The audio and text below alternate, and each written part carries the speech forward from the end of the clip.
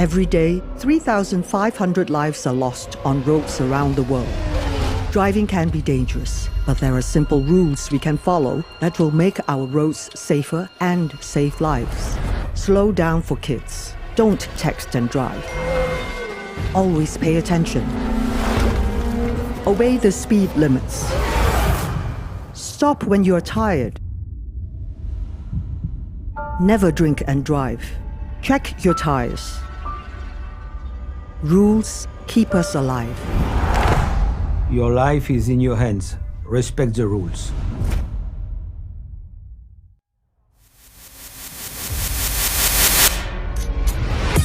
Every day, 3,500 lives are lost on roads.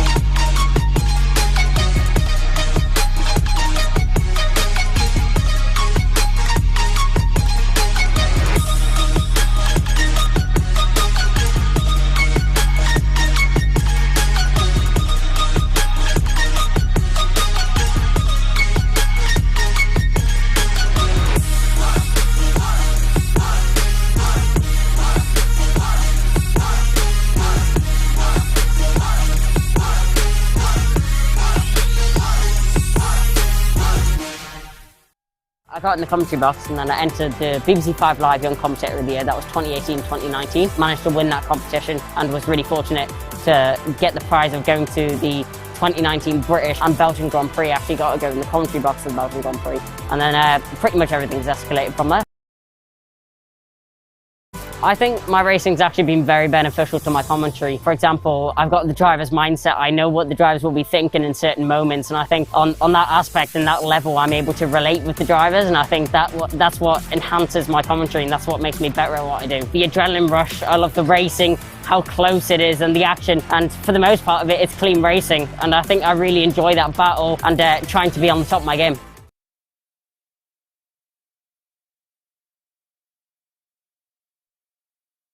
You are tuning in from, it's the FIA Karting European Championship 2021, and we are here on the beautiful Circuit d'International Donnez-le-Bois in the heart of the French countryside, just an hour or so from the beautiful city of Le Mans. I'm Jake Sanson, and for the first time beside me is Kai Boccini. Great to have you with us, and what a fantastic weekend we have in prospect. Yeah, it's outstanding to be here in the FIA Karting European Championship as a start, but here at SA, it's going to be amazing. We had great action last time out in Genk, and I'm sure this is definitely going to carry over. And of course, this has an esteemed history with the FIA Karting paddock over the years. In 2014, this circuit was the host event for the World Championship, which saw Formula One star Lando Norris become world champion. And of course, a few years back, we also had the likes of Nikita Mazepin and Mick Schumacher on the podium. A fabulous opportunity to watch these guys do battle in the FIA Karting paddock once again. We're going to see some excellent performances from the drivers. And this circuit really does lend itself to an esteemed technical challenge. Yeah, it's an interesting circuit. I was walking around it yesterday, and the amount of traction and grip on the inside of the corners, I think it really brings out the best of this circuit. And with these drivers, it's such a fast and flowing circuit. 1.2 kilometers for these drivers to tackle, but only around a 40-second lap time. So that's outstanding for these drivers. But yeah, I think it'll be interesting to see where the overtaking zones are, because there isn't many off first glance. Now, as a driver, obviously, in junior karting back home in the UK, you will know a lot of the emotions that these guys go through. You've obviously raced against a fair few of the drivers in the paddock here this weekend as well. This kind of circuit with the elevation changes, what is going through the driver's mind through the Thursday and the Friday build-up to this race? I mean, what are the drivers looking for? On Thursday, Friday, it's all about getting your car set up. It's all about getting into the groove of the track, finding where the grip is, finding the best line, braking points, acceleration points, everything like that. It's getting yourself used to the track and getting yourself prepared for race day and prepared for the action. But I think Thursday, Friday, you take more of a calm approach. Towards Saturday, Sunday, that's when things get serious. So Saturday morning, they've literally just done their first warm-up sessions, and it's incredibly intense competition here with the number of high-quality drivers that have come from all over the world. And it's not like a lot of the regional and national events that countries run where you get a B final, a second chance to come into the racing. Here in the FIA, you have just your 5 heats. That's it. No other chances. So you've got to make sure you're in that top 36 all the way through. The pressure must be immense for these guys. Yeah, well, I think with the European Championship, it brings another level. Obviously, it's FIA Karting. Not many people can say that they've raced in an FIA Championship, but with it only being the 5 heats, you've got to be on your A game the whole time. Well, we're delighted to be joined this weekend by the Trophée International IndyCar, and they are going to be our guest class to come out onto the circuit first. We will have Marc Borghetto and Morgan Laveau from Alain Nicole and Laurent Flamand, Michael Vache and Joan Lascaux Moreno from Benjamin Alexandre and Gilbert Menard, Vianney Chansin and Patrick Joubert from Zotten Besseignet and Christophe Metaille. And then at the back of the grid, it is Corinne Blondeau. Now, some of you who are diehard fans of the FIA karting paddock will remember the last time we had our esteemed colleagues from the Trophée International IndyCar in the FIA karting paddock way back at Le Mans in 2019, so a couple of years ago now. But these guys really are superhuman racing drivers because unlike our competitors in the OK Junior and OK category, all of the drivers in this field are handicapped. They are absolutely astonishing racing and great athletes. They're separated into 3 classes, but we have been watching them over the course of yesterday. These guys really are superhumans. They are the Avengers of the karting world. Yeah, the way that they drive as well, the way that they tackle this challenge head on, it's outstanding, especially with having a problem with 1, 2, 3, maybe even more limbs. It's outstanding that these guys are going racing at such high speeds. You've got to be nuts to be doing this. Yeah, absolutely indeed. But these guys are absolute professionals, great athletes. To give you a brief summary before we get started with qualifying Heat 1, this is the only class that gets an out lap and a formation lap. They get 2 laps to warm up the brakes and tyres to the optimum temperature. Separated into 3 classes. H1, which is for drivers with 1 faulty limb or 1 inability to access pedals and steering. Then H2, for those who use purely hand controls and cannot access the pedals. And then H3, which is for the tetraplegics who literally have 3 or 4 faulty limbs and therefore have various different aids to bring them up to scratch. But there is also a weight balance between the classes. H1 is the heaviest category, so they have 170 kilos of weight. H2 has 166 and H3 has 162. This is actually the first year they've been bringing in this balance of performance, if you like, class system. It used to be just simply H2 and H4 as the Paralympics used to classify athletes. Now they've tried this new class regime for the first season, and it really does give all 3 classes the chance to be competitive. The pole position has gone the way of Marc Borghetto, who is in the H2 category, so has purely hand controls. They come off the final turn, and they will get themselves up to speed. It is a slow rolling lap for these karts. They're not obviously at the same performance as the OK and OK Juniors, but we are underway and up to the start. No problem at all for Marc Borghetto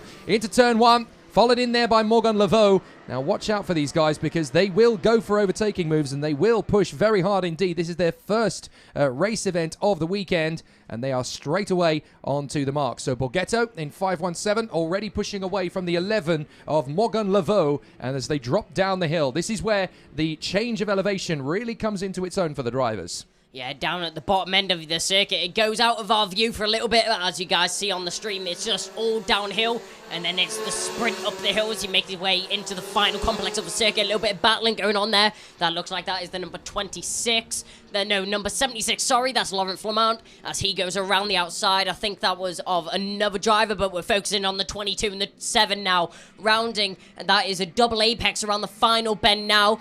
It's actually flat out, believe it or not. So these drivers giving it full beans as they cross our commentary box now. And that is currently a lead from Marc Borghetto, from Morgan Laveau. And then it's Alain Nicole and Michael Vache rounding out the top 4. So as the drivers now make their way down, and it will soon be downhill from the 517. Hot on his tails, you have the number 11. Certainly is. And look at the number 17 trying to make a bit of an impression. That is Joan Lascaux Moreno, the Spanish driver, making a real impression as he tries to make his way forward. He's in the H3 category. He's actually the leading driver in the H3 category as well. So some great battles so far. but Borghetto is out in front. Lavaux in second place, then Nicole, Vache, Lascaux Moreno, and Benjamin Alexandre, who is there in sixth place from Flamand, Meneur, Chansin, Bessegne, Joubert, and Mataille. We don't seem to have Corinne Blondeau out on the circuit. Not entirely sure what the reason for that might be, but Corinne Blondeau is not there as we watch Borghetto and Lavaux stretching out a gap, and they're going to start battling anytime soon.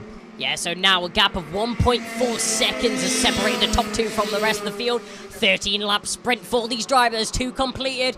As they make their way through the section, you can see visibly the gap that the two leaders have. No one in the camera sight. So as the drivers make their way around the track, the number 11 biding his time. That is Morgan Lavaux, as he just sits behind the 517. 517. That is Marco Borghetto doing an outstanding job out in front. It is a fastest lap so far. So now we're going to see if Lavaux has the chance to crack onto the inside line of Borghetto. It's going to be very tough indeed. Look at him really starting to hassle as they come down the outside of the last sector, and he will blast now on the throttle to try and get on the undercut here.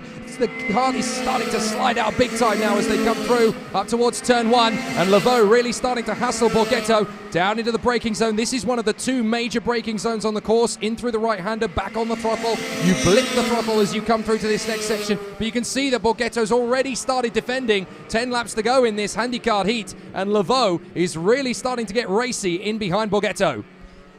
That is Alan Nicole, though, gets a new fastest lap, 51.847 in 7th position. Who's that going slow? That is the 26 yellow flags out there. Was that an issue that was encountered there by the 26? You can see the sticker on the steering wheel that is being used to control the car. 517 still commanding out in front, 3 laps down, 10 to go. Yeah, Borghetto and Lavaux. It was Patrice Joubert, I believe.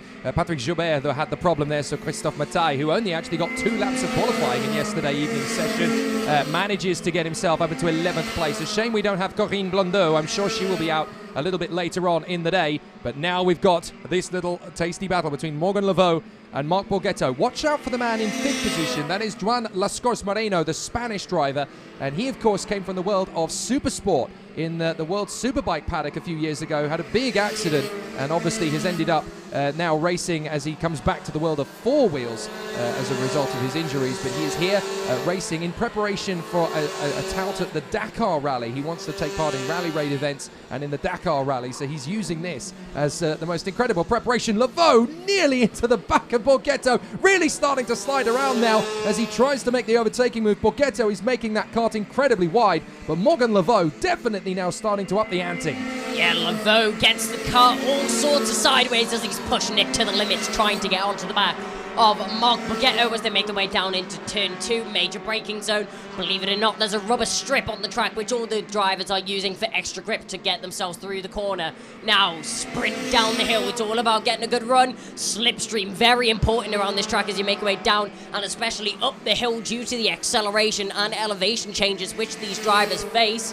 517 still leading out in front, 2 temps separating them, but still a massive gap back to P3. Joan Lascaux has got into 4th place. Brilliant overtaking move on Michael Vache and is now closing up on Alain Nicole. So Nicole is in 3rd position, but it's not going to be long before Joan Lascaux has got the chance to move up into 3rd position. So they drop down the hill, now back up the climb and into the final turn. There is Joan Lascaux in the 17. Very easy to distinguish from the blue and yellow colour scheme on the kart there. And now looking to try and make a move onto Alain Nicole, who was fastest for most of yesterday's practice. But Joan Lascaux, the former World Supersport bike rider, is now pushing his way forward to try and get into the top 3, looking for a move around the outside, now trying to get the switchback maneuver. He is getting used to the world of karting very quickly. He only started really in kart racing a couple of seasons ago and is really starting to get the hang of this now. Joan Lascaux also now having to try and fend off from Michael Vache. So Vache is getting very close in behind as he tries to get himself back into 4th place. But you can see just how difficult it is for these karts to stay on the road, because you've got such... you can't underestimate just how much physicality goes through your body when you're driving these karts, and you've been there time and time again. And to consider what these guys are doing with 1 or 2 faulty limbs, or even a couple of drivers in the field are actually tetraplegic, for them to go through what normal racing drivers do is astonishing. Yeah, it's outstanding to say the least, and I think one of the most important things in karting, especially such powerful karts like this. That's going for a move. That is the number 22, doesn't quite pull off. Number 22, that is going to be Michael Vac as he tries to make a move on Lascourse, the number 17. But as I was saying, the thing about these cars is it's all about the feel, it's all about the traction and the tiny inputs you can do with the steering to get the car where you want it to be. But the thing is with these guys, that's just amplified to make so much more difficult for them. Yeah, very, very tough indeed, but these drivers are taking it very much in their stride. Here comes Morgan Laveau, very close indeed up to Marc Borghetto, spent the last couple of laps getting back onto the tail. Oh, Michael Vache with a warning flag. He's got to be very careful indeed about that. So Michael Vache, I'm not sure what it is he's supposed to do. Maybe it's to do with track limits, because I certainly didn't see any contact out on the circuit, but maybe just pushing the limit a little bit too much. But now we've got Borghetto. Look, he's just keeping that kart as wide as possible. He knows that this circuit is a tough one to overtake on, and if he makes that kart wide enough, then Morgan Laveau, who sets the fastest lap of the race in his bid to close up, is not going to have much of a chance to get through. But Morgan Laveau is thinking otherwise. He's going to try and create an overtaking move where there exists none at the moment. Yeah, I think we keep going on about how difficult this track is to overtake on. And I think this clearly shows the number 11 of Laveau. He's putting in flying lap times and he's really, really quick on raw pace, but he's just not able to get into the lead due to the lack of overtaking zones and due to the lack of heavy braking zones. Because one of the major things in karting, it's outbraking your opponent, which you can't do around here. You'd be surprised how many of the OK Junior and OK drivers are actually watching this race because they're trying to pick up some tips, even from these guys, in terms of placement of the kart and where they're going to make the overtaking bid. Again, Laveau gets very close in behind Marc Borghetto, not ready to make the overtaking move yet. You can't just banzai in with a few laps to go, because if they lose traction and lose ground, then Alain Nicole in third place is going to have a great opportunity to snatch the win away from them. It's all about timing in karting.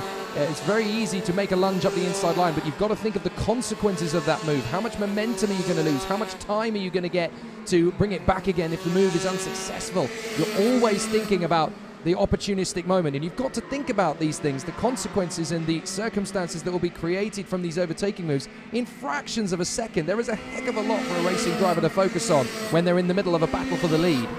Yeah, the thing is with this track as well, you go for an overtake and you're going to lose so much time in comparison to someone which is driving a flying lap. So if Laveau goes for a move and he's going to try it, the number 11 squeezes his way past. Beautiful overtake there from Laveau. Switch back out of the corner, says thank you very much, and runs away with the position. I don't think Borghetto was ready for that one. Oh, and a spin there for Joubert. Joubert spins the kart on the way out of the turn. Has he been able to bring that back again? We saw an incident for Joubert earlier on in the weekend as well, and I'm hoping that's not the end of his race. But Borghetto definitely wasn't prepared for Morgan Laveau to make that banzai move on the inside. I think he wasn't really aware of how quickly he was coming, and now Joubert, you can see there, he's just trying to get himself back together again. And you can see just how difficult it is just to get the karts restarted after a spin. But these guys are obviously working very hard. They have manual starters that they can use. It's not like the OK and OK Junior karts where you have to push start them, obviously, because these karts would not be possible to be push started. You can't have the mechanics on the course. And once these guys are in the kart, they are there to stay until the end of the race. So Morgan Laveau having a good run here in front of Marc Borghetto. And obviously with Morgan Laveau having made the overtaking move, Borghetto in second place. Alain Nicole going well indeed in third position still from the scorers, Vache and Benjamin Alexandre, from Laurent Flamand and Gilbert Meneur. Yeah, so Laveau, once he's made that overtake, now 1 second gap to P2. Laveau running away with the position, and you can see that gap just extending. We were saying that he had the pace, but he's really starting to show that now. With that pace, you can see the number 11 now lapping the number 5. Number 5, that is Christopher Matas, as he moves out of the way of the leader, and he will soon get in the way of the 517 as they make their way past now. Backmarkers getting out of the way. New fastest lap for Laveau, that's a 51.237. And what a way to round out what has been a fabulous drive for him. He comes now down along the back straight, and he will make the climb on this final lap. A brilliant run from Morgan Laveau, and that just shows you how much speed he had underneath him. He's just checking behind him, making sure that Borghetto isn't close enough to try the same move he made on him. So Marc Borghetto has done a good job in second place, but Morgan Laveau opens his account here at Aulnay-le-Bois with the victory. Checkered flag and a great start to the weekend for Morgan Laveau. A great race. Marc Borghetto in second place, and Juan Lascores has fought his way through to third position. So we have an incredible result. All three classes represented in the top three overall. That is astonishing. Yeah, amazing drive from Lascores there to make his way through the field on such a difficult track. Get up into P3, only 3.2 seconds off the leader. You can see it's confirmed on our screen. Morgan Laveau takes the win with a 1.4 second gap. He really pulled out the big guns, really pushed the kart to the limit on those final laps, and it really shows in the result. Yeah, really exceptional talent from Morgan Laveau displayed in that first race. It's going to be quite a while before we see them out on track, so enjoy them while they're touring in. But these guys really are the superhuman athletes of the weekend, and massive, massive respect from everyone in the paddock for what these guys are doing. Absolutely astonishing job. And Morgan Laveau makes his way into the pits after a thrilling battle. So Morgan Laveau is your race winner. Here is the provisional result, subject to adjudication. Look at that from the drivers, applauding them all as they come in. They are superhuman, and they have massive respect from the paddock here. Morgan Laveau, Marc Borghetto, and Juan Lascores Moreno, from Alain Nicole, Michael Vache, and Benjamin Alexandre, Gilbert Meneur, Vianney Chancin, and Zoltan Bessenye, Laurent Flamand in the top 10, from Christophe Mataille and Patrick Joubert. What a wonderful display of appreciation, though, from the drivers in OK Junior and OK Senior. These guys aren't just racing drivers, they're superhuman. Yeah, and that really shows with the respect that they're getting from the drivers. Some people say sportsmanship, it's not always showing karting. This is one of those moments. It makes your heart melt, and it's beautiful to see. Well, it's a community, it's a family, and it always has been. And it's wonderful to see moments like this where the drivers are really given proper appreciation for the hard work they're putting in out there. It's one thing to be a driver in this paddock and test and day in, day out and race at this level and be at the sharp end of the field and try and be as competitive as the other colleagues and other racers in the field. But to do it when you can barely walk, that is something quite exceptional. Yeah, that's an amazing skill, and I think you could even put them up as some of the best karters out here, because I don't think there's many people that could do what they do with their disability. Indeed. So we've got the main attraction now for the OK Juniors and OKs. Before we get up with racing, let's catch up with our two drivers who set the pace in pole position qualifying yesterday. They will start from the front of their classes over the course of the day. We caught up with the fastest drivers from time qualifying, Freddie Slater in the junior, and in the senior, Rafael Chavez Camara. I think we've been very strong in the testing since yesterday. Obviously, did a few practices, 2-day tests not 2 weeks back. Knew we were strong, knew what we had in the bag, and managed to put it out in quali. Definitely 3 good laps I thought I put in, very consistent. Definitely a technical track, and you've got to be on point round here. So I think it's just been a good lap, and now the racing starts. We've just got to try and get to be at the front the whole time and stay consistent. I think we work a lot. We find the chassis was really good. The qualifying, I make a really good lap. I make a little mistake in the first sector, but after really good.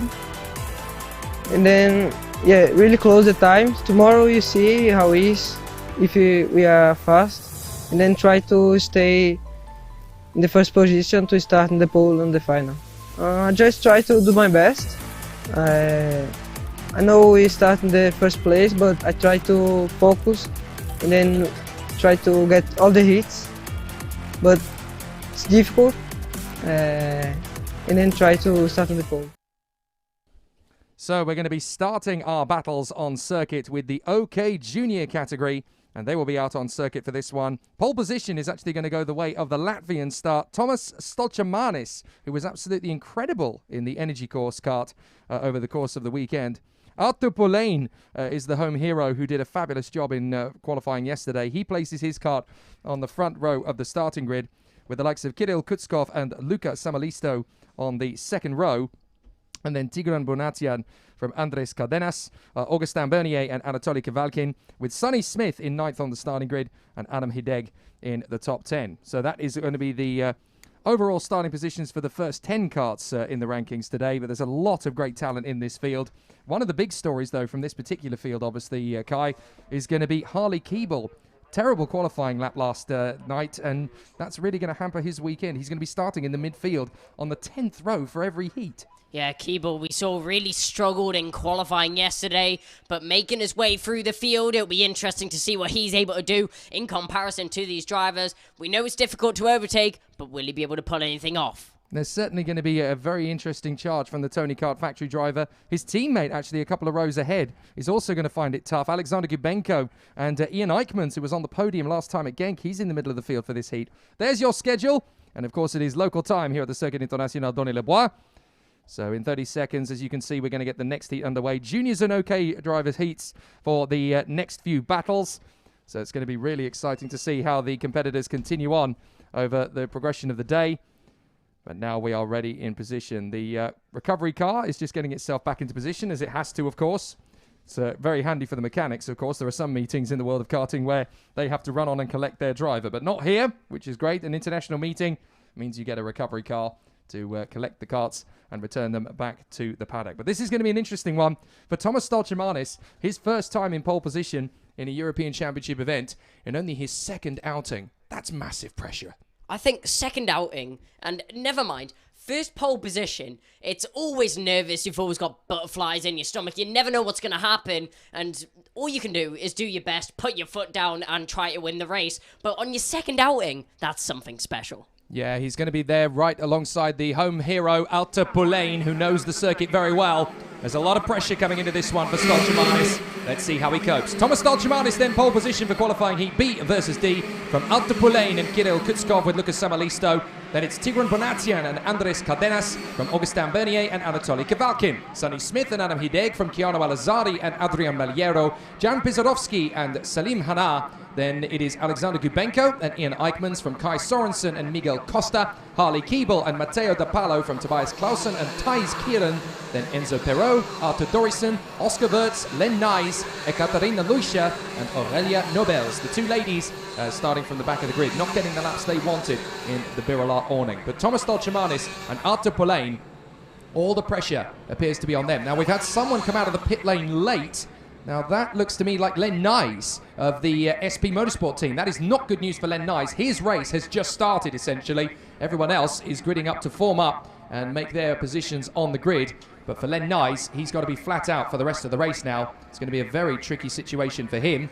So we will have to see what happens from him. But the drivers are coming out of the final turn and up over the crest. This is going to be the start. It is indeed, and away we go. First corner, Thomas Stoltemanis cuts across on Arthur Pulain on the grass briefly. That is one of the Paralins going wide, the 262. That is, of course, Anatoly Kavalkin. They drop down the hill through the hairpin. The first big breaking point on the course. Is everybody going to get through for the lead already? Straight through on the inside. Great start from Lucas Samalisto. The Finn has charged his... No, sorry, that's his teammate. That's Kutskov. So Kutskov has come into the lead. Kirill Kutskov, what a start. He's up from third to first, and already Pulain is nudging Stoltemanis, trying to get him to hurry up. Yeah, you can see drivers squabbling for position all the way through the field as drivers go side by side, always attempting for these overtakes on the first lap. We saw one of the Paralins get caught up in an incident, get flicked up in the air. You can see that's the number 285 really close on the back. 285, that looks like that is going to be Arthur Pulain. Let's see what he's able to do. The Homeman, the Frenchman, he's going to be storming through the field and trying his best as the drivers cross the line. You can see them coming up on your screen, and it looks like it's going to be Kirill Kutskov. Then it's in second position. It's going to be Thomas Stoltemanis. Then it's going to be Arthur Pulain. Then it's going to be Tigran Bonatian. Then it's going to be Luca Samalisto rounding out the top 5 forward now. You can see that's one the driver just crossing the line now. I'm guessing that was the driver that didn't get out of the pit lane. Indeed it is. That's Len Nys, who's now having to try and fight his way through. Great start from Sonny Smith, from 9th on the grid to 6th. So he's charging his way through early doors. And a great start too for Keanu Alazari. He's up into 8th place. Cracking start from the young man from the United Arab Emirates for the DPK racing team. Really making good work of it in the opening couple of laps. They only get 9 laps for the qualifying heats here, so it's not a lot of time to do battle. Kutskov and Stoltemanis out in front, and here comes Arthur Pulain. He's the one with the home advantage. Such a confidence booster when you're running at the front on a circuit you know, and everybody else is struggling to get the handle off because they're still learning as they go. So this is a massive advantage for Pulain, but will he make the move early or late in this heat? It's going to be very tough to tell which direction Pulain is moving in. Down the drop, Stoltemanis just adjusting the radiator cover to keep the engine temperature monitored. And it's going to be very interesting between these three on the opening tour. Some interesting moves from Kutskov as he just tries to extend the gap. Stolchamanis hustling him all the way up the hill. And you've got Poulain waiting in the wings for third position. But this is amazing work from Energy Course. You've got Stolchamanis in second, Bunatian in fourth. Energy Course are back. Yeah, Energy Course doing a great job in second position there. That is Stolchamanis. He's chasing down the back of Kutskov. Leading the race now is going to be the public car. You can see the infamous orange and white colours as they make their way down into turn 2, getting that grip. As they make their way through the corner, they'll soon be dropping down the hill and charging towards the bottom complex. So Kirill Kutskov, the Russian, holds the lead from Thomas Stolchamanis. Lucas Samalisto going well. He's the fastest on track, 48.994 seconds. As up to 7th place now comes Adrian Maliero, so he's been making some moves. I think there was a little bit of an incident between Augustin Bernier and Keanu Alazari. That's dropped Alazari back down to 11th position. Kai Sorensen, the United States youngster, picking up the pieces and moving up. And you can see Stolchamanis, the Latvian, is really working hard to keep himself in position there. Remember, these drivers between the ages of 11 and 14, so still very young in the OK Junior category. This is your age bracket, Kai, so you know exactly how much pressure these guys are under. Yeah, so these guys all squabbling for position, a lot of pressure, especially when at the front of the field and leading the race. That is a new fastest lap there for Kutskov. It will soon pop up on your screen, but with a 3.5 tenth gap to the drive behind. There it is, the 48.682 that has been set by the Russian lead in the race now. Will he be able to keep it up though? That is a new fastest sector 1 there from Thomas Stolchamanis, chasing down the back. Well, we did wonder how much progress Harley Keeble could make. He's up to 11th.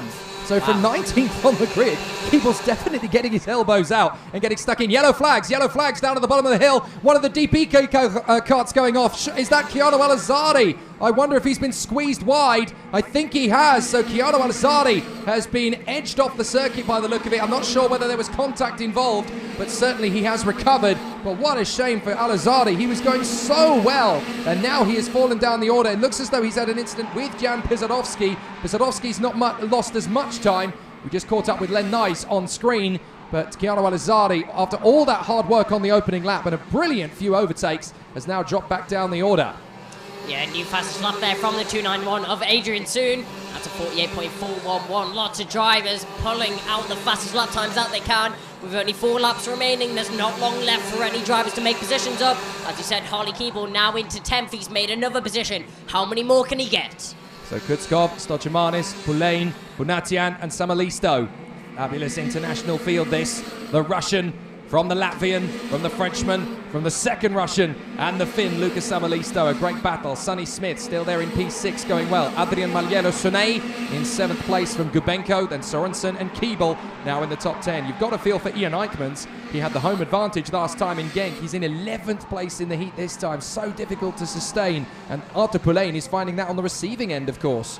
Yeah, it's so difficult, and I think for these drivers, it's such an international field, and obviously with the drivers being so young, there's still a lot for them to learn. But the quality of racing that we get from these drivers is outstanding. We see some great overtakes and some great battling, and as they just progress through the field, I'm sure some of these drivers will be doing a great job in the OK class that we'll see soon. So the top 5 well clear. You've got Maliero now into 6th position in front of Smith and Gubenko. Here they are, the 3 of them, and you can see Sonny Smith and Alex Gubenko having a great tussle for 7th place. Sonny Smith trying to fend. Gubenko on the inside, gets the move. Nice work from the Russian for Tony Kart, and he has the audacity to gesture to Sonny Smith. Come on, man, let's go get after the guys in front. Well, we would have done if you hadn't overtaken me. So a bit of audacity there from Gubenko as he gestures to Sonny Smith. Come on, let's work together now. I passed you, now you can work with me. Don't think so, says Sonny Smith. I want to get back past, thank you very much, because these top 5 are long gone. They're not going to catch them now on the penultimate lap. Yeah, there's really not long left for these drivers to do in this race. So it's now or now or never if you want to make an overtake and get past another driver for position. And I think that's really important in this field as we see the drivers cross the line now. That will be the final lap, which will start now. You can see the leading pack a little bit spread out now as we see lap times come into play. A couple of the drivers looking behind us. A 252 going for an overtake up the inside. 209 gets pushed out. That looks like that would be that's take around Bunatian, who gets done up the inside, and that's a new fastest lap there from Adrian Soon. We've seen him pulling out the lap times all over this race. 48.341 has now been set for the fastest lap time.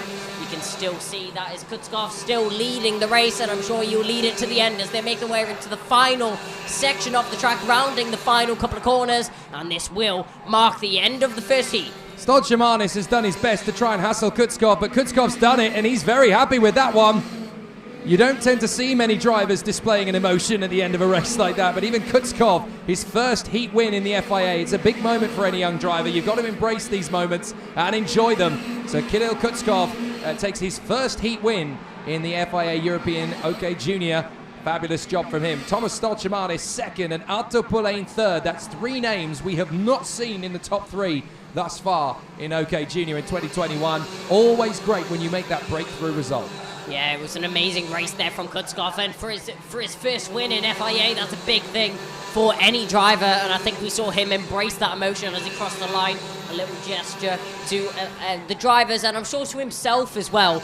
But as they make their way into the pit lane, you can see raising his hand to let other drivers know that he's slowing down, makes his way into the pit lane, and I'm sure he'll be very, very happy with himself. Plenty to be happy with there, Kirill Kutskov. It's a breakthrough moment as far as he's concerned. And even though it's only the heats, it's still a big moment. You've got a lot to be thankful for there. He starts his weekend in perfect style. So here's the provisional result. Kirill Kutskov is your race winner in front of Thomas Stolchamanis and Arto Pulain. Then Lucas Samalisto and Tigran Bonatian. Adrian Maliero in front of Alexander Gubenko. Then Sonny Smith and Kai Sorensen, Harley Keeble. Great fight back to the top 10. Ian Eichmans in 11th place in front of Augustin Bernier and Anatoly Kavalkin of Russia. The Hungarian Adam Hideg in front of Oscar Wirtz of Austria.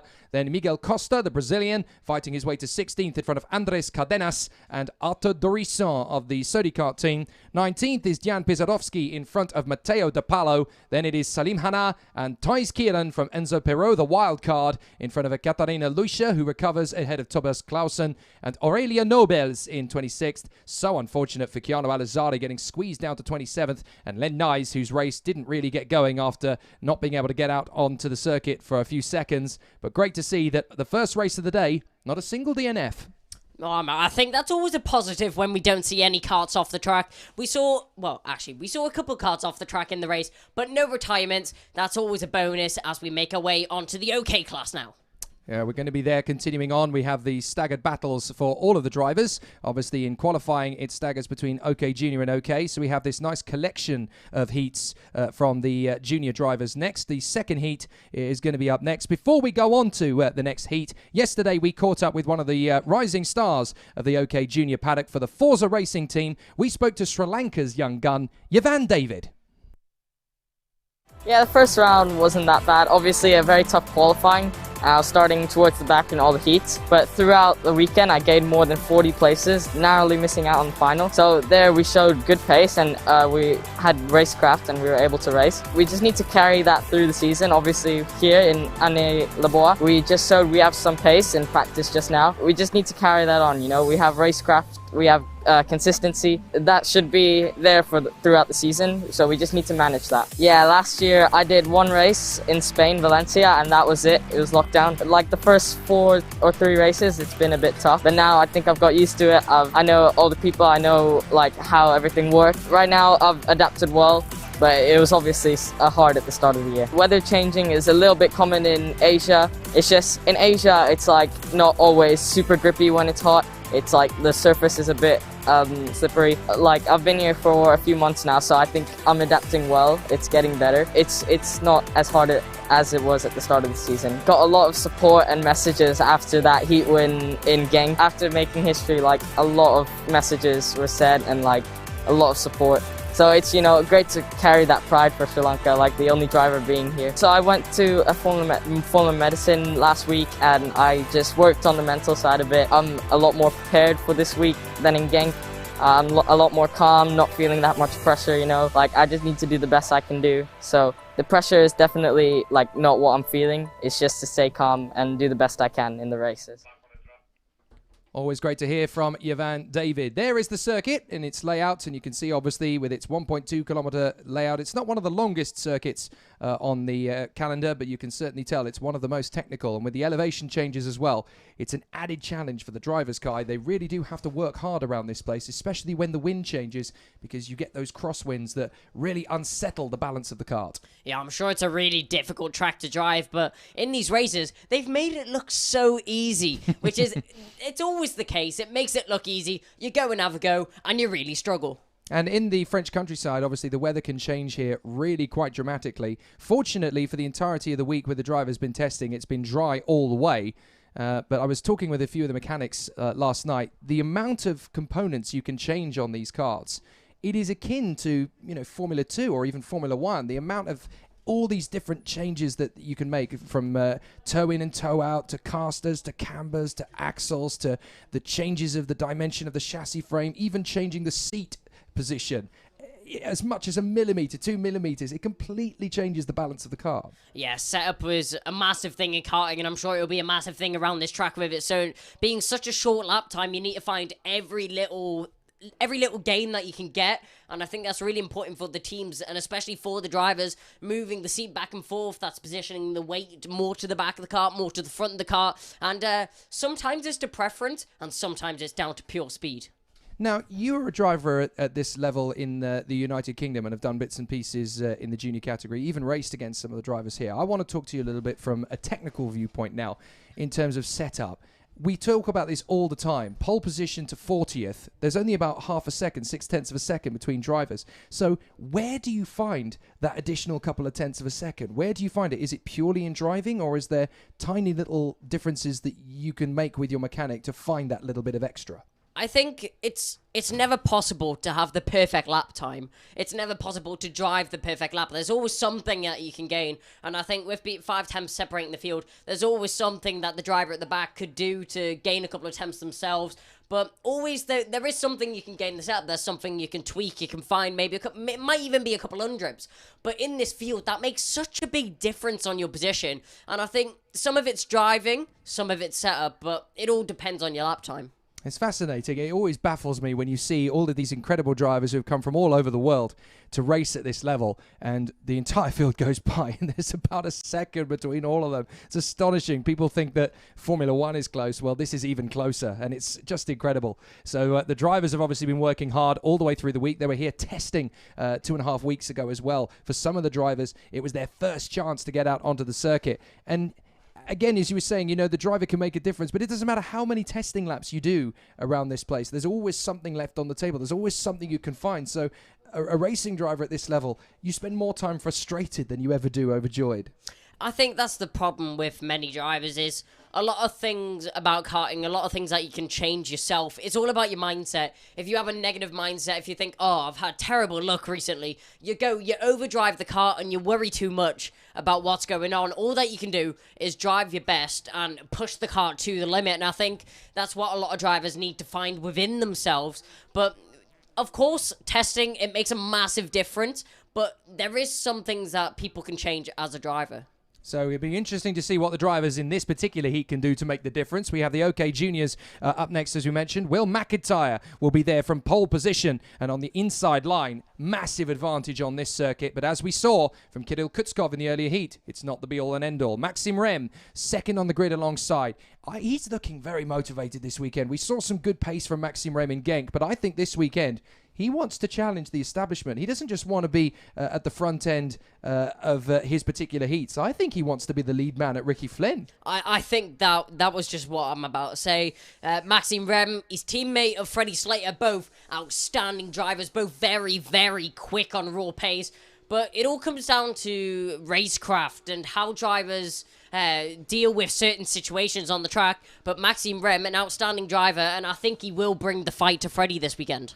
Could be very interesting. Konstantin Krapin lines up third position on the grid, and he's there on the inside of the second row. Zachary David, the man who never has a weekend off, he's in fourth position. The young man from the Philippines has been racing 3 consecutive weekends now, very nearly 4. Kian Nakamura Berta Very, very feisty, very fiery in the kart for Forza Racing. He's already been one of the most entertaining drivers in the European Championship. He's in 5th on the grid for this one, alongside the home hero, Enzo De Ligny, for the Paralin Motorsport squad. It'll be interesting to see what the home advantage can do for him. His teammate is directly behind him, Guillaume Bouzard. The French driver's looking really strong, of course, here. Max Popov, though, he's one of the surprises of the season for me to come in with the Ward Racing team, a team that many drivers have said it feels like family, not just a race team when you get in there. And Popov has used that confidence, used that self-belief, and he's in the top 10 all the time now. It's great to see what Max Popov's been able to do. Yeah, it'll be interesting to see what he's able to do in these races, as you said, constantly in the top 10. And I think with the more laps that he puts in, the more that he gets used to the environment, I think we'll constantly see him in the top 5. Finishing off that top 10, you've got Yan Puchu, the highly rated Chinese driver who could very much follow in the same mantle as Guan Yu Zhu, who has been very strong in international competition, both here and in car racing. Max Orlov is the other man for Paralin, so we're going to see an awful lot of red and white in that top 10 off the start. And then in 11th position, the big talking point from this heat, Akshay Bora. He just hasn't been able to capture that same performance, that same raw speed that we saw from him in Genk. Is it a blip, or is this just a completely different circuit challenge? Well, I think it can partially be down to the circuit challenge. It may just be a blip, but I guess we'll have to wait and see, because you can't always judge everything off qualifying. You might have a bad qualifying, might make a mistake on your hot laps, which means that you're further down the field, which we've seen with Harley Keeble. He started down in 19th, made his way back up into 10th in the previous race. Great drive from him.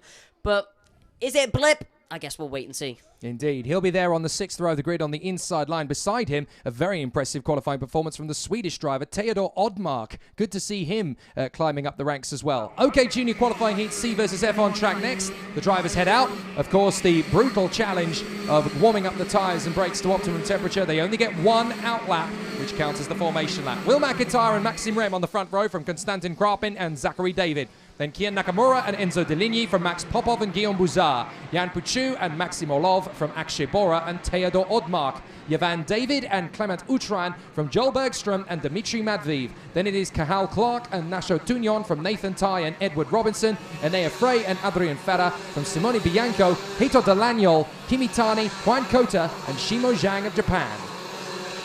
An interesting field that we see 27 drivers will be taking on the challenge.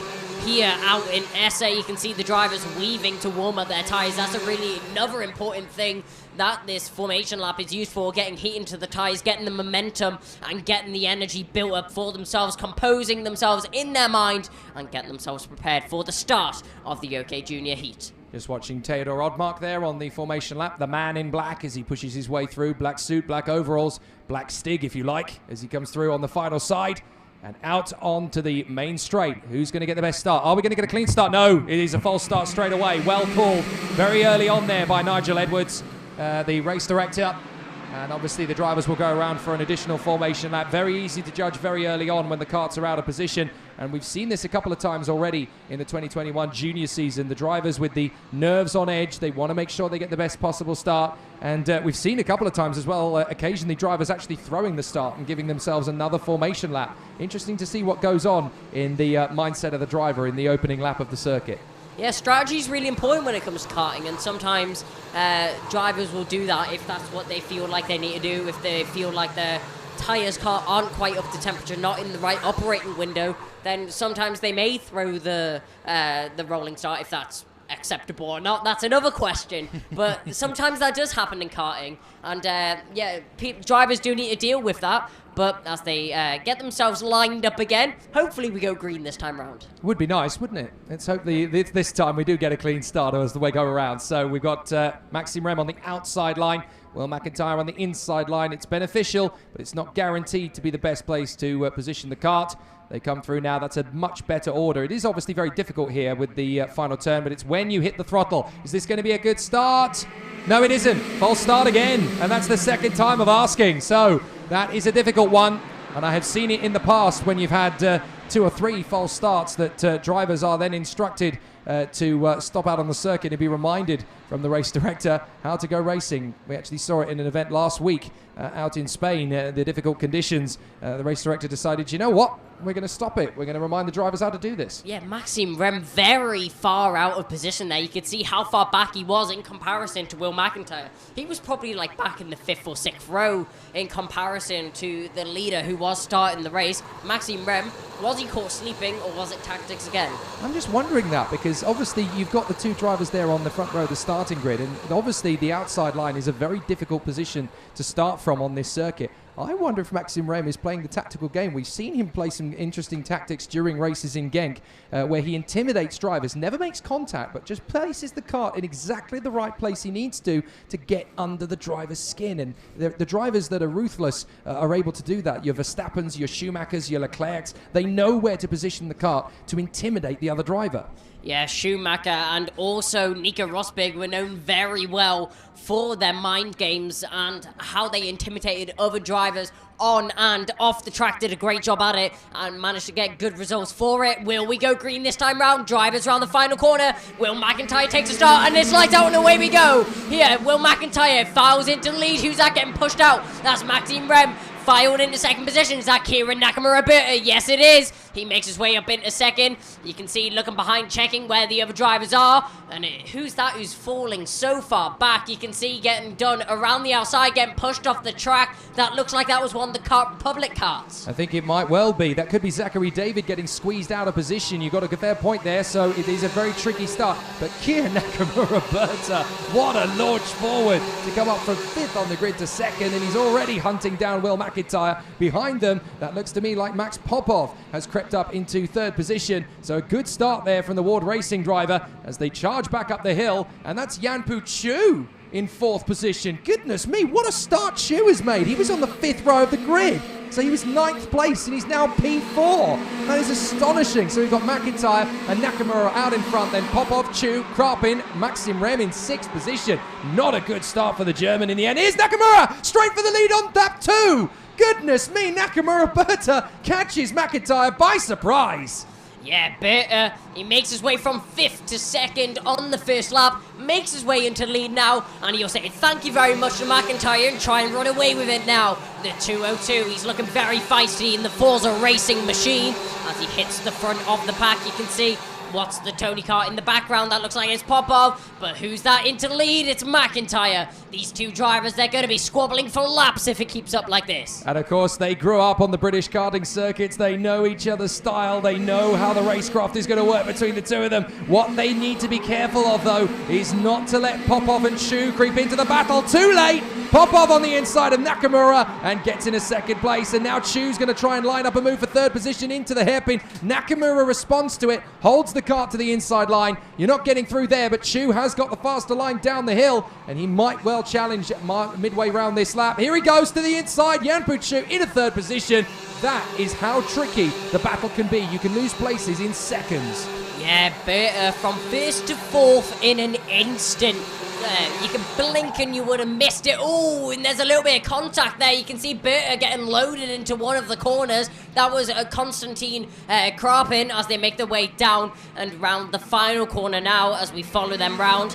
You can see McIntyre still in the lead. Popov hot on his tails, though. Yeah, Konstantin Krapin definitely taking on the Dale Earnhardt role. He is in proper intimidation, but oh, that is Nathan Ty, I do believe. Nathan Ty out of it, and so too is Guillaume Bouzard, so they must have had a tangle together somewhere out on circuit. Can't quite see where that kart is positioned, but here we go. That is Popov having done the move. He gets through. Nakamura Berta is there, and Maxime Rem is back. He's getting back into it now, so Maxime Rem trying to take on Nakamura. And if he gets the opportunity, he's going to charge his way forward. That is Krapin. My apologies, not Popov, because Popov is charging after McIntyre. Into Delaney's 7th position. We saw fast slap on the screen a couple of seconds ago, but Berta, you can see getting mugged left, right, and centre from drivers behind him. Maxime Rem got a horrendous start, but he's on the fight back. So back over the crest, and it's Krapin in 4th, Nakamura in 5th. Rem in 6th, Deligny in 7th, Theodore Oddmark's having a magnificent race. Here we go, Rem on the inside of Nakamura Berta. There's space for Deligny, but he's not going to give him the space to get the move done. Yeah, Deligny, he's got that fastest lap. Well, not anymore. It looks like that is going to be Chu who gets the fastest lap, 48.559. Lap times are being set right here from the drivers, and they're pushing the cars to the limit, which you can see. But maybe not quite on the limit that he needs to be on. Delaney not far behind to getting done. Here we see that's the 2:04 behind. That's Popov behind McIntyre. McIntyre, he's in the lead now, but with 5 laps left to go, will he stay there? Well, this is a tough decision. This is a tough battle for Will McIntyre to manage now, because he's had so much bad luck over the course of the early part of the season at Genk. He had speed, but because he was down in the pack, we were not able to see him maximise it. Now he's got a chance from the front. He was fastest in his qualifying group, so he'll start with the front all the way through. Popov on the inside of Will McIntyre, but he loses it on the exit. McIntyre strong on retaliation. Jan Puchu going to follow through in a second place. Great move from Will McIntyre. He responds beautifully. Popov back on the inside of Chu. Chu can respond now, but they have already given McIntyre a couple of kart lengths. Yeah, McIntyre with a lovely switch back there. We saw Chu trying to follow him through on Popov. Popov, you can see he's now given that position back to McIntyre. Oh, there's contact there. No, that's Bergerov. Bergerov onto the grass, and that's a big collision there, and that's going to put him massively out of position. He turns off the car, he gets out, and that looks like it's going to be the end for Berta. He's trying to push the car back onto the track, but that's a shame to see him go out like that. Yeah, Nakamura Berta and Maxim Rem getting too close together, and the Japanese driver based in the United Kingdom, he can't make it back on the track. So frustrating. And now on the inside, Deligny gets Maxim Rem, and here comes Theodor Odmark. Oh my goodness, a proper scrabble. Zach David, Yvan David, and Max Orlov are all in there as well. Theodor Odmark trying to squeeze past Maxim Rem. Rem won't give him the space, and you've got Zach David and Yvan David, no relation of course those two, but they are battling in the middle of the scrap, and Enzo Deligny is getting away from it. And we thought there wasn't going to be any action. We say it's difficult to overtake, proves us wrong. That is the 2-3-4 making an overtake there. That looks like that is going to be an overtake for Maxim Orlov. He's going to make that move for 9th position. As they cross the line now, that soon will update. Yes, it will. Up in the 9th position, that's Orlov. 4.5 seconds behind the leader. McIntyre, nearly a second gap now. 2 laps to go, and Jan Puchu is making inroads into Max Popov again. Here they are. Will McIntyre leading and sets the fastest lap to boot, 48.41. And Jan Puchu is doing his best to close up on Max Popov. He could steal 2nd place before the end here. It's going to be very interesting to see if he can get the move done. Krapin is there in 4th place trying to close up. Let's not forget that obviously this is the first heat of the weekend, but the drivers have just 3 tyres on the front of the car, 3 tyres on the rear of the car throughout the weekend that they can use. So they've got to look after their tyres and manage the wear over the course of a weekend. It's not until the final that they get a fresh set. So it's really critical that not only do they battle for position, but they manage the life of the tyres. Yeah, I was talking to a few of the drivers yesterday, and with this MG compound that they have, it's quite a hard tyre, so it does take quite a while to actually get heat into these tyres, which would make sense if drivers were purposely throwing the formation lap. But with these MG tyres, new quickest lap from Maximilian Popov, 2nd position, 3 tenths behind McIntyre. 48.351. Will he be able to get there in time? They make their way through the south part of the circuit up towards the north now, chasing up the hill. You can see the Tony car closing behind McIntyre, checks behind him. You can see the blue, red and green helmet looking in every direction, checking who's behind him. But as they make their way through the final couple of corners, it will be McIntyre. He's going to chase it up towards the line now. McIntyre across the line and will take the win. Brilliant job from McIntyre. Popov in 2nd, Chu in 3rd from Krapin, Rem and Deligny. Theodor Odmark in 7th from Zach David, Max Orlov and Yvan David. Ruthless efficiency from Will McIntyre in the end. Lost ground, was not defeated, did not get negative, just got his head down and started to make the ground up once more. So fabulous recovery drive from Will McIntyre after initially losing out to Kia Nakamura Berta. And it ended up being the youngster for Forza Racing that got spat out of the fray after his little tussle with Maxim Rem. But Will McIntyre, what a great way to open the weekend. And that does so much for a driver's mentality. Yeah, McIntyre may have took the win, but with the amount of battles that he had, I'm sure he would have preferred to have a clean race, actually, because with the amount of battles that he had with Berta, we saw Popov, we saw Chu as well, with all these drivers posing a threat to his position, that will play a toll on his mind. Absolutely. It's not an easy victory for Will McIntyre, that is for sure. A win is a win, but it's definitely going to be a little bit of a stress builder for the drivers out there to try and maintain their positions. Here is the provisional results for this qualifying heat, C versus F. and it's Will McIntyre from Max Popov and Jan Puchu. What a drive from 9th on the grid. Konstantin Krapin in 4th place. Maxim Rem has to manage for 5th in front of Enzo Deligny and the flying Theodor Odmark. Zachary David in 8th from Max Orlov and Yvan David, another good recovery drive. 11th place for Joel Bergstrom, having a good opening season. Nacho Tugnon in 12th from Clement Dutran. Akshay Bora struggling to make an impression. Only 14th in the end from Dimitri Matviv and the ever-improving Cahal Clark. Anea Frey 17th from Kimi Tani in 18th place. Then Heitor Dalagnol and Edu Robinson from Simone Bianco and Shimo Zhang. Juan Cota and Adrian Ferrer. A little bit more of a race of attrition this time as we lost out with Kian Nakamura as well as Guillaume Bouzard and Nathan Tai.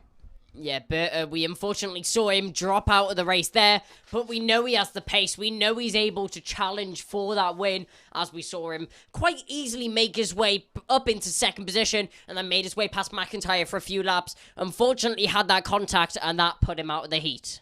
Well, it's going to be the 3rd and final rotation of OK Junior qualifying heats next up for Group A versus E. And the driver that will head out onto the circuit in pole position is the man who eclipsed timed qualifying, Freddie Slater. However, the man we're going to hear from before the start of the race is one of his main rivals in the title fight and a former teammate as well at Ricky Flynn. He made the switch to Kart Republic this season, and I caught up with him yesterday. Josh Erfen. We've showed good pace in Genk and quite fast in testing, so we'll see today how the pace is and see how qualifying goes. I think it was just time for a change, really. Ricky Flynn is definitely a really good team, and so is KR, so I always liked the Kart Republic chassis, even when I tested it before I joined Ricky Flynn. The toughest thing is having a good heat every single time. If you don't start in the top 10, there's not much, especially with all these people here, there's not much chance of actually getting a very good result. So what happened in Genk last week? We had a bad last heat, had a nose code in most of them. Started 11th, and after the start, we were about 15th, which we came back to 7th, which is good. As soon as the front pack goes, you can't really catch up to them. One mistake is all you can to ruin your weekend. Last week we qualified second in group, and that put us like 3rd every time, but we got nose coated quite a few times before the start. Once you're there at the lead pack, it's quite easy to stay there, especially if you have good pace. So qualifying is really important because it sets up the whole entire weekend for you. Definitely want to win a race this year. That's my goal. Going to work as hard as we can to get to there. Last year was all about finding our pace, and now we got it. It's just all about putting it together because we've had a bad luck in some of the races, carbs going down in qualifying, crash getting taken out in the finals. So hopefully we can piece it together. 3rd row of the starting grid for each one of his heats this weekend, Josh Erfen. Good to see him charging towards the front end of the field again. The front row of the grid for this one, 2 of the household names of the OK Junior category in 2021, both racing last year, both at the front. Both want the European title in 2021. Freddie Slater from pole position, Alex Powell from 2nd, the Brit and the Jamaican. 2 big names. Already Freddie Slater made a name for himself as one of the youngest. I think he might even be the youngest karting world champion in history, Freddie Slater, age 12 when he took the title at Portimao last year. And Alex Powell, already a Mercedes Junior young gun. In fact, even younger than Lewis Hamilton was when he got his Formula One contract. He was 11 when Mercedes gave him the call. So 2 guys at the top of their game, really fighting their corner. Yeah, Alex Powell, he's always going to try and bring that battle to Slater. But Slater, his pace has been outstanding over the time that we've been at this track. And I'm sure he's going to try and prove that in these heats as well. He's not going to let anyone touch him. But Alex Powell, he's going to be trying his best to get past. Yeah, 2 guys worth picking up on as well at the front end of this junior field for qualifying heat A versus E. Epic qualifying job from Maciej Gladij, the Polish driver, doing a fantastic job to be 3rd on the grid for this one. Also the young man from Dubai, the United Arab Emirates, Rashid Al-Daheri from the Paralin Motorsport team. What another strong drive it's been from him. He didn't quite get the results he wanted from Genk, but we could see out on track that at least across the line, he was a race winner a couple of times. A few things got away from him out of his control, but his pace and his audacity and sheer veracity behind the wheel is really starting to showcase now. Matias Ferreira of Brazil, he lines up 5th on the grid for this one. Josh Erfen, as we saw, is in P6. And then James Zagotzi, the young American for Tony Kart. He seems to be their new golden boy. He really is starting to find some incredible pace underneath his right foot. And Dion Gowda, the young man from Singapore, another of the star drivers within Ricky Flynn, who will go on to represent his country later this year for Singapore in the FIA Karting Academy Trophy next month in Wackersdorf. He's got an amazing season behind him. And then we've got two of the new faces out on the circuit. August Thurbo, great qualifying from the Dane. He lines up 9th on the grid for this one. And Alexander Bondarev, the Ukrainian privateer, doing a great job in 10th position. It's wonderful to see so many of these new faces in OK Junior really start to fight their way to the top. Yeah, there's a lot of drivers who came into OKJ for their rookie season and are doing a great job at the front of the field, if not anywhere else. But as you make your way into OKJ, it's actually quicker than Next 30 Senior over in the UK. So a lot of drivers, they won't be used to the speed, but it seems like they've been doing it for years. It certainly does. They train day in, day out, whether it's on track or off it. And you never really take a day off as a racing driver at this level. People seem to think that it's about kids getting into karts and putting their foot down. There's a heck of a lot more that goes on behind it. Your training, your social media activity, your setup, your discipline, your self-preservation. You're working on your eating, your sleeping, your recovery times, your stamina. Everything has to be scrutinized and policed very, very carefully if you want to be at the top of your game. And you can see so many incredible athletes in this field. They've all learned the right to be here. They've all put in a fantastic show, and you can see that based on the fact that from the front to the grid, it's a whisker over a second between them. That's astonishing. Yeah, there's a lot that goes on behind the scenes at karting, and it is really where a lot of professional racing drivers started racing. Karting, it teaches you the basics of racing. It's leaving room for each other, but also going for opportunities when they arise. But a lot of drivers, for example, F1 drivers, you've got Lando Norris, who mentioned he won the FIA World Championship. You've also got Max Verstappen, Pierre Gasly. A lot of drivers who have made it into Formula 1 have came through the karting routes. And of course, Gasly was a fabulous racing driver on this very circuit, grew up at this place, and has now, of course, become a Grand Prix winner. 19 of the current 20 Formula 1 drivers on the grid actually came through the FIA karting paddock. The only one who didn't was Sergio Perez, who made the switch to cars before leaving American karting. I think he would have done well here, though. Here are the drivers coming out for qualifying heat A versus E. And it's going to be Freddie Slater on the inside line. After his pace in qualifying yesterday, the question remains simple. Can anybody catch him? Freddie Slater and Alex Powell on the front row of the grid for this one from Maciej Ledij and Rashid Al-Daheri. Matthias Ferreira and Josh Erfin from James Agozzi and Dion Gouda. August Thurbo and Alexander Bondarev from Hugo Heruin and Maxon Verbruge. Renaud Franco and Jules Caranta from Lucas Flusha and Gustav Wisniewski. Then Tom Bryken and Alva Simasvara. Jules Champigny and Douay de Decker.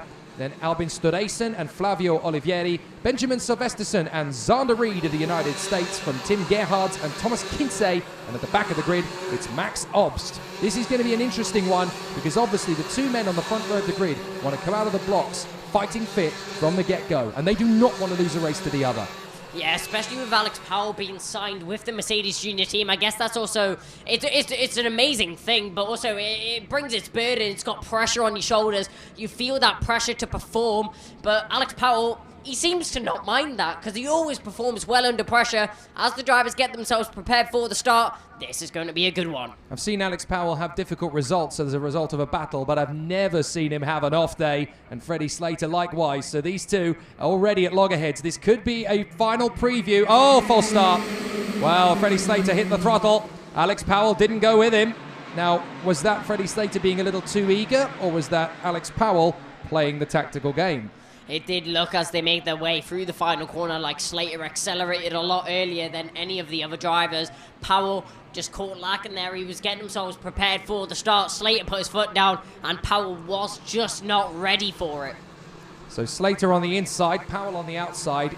Great to see Maciej Ledij doing an incredible job in qualifying. And of course, Maciej Ledij comes from a very prominent family in Polish motorsport. They've all been involved in racing. His grandfather was a top racing driver. His father was a great racing driver. His uncle is a great racing driver. So Maciej Ledij just picking up and carrying on the family baton in the European Karting Championships. Great to see him now really maximize the whatever it is that's in the water in that part of Poland that churns out incredible racing drivers, because there really is a great collection of them now.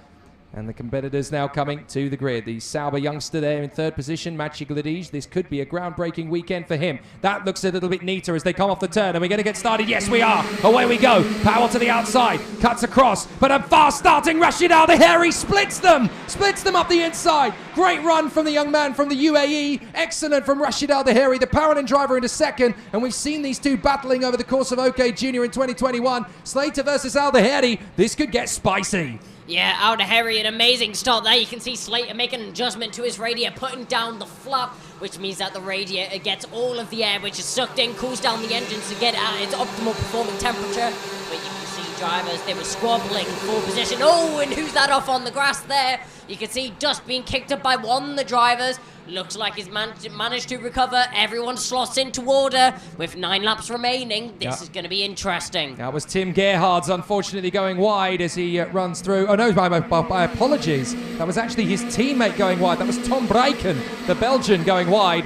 So Slater, Al Dhaheri, Powell, Josh Erfen going well in fourth ahead of Dion Gauder and Maciej Gladys. And then it is Ferreira running in seventh in front of James Zagotzi, Alexander Bondarev and August Thurbo. So a good start, but Rashid Al Dhaheri shadowing Freddie Slater's every move. There is the 211. That's Josh Erfen in front of Dion Gauder, his former teammate.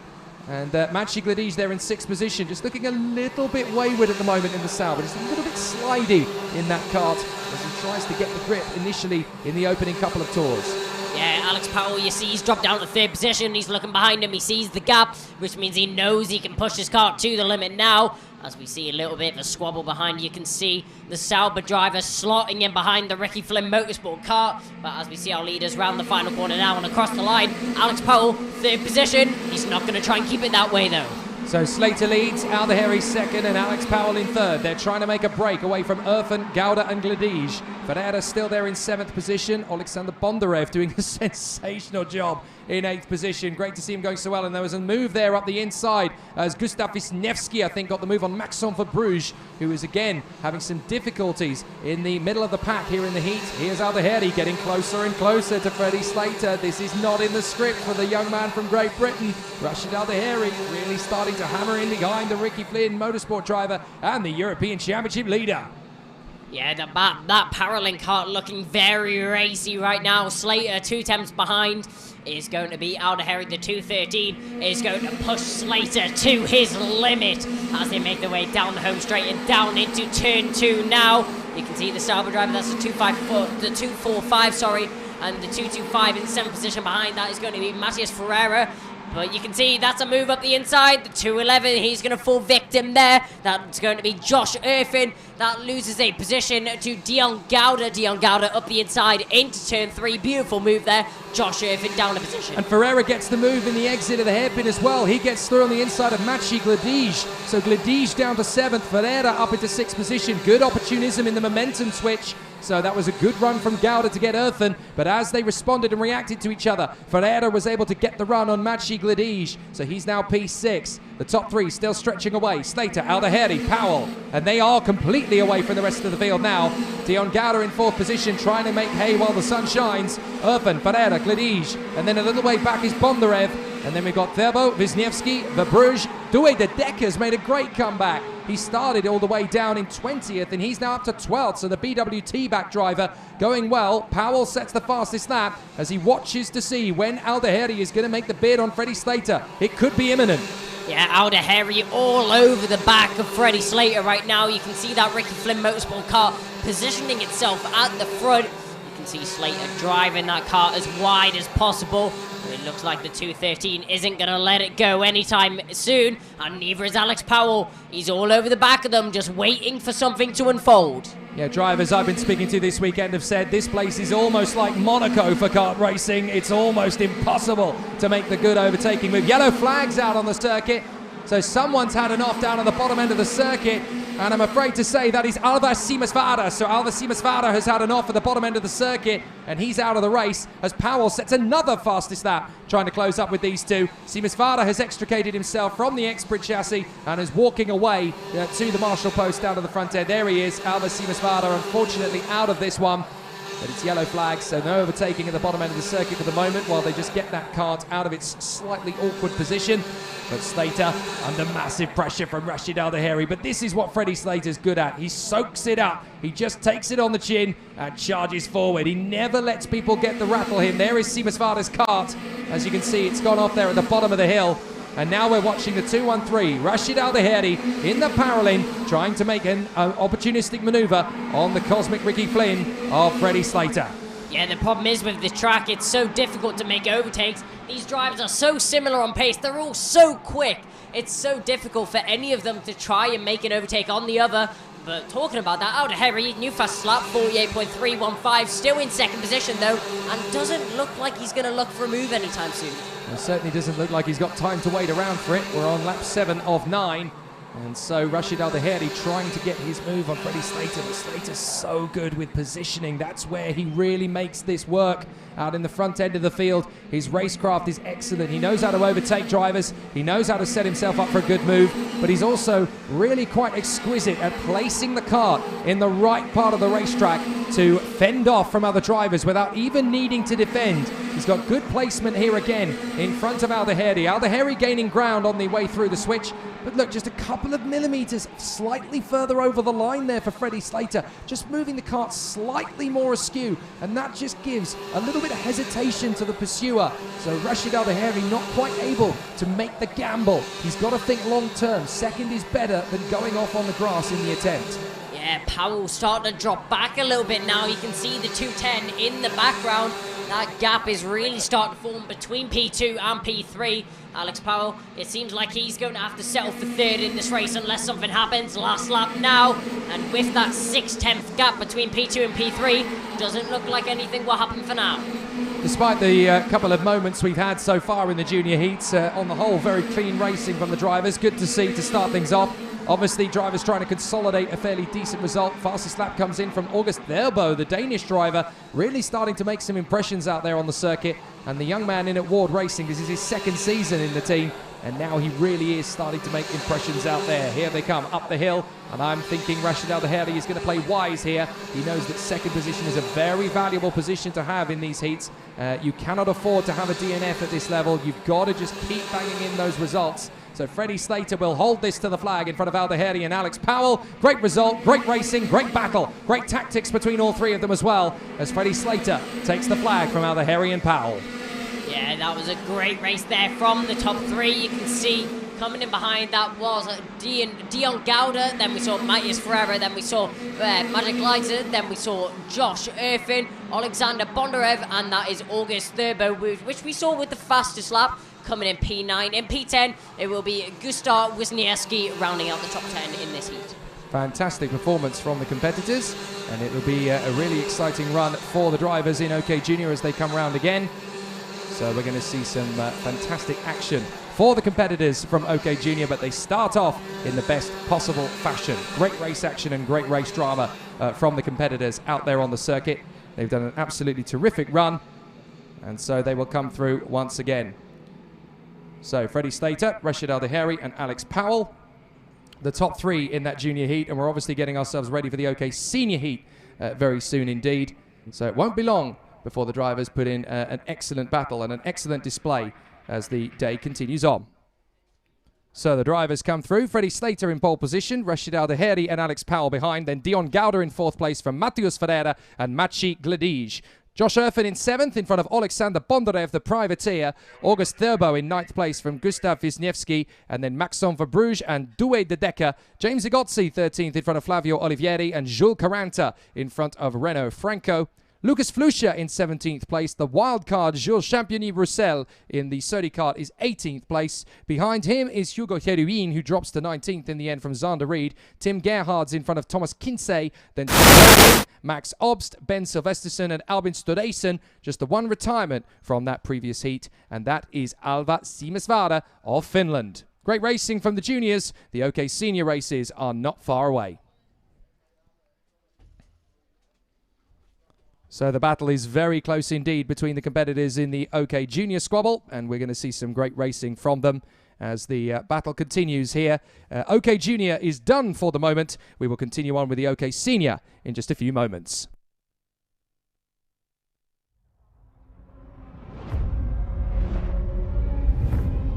Every day, 3,500 lives are lost on roads around the world. Driving can be dangerous, but there are simple rules we can follow that will make our roads safer and save lives. Slow down for kids. Don't text and drive. Always pay attention. Obey the speed limits. Stop when you're tired. Never drink and drive. Check your tires. Rules keep us alive. Your life is in your hands. Respect the rules.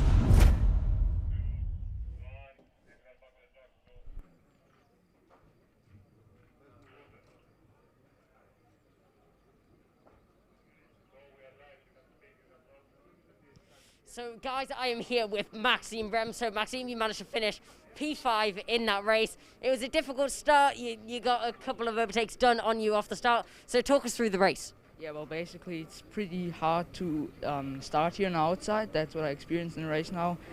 Then I lost some positions. I think I was in P6 then. I was able to fight back some positions, though. But then I crashed a bit in the last corner with Nakamura. So it cost me a lot of time. Yeah, then I just was in P5 the whole race then.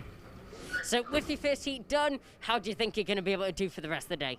I think when I will make a better start now, there's a top 3 finish able. I can make a top 3 finish, and yeah, I think hopefully a win too. You were saying you were racing with Berta and you had a collision with Berta as well. Who do you think is your biggest competitor? I think Fredrik Slater, because he's really, really fast here. He also has pole position now. So yeah, Fredrik Slater. Maxime, thank you so much for your time and good luck for the rest of the day.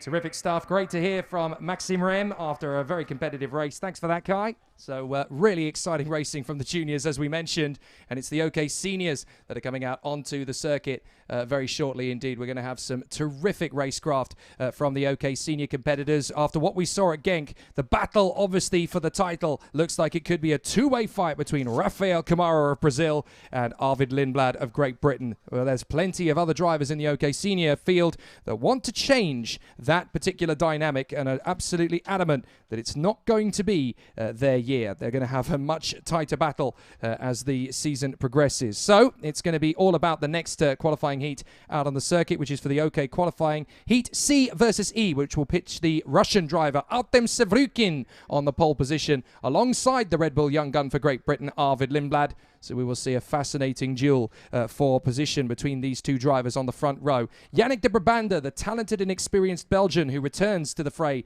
in the FIA Karting paddock after some sporadic seasons. The last time we saw him full-time was 2018. He rejoins the field here and has put the Praga in a brilliant second row of the grid for each of his heats. So we'll see a lot from Yannick de Brabander and the Praga team this time.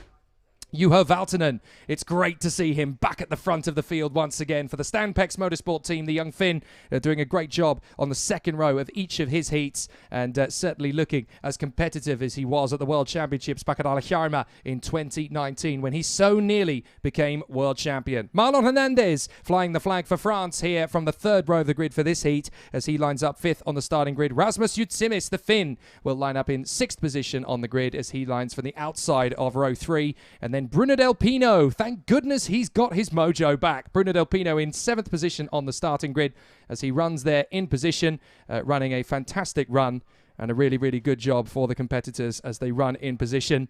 So Bruno Del Pino in the Tony Kart finally getting himself back into action once again and finally running back at the sharp end. And he is alongside Caspian Hagman. He was so impressive in qualifying yesterday, the Swede. Finally starting to get himself back to the front again. And what a performance he is putting on in this weekend. Rounding out the top 10 for this one, it's going to be Emili Koivisto, the Finn, another driver doing a great job for the Koski Motorsport team. He will line up in 9th position on the grid. And in 10th place, Arthur Rojon. Now, to talk about the big talking point from this heat, Arvid Lindblad, clearly fast this weekend, clearly very strong, and we know that he's going to be fighting for the title. But for this first heat, he's going to be starting from the outside line. That is such a difficult position, and we've seen already from the first 3 heats of the juniors, that is danger zone. Yeah, just talking to Maxime Rem there, he was talking about how difficult it is to be starting on the outside line for this race, and you could clearly see he dropped down to, quite a considerable amount in the first corner just from starting on the outside line. Arvid Lindblad, probably his biggest competitor. I think it's fair to say it's Rafael Camara, but for this heat, it's just himself and the other drivers on the grid. So when you go into a tight first corner, knowing that you're going to be on the outside line, knowing that you're going to be on the back foot, as it were, coming into it, how do you respond? I mean, do you go cautious? Do you go aggressive? Do you hope that the marbles on the outside aren't going to spit you onto the grass? I mean, how do you approach it? I think if you're starting on the outside in such a position which you're going to lose time, I think your best bet is trying to cut across to the inside as soon as possible and slot into a position where you know you're safe and where you know you can gain those positions back that you've lost. Well, one of the drivers that we spoke to in the build-up to this one is actually going to be on the grid for this one, so we'll grab a quick word from her, one of the Ward Racing drivers who'll be in the field, one of the new faces to FIA Karting for 2021 from Russia. We spoke yesterday to Victoria Blokina about the challenges of stepping up to the FIA European Championship for a first season in senior. Now I find experience in first race. For me, race in Belgium was very difficult because weather was very difficult too, and now I try to be faster. This qualification was not good, but for me it's experience. In world racing is a very friendship atmosphere. We like a big family. This team gives me power to do something. If I lose something, they say it's no problem, you can do it best. The first thing is fight, because in Russia only 25 pilots and only 10 or 5 quite good drivers. It was very difficult when I come here and it start to fight, and I don't know what to do first times, but then I grow, and now it's more easier than was. Yeah, of course, in Genk was very difficult because there was in rain and then with dry. In Moscow was the better weather than in Belgium. Now I must fix my fight, my best time. I must be faster than now, have more mind, because next season I'll be in F4 and it will be more difficult than this one. So the drivers are about to head out onto the circuit then for OK qualifying heat C versus E. The pressure this time is on the Russian Artem Sevryukin. And of course, with him running in the Ward Racing team, leading the charge in this heat, Arvid Lindblad, the Red Bull youngster, is right in behind him. Still only 13 years of age, able to race in OK because you can compete in the year you turn 14. So Arvid Lindblad, one of the youngest in the field for a long time. Artem Sevryukin and Arvid Lindblad from Yannick de Brabanda and Juho Valtonen, Marlon Hernandez and Rasmus Jutsimis from Bruno Del Pino and Caspian Hagman. Then it's Emili Koivisto and Arthur Rojon, Igor Chipil and Matthias Mogato. Then Karol Pazovic and Ariel Elkin, Sebastian Gravland and Laurence de Certua. Victoria Blokina is 17th from Ruben Moya. And then it's Warren Kim and Ricardo Gracia from Nikolai Violenti, Senya Phoenix, James Wharton down on the back row. That is a disaster for the Australian. And 24th on the grid, the superhero and everyone's favourite racing driver this weekend, Maxime Léger, the man who has come from the Trophy International Handicap class to be given access to race in the European Championship. He's the first man ever to do so from that category, and he's only 1 second off pole position. Unbelievable. Yeah, he's an amazing driver, and I think even starting on this grid, that's an achievement for him. Being a second off the pace, that's outstanding. He will start from the last row of the grid, but as the drivers get themselves prepared for the start, you can see the Red Bull driver of Arvid Lindblad in second position. Is it going to be green? Yes, it will. Arvid Lindblad to the outside. Will he be able to hold it? They try to go around.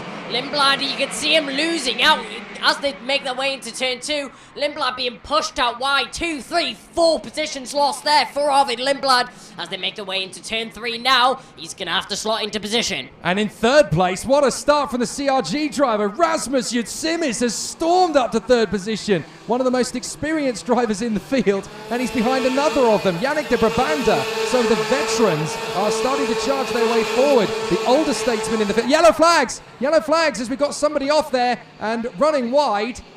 Now, who's gone off into the barriers? Because that must have been towards the sharp end of the field, but yellow flags are out. And I can't quite make out who it is that's gone into the barriers. I think that's Bruno Del Pino, the Spaniard for Tony Kart. Bruno Del Pino has gone off into the barriers, and that is a disaster for his weekend. The Spaniard was finally getting back up to speed. You can see him in the distance. Yeah, look, the kart is parked at the side of the road. I just saw it off to the side. It's out of our position. There he is, Bruno Del Pino. He can't believe it. He was finally back up to speed, and he's chucked off the circuit on the first lap. Disaster. Yeah, that's such a shame for the Spaniard there to end this race on the first lap of the race. He never wanted that to finish, but 30 laps in comparison to the 9 laps which we saw for the juniors. And it looks like things are spicing up at the front of the field. That is going to be Artem Savukin, and that's going to be Yannick de Brabanda as he chases down the back of the Tony Kart. You can see the 142, that is the Praga chassis. He will be going into turn 1 now. You can see all over the back of the P1 driver. And Marlon Hernandez has maximised his local knowledge to get back up into 3rd position. But as we predicted it might be for Arvid Lindblad, this is a very tough mission now. He has dropped all the way to 7th position behind Laurence de Certois. This will be a true test of Arvid Lindblad's resolve. He's now got to try and fight his way back into contention. But this is wonderful. Artem Savukin, the young pretender to the throne, and Yannick de Brabanda, the veteran. We saw him in the World Championship back in 2018 at Christianstad, and he hasn't really been able to get back behind the wheel since then for various different reasons. But now de Brabanda is back, and he's up towards the sharp end. Great work from Marlon Hernandez. Clearly knows the circuit a little better than Juho Valtonen, and has been able to make his way up into 3rd position. Good racing so far, with Morgato up into 5th place for Birolart. Yeah, this is a great start there from de Brabanda as he makes his way into 2nd position, 3 tenths behind the leader right now, but they have pulled quite some considerable gap to the drivers behind. New fastest lap set there by Matthias Morgato. That's a 46.99, but as I was saying, 1 second separating P2 and P3. We've had a contact on the circuit. Sorry, Kai. 2 karts together there at the back of the field, and I'm fairly sure that was Nicolai Violenti and Caspian Hagman getting a little bit too close together. So the 2 of them running wide and dropping back down the order. That is, oh no, sorry, my apologies. It's Hagman and Violenti. So Violenti dropping back. They just banged wheels and ran wide in front of our position. So Savukin and de Brabanda stretching a little gap over Hernandez and Valtonen. Morgato 5th, Le Certois 6th, and Arvid Lindblad in 7th position. Meanwhile, the hard charger from down in 23rd on the grid is James Wharton. He is in 14th in just 2 laps, and it's absolutely astonishing. They're now on lap 5, and James Wharton continuing to make progress. Yeah, an unfortunate qualifying for Wharton, but he's now up into 13th position, gains another one as we're talking. But on the charge that he's on right now, I'm sure he might even be looking for a top 10.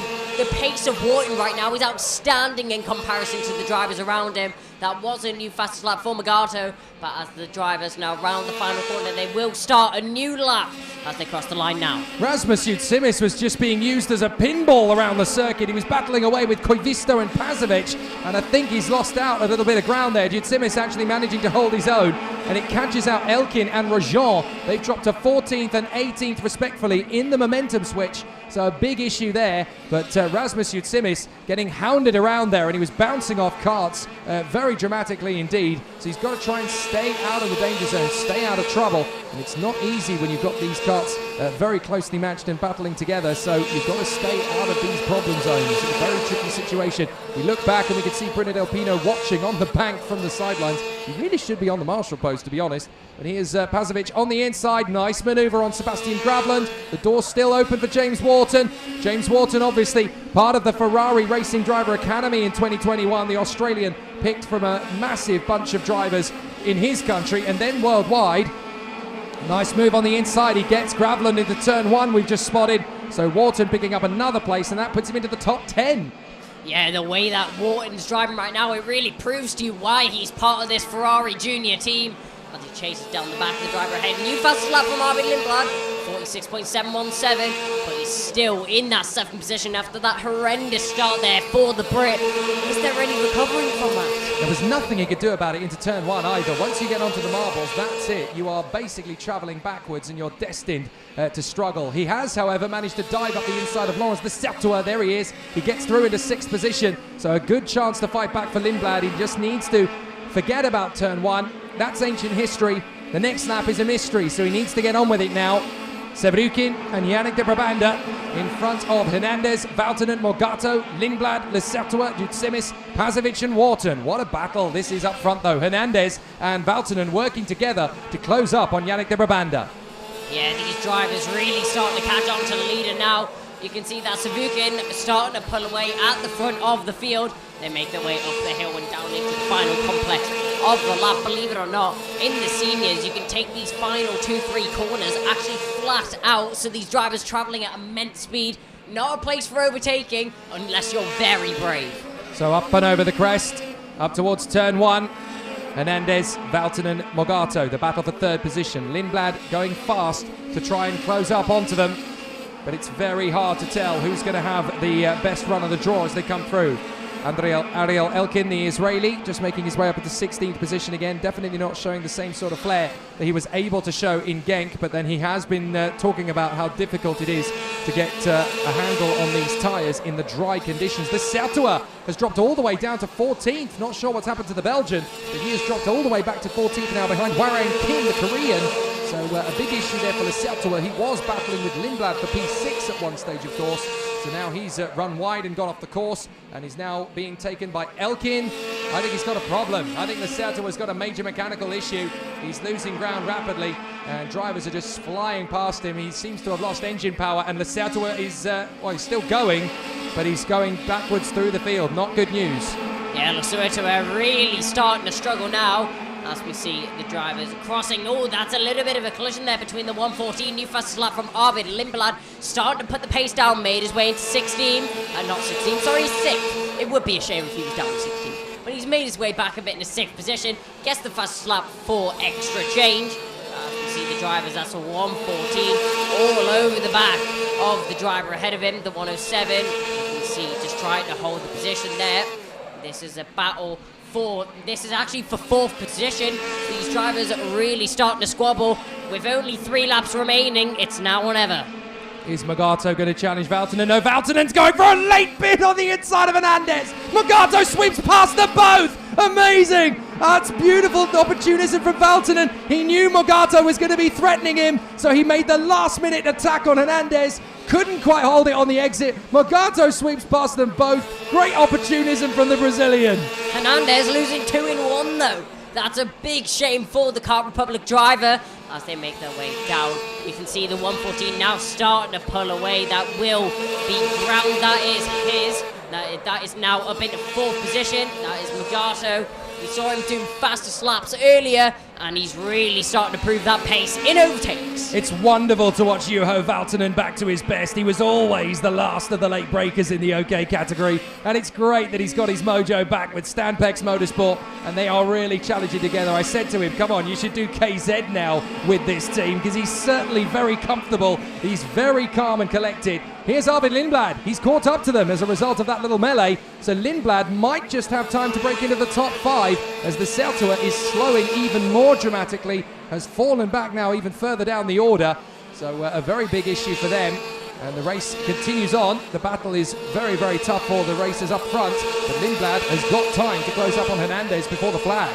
Yeah, and you're talking about this mechanical. It's last lap now. There's no point in retiring. You may as well bring the car to the end of the race. As we see the leader now cross the line, that is Artem Sevrukin. And it looks like he will take the race win if things keep up like it is. He got an 8/10 gap to the driver behind. But you can see there is now a battle for 4th, 5th and 6th position. Arvid Lindblad on the back of it, but will he be on the back of it when it gets to the end of this lap? And that's a terrific breakthrough result from Artem Sevrukin. If he can hold this together, the Russian has definitely been displaying incredible wisdom and discipline behind the wheel. Great to see that it's finally unlocking a victory for him from the front of the field, but it's not easy to do from pole position. You've got to still keep it together. So Artem Sevrukin has held on to the challenge despite the veterans throwing everything at him, and he's done a magnificent job. Artem Sevrukin takes the checkered flag in front of Yannick de Brabanda and Matthias Morgato. Lindblad does get Hernandez on the last lap, recovers to 5th. Yeah, Lindblad, not the race that he would have wanted. He's dropped from P2 to P5. We were talking about how difficult the outside line was. Lindblad proving that theory 100% correct. So really exciting battles through the field. Rasmus Jutsemis fighting off all comers and coming home 7th. James Wharton, 8th position. What a drive from the back row of the grid. And even Maxime Léger to get him into 20th position. He made up 6 places in that race. Terrific work from the one-handed superstar, Maxime Léger. Absolutely terrific job here. And Artem Sevrukin just cruises in after a solid 13 laps. Made it look easy, but this is okay. It was anything but. So really exciting run for the drivers in that one. And Artem Sevrukin holds on by 9/10 of a second to Yannick de Brabanda. So there will be one more OK heat after this one, and then we will return to the action of the OK Juniors. Here is the provisional result of the OK category. It's Artem Sevrukin from Yannick de Brabanda and Matthias Mogato, Juha Valtonen and Arvid Lindblad from Marlon Hernandez, Rasmus Jutsemis and the brilliant James Wharton fighting back to 8th from Sebastian Gravland and Emili Koivisto. Karol Pazovic 11th from Ruben Moya, Arthur Rojon comfortable in 13th ahead of Warang Kim, Ricardo Gracia, a very frustrated Ariel Elkin in 16th in front of an even more frustrated Igor Chapil, Caspian Hagman dropping all the way back to 18th. Hopefully there's some more great results for him in the offing. 19th place behind is Victoria Blokina. She finishes ahead of Maxime Léger, the privateer. Senja Phoenix in 21st after a difficult race. Nicolai Violente and Laurence de Certua both finishing. Bruno Del Pino unable to complete the first lap. So big drama for the Tony Kart Spaniard and a DNF at this stage of the weekend. Even in the first heat, it's impossible to come back from. So a very tricky situation for Bruno Del Pino. But the battle is definitely going to get very interesting from here, as the competitors obviously want to put on a great show. So the drivers will be wanting more and more as they battle for position. So the competitors will be ready for more great race action. So the seniors are going to continue with one more heat after this one. So we're going to talk to a few more of the competitors as the races continue. The first driver we want to catch up with is one of the interviews from yesterday. We will speak to the young Frenchman Evan Gilter, who is one of the favourites for this weekend. The difference with the OK and the OK Junior is the speed and the tires too. It's more difficult. I have a coach man who sent me all they need to do my fitness and all of that. And I do at home what I need to do. VDK offered to me a big opportunity to drive with us. VDK is a good team with a good personnel on the team, and they helped me a lot for my progression and all of that. Onne-les-Bois is a very difficult track to adapt for the race. No, it's a beautiful track. It's my home race, so I'm happy to be here. For me, all the track is the same. In France or in Italy is the same. But yeah, it will be good if I do a good result in France.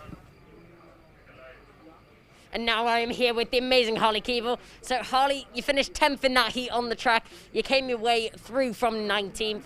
It was a difficult race for you. Was it the result you were hoping for? No, obviously not, because we came, obviously I didn't have a very good qualifying, and then came from 19th to finish 10th. Could have done much better, made a few mistakes throughout the race, so. We know you have the pace. You were saying that you started 19th for the race. Qualifying not the best for you. What happened there? Just made a few mistakes, got into the wrong track position, and then I caught the traffic on the last 2 laps, so. So, what should we expect for you from the rest of the day? I think consistent top 10 finishes should put me in the middle for the final, and then obviously the final. Well, Harley, thanks for your time and good luck for the rest of the day. Kai Bacchini there, chatting away with Harley Keeble from the Tony Kart Factory squad. And it's great to watch him fighting his way back through the field and making massive impressions on his earlier qualifying performance already. Now we come to the front row of the grid for the next qualifying heat for the senior category in OK, and that is Andrea Kimi Antonelli and Evan Gilter, the man we just heard from prior to the interview with junior Harley Keeble. Now, this is a fascinating dynamic because you've got Andrea Kimi Antonelli, Mercedes Junior, superstar Italian, driver everybody is talking about in the world of karting in 2021. He's a man that everyone wants to see continue to progress up the ladder. But the man beside him is Evan Gilter, still one of the youngest in the field, of course, in OK. Was a strong junior last year, now in senior for VDK. but the big weapon he has this weekend is he knows the track. He really knows this place inch by inch. And if anybody's going to make a strong start, Kai, from the outside of that front row of the grid, it's going to be Evan Gilter, because he'll know just what the kart can and can't do on the outside of that front row. Yeah, home knowledge, it's so important around tracks like this.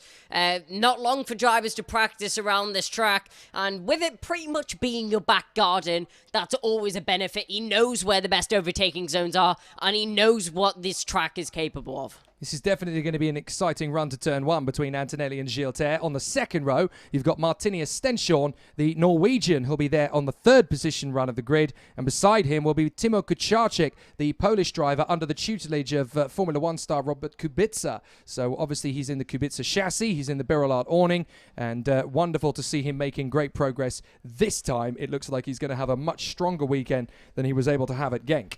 Yeah, I think it's really interesting to see how many F1 drivers and ex-F1 drivers have got themselves involved in this sport. We see the Charles Leclerc chassis by Lennox. We also see the chassis from Robert Kubica, the Kubica kart. And so many drivers getting themselves involved, I'm guessing to help drivers through their grassroots, which they know and love. Absolutely. I mean, you've got to remember that the drivers who are now in Formula One, at one stage, they were here. So they know what the schooling is like. They know how tough it is for youngsters to come through. They can't really forget it. And I've had this incident myself. I've been in the Formula One paddock when you catch up with drivers like Lando Norris, like George Russell, like Alex Albon, who all came through the FIA karting paddock. When you see them again, they recognize their karting roots. They remember people from the karting days. It stays with you. It's like favorite teachers when you're in school. You know, they last an impression on you forever, and you never forget your karting. You never forget your schooling. And it's so wonderful to see a lot of the drivers, as you say, giving back to the sport that they loved so much as kids. Yeah, well, I think a lot of these drivers will prefer racing to school teachers. But anyways, we move on. Yeah, the teachers obviously have a massive impact. But if drivers, they're going to take a career in racing, then these races, it's important to them. Not a fan of school then, AK?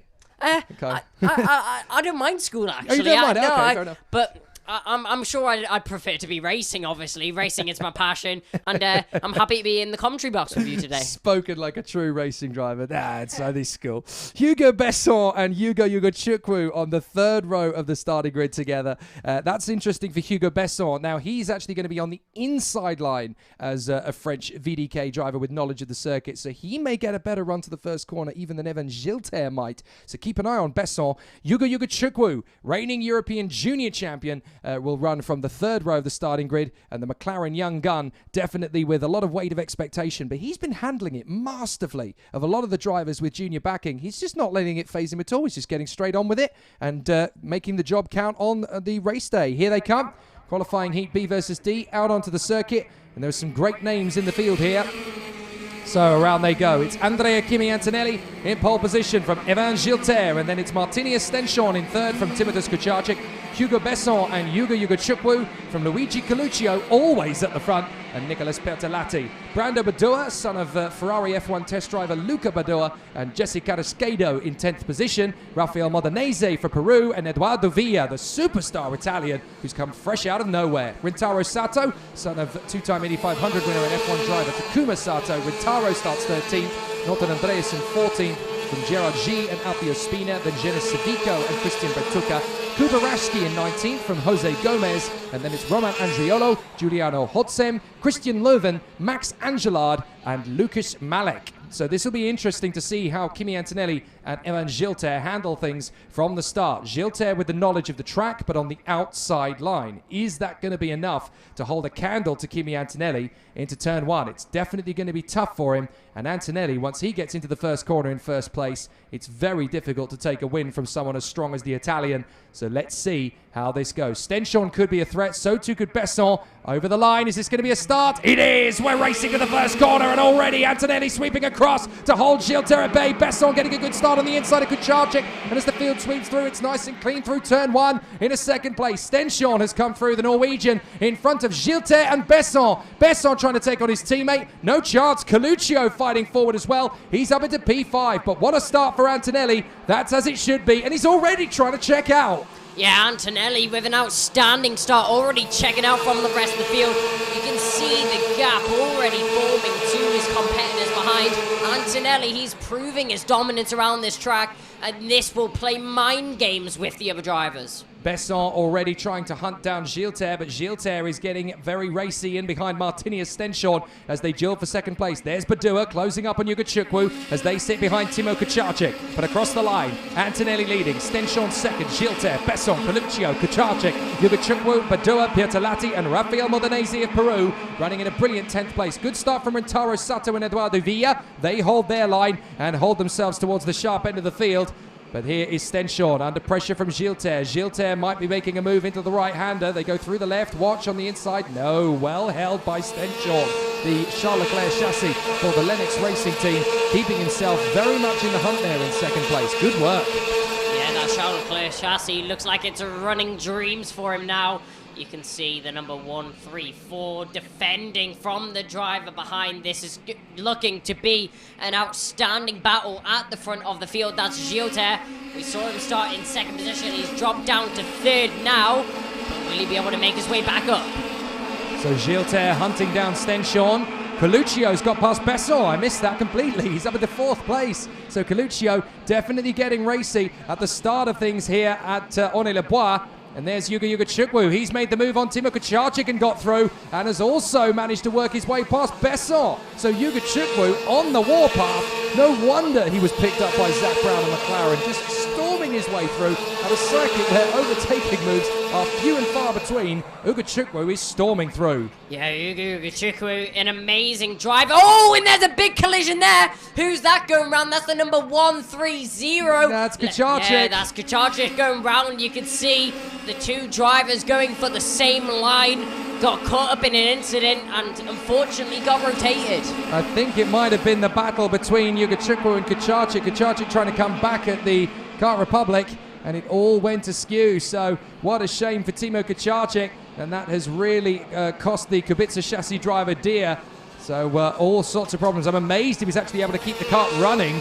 So fair play, but Antonelli fastest that, 46.792 and 1.3 seconds away. Now who's that in trouble? Is that Lurven? I think that might be Lurven in problems. Yes, Christian Lurven for the DR chassis. Unfortunately, he's out of the race up at turn 4, trying to get the kart restarted. That's not going to be easy, and the field is already coming around, so they've got to get that kart off the racing line quickly, and they managed to do so, but Christian Lurven of Sweden out of the race. What a shame.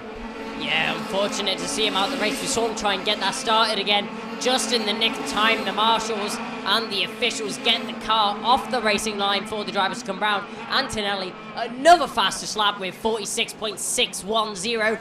1.5 seconds to central behind. That's astonishing level of speed from Antonelli. Great work from the marshal. Oh, we've got a spin. One of the DPK carts has gone off. That looks like Jenny Savico. So Jenny Savico has gone off the circuit. What a shame for the Spanish driver. So Jenny Savico out of the race on almost exactly the same spot as Christian Lurven, just a corner further round. So Jenny Savico spat out of the queue. Antonelli disappearing into the distance. He's almost in a different town. Yeah, Antonelli, his driving style was amazing. 1.8 seconds nearly to the drive behind Stenshorn with a lot of pressure behind. That is Gilter. This is his home track. This is his home race, and you can see that he's feisty. He wants that second position. Don't count out the 4th position driver, though. That's Luigi Coluccio. He's close in behind. I did say that once Antonelli gets into the lead, it's going to be impossible for the others to keep up with him, and he's storming clear. Now Coluccio getting very racy behind Gilter. Is there an issue with Coluccio's front fairing? It looks very low down on the ground there. I wonder, in his manoeuvres to come through, that is looking very low to the ground. What would you think, Kai? Obviously, you know more about the front fairings of these karts than I do, but just watching Coluccio as he comes around in 4th position, that looks very low to the ground as he makes the move for 3rd and makes it stick, but I wonder if he's got a penalty coming his way. Yeah, the front fairing, you can see there's a massive dent in the front of it. Well, yeah, that looks like a drop-down bumper to me. You can see the front of it's been knocked in, and it is running very, very low to the ground. Might even be causing problems for his straight line speed if it is dragging on the ground, but it doesn't seem like it's causing him any problems as he does make up that position. Well, now he's driving qualifying laps because, of course, if he knows that a 5-second penalty is coming his way, he's got to try and make up as much ground as humanly possible so as to deaden the blow, because you certainly don't want to correct your own front fairing. If you do that and you get caught, that's it. You're out of the meeting. You're going home. So you don't want to run that gauntlet. But what Coluccio will want to do is push as hard as possible and try to keep himself in the top 10 at least once the penalty takes effect, because you don't want to lose too much ground, otherwise that can really ruin your weekend. Yugachukwu right in behind Evan Gilter in the battle for 4th place. Gilter just trying to keep himself in the top 5 here. Yugachukwu hunting him down. And Evan Gilter is used to running at the front of races, of course, but not in OK Senior and not in the FIA European Championship in 2021 at least. So this is a great opportunity for Gilter to showcase his skill against the fiery and motivated American. Yeah, Yugachukwu, his pace is outstanding, his driving is outstanding. He has the knowledge of an F1 driver. That's to the standards that he drives. You can see he's already arrived onto the driver ahead of him. That is going to be Gilter. You can see he's getting so close to the rear bumper of that car ahead. He's looking for that position. True motivation and raw pace, very hard to disguise from the American in P5. Gilter still holding him to his nerve for the moment though. And he can't quite find the line on the inside to try and make the move. But look at this chap up front. Kimi Antonelli just storming clear, almost 2 seconds clear of Martinius Stenchon and Luigi Coluccio. The battle is going to be between Stenchon and Coluccio, not from Antonelli. This boy is just so good out front. He's been recovering rapidly from his massive accident that he had in the World Championships 6 months ago when he was hoping to become world champion. In the end, he ended it in a hospital bed with a broken leg. And his recovery has been nothing short of phenomenal. He even looks faster than he did before his accident. Yeah, Kimi Antonelli doing an outstanding job out in front, and that shows with a new fast slap from him as well. That's a 46.397. You can see Yugachukwu getting so close to the back of Gilter there. He's pretty much pushing him around the corners. He's definitely letting him know that he's there, and I'm sure he'll make his mark soon and go for a position. See, this is important for the 2 guys up front as well, because Coluccio wants to get the move on Stenchon and then would ideally like to back the Norwegian into this pair, because then he's got a better chance of not losing out too many positions. But it's not difficult, well, it's not easy, to force that kind of scenario. You've got to make it play in great racecraft and hope that things happen behind them. So Stenchon driving beautifully, I have to say. The Norwegian in 2nd position has really stepped up to the plate. He always got close to the front and occasionally ran in the lead as a junior, but Stenchon has really been able to maximise this move to the Lennox race team with the Leclerc chassis, and Stenchon is becoming a real contender in this OK Senior category. His first year in the field, he doesn't even look like he should be out of year 7, never mind in the senior category. But Stenchon, one of the fastest drivers in the field this weekend, and it's great to see the Leclerc by Lennox package getting back to the front. Yeah, he's doing a great job out there, and you can see, now that you've mentioned it, I've just realised how small he is in the car in comparison to anyone else. You could actually argue that it's more streamlined. He'll get better aerodynamics from the car, but he's not letting his size change anything as he's driving an amazing race right now. You can see Yugachukwu still sitting behind Gilter, the 1-3-1 sitting in 4th position right now. The American in 5th. 2 laps left to go. Will it stay that way? Fabio Spina just made the move on Raffaele Modenese in the middle of the field as well. The Italian who made the switch to Paralin Motorsport from Tony Kart at the beginning of the season. Of course, this year under the tutelage of 2-time world champion Lorenzo Travasanuto. And it's going to be very interesting to see how he continues his progression. Last lap in this heat, and Coluccio trying to stay with Stenchon, but does he make the ultimate move? Or does he basically cash his chips in here and think, you know what, 3rd on the road, I've got a good chance of staying in the top 10. I don't want to get into funny business. Antonelli pushing so hard, he actually goes on the grass there. Goodness me. Antonelli clearly with a point to prove as Coluccio steps up the attack on Stenchon. I think he's only got 1 chance now to get past him in a 2nd place, and that's into the left-hander up the hill. So Coluccio storming in behind Stenchon. Stenchon knows he's there, but I don't think Coluccio's going to be close enough. He's going to have to hope Stenchon defends valiantly, which he does. Coluccio may get the slingshot maneuver out of the hairpin. He's going to have a look, but he's not close enough. Antonelli's going to take the flag. Epic drive from the Italian, pushing so hard, he even used a little bit more of the road than he needed to. Yeah, we saw that dust being kicked up by Antonelli as he was on his final lap, but he takes the win with a 1.6 second gap. That not many drivers can say that in such a competitive and close field. Kimi Antonelli makes it look like nothing, and I'm sure he'll try to keep up this form for the rest of the day. Amusing on the final lap, on the slowing down lap there, he actually checked out the curb, he went over onto the grass and went, well, which bit did I actually hit? I can't quite figure out, where did I go off? He did actually have a look at it, but Antonelli, supreme, absolutely fantastic display and a great performance from him. Did a terrific job there, and wonderful to see the display from Andrea Kimi Antonelli, pushing the limits and even a little bit beyond them in order to get the first heat win of the weekend under his belt. Excellent job from Andrea Kimi Antonelli. So he takes the victory in front of Norway's Martinius Stenshorn and Luigi Coluccio. I hope he doesn't have to take a front fairing, but it certainly looked to me and Kai in the box just a little bit out of position there from our perspective. So here's the win for Kimi Antonelli, all provisional, of course. Martinius Stenshorn from Luigi Coluccio. Evan Gilter in fourth ahead of Yuga Chukwu from Nicolas Pertelati and Brando Badoa. Then Norton Andreasen in front of Eduardo Villa and Rintaro Sato. Then Christian Bertucca and Alfio Spina from Giuliano Hodsem and Gerard G. Rafael Modanese and Lucas Malek from Timo Kucharczyk and Roman Andriolo in 18th place. Behind in 19th was Kuba Rashki, then Jessica Rascado and Jose Gomez, who I think actually had an incident on the final lap. Both karts off the circuit then. Hugo Besson retired with a final lap of the race in behind Max Angelard, and then retirements, as we saw out on track, from Jenis Savico and from Christian Leuven in the DR chassis. Very exciting stuff as the temperature rises again here at Ornay-le-Bois. It's definitely the beginnings of summertime in the French countryside as the drivers are battling for supremacy at the sharp end of the dais, and the racers are getting themselves underway very shortly indeed for OK Junior qualifying heat B versus C.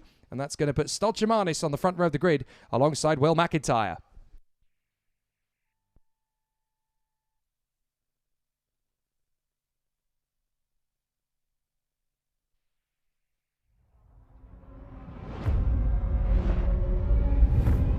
Every day, 3,500 lives are lost on roads around the world. Driving can be dangerous, but there are simple rules we can follow that will make our roads safer and save lives. Slow down for kids. Don't text and drive. Always pay attention. Obey the speed limits.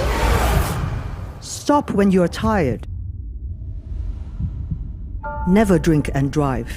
Check your tires. Rules keep us alive. Your life is in your hands. Respect the rules.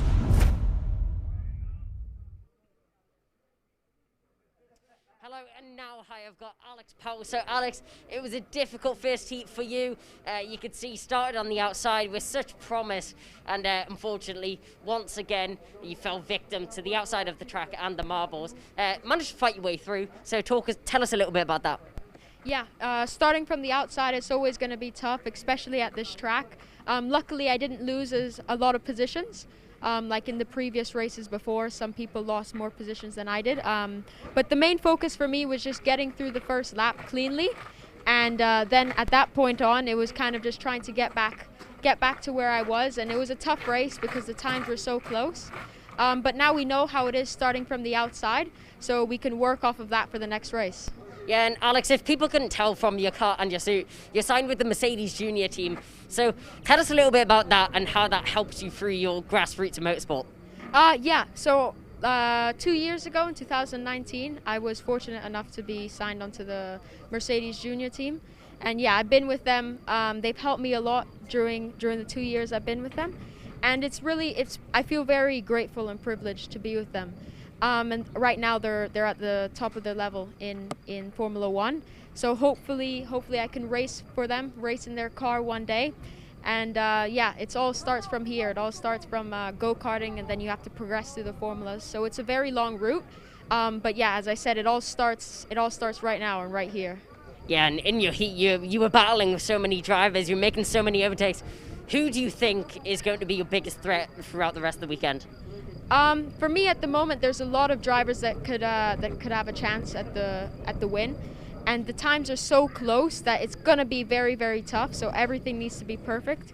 But I think at the moment the main rivals are Freddie Slater from Ricky Flynn Motorsport, also Rashid Al Daheri from Paralin. A few of my teammates are quite fast as well. So a lot of us from Kart Republic, and then pretty much a lot of people. But those are the first two that come to my head because they were in my race. But yeah, a lot of them are going to be quick, and you never know. You could have a surprise in the final, a surprise really fast kid. So we need to be on our A game the whole weekend. And so yeah, we need to progress off of this first heat and see what we can do to try and do a little bit better for the rest of the weekend.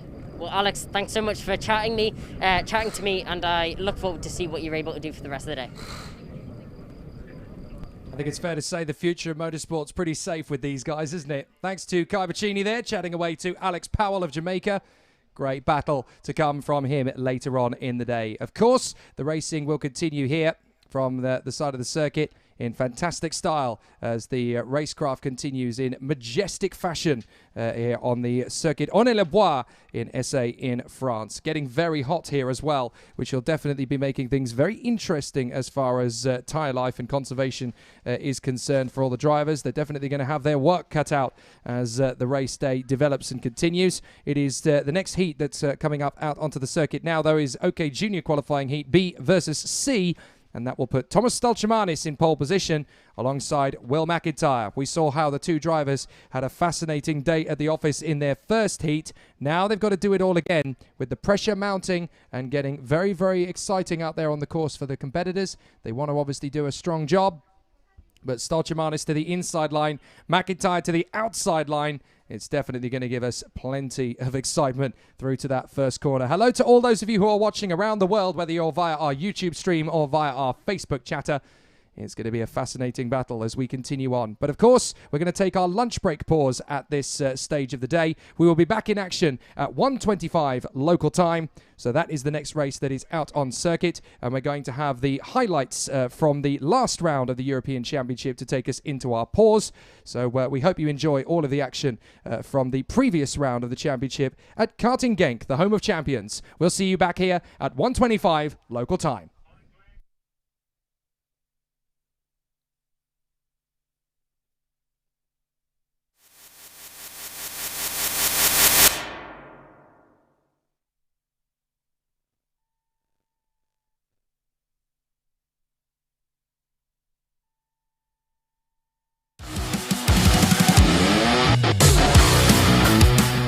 What better way to start the FIA Karting European Championships than at Karting Genk, the home of champions?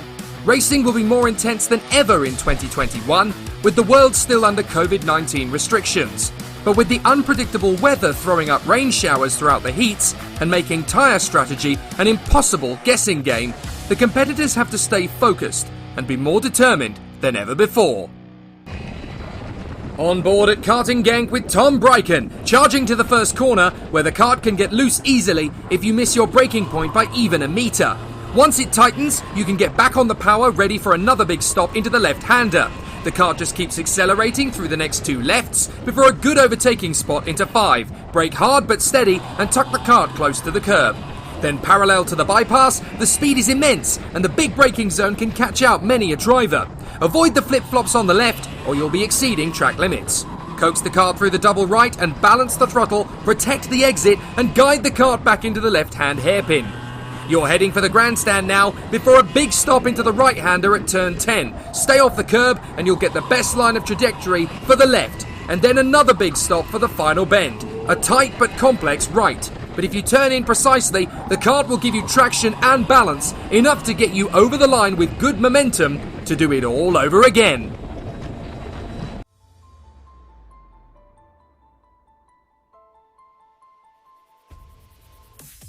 In 2018, Giancarlo Minardi spoke with Toto Wolff. Toto decided to send Gwen Lagrue, that is the boss of Mercedes Junior Driver Program. He saw that I was getting good results. I had the speed, and then yeah, they decided to take me. During the whole weekend, I speak a lot with them. I give all the feedback. Obviously, I speak a lot, especially with Gwen. Always also after a race weekend, I explain how it goes. I think, of course, it affects you quite a bit because it really it really shows that people are watching you from the top level. Yeah, I think it helps because through the several categories, even if you see champions from Formula 2, even if they don't have the like a Formula 1 team supporting them and they still win the championship, they don't go to Formula 1 because there's no seat. Of course, you feel really good if a top team is looking at you, and also, of course, it's important for your future if you have a top team looking at you. It's just been really exciting. Being part of a Formula 1 program is my first time. It's definitely not a golden ticket to the top, and I still need to work incredibly hard. At the end of the day, I just need to deliver results. I think that's the best way to keep people happy, but from the communication point of view, there's not that much going on behind the scenes. It's sort of just I'm doing my own thing and just doing as best as I can. I was the youngest at the time to get sponsored by a Formula 1 team, and you know, Mercedes is such a big family, and they're really at the top of their game right now in Formula 1. So I was very happy, not only for myself but for my family and the rest of my country and the whole Caribbean, because I know how much I've given up and my whole family have given up so much for me. So I kind of felt that brought me one step closer.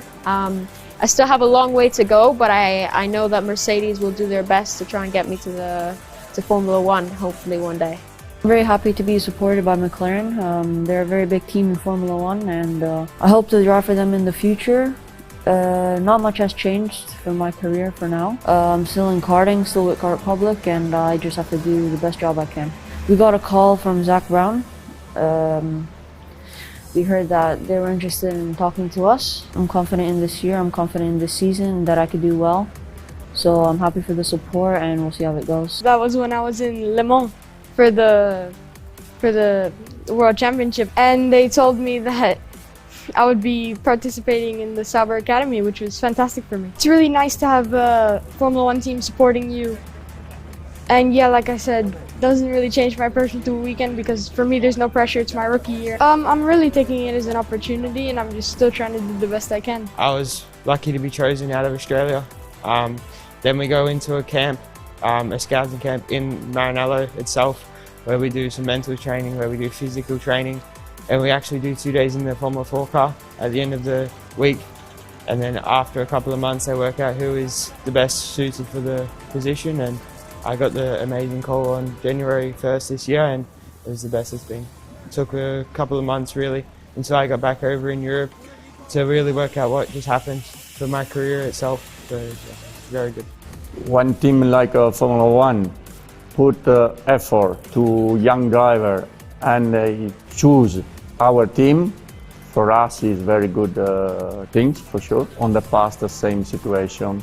If we go back more than 20 years ago, we have a Lewis, we have a Nico Rosberg, we have a Kubica sometimes, and we try our best. We try to teach to him how is to be professional driver, step by step. This is like the primary school to be Formula 1 driver. To be honest with you, under the technical aspect, there's no interference from Ferrari. But what I feel is that they are very keen to know what driver has been doing over the race weekends. They are focusing on their approach, and I see they want the drivers to start at a young age to develop a professional approach to the race meetings and the work as a driver.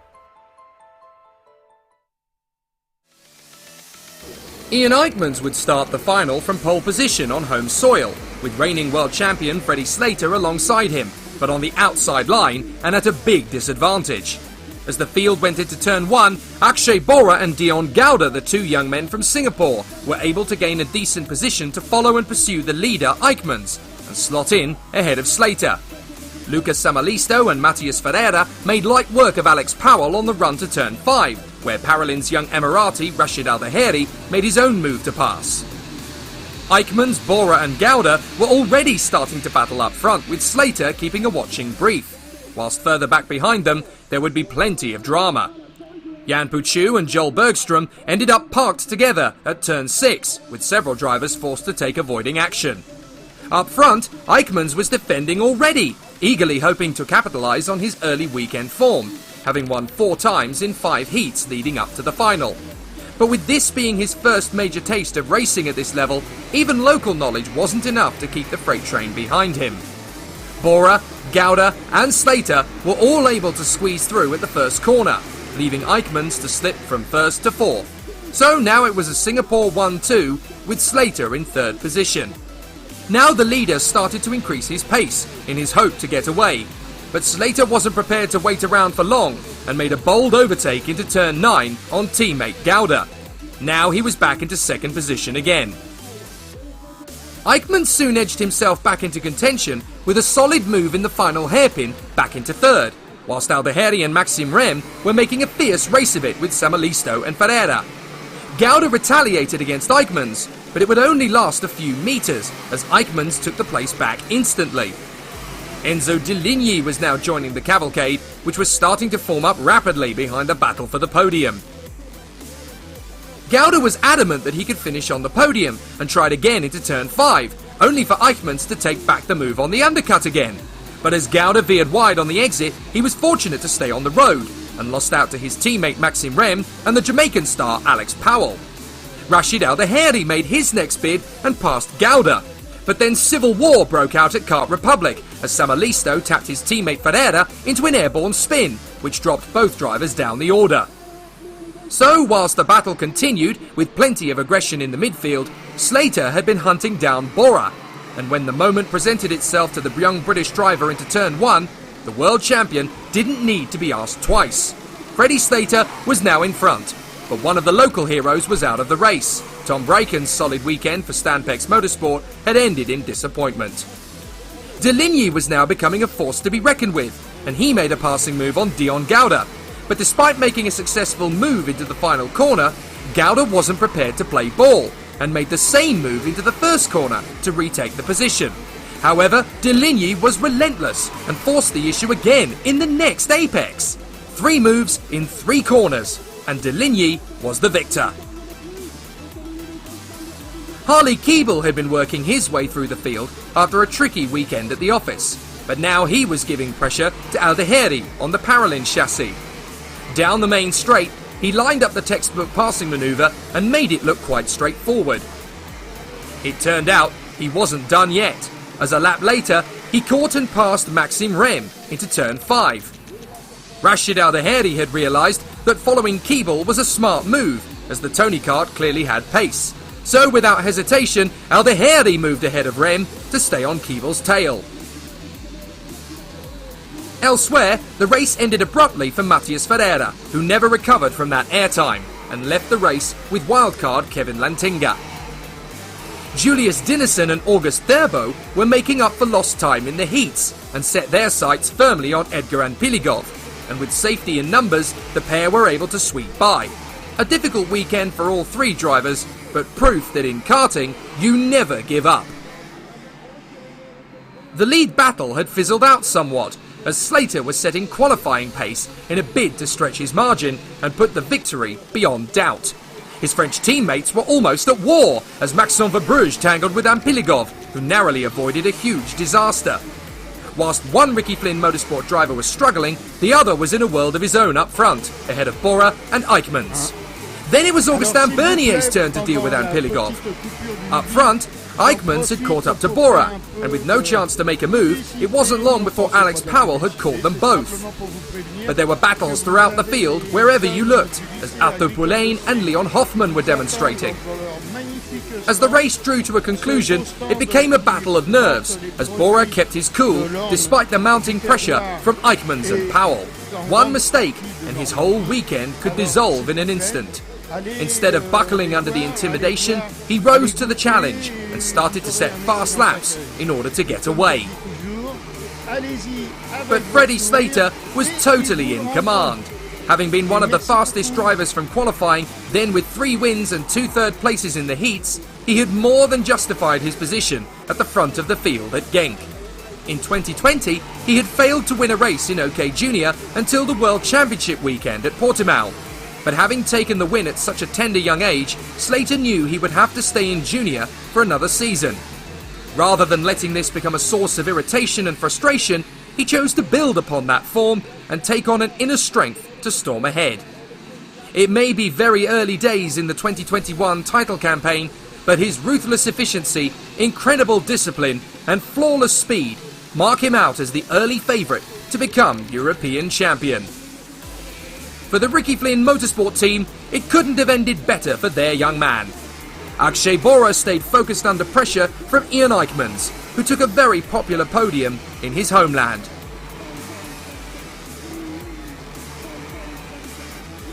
As Slater was celebrating on the slowing down lap, another competitor would have to accept that this wasn't his day.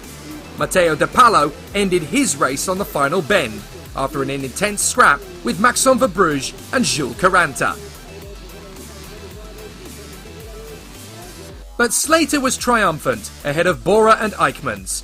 Alex Powell took his best finish in an OK Junior FIA final, with Keeble and Alvaheri rounding out the top 6, and with Josh Erfen quietly making progress to 7th ahead of Samalisto, Deligny and Maxime Rem. For the first time since the pandemic outbreak, the drivers could enjoy a fizzy celebration on the podium, and both Freddie Slater and Akshay Bora made it very clear who they wanted to share the moment with. This weekend had been all about the teamwork, and they were both overjoyed and adamant that they couldn't have had any better support. Yeah, I think it's been a very good weekend, very consistent, all the results have been good.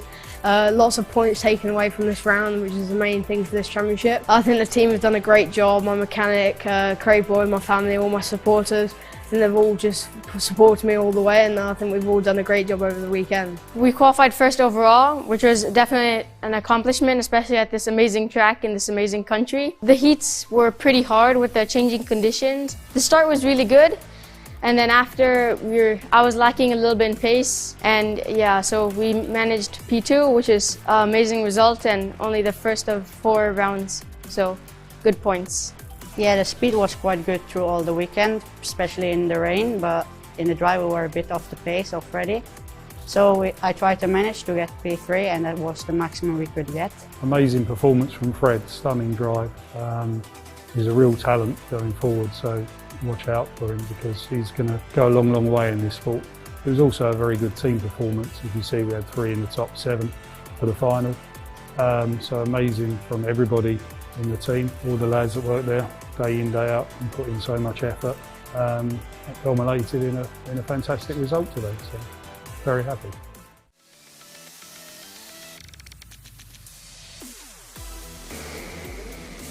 With Arvid Lindblad and Rafael Camara sharing the front row, it took a baffling 3 attempts to start the race. When the lights did go out, Juho Valtonen stepped up the attack and slotted in behind Lindblad. As the field made their way to the far side of the circuit, Andrei Zhivnov stepped up his own attack and made his move on Camara to move up into 3rd. It wasn't looking great for the Brazilian, whilst in contrast, it was looking spectacular for the Italian star Edoardo Villa, who had rocketed forward to 5th place. The race ended early for Alfio Spina, making his debut for Parolin. Villa was already starting to put pressure on Camara to speed up, as both men were eager not to let the leading pair move too far ahead of the others. Lindblad had been unbeaten over the course of the weekend, and Valtonen had been in resurgent form with the Stampex Motorsport team. But if Camara was going to have a chance to join them on the podium, he would need to make an impression early. Heading into turn 1 at the start of the 2nd lap, he pounced on Zhivnov and was in no mood to wait around. Lindblad and Valtonen were still doing everything they could to pull away from the pack, but it was a very satisfying start for Villa, who made his move on Zhivnov, almost taking the Russian by surprise. Valtonen hadn't led a final since Alajärma in 2019, but with this feisty move on Lindblad, the Flying Finn was back in front. But now that Camara had made the move into 3rd, he appeared to gain speed and confidence in the kart, and was now in pursuit of Lindblad. It wouldn't take long, and at the end of the lap, Camara was through, making a clean break on the inside line. Lindblad needed to bounce back and fast. Reclaiming the place would have given him the upper hand psychologically, but Camara clearly knew that and wouldn't let him have a chance of an overtake into turn 1. The next task was clear: catch Valtonen before Lindblad could pass again. Further back, rush hour was well underway in the midfield, as Morgan Porter and Laurence de Certois were trying desperately to hold their ground from half a dozen opponents. But before long, attention turned back to the leaders, and on the motorway straight, Camara made a simple manoeuvre and claimed the lead of the race, backing Valtonen into the path of Lindblad. Kamara then started to push in order to increase the lead, and it wouldn't be long before Lindblad made his own way past Valtonen. Much to his dismay, Kamara had already driven far off into the distance. Eduardo Villa realised how close he was to a podium on his FIA Karting debut and started to intensify the pressure on Valtonen. On the run-up to turn 5, he waited until Valtonen was distracted by Lindblad and seized his chance, a move that looked plain sailing. This was too much for Valtonen to accept, and he stormed back up the inside with a forceful slide that was enough to keep Villa at bay. For now. Behind Andrei Zhivnov, the next man to make a move was Martinius Stenshorn. At the final corner, he moved up to 5th. Behind these two, Nikola Tsolov was looking for his own chance to move up the ranks, and he dived ahead of Zhivnov at turn 1. Little did he know at that point how strong a race he was about to have. This move gave him the resurgence to push harder, wearing the junior karting colours of Fernando Alonso, who had won the European Junior title at Genk 25 years before. Stenshorn didn't even have time to react when Tsolov made his move, but there was drama on the horizon. Despite his fantastic moves through the field, Tsolov was carrying a penalty, and he knew it. In an earlier incident, his front fairing had come loose. He was destined to receive a 5-second penalty for the transgression. But how far up the field could he climb before he'd have to take it? For now, he was in 5th, and the damage to the front fairing was plain for all to see. But a few kart lengths ahead, Eduardo Villa was about to give the Bulgarian a chance to move up, as he made a bold last-minute lunge into turn 1 and snatched 3rd position at the last possible moment. The Italian then promptly dropped the anchor and started to defend, much to Valtonen's frustration. Tsolov decided to drive around them both, but regrettably he couldn't quite fit his kart on the outside line. Another half lap of patience and Tsolov was rewarded. Now he was up to 4th position. Behind them, Stenshorn and Zhivnov had now been caught by James Wharton, Ariel Elkin and Yugo Yugachukwu, and a titanic struggle for position was now well underway. In the first corner, half of them almost crashed out on the spot, but they just managed to stay out of harm's way.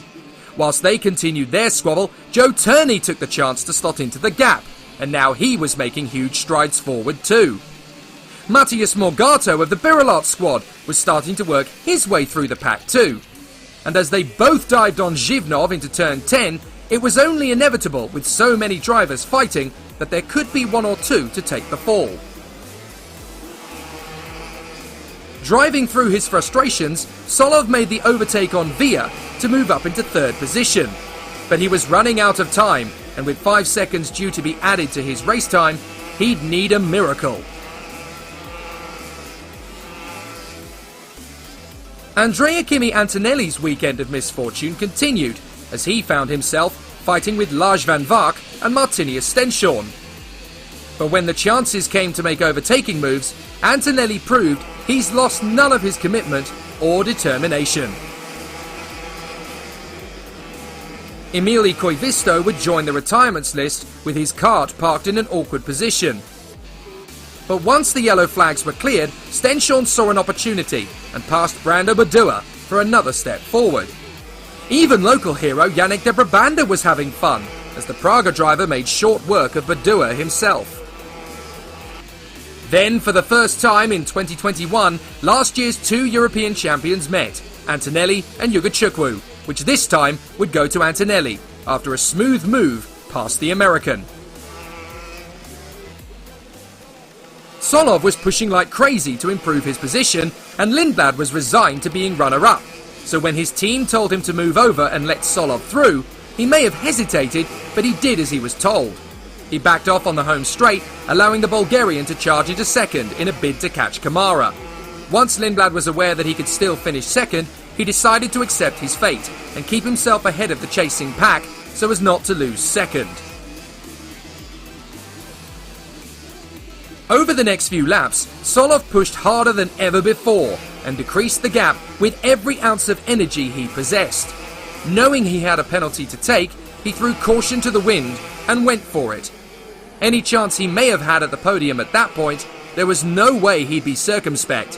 He wanted the win for pride more than anything else. But Kamara displayed the wisdom and character beyond his years and took an incredibly important victory.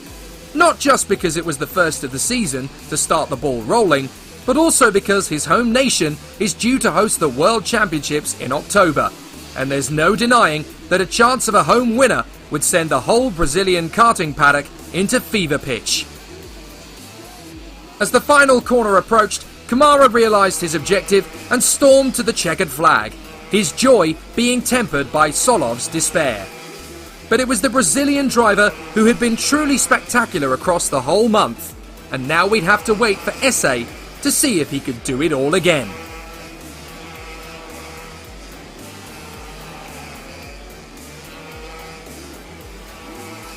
Rafael Kamara secured victory ahead of Lindblad and Villa, with Valtonen placing ahead of Solov once the Bulgarian's penalty was applied. Joe Turney finished 6th ahead of Antonelli and Morgato, whilst Artem Sevrukin narrowly managed to cross the line ahead of Hugo Ugachukwu. It was wonderful to witness the joy of Eduardo Villa taking his first podium at international level.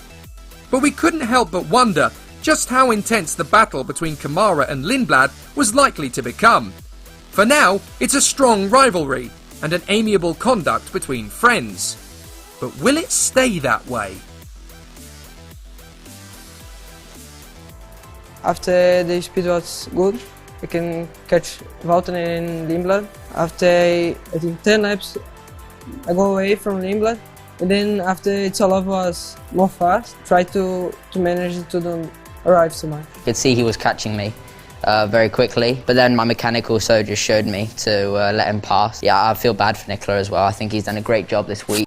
He's been really fast and deserved to be on the podium. Yeah, in the final we weren't good enough. Rafa was better this final. He deserved to win. I had a really good start.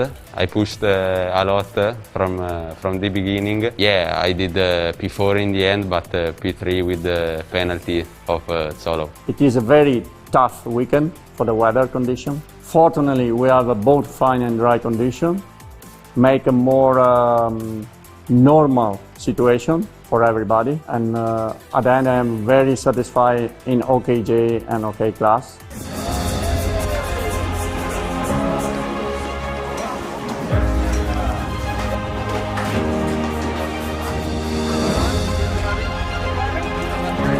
So as Freddie Slater picks up where he left off in 2020 with a rejuvenated new field of opponents to battle against him, and the new rivalry in OK Senior begins between Kart Republic teammates Arvid Lindblad and Rafael Kamara, there's plenty for karting fans to get excited about. Genk is done and dusted, but the field now moves to Ornay-le-Bois in Essay in France, near the ancient motorsport town of Le Mans, in a fortnight, where the battles will resume.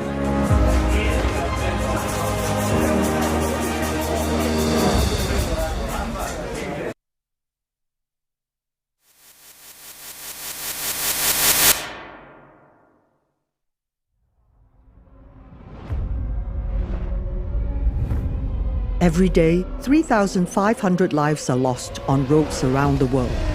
Driving can be dangerous, but there are simple rules we can follow that will make our roads safer and save lives. Slow down for kids. Don't text and drive. Always pay attention.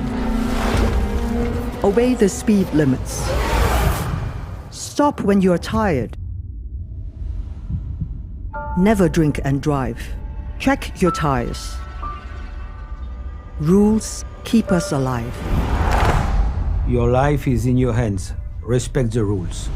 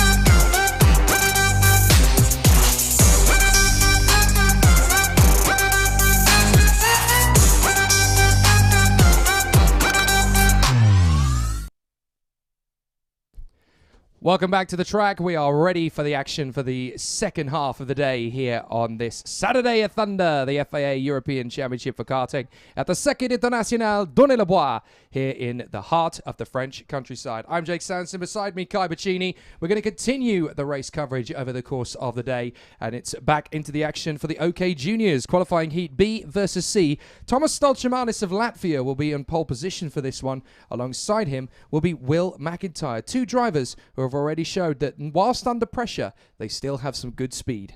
Yeah, William McIntyre, amazing racing last time round. We saw him battling with Kieran Nakamura, but managed to make that switchback stick and then drove away from the rest of the pack. Took the race win in his first heat. It'll be interesting to see what he's able to do in this one. If he still gets the same amount of pressure as the first heat, and if he's able to come out victorious like last time. So obviously we've got some fascinating drivers to come out onto the course over the entirety of the day. One driver we've been focusing on since the start of the year after his brilliant display at Karting Genk is the Singapore driver Akshay Bora. We caught up with him yesterday as he prepares to do battle in the second round of this intense fight for the OK Junior title.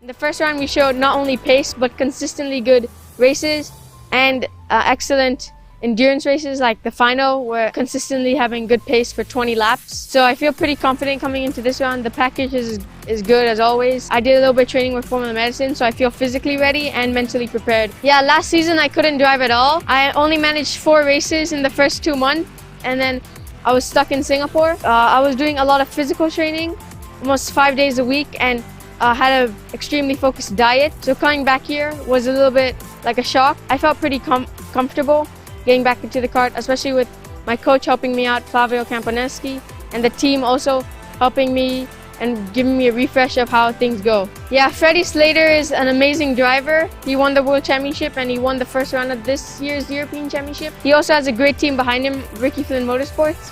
But I feel I have a great team behind me, Kart Republic, and I've shown I can get good results. It's going to be a really close championship, but all I need to do is make the most out of my situation. And if I keep doing that and I end up winning the European Championship, then that's good.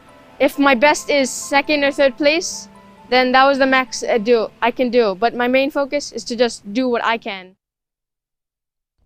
So Akshay Bora with a lot of weight of expectation on him, but the Kart Republic youngster has definitely come out of the blocks fighting fit and is going to work very hard indeed in this one. He goes off the 6th row of the grid in every single heat this weekend, a difficult position to start from, but we've seen several drivers, including Akshay, make reasonable progress to try and work their way forward, but it is a difficult circuit to make overtaking moves on. Of course, in the earlier heat, we saw Kirill Kutskov storm his way past Thomas Stoltemanis and claim the earlier heat victory. Will McIntyre fighting his way into contention to grab a victory earlier on, despite the threat of many drivers, including Kieran Nakamura, Max Popov, and Jan Puchu in the early stages. So this will be interesting to see what these two grids that we saw earlier on fighting for the win are able to do together on circuit. And when you've got the drivers like Kirill Kutskov and Will McIntyre who have both taken a win, and Stoltemanis who is close to it, it's always going to be interesting to see how it unfolds. Yeah, it is going to be really interesting to see how this battle unfolds. As you said, we've got Stoltemanis. He's looking very, very strong out there on the field. McIntyre, once again, starting from pole. He will... No, not starting from pole. Sorry, starting from 2nd position. So he will start on the outside this time round.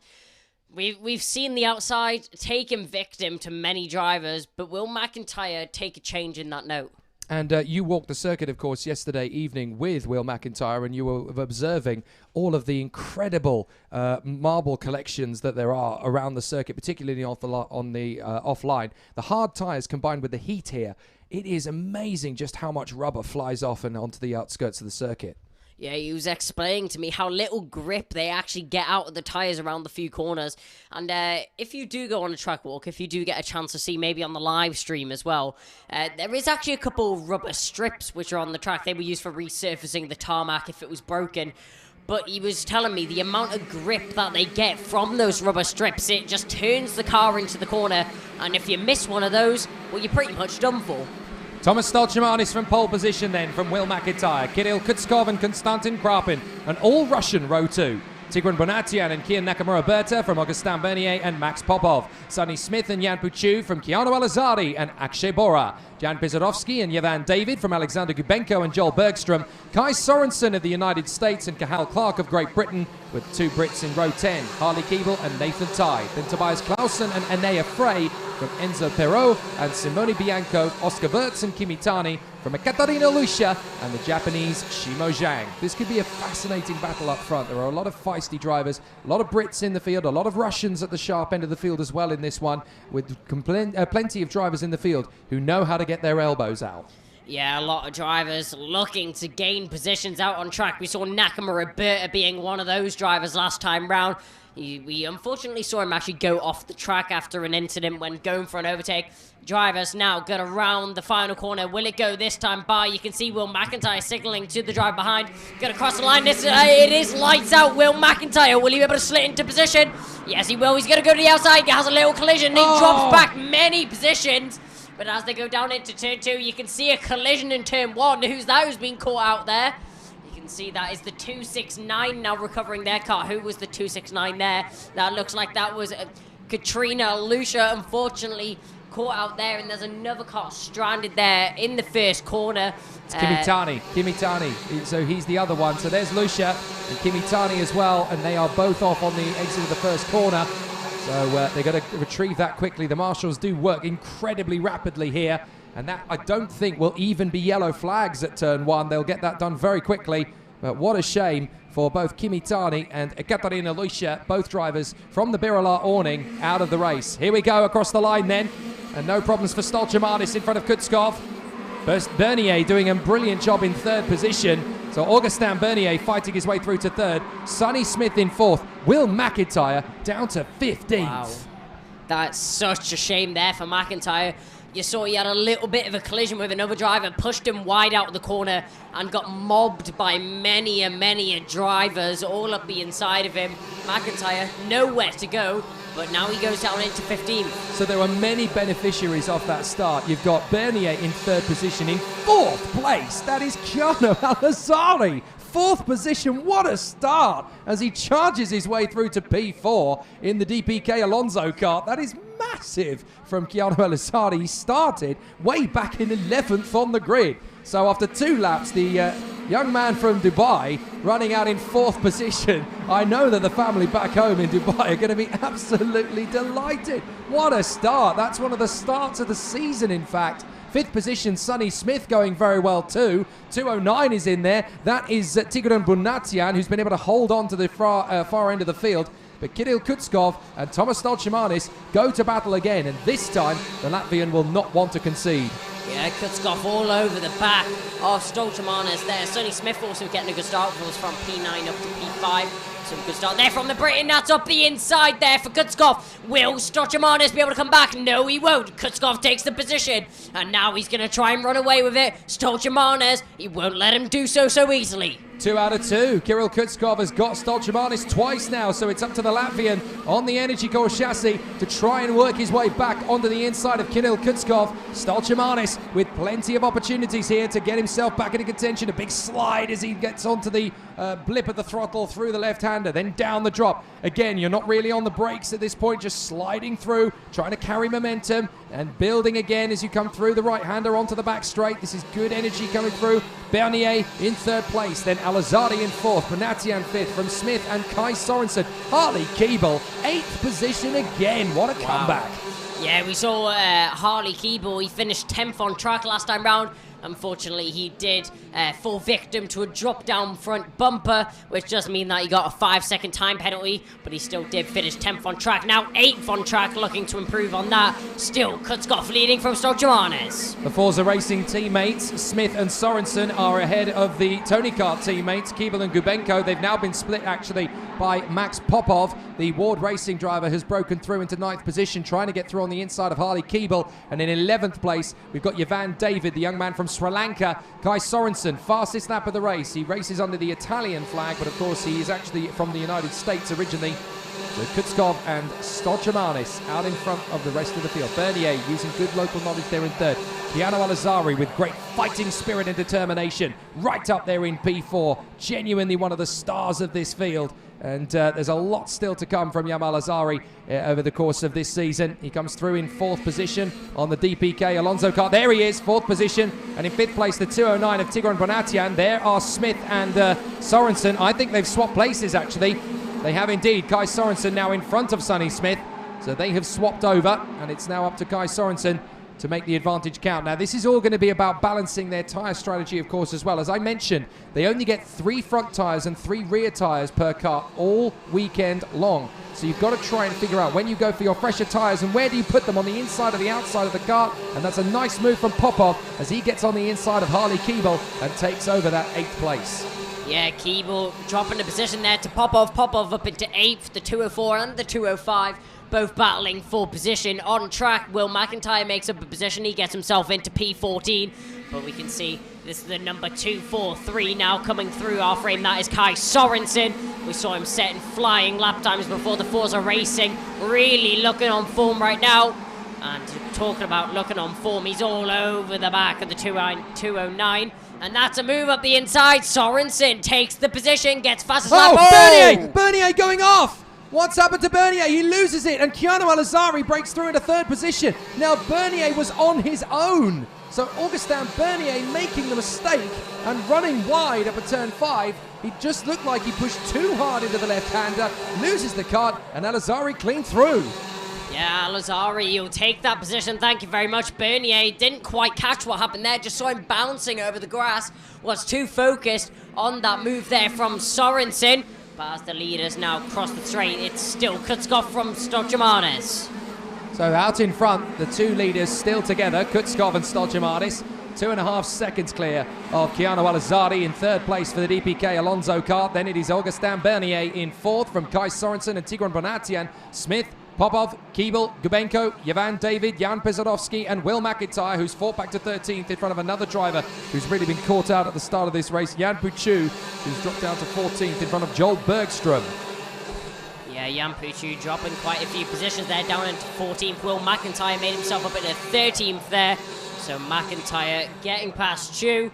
As we see a leading battle right here, you can see the 243 there. We've been talking about him pretty much the whole race. That's Kai Sorensen on the back of this pack now as they go down the home straight. You can see that is a tuck of the head there from Bernier. He made that earlier mistake. Oh, and Sorensen up the inside. He catalyzes on that mistake. You saw Bernier just catch the grass a little bit there on this final lap. Sorensen makes it up and gains that position into 4th. Well, that's perfect news for Kai Sorensen. That gives him another place. He's up into P4. But Kutskov and Stoljamanis are still together as they run through. There's a great battle in the midfield. Drivers battling away there. I think that was Simone Bianco getting into the wall with Oscar Wirtz on the run down the hill. But Kirill Kutskov in front of Thomas Stoljamanis has held on throughout. He's not going to lose ground now as they come through the final corner up the hill. And 2 out of 2 for Kirill Kutskov. What a way to start his weekend. The Russian doing a great job. Oh, as Oscar Wirtz picks up the warning flag on the final lap, so they clearly felt that it was him and Simone Bianco getting a little bit too close together. But Kirill Kutskov and Thomas Stoljamanis with 3rd place. Keanu Al-Azhari. What an opportunistic start from the young man from the United Arab Emirates, who's done an absolutely exceptional job and fought his way up into 3rd place. So an excellent run for the young man from the UAE. Stunning performance. Kutskov, Stoljamanis and Keanu Al-Azhari in the top 3. Sorensen doing a great job in P4. Augustin Bernier, a bit of an unfortunate one, but he still makes it home in the top 5. So still plenty for him to build on. Tigran Bonatian and Sonny Smith next up. Then Max Popov and Harley Keeble. Alex Gubenko in the top 10. Very interesting stuff, and it's only going to get more and more interesting from here on in. But now Kirill Kutskov has become a genuine threat for the OK Junior final. 2 wins out of 2, and if he keeps it together, he's a very hard man to beat.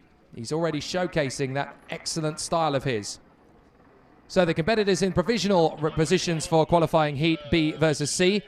Kirill Kutskov and Thomas Stalchimanis from Keanu Alazari and Kai Sorensen. Then Augustin Bernier in 5th. Tigran Bonatian in 6th place. Sonny Smith is in 7th position from Max Popov and Harley Keeble. Alexander Gubenko and Yavan David. And then we have Jan Pisarovsky in front of Will McIntyre, Jan Puchu and Joel Bergstrom. Konstantin Krapin really struggling, down to 16th in front of Akshay Bora. What a difference a fortnight makes. Tobias Clausen in 18th place, 19th for Enea Frey from Nathan Ty and Cahal Clark, the Sudikart teammates. Enzo Perot and Simone Bianco from Oscar Wirtz and Shimo Zhang, just the 3 retirements, all on lap 1. Kia Nakamura Berta, Kimi Tani and Ekaterina Lucia. I didn't actually see what happened to Kia Nakamura Berta, but he was out of the race on the opening lap, so it must have been down at the bottom of the hill. 2 DNFs. It's a nightmare to come back from there. So very exciting action so far in the OK Juniors. The next race is going to be on track shortly, and that's going to be for qualifying heat D versus E.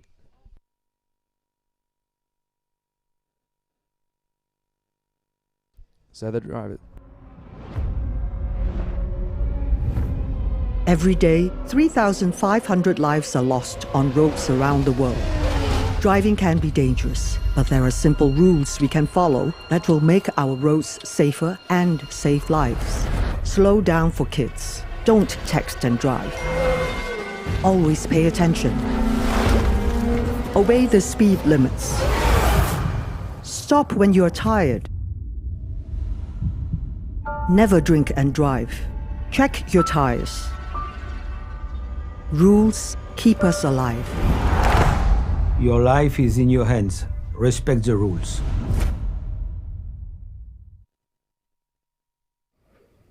And now I'm here with Morgan Porter. So Morgan, you qualified, you're starting 13th for your first heat. You actually haven't raced yet today. So what do you think we can expect from that first heat?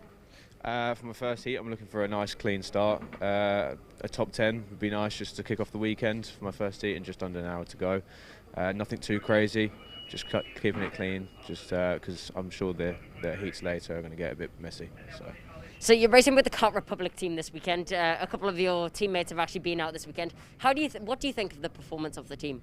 The team this weekend, we're always pushing to be better. It's hard. It's always hard because we're at the top of the game here in the European Championship.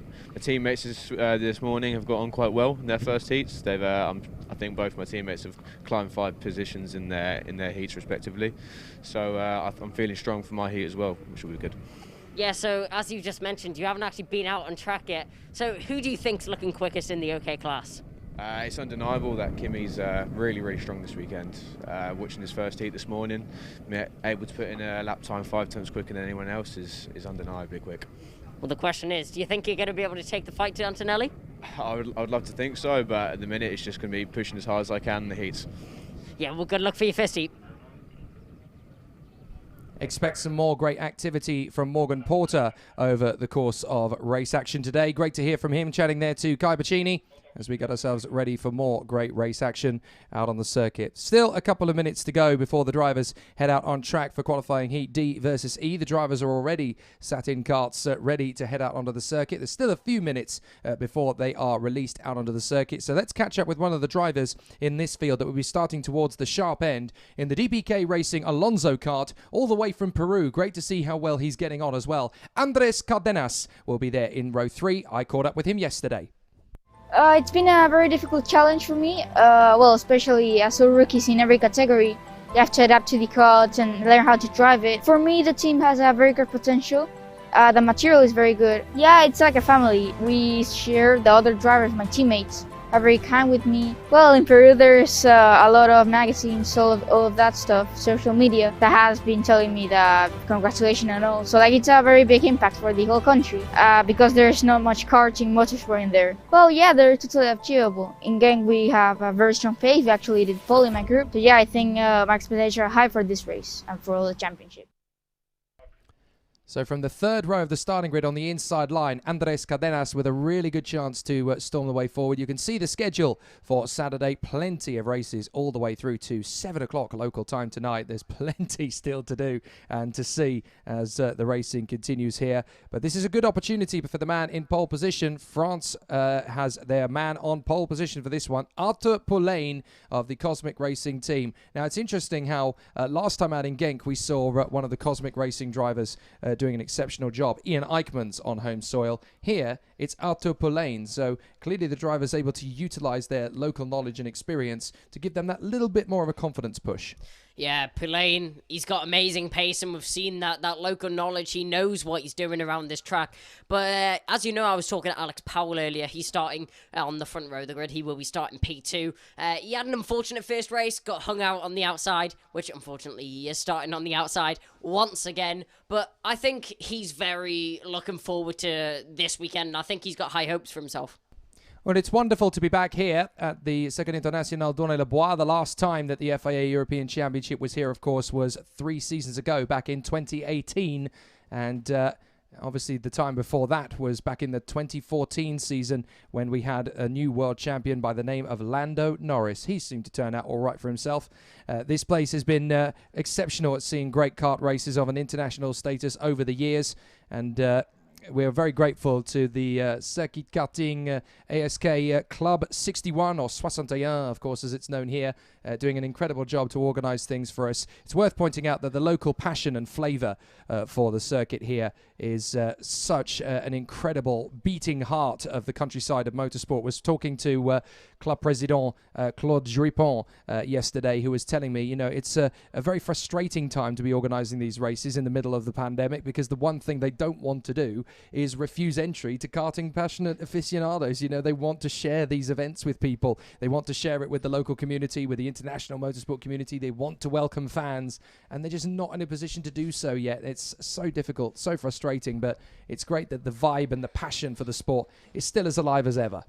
Yeah, and I think another interesting thing about this circuit is if you don't go far down, there is actually also a rallycross circuit, which is right next to the car circuit. It hasn't been used in a while, but it's still there. It's still heritage, and it's still history. Yes, indeed. It's a very motorsport valley sort of part of the country. You've got to remember that we're not actually that far away from the famous town of Le Mans either. So this is definitely motorsport country in this part of France. And we have to say a massive thank you as well, actually, to the Fondation Julie Tonelli, because, of course, those who are major karting fans and will know of your history, Julie Tonelli, a very capable driver at the beginning of the 21st century, very stunning talent. And Julie Tonelli, she could have been one of the most incredible young stars of world motorsport. She was driving at the same era of karting as the likes of Sebastian Vettel and Paul di Resta.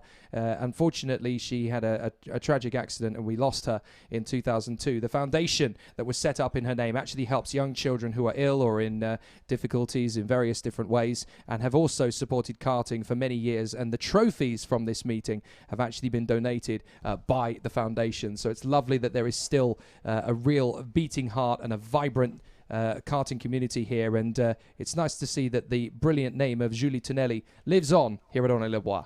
Yeah, it's great to see that they're back involved in the current racing era. Foundation Julie Tonelli, it's amazing to have them on board and cooperative with this event. It's unfortunate that we did lose her when she was one of the budding stars of her age. But with 1 minute 30 left before we get back underway for the OK Junior Heat, Jake, what should we expect from this?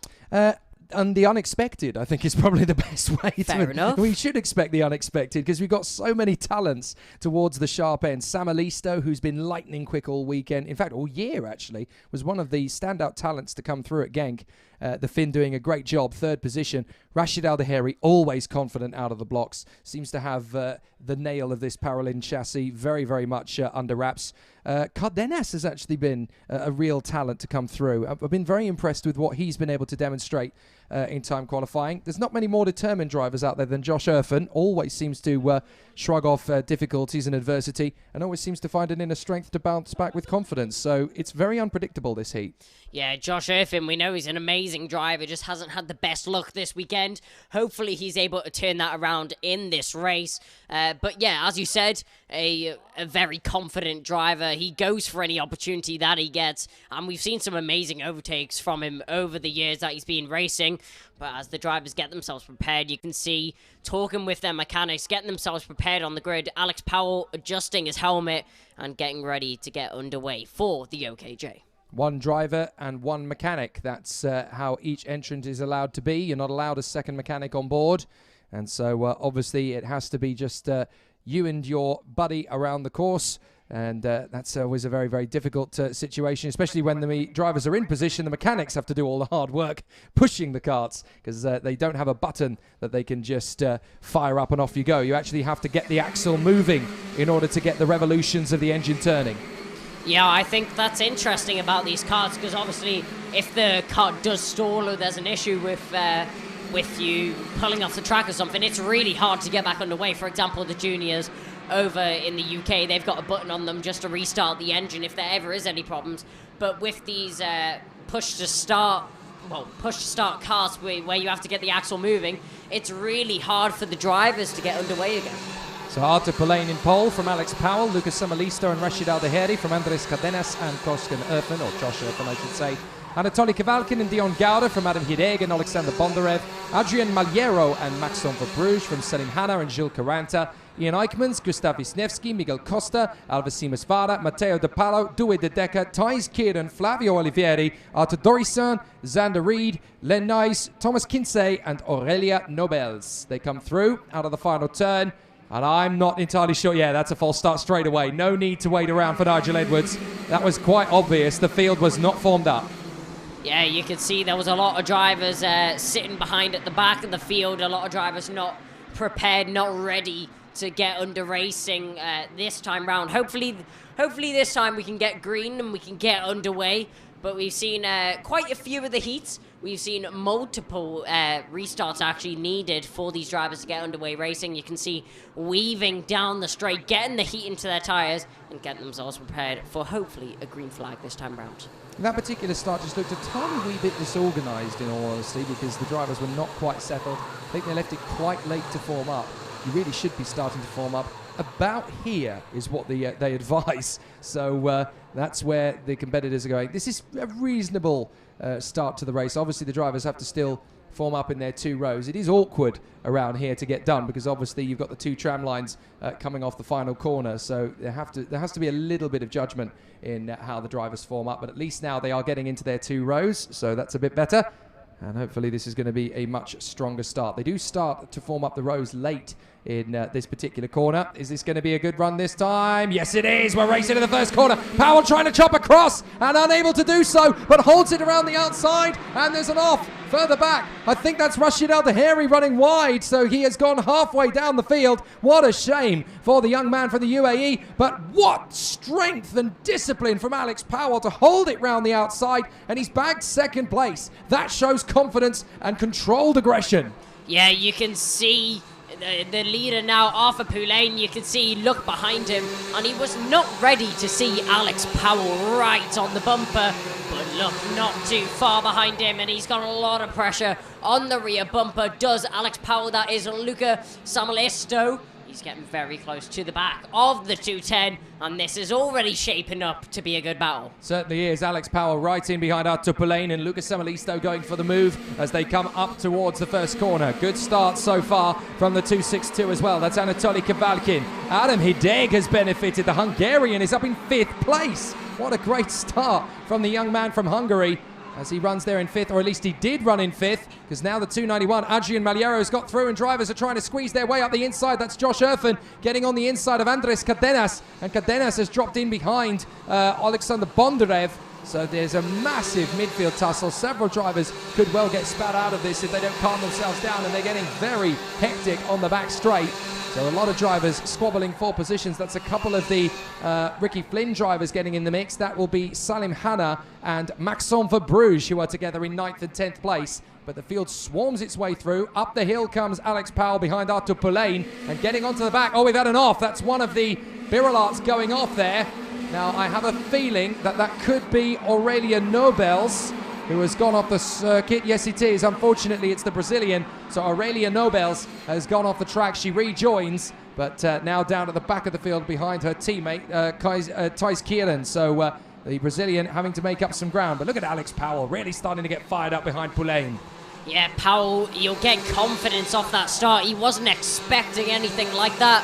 Tried to cut across to get onto the inside line from P2, but managed to hang it around the outside anyways. Either way works for him, as he's in P2 right now and he's chasing down the lead. Now, the man who's got all the aces to play here is Anatoly Kavalkin. He's the man in 4th in this quartet, and he is going to be watching and waiting to see what these 3 drivers do. Powell looking very hungry in behind Pulain. Watch for the slingshot move into turn 2. Here he goes on the inside. Alex Powell slices through and takes the lead, and on the exit, Samalisto may get his chance. Powell needs to keep that door firmly shut. He knows it. He's going to control the car as it comes off the turn. Down the drop. Is Pulain going to make the launch? No, he can't. Alex Powell leads. Yeah, Powell hits the front in wonderful style. Makes his way past Arthur Pulain. Pulain not be too happy with that one. Oh, and who's that off? That's the 212.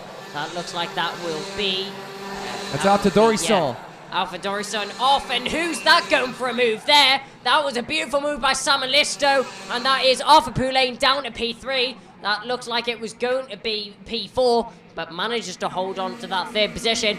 Won't want to lose anymore. No, indeed, and Kavalkin now knows that Pulain is running scared, so he can try and make a big launch to the inside, which he does. Anatoly Kavalkin, no problems at all into 3rd, and watch for Maliero. See, Artur Pulain needs to spend a little bit more time looking in front. Oh, that's Miguel Costa. Miguel Costa out of the race. What a shame. The Brazilian for FIA Karting now out of the race as well. He's launched straight off at turn 4.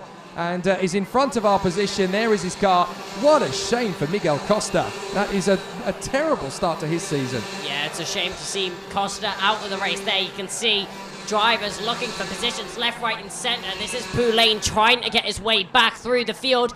He dropped down from P1 to P4, and now he's going to try and make his way back through.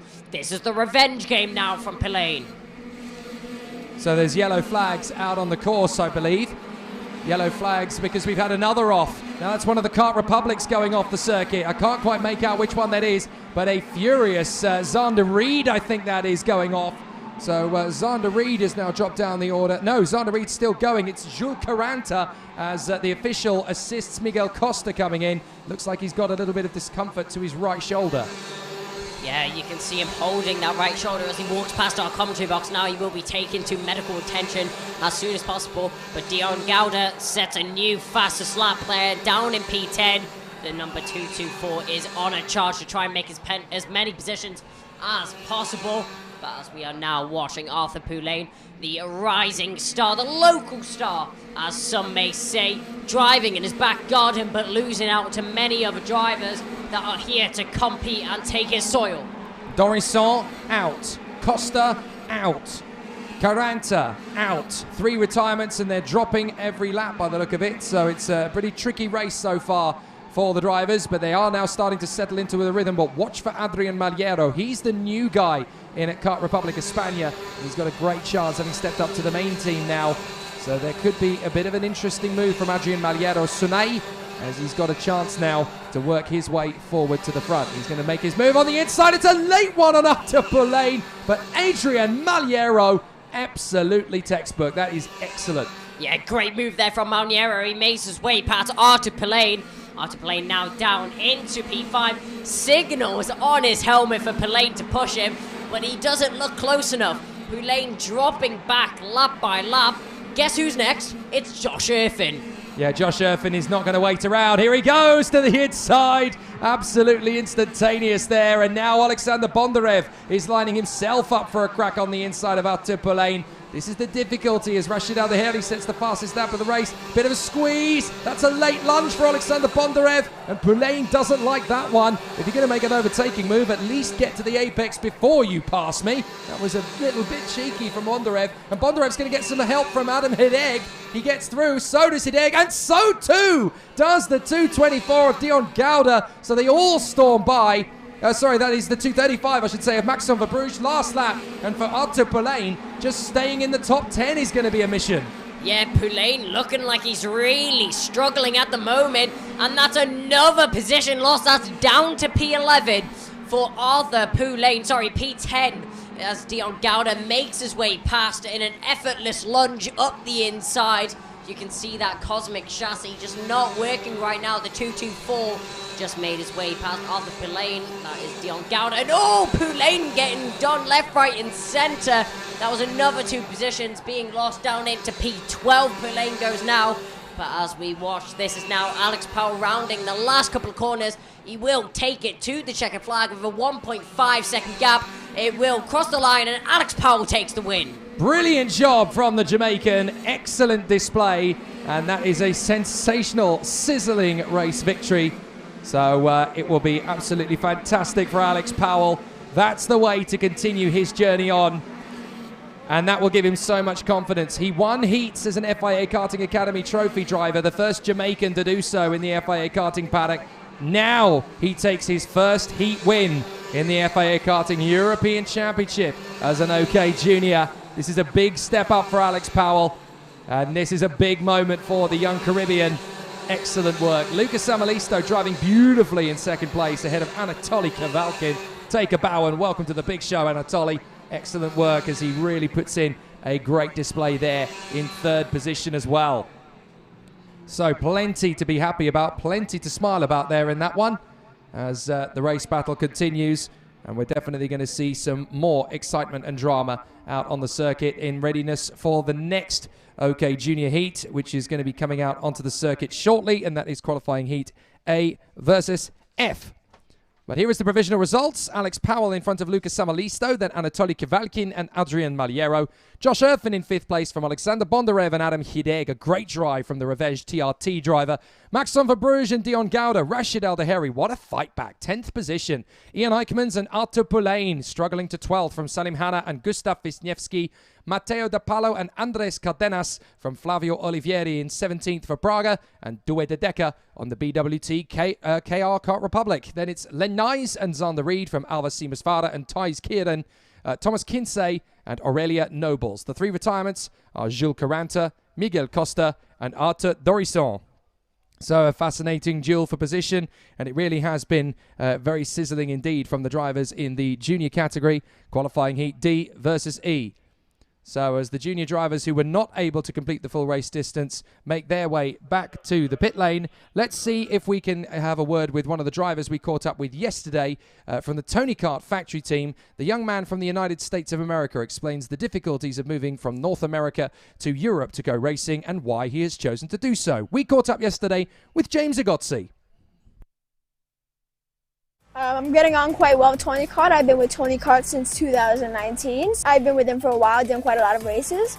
Now, as you said, this is my second FIA race, and the one in Genk quite well. Top 15, could have gone better. The team has high hopes. We've been fast in all the practices, so I think if I get a good quali, I'm definitely going to be in it this week. The biggest challenge, I would say, is definitely there's a lot more competition, because in the smaller races, there's less people, where here there's a lot of people, and all of them are very good. A big majority of the field is all very tough to beat. Another thing is that there's no pre-final, so if you mess up one of the heat races, that's it. You're starting in the back of the final, and it's very hard to get to the front.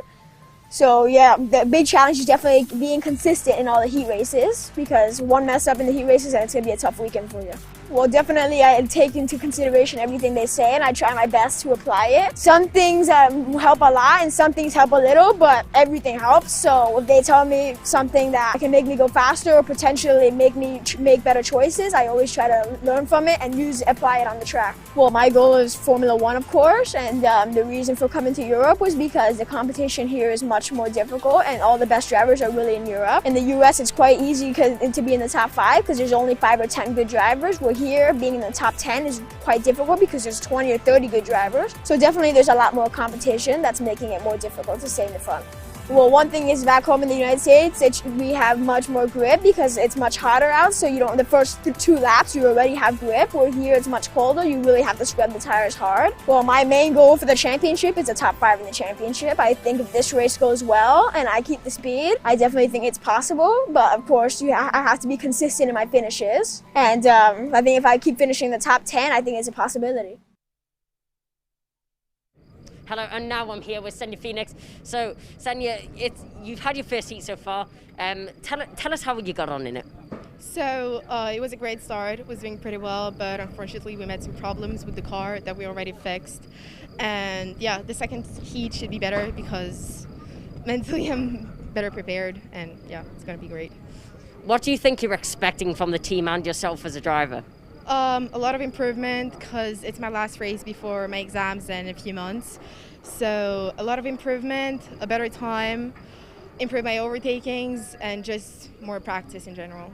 You're also one of the 3 female drivers which is here this weekend. Is that extra pressure on your shoulder, or do you take that in your stride? Actually, no, because you eventually get used to it, and I'm just another driver like many others, and that I'm a girl, that doesn't change the fact that I'm here for racing. So yeah. Do you think it's important that we get more female drivers and more diversity in the field of karting? I think it's really important, yeah, because right now it's something unusual for people, and I still get the questions, how are you racing if you're a girl? Ask. And it's actually a really annoying question because if you take a look at the track when someone is driving, under the helmet you can see if it's a boy or a girl, so it doesn't really make any sense, and I really hope to see more girls the coming years. Yeah, well, Senya, thank you so much for your time, and good luck for your second heat. Thank you very much indeed to Kai Bacchini, chatting there with Senya Phoenix of the CRG factory team. Be really interesting to see how she continues her OK senior journey this weekend. Qualifying Heat A versus F is next up on the course, and it's time to put the teammates on the same row of the grid and make them do battle. This will be fascinating. Freddie Slater versus Maxim Rem. There are no team orders in karting. There's no team title, and these 2 drivers look fiercely motivated and fired up. Both of them want to win. Freddie Slater is the fastest driver all weekend, pole position in time qualifying, but Maxim Rem has definitely started to showcase some raw speed and pure aggression. This is going to be a fascinating dynamic between these 2. Freddie Slater obviously has the upper hand, not just from pole position in terms of raw speed over 1 lap, but being on that inside line. But we've seen from Maxim Rem, he is not shy from race battles on track. Yeah, Maxim Rem, we know he's wanting to be the person who's the best in the Ricky Flynn Motorsport team. You can see he's taken that battle to Freddie Slater, and I think Slater, he's going to have to be careful because he does have a lot of drivers looking for his position. One of those, that has to be Rem. Yes, indeed, and they do say in the world of karting, after the gates, no mates. You don't hang out with the guys that you hang out with in the awning once you're on track. You can work together to stretch away. That's one thing. But when there's a race to be won, there are no team orders. As long as you don't take each other out, you can do what you wish. Maciej Lidij is definitely going to be fired up for this one, though. 3rd position for the Sauber karting team. Great to see him maximise his performance from Genk and really shoot up to the front end. I can see him winning races today, Maciej Lidij. He definitely has a little bit of motivation extra, perhaps, for being right there behind Freddie Slater. You don't know what's going to happen in these races, but certainly for Maciej Lidij, this is his coming-of-age race for me. Zachary David, 4th position on the grid. Still great to see him right at the sharp end. Mateus Ferreira, the Brazilian, going very well, starting 5th on the grid for this one. And Enzo Deligny, who we will take an onboard lap with a little later this afternoon as well. You'll get to see what this circuit is like from a driver's point of view. James Igotzi, who we just heard from on the live stream broadcast, he is there in 7th on the starting grid alongside Guillaume Bouzard of the Paralin Motorsport team. And then 2 names that are definitely going to be heard more often over the course of the 2021 season. August Thurbo and Max Orlov are there in the top 10, both doing great performances in their first heats. Would be interesting to see what Maciej Lidij could do from that 3rd position. If anything were to kick off between the 2 Ricky Flynn teammates, he's in the prime position, but his job is very simple. Split the 2 of them and then make Freddie Slater pay in the first couple of corners. Well, I think it isn't going to be the most difficult task to split the two drivers. As you know, he's starting in third position, which does mean that he's starting on the inside of the track. We've seen that outside the track, especially for second position, be such a burden to many of the drivers. And even if he's able to split them, get up into P2, that's definitely going to apply pressure onto the other Ricky Flynn Motorsport driver. Yeah, P2 on the starting grid here really is a poison chalice. It means you're starting at the front, but it means you've really got to keep those elbows strong as you go through turn one. Otherwise, as we've seen for many drivers over the course of the weekend and certainly over the years here at Honnay-le-Bois, you will get just spat out down the field. So for Freddie Slater and Maxime Rem, they both know their objectives into the first corner. Stay as close to each other as they possibly can, stay out of trouble, and then have 9 furious laps of racing. Third on the grid, Maciej Gledizh, his task is simple: split them and see what he can do from there. But it really will be very entertaining to see what the racing will produce around this circuit. Tough to overtake, but as we've already seen, definitely not impossible. And we're going to see some raw race action from these junior drivers. 27 of them from all 4 corners of the globe. Really is wonderful to see that although this is the European Championship, they really do come from far and wide and flock to the circuits. They know that this is the path to Formula One. 19 of the 20 current Grand Prix drivers started in this very paddock. Yeah, I think that's a very interesting fact as well, because it really does show that this environment and this especially level of sport is recognised by the F1 teams. Well, I mean, that is shown by the backing. For example, we see with Alex Powell, he's backed by the Mercedes junior team. He was backed at the age of 11, which is insane to think about. But it does show that people do recognise this on the world stage. So here's the grid. Freddie Slater and Maxime Rem, and all Ricky Flynn front row. Maciej Gledizh and Zachary David, then Matthias Ferreira and Enzo Deligny. James Egozzi and Guillaume Bouzard from August Thurbo and Max Orlov. Then it is Hugo Herouin and Theodor Odmark from Renault Franco and Clement Outran. Lucas Flusha and Dimitri Matviv from Tom Breiken and Nasho Tunion. Then Jules Champagny-Roussel and Edu Robinson. I think we've got Theodor Odmark very late out of the box, so he may not take his 12th position. That's a shame. Then it's Albin Sturaisen, Adrian Ferrer, Benjamin Silvesterson and Heiter de Lagnol. In fact, it is the 267, Heiter de Lagnol, that gets out late, not Theodor Odmark. And then Tim Gerhardt, Juan Coto Alonso and Max Obst that will take up their positions. Now, I'm not sure Heiter de Lagnol is actually going to be able to retake his position. He'll have to start dead last because he has until the red line to regain his position, and that is on the run through that final right apex before the long run up. And as you can see, he is not there. He's right in the mix, but I don't think he's quite going to be able to take his position. No, the field will go through the red line, so he will have to start from the back of the grid. The only way he'll take his place again now is if there's a false start, but this looks pretty good to me. Across the line, and it is a go! Into the first corner, Slater gets a great start. Up to the inside does come Maciej Gledizh. He splits them as they go through, and Rem does go wide, as we've seen many times. Gledizh losing out. A brilliant start from Matthias Ferreira. The Brazilian in a second, and this cart's off. And that looks to me like one of the Paralins gone. That's the 224, I'm afraid to say. Oh, sorry, the 234. That's Orlov. So Orlov has gone, and I'm afraid he was the one who got spat out of the cavalcade.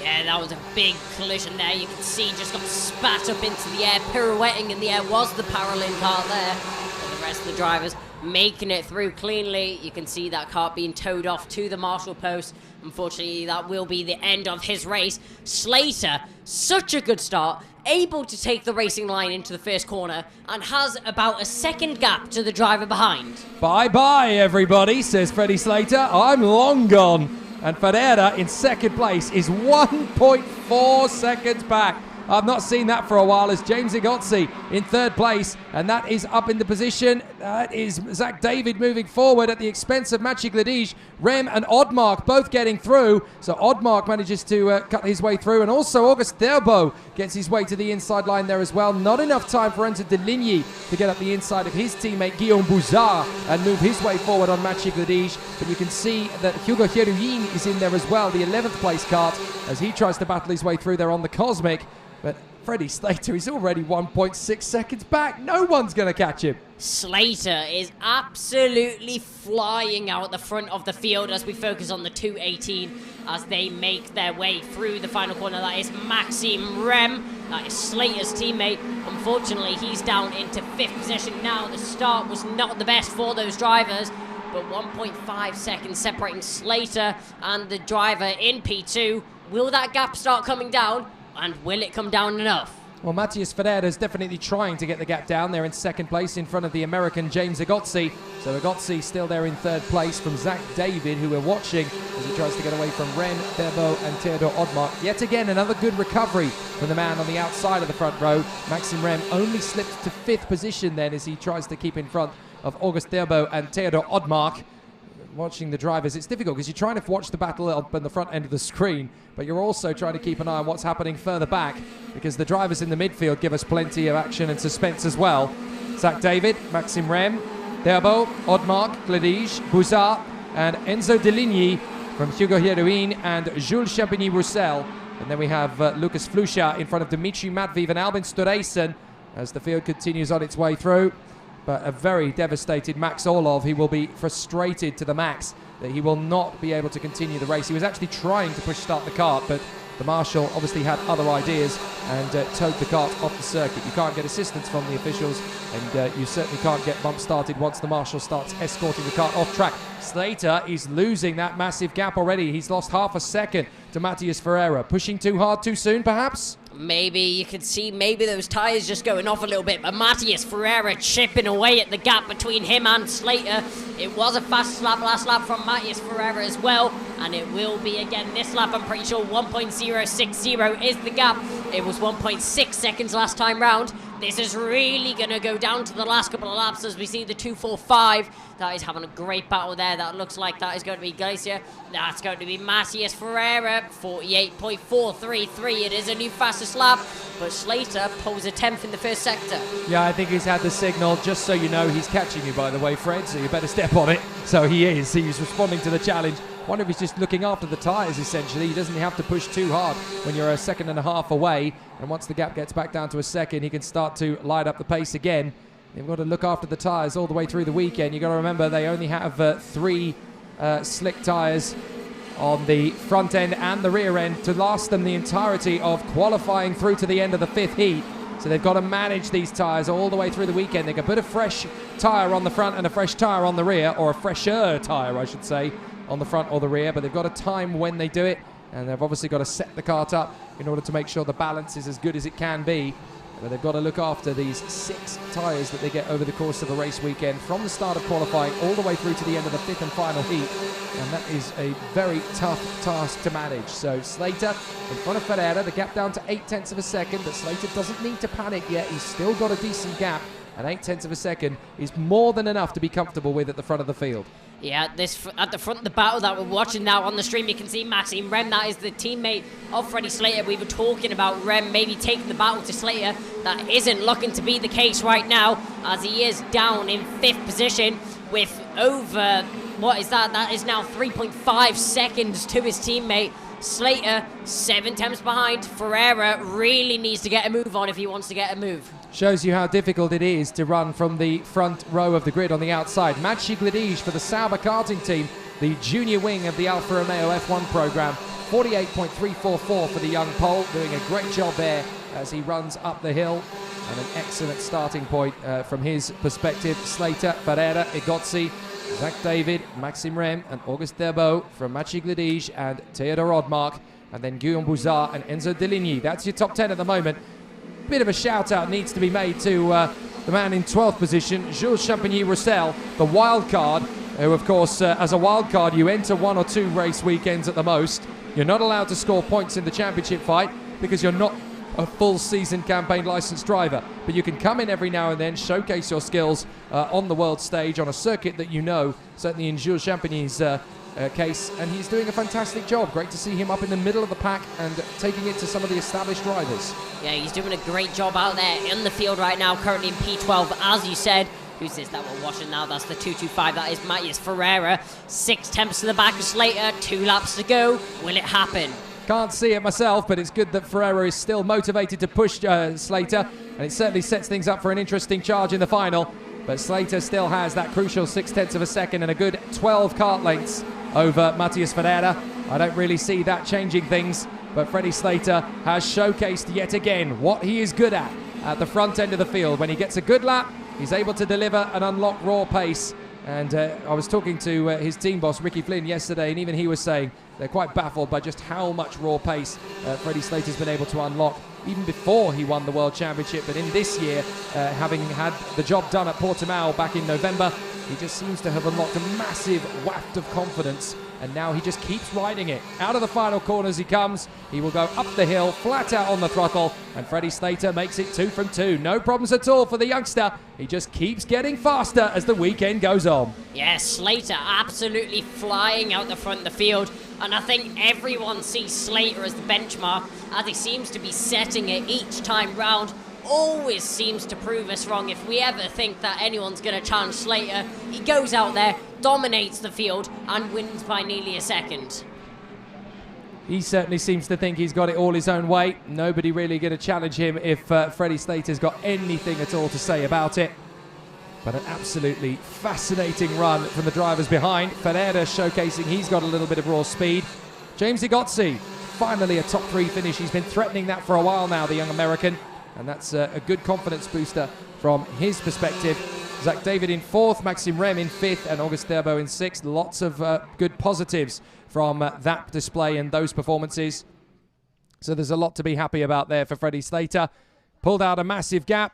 No major panics and concerns. And as you can see, the Trophy International IndyCar competitors are about to come out onto the circuit next. So we will get to see another terrific display from our comrades in the handicap class. Here's the provisional result for qualifying heat A versus F. Freddie Slater in front of Matthias Ferreira, with James Igotzi in 3rd from Zachary David and Maxime Rem. Auguste Therbo and Maciej Gledige from Theodor Odmark in 8th place. Guillaume Bouzard is 9th and Enzo Deligny in 10th. Hugo Heruin in front of Jules Champigny, and then we have Dimitri Matviv and Tom Breiken. Lucas Flusha in 15th from Albin Storeysen. Nacho Tunion in 17th place in front of the Dutchman Renaud Franco, and just a whisker over 10 seconds separates them all. 19th is Clement Outran in front of Adrien Ferreira, and then Juan Cota from Edu Robinson, Tim Gerhards, Max Obst, Ben Silvesterson, and Heiter de Lagnol, and just the one retirement as we saw on the opening lap as they all compressed out of turn 2, and that of course was Max Orlov. Very interesting for the juniors so far. Quite a few drivers making a name for themselves, but Freddie Slater seemingly hard to catch at the moment. Yeah, I think that's a very fair statement. Slater dominating the field in OKJ. I think McIntyre, he's able to challenging in some cases, but we saw that McIntyre did not have the best heat last time, got on the outside and lost out to many of the drivers. Slater leading the field.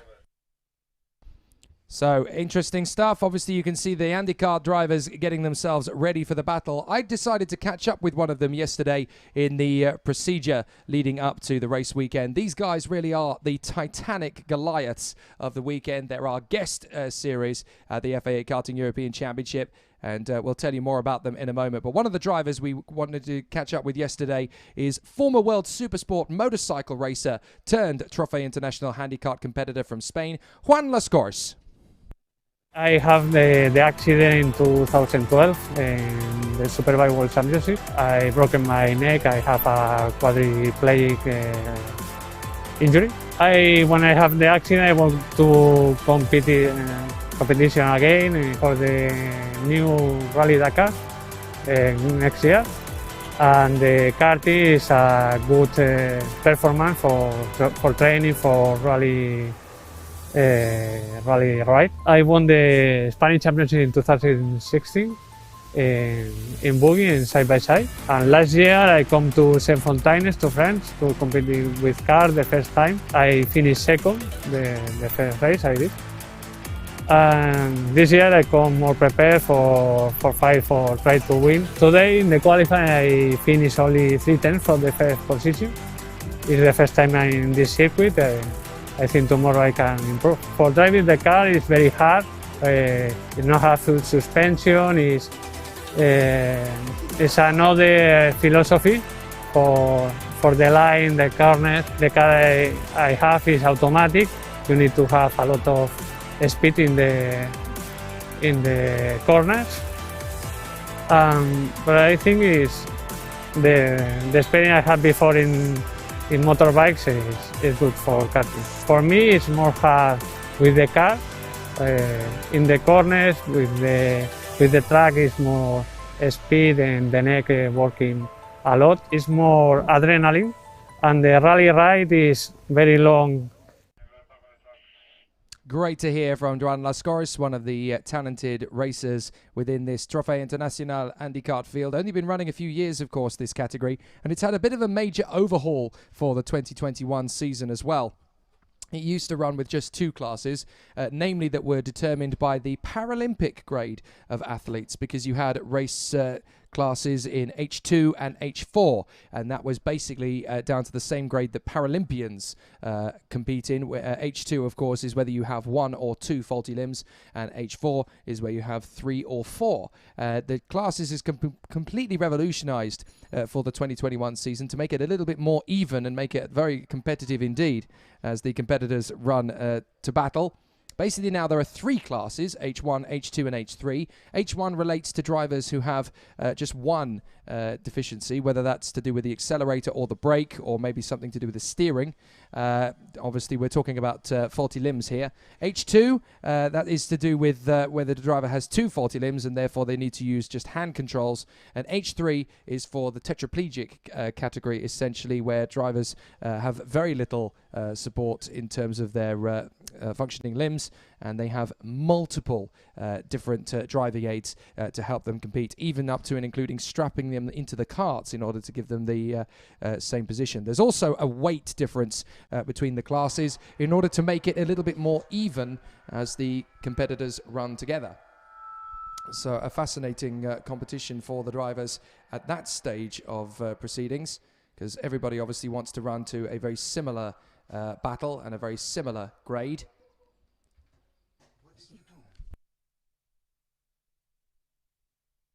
So the competitors are running obviously very close together as they run in formation, but the 3 classes are based on weight. So class 1, they run at 170 kilograms. The second class, H2, they run at 166, and the third class, the tetraplegics, they run at 162 kilos, and that is essentially to make the 3 classes run at an even competition with each other. So it's a very interesting battle that the drivers will obviously be working their way with, and the competitors very evenly spread despite the changes in the deficiency. So it's fascinating what these guys can do. 4 minutes to the start. We saw a terrific battle in race 1 earlier this morning with Marc Borghetto and Morgan Laveau. They did a fantastic job earlier, and we really got to see some exceptional racecraft from them. As the battle continues in their day, we could see some more terrific races. Alain Nicole will start from 3rd position on the grid. Laurent Flamand will be in P4. Michael Vache, who we saw battling away as one of the top drivers in the H2 category. He was racing with Joan Lascaris, the H3 driver that we just heard from a moment ago.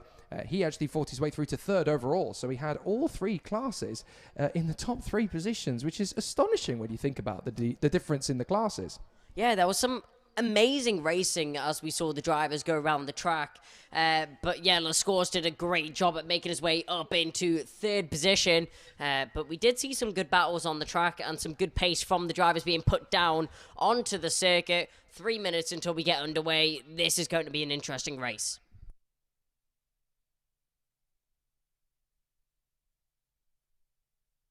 So Marc Borghetto and Morgan Laveau will obviously go from the front end of the grid. Alain Nicole and Laurent Flamand on the second row. Michael Vache and Joan Lascaris. Benjamin Alexandre and Gilbert Meneur from Vianney-Chansin and Patrick Joubert. Zoltan Bessenye, Christophe Metais and Corinne Blondeau. And that is the entirety of the field. The battle will continue 2.5 minutes from now, as you can see on your screen. You can also see which drivers you can expect to see out on the circuit at which times over the course of the day. You can follow along with the action from home as it happens. FIAKarting.com. You'll be able to obviously follow the live timing from there, and you'll see the results as they come through on the website as well, so you can follow the action and any updates and any dramatic changes in the orders, whether that comes to penalties or whatever it might be. They will basically be updated there as well as they are officially confirmed and announced. So there's still plenty of race action to come. And as you can see on your screen, we go right the way through to 6:45 local time. So we'll be wrapping up at around 7 o'clock. And then, of course, we'll have the press conference to do later on in the action as well. Very exciting stuff.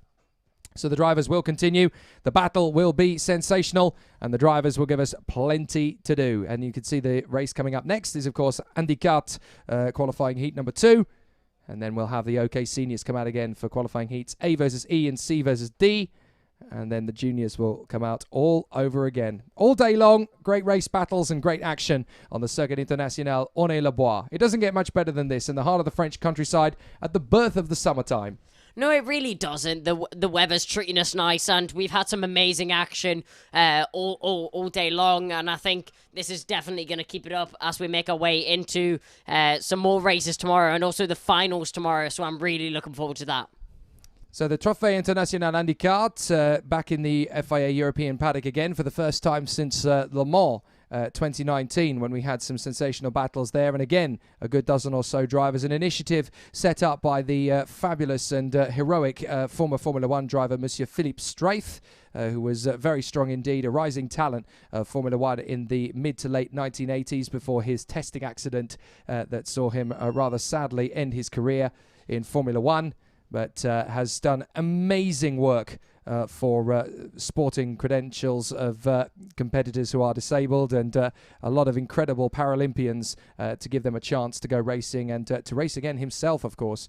And Philippe Straith is one of the most incredible characters within our sport. He's also, of course, the mastermind behind the famous Bercy is what I meant to say, Bercy Paris Masters, which was a fabulous end-of-season event in the world of karting, which brought together Formula 1 drivers with rising karting talents from around Europe. So you got to see the likes of Ayrton Senna, Alain Prost, Michael Schumacher and Damon Hill do battle in karts with some of the rising karting talents of the day. And I have to say, as an old school lover of the sport, I want those days back. Monsieur Straith, we'll have a conversation. IndyCart qualifying heat number 2 as the drivers come back out onto the circuit again. Marc Borghetto and Morgan Laveau on the front row of the grid. Alain Nicole and Laurent Flamand from Michael Vache and Joan Lascores. Then Benjamin Alexandre and Gilbert Meneur from Vianney Chansin, Patrick Joubert, Zoltan Besseignet, Christophe Mettey and Corinne Blondeau. And I'm rather hoping that this time Corinne has been able to get her kart started, which she has. I can see her out on the circuit this time. So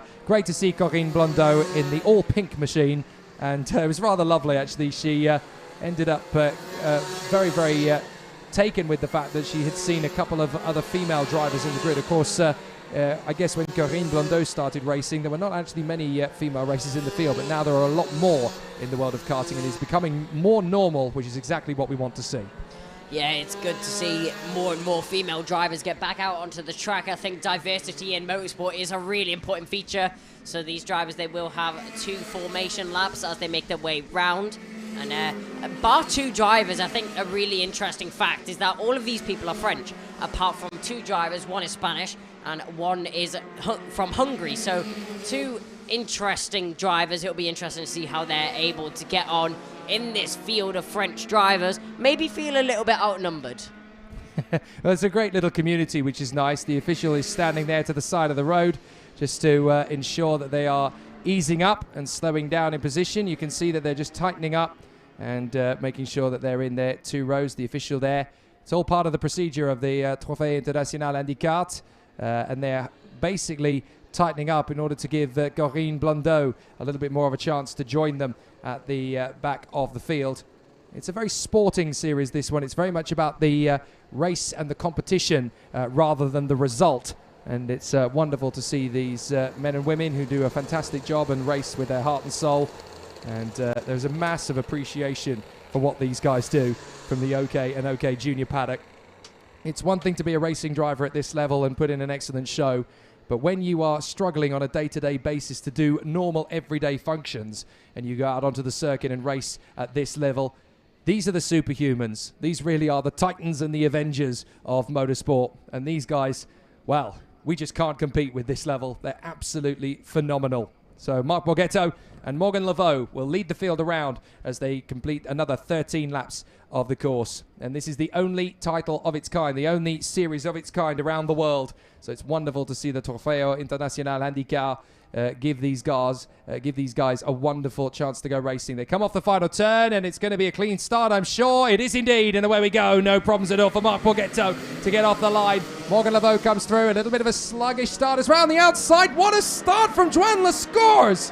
My goodness! Straight into third position out of the blocks, and he's already snapping at the heels of Morgan Laveau. Yeah, great start there from the scores. As he makes his way around the outside, you can see the number 17 hot on the tails in P3 now. That's where he finished last time round. I'm sure you'll be looking for an improvement and maybe even looking for a top 2. The former world supersport rider doing an absolutely amazing job in third position, and it's great to see Joan Lascores really start to get those elbows out and push his way forward in the opening lap of the race. And now we have, once again, the 3 different classes, H1, H2 and H3, out on course in the top 3, which is partly due to this balance of performance in the terms of weight of the classes, but also due to the excellence of Joan Lascores. What an amazing opening lap. Yeah, Lascores keeping the car under his control in amazing style. You can see he's pushing the car to limits whilst keeping the car under his control. He's just driving up behind the number 11, which is ahead. That's Morgan Laveau. You saw Laveau applying a lot of pressure to Mark Baguetto last time around, but it looks like it is going to be Lascores who is now going to be the dark horse trying to make his way through. Well, Lascores has been sewing up data and lapping it up dramatically. He's obviously been watching a lot of the other races from his vantage point when he can, and we'll be keeping an eye on what the other drivers are doing. So he will know that if he just gets in behind Morgan Laveau and they start to get into Mark Baguetto, there's a really good chance for Joan Lascores that he could actually steal a win here. And it would be absolutely fantastic if he could. I think he would be the only H3 category grade driver to do so. Laveau runs out wide. Joan Lascores on the inside and snatches second place. A mistake from Laveau. That's all it took. And Joan Lascores now has a clear road in front of him to get after Mark Baguetto in the lead. Wonderful overtake there from Lascores as he makes his way up into P2. Now he's going to be chasing down the lead driver. That is going to be Mark Baguetto. Baguetto is in the lead for now, but if it has anything to do with Lascores, he won't be for much longer. And you can see there, look, the driver, Joan Lascores, is essentially using his wrist to steer the kart rather than his hands, because obviously he's in position trying to get the balance of the kart. We've got a nice little juicy battle going on behind as well. That's Michael Vache trying to battle with Alain Nicole. So Vache is trying to get through into into fourth position, I should say. Alain Nicole is still there in the number 7 on the Sodicar chassis as they try and battle away for position. Up and over the crest, and Morgan Laveau tries again on Joan Lascores. Can't get through. Now he's going to try again onto the inside line, and he doesn't take back the position. Joan Lascores being brutal at the apex. I've got second place. I intend to keep it. Thanks very much. Yeah, Lascores doing a great defensive drive right now. Mark Baguetto, it's a new fastest lap, 52.155. Lascores doing a great defensive job over the number 11, which is right in behind him. Watch out for the number 7, though. In P4 chasing up behind, that's going to be Alain Nicole. Alain Nicole not far behind this battle. And who's that dropping back? That looks like it might be a problem for Laveau. Oh my goodness, Morgan Laveau with a difficulty. I think that might be mechanical.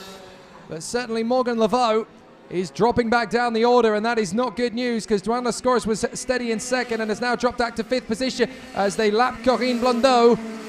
But a big moment in the race there for Morgan Laveau. Drops back into 5th position. Whether that was just a temporary blip or not, I'm not sure.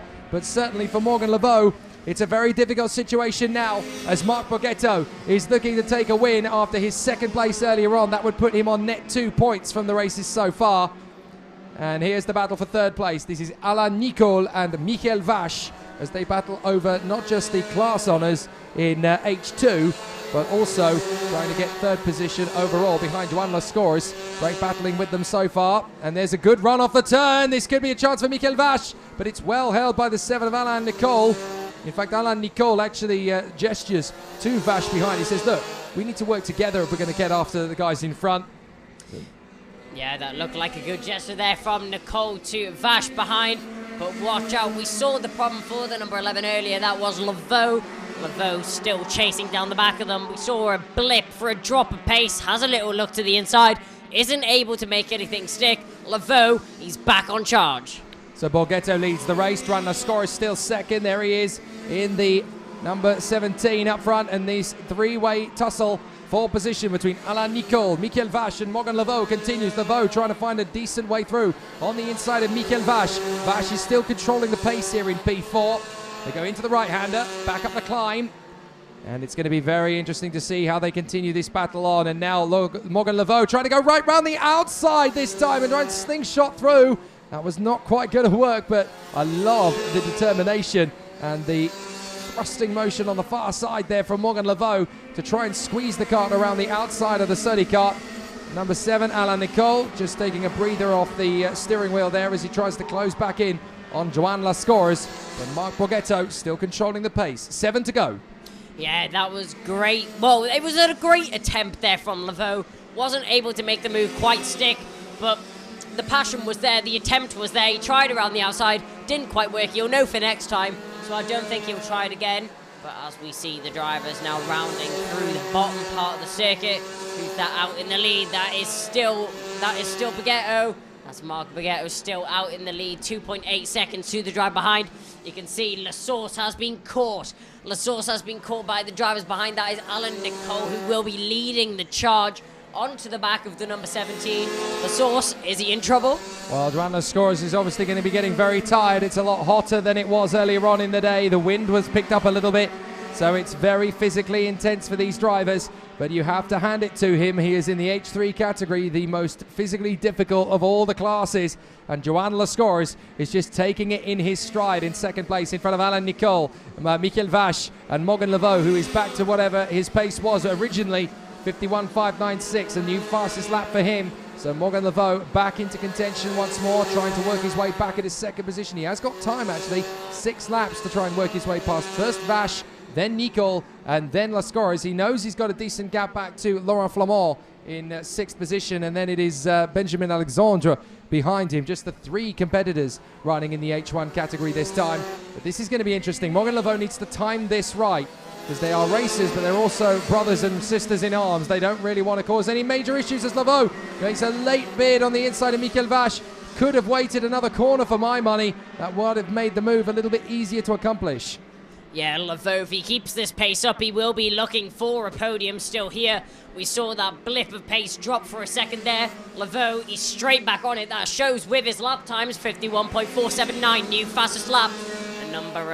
The number 11 is absolutely flying. He's going to look for an attempt left, right and centre. Vache ahead of him, Laveau behind. But Laveau, he is looking for that position. You can see they're back onto Lascores. Is it Nicholas up the inside? No, he won't. It looks like he will still stick behind. That is Alain Nicole, as he still sticks behind Lascores. Lascores, as he makes his way around the final corner.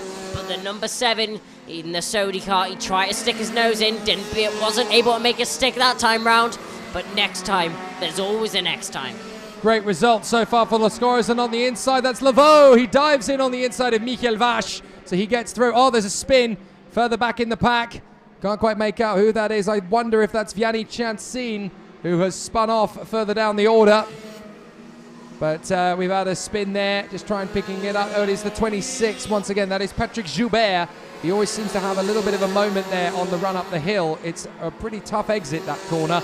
If you just get a slightest bit onto the grass, that's when things can really get scary. Now it's Alain Nicole threatening Joan Lascores. Lascores really wants to hold on to this second place, but Nicole needs to get on with this because Morgan Laveau is now right up behind him. They climb up the hill once again through the right-hander and back over the crest. This is a chance now for Morgan Laveau, and he knows it. On the run to the inside line of Nicole, he can't make it stick. No chance to come through. Now he's going to try again into turn 2, but he's left the move too late. He can't quite make the bid. So now he's got to try and reset. Try and make the drop down the inside. No, he launches to the inside. He goes very deep, though. Alain Nicole is going to swing back on the exit and gets the switch, but Laveau breaks later. No, I'm not going to lose this one. Yeah, great battle there between Laveau and Nicole. Nicole trying to hold that position as best as possible, but Laveau, with the raw pace and the raw talent, manages to make it past into P3 now. Lascores is up next, and it will start to heat up this battle. What a brilliant fighting drive from Morgan Laveau. Excellent work so far for him to get into 3rd position, chasing down Joan Lascores, who is still there in 2nd place. They go into the penultimate lap. These laps really do fly by in the handicap heat. Lots of great driving from the competitors. Marc Borghetto may have the decent lead. And in fact, the 26 of Patrick Joubert has been shown the blue flag in order to move aside from Marc Borghetto. But this is such an interesting fight now as Morgan Laveau was able to hold on for the victory last time. Now he's having to fight his way back into contention, and he really doesn't want to lose out to Joan Lascores. Lascores was definitely very, very strong at the start, and he wants to hold on to this second place overall. As out of the way gets Patrick Joubert, so he moves aside and lets the leaders go through. Marc Borghetto still very strong out in front, but Joan Lascores is doing his best to hold on in front of Morgan Laveau as we go into the final lap. Yeah, as we see going into the final lap, it is now Borghetto with a 4.2 second lead. Laveau all over the back of Lascores. Laveau goes up the inside of Lascores going into turn 2. He will hold the position. Lascores tries to go back around the outside. They're going to go side by side now. But it does look like Laveau, he holds the position. Lascores, he has to back off into P3, but it is still looking like a podium for the number 17. Excellent work from Morgan Laveau. Sadly, out of the sight of our cameras, he does make the move and gets up into second position. So Joan Lascores has to settle for third position unless he can get one final fight back. But for Marc Borghetto, this is the victory he's been waiting for this weekend. It was Laveau who got the first one. It will be Borghetto who gets the second, and that will match them now in terms of points. They will have 2 apiece from the 2 heats. Checkered flag flies. Marc Borghetto clinches the victory in front of Morgan Laveau and Joan Lascores. Yet again, 3 different classes in the top 3 places. Staggering.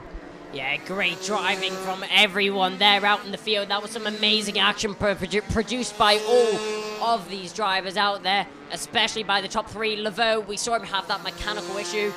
We saw that blip of the drop in pace, but manages to get it back around. Great drive from Marc Borghetto, controlling the field out in front. Excellent work then from Borghetto as he heads his way around the circuit in a controlled and disciplined fashion to take the victory. 11 of the drivers managing to take the checkered flag on this occasion. It is such a physical discipline. You cannot begin to imagine just how tough it is for these competitors in the Trophée International Handicart. You can't begin to imagine just how physically demanding it is for these drivers. They are some of the most insane competitors in motorsport. This is beyond pure athleticism. This is superhuman strength as they come into the circuit once again. And then look at that again, as the OK seniors applaud them on their way in. These aren't just racing drivers, they are Goliaths. Marc Borghetto in front of Morgan Laveau with Joan Lascores and Alain Nicole. Michael Vache and Benjamin Alexandre. Gilbert Meneur and Yannick Jansin. Zoltan Bessegne and Christophe Mattei from Patrick Joubert and Laurent Flamand and Corinne Blondeau, the 3 drivers who were not able to complete the full distance. Flamand and Blondeau with mechanical problems, putting them out of the race. Patrick Joubert lapped on his way to 11th, but just being here is a victory. You don't need to finish first to be a hero. Every single one of the 13 competitors in this field is already a hero before they even start the race. Just being here is a mammoth, mammoth win. Excellent stuff from the competition, and a massive well done to the OK and the OK Junior drivers. That's true respect. You can have amazing races, you can have fantastic teams and drivers, you can come from all over the world, but it takes true humanity to see the real heroes of the weekend. And those guys really are. Exceptional stuff. And these guys put on such a fantastic battle every time they go out. So excellent, excellent stuff.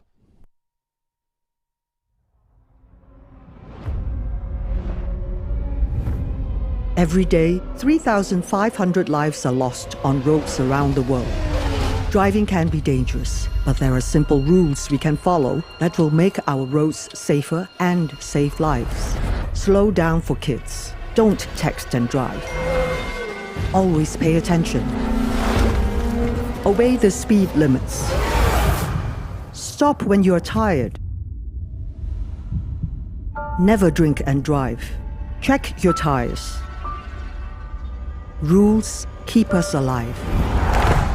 Your life is in your hands. Respect the rules.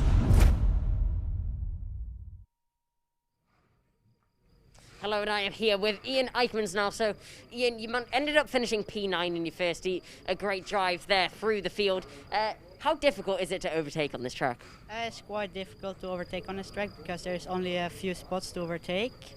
So you have to, squeeze down the inside to make some positions up. How important is it in these heats that qualify your position for the final to have consistent results? You have to really make good hits to to be in the front, because otherwise it will be too difficult to come up to the front. And after this result that you've had for the first heat, what do you expect from the final? Where do you think you're going to be able to finish at the end of this? I think I am quite able to finish in the middle, top 10, must be possible. So, yeah, we will see in the heats. Well, Ian, thanks for your time and good luck for the rest of the day. Excellent stuff there from Ian Eichmans chatting to Kai Bacchini. And we will say an absolutely fantastic thank you to our IndyCar drivers from the previous heat as well. They will return to the circuit very soon indeed. Next up, more great drama and more great action from the OK category. It will be qualifying heat A versus F that we welcome out onto the circuit next up. And there's definitely going to be some excitement and badinage between the drivers in this next race, because we have Arvid Lindblad, where he belongs on the front row of the starting grid, but alongside him, in pole position, his first race of the day, Rafael Chavez Camara. These two are the fighters and the rivals for the title in 2021. They have been as close as each other. They are teammates, but they are also implacable rivals of the 2021 season.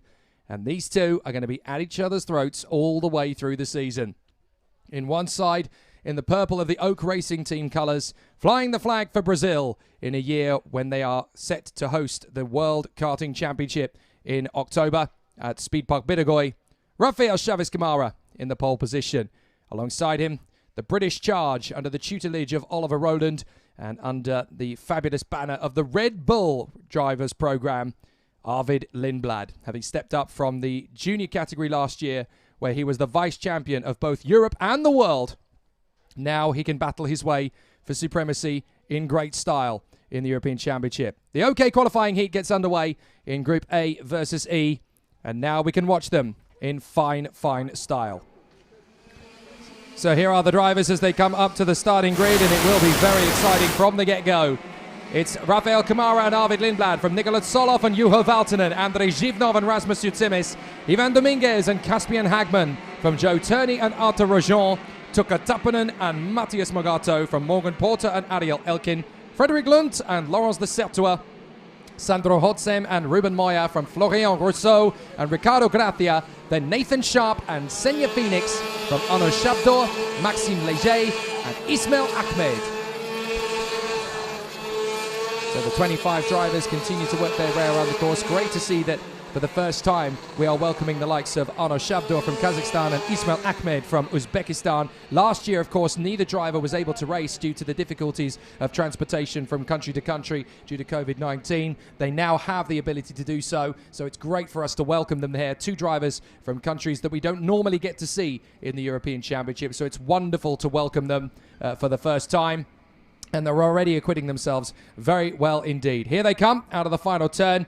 And this is all going to be about the start for Arvid Lindblad. He needs to assert himself early on here with Rafael Camara. Here we go. Up to the first corner. They're going to be side by side. Arvid Lindblad holding it to the outside. Can he get there? Nicolas Solov on the inside line. Squeezes his line. And Arvid Lindblad trying to hold it around the outside of Nicolas Solov. Is he going to stay in at least third? He's going to get shunted down to fourth. And this kart's getting spat out. They all just about hold it on the course. But Arvid Lindblad down to P4. Behind Andrei Zhivnov and Nicolas Solov. It's a perfect start for Rafael Chavez Camara.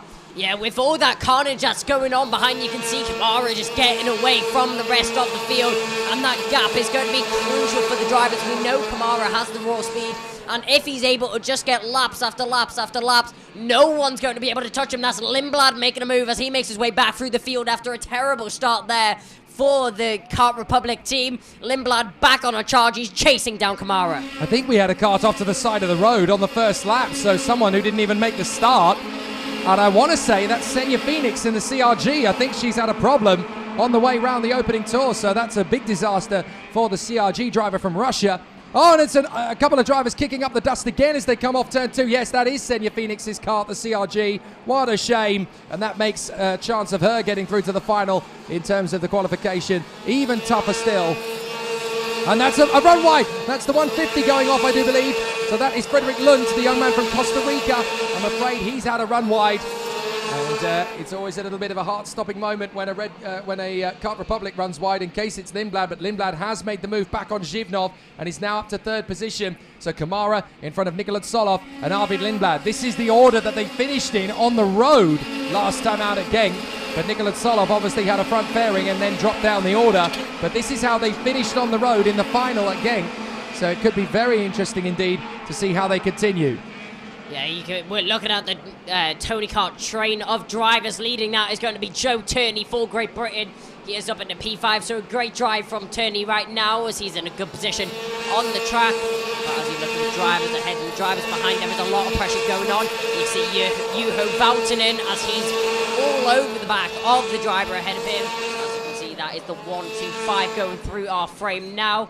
That's one of the CRG chassis drivers. Unfortunately, we did see one of them retire early on in the race. But as we have the leaders going around the final bend now, across the line, Camara across the line with a 4-10 gap. So it is coming down. Rafael Camara not as dominant as he was in quali.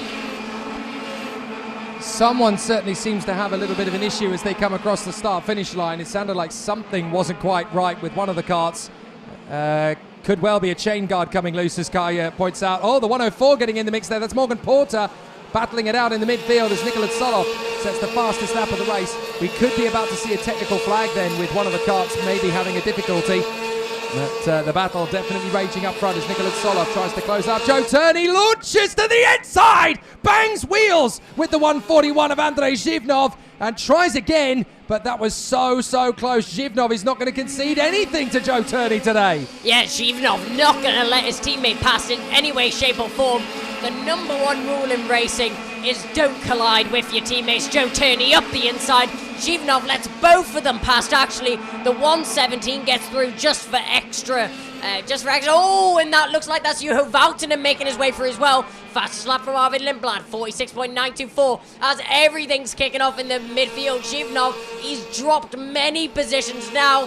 And it looks like that was just a train effect, which has been started by Joe Turney. Yeah, the Ward Racing driver rather sadly has to let the Tony Kart factory twins through, and that is Joe Turney and Tuukka Tarpanen, the Brit and the Finn, already starting to get clear from the chasing pack behind them. Juho Valtonen 6th for Stanpex Motorsport, then Matthias Mogato in the Birolard. Rasmus Jutsimis for CRG, still doing a fine job up in the top 10. The karts continue to make their way round. Rafael Kamara from Nikola Tsolov and Arvid Lindblad. I think it might be either Lecertua or Porter that might have an issue there. It's certainly sounding a little bit rough as they come through. So Turney and Tarpanen battling for 4th position at the moment as they continue to charge forward. Caspian Hagman is making an amazing charge through the field. 10th position in behind Andrei Zhivnov, with the Portuguese driver Ivan Dominguez and the Frenchman Florian Rousseau in the middle of the pack. Here's Mogato trying to get closer to Juho Valtonen in their bid to move further forward. But Rasmus Jutsimis, I'm so impressed with the Finn this weekend. He's finally looking like he's got his speed back. Now, this is fascinating. Nikola Tsolov at the end of Genk was lapping ridiculously quickly and looked like he was catching Rafael Kamara towards the end of the race and was trying to get him to at least cross the line in first. This battle is now resumed, and Nikola Tsolov would dearly love to put one over on Rafael Kamara, because if he could get there... Oh, now that's the 114, that's Mogato! Mogato in trouble at turn 2! Now somehow he's got going again, and it's with Rasmus Jutsimis. So the two of them have dropped back. So Mogato and Jutsimis getting into an incident. I don't know whether there was contact or not. I didn't see it. But Mogato and Jutsimis both dropping back. But here's the real battle. Nikola Tsolov on Rafael Kamara. Yeah, it's Tsolov all over the back of Kamara. Kamara got that early lead. He got that gap over the rest of the drivers. You can hear Lindblad's car actually hitting the ground down the straight. So Lindblad, he is getting himself back into this battle. 1 second off the two drivers ahead of him. But Tsolov, he's pulled down the gap to Kamara, and it's now all about picking the time and picking the position to make the overtake. He's proved he's got the pace as he does a new fast lap, 46.756.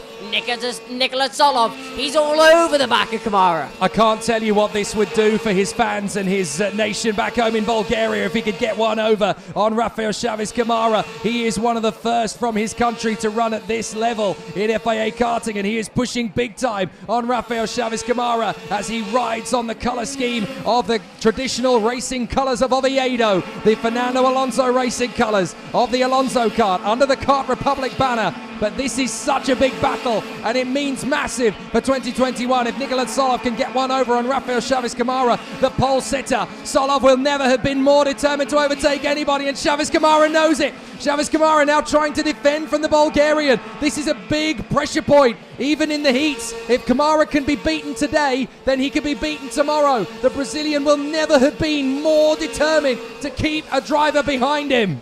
4 laps left. Nicolas Solov on an absolute charge right now. Rafael Camara, will he be able to hold this position for 4 laps remaining? They round the final corner bend now and up over the crest. The 1-1-1 from the 1-2-1. Nicolas Solov, arguably the faster driver in this situation. Rafael Camara is holding his line. You can see Solov so tempted to send a move up the inside of Rafael Camara, but he's waiting for the right time, waiting for the right opportunity. Solov, he's playing the long game and playing the smart game. So when will Nicolas Solov lick that stamp and go for it on the inside? It's going to be very, very tough to pick a moment around here. Of all the circuits on the calendar, you don't want to get an overtaking move here wrong, because it really can ruin your race weekend. Nicolas Solov just aiming for an opportunity, wants to be right in behind Camara. At the moment, he's just sizing him up. He doesn't need to make a big move yet. He's just hustling behind the Brazilian. He knows he's fast enough. He knows he's quicker. He's just got to move it. Rafael Chaves Camara could well have been on a tyre-saving mission, because he's got 3 or 4 heats, of course, after this one, that he's got to try and look after the kart. So this is a long game for Rafael Chaves Camara, and he's trying to take his time about it. Nicolas Solov, he's waiting around for no man, and he is pushing hard here behind Rafael Chaves Camara. So now the Brazilian has started to respond. He needs to open up a bit of a gap again to the Bulgarian, but this could be a real pressure cooker moment. Lindblad unable to match their pace at the moment, but what if Nicolas Solov could beat Rafael Chaves Camara in this heat? That could blow things wide open. Yeah, that would be an amazing result there for Solov. It looks like Lindblad just dropping back a little bit. It was 1 second, now 1.5 to the driver in second position. They're going to come over the crest now to start the penultimate lap here. Solov, he's really got to get a move on if he wants to make an overtake on Camara as they make their way onto the penultimate lap of the race. Nicolas Solov, he's got the pace, but can he perform when he needs to? 2 laps remaining for these drivers. 1 more lap after this. Camara, all he has to do is make the kart as wide as possible. Lindblad, we were talking about his pace, manages to perform a 46.711 new fastest lap and pulls down the gap by 2 tenths. Everyone back home in Bulgaria will be screaming at their televisions. Nicolas Solov charging forward to try and make the move. Go on, mate. What's the worst that can happen? Rafael Chaves Camara defending beautifully. Solov very close. He might get a chance into turn 2. And I think Rafael Chaves Camara knows how close he is. They come across the crest into turn 1. He won't make the move here. He might into 2 if he gets close enough. Chaves Camara holds the kart. It's not going to happen. A spin on the main straight. Andrei Zhivnov has gone off right in front of us. Right in front of us, Andrei Zhivnov has lost it. I think he's had a mechanical problem on the home straight. Yellow flags then into turn 1. Solov goes for the move on the inside. He gets it. Solov through on Camara. Camara straight back on the inside. Neither driver giving an edge. And now Lindblad with a chance on Solov. Oh, so close for Nicolas Solov. He can't quite sustain it. But now Rafael Chaves Camara knows he needs to work harder to defend from now on. Brilliant stuff. Lindblad trying to come through on Solov. He can't make it stick to the end of the race. Solov came so close, but the checkered flag will come out for the race victor. Rafael Chaves Camara so nearly lost that one. Camara, he takes the win by 1.3 seconds, but Nicolas Solov, he saw the opportunity and he knew he wasn't going to get any more, so he went for it. It was a beautiful attempt, didn't manage to pull off. He finished P2 anyway, so what was the harm in it at all? Solov so close to winning the race there in the OK class. You can see Camara signaling to his mechanic or someone that he knows quite well. But who's that off on the straight? That's Andrei the 1-4-1. Yeah, Zhivnov, not the best finish for him on the penultimate lap, pulling off the track. But Camara, lucky to get away with that one. Hashtag shots fired by Nicolas Solov. Absolutely sensational from the Bulgarian. He knows now that he could be a race winner here this weekend. He has a chance to fly the Bulgarian flag on the top of the podium in the final. And now that he knows it's possible, he and the team will be pushing extra hard to get there. That's a big turning point in this weekend. Massive. Rafael Chavez Camara gets the victory just in front of Niklas Soloff and Arvid Lindblad. Joe Turney and Tuka Tarpanen strong in the top 5 from Juho Valtonen. 7th for Caspian Hagman. What a drive. 8th place for Florian Rousseau in front of Ivan Dominguez and Arthur Rojon. Ruben Moya in 11th in front of Ariel Elkin. And then Ricardo Gracia in 13th ahead of Sandro Hotzem. Morgan Porter is next up. Then Lawrence de Sertua, Frederick Lunt and Nathan Sharp. 19th place for Matthias Mogato after his recovery. Rasmus Yutsimis having the incident with him. 21st for Maxime Leger in front of Arno Shabdar and Ismail Ahmed. But Andrei Zhivnov crashing out on the final lap of the race after something failed on the kart in a straight line. It must have been an engine seize. And of course we had Senja Phoenix retiring from the race before it even started. But now we know that there's a man who's come to fight and come to battle. Niklas Soloff is going to take the fight to Rafael Chavez Camara all weekend long. Bring it.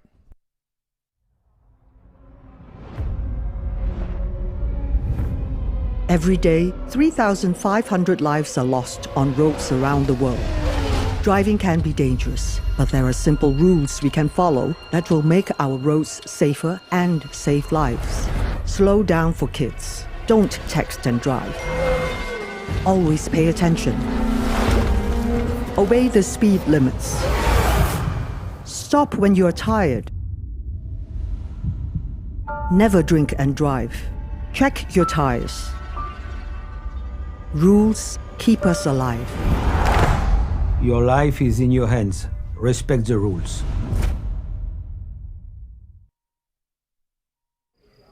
So now I've managed to get myself an interview with the amazing Felipe Massa. So Felipe, you've just got in, you just watched the OK race there, which was action-packed. What did you think of the racing standards from these guys? I think it's just unbelievable. It's nice to see the level of the drivers. In all of the categories, the OK, but also with the junior, you know. So if you see the level of the drivers, it's just unbelievable to watch. The amount of experience, you know, they look really, really, you know, young as a kid. But what they're doing on the track is just fantastic, and it's always amazing, you know, to sit in the grandstand. I was sitting there watching the race and just having fun, you know, with the fights, with the competition that they put in terms of the show. I'm sure you had the same feeling as what I have and what I'm talking about, you know. So it's just a fantastic feeling to be here watching them, and I'm sure the final will be even more spectacular, you know, like it was on our first event for this category. So I'm sure, never mind, but I'm sure as many people know, you do a lot of work and you're at a lot of the races for the FIA Championships. So what do you do to help drivers make their way through to motorsports with your knowledge? Well, I think it's always important, you know, to tell them that karting is the school. So you are here in the karting to get experience. You are here in the karting to prepare yourself when you go to different categories, when you go to the cars, to be professional, you know. So, but everything starts here. So here is where you learn. Here is the right mentality you need to have to work hard, you know, to really live this. I don't know. When I was, you know, a kid, you know, in the karting, I was thinking about, you know, racing and maybe being professional, like, you know, at least 20 hours a day. You know, even some hours of my when I was sleeping as well. You know, so I think this is the mentality. You need to work hard with the team. You need to understand what you like, the setup, to change, to improve. You have so many things that is really you need to be determined, and that's, you know, what they need to do to get more experience, you know, to compare themselves with the drivers that maybe is quicker, because you can be quicker, you can be better. And so this is something, we also have some good ideas, you know, how to improve the categories, but how to improve the cost. Cost is very important in this world, and we know how expensive it is, the motorsport, you know, in general. So we have so many other things that, you know, we're working hard, try to understand some good ideas for some future categories, you know, that it will be much better for many different people as well. So you mentioned the costs in the classes, but what is the FIA doing to make karting more accessible? What are they doing to cut down the costs? Well, we had some idea, to invent a much cheaper category, like we have with the academy, for example, So, and the idea is to, show this type of idea, to all around the world, all different parts of the world, the Asia, South America, North America, the Emirates, in many different places. That maybe karting is still a little bit far compared to Europe, So this is the idea for sure. Is still, a lot of work in the FIA to try to get a proof, of that. And so you have so many other ideas as well, which is something that I'm sure it can be very important for the future of the karting and for the future of the people that maybe doesn't have the possibility, the money to race, which it was a problem I had in my career, to find a sponsor, to find money. And I think this is something that we are working really hard. Well, Felipe, thank you so much for the insight on that, and thank you for your time, and I hope you enjoy the rest of the racing today. Thank you, and congratulations for your job. I'm so happy to have you here with us. No, thank you. It's a pleasure.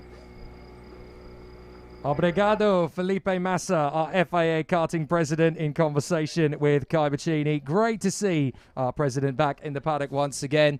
And wow, I just can't wait for the rest of the racing here. It's already getting pretty spicy out there. Artem Sevryukin will now go onto the front row of the starting grid alongside Evan Gilter. This could be a fascinating battle between the two. Artem Sevryukin with the confidence of a win under his belt already for the Ward Racing team.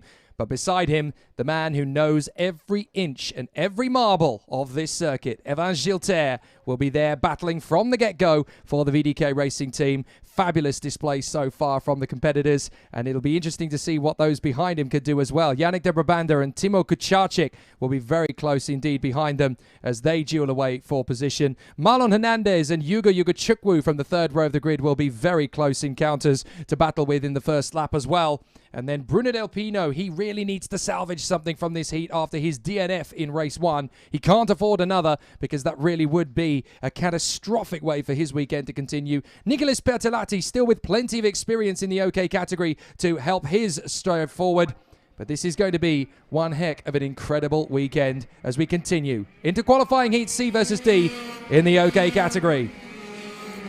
Russia's Artem Sevryukin will be there alongside Evan Gilter on the front row of the grid from Yannick de Brabander and Timo Kucharczyk. Marlon Hernandez and Hugo Chukwu from Bruno Del Pino and Nicolas Bertolatti. Emili Koivisto and Jessica Raskedo from Igor Shapil and Eduardo Villa. Karol Pazovic and Norton Andreasen from Sebastian Gravlund and Alfio Spina. Victoria Blokina and Christian Bertucca from Warren Kim and Jose Gomez. Nikolai Violente and Giuliano Holzem. From the back of the grid, James Wharton will have to charge again, and alongside him will be Max Angelard. 24 drivers, again from all four corners of the globe, from North and South America, across Asia and even Australasia, and all over Europe. These guys putting in a sensational battle all weekend, and it's tough now to tell who's going to get the victory this time, Artem or Evan.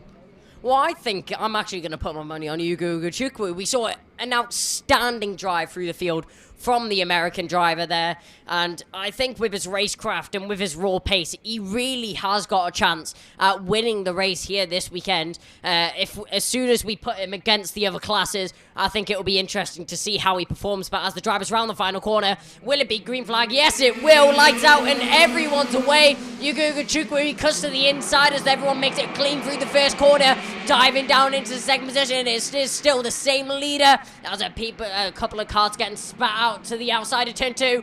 You can see gravel getting kicked up like usual as they make their way between turn 2, 3 and 4.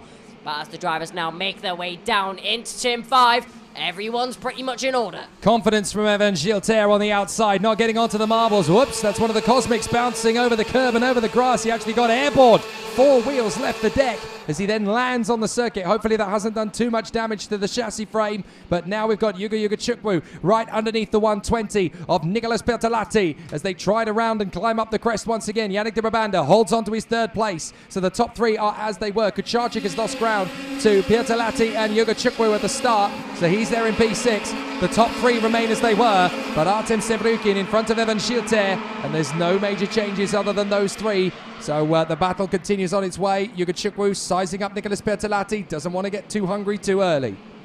Yeah, Bertolatti now holding up Hugo Chukwu. You can see Yeah, Hugo, he's ready to make his way cutting through the field, and you can see that he's hungry for those positions. That silver helmet, it's unmissable on the track. It's iconic, some may say, but you can see still a lead from the 105.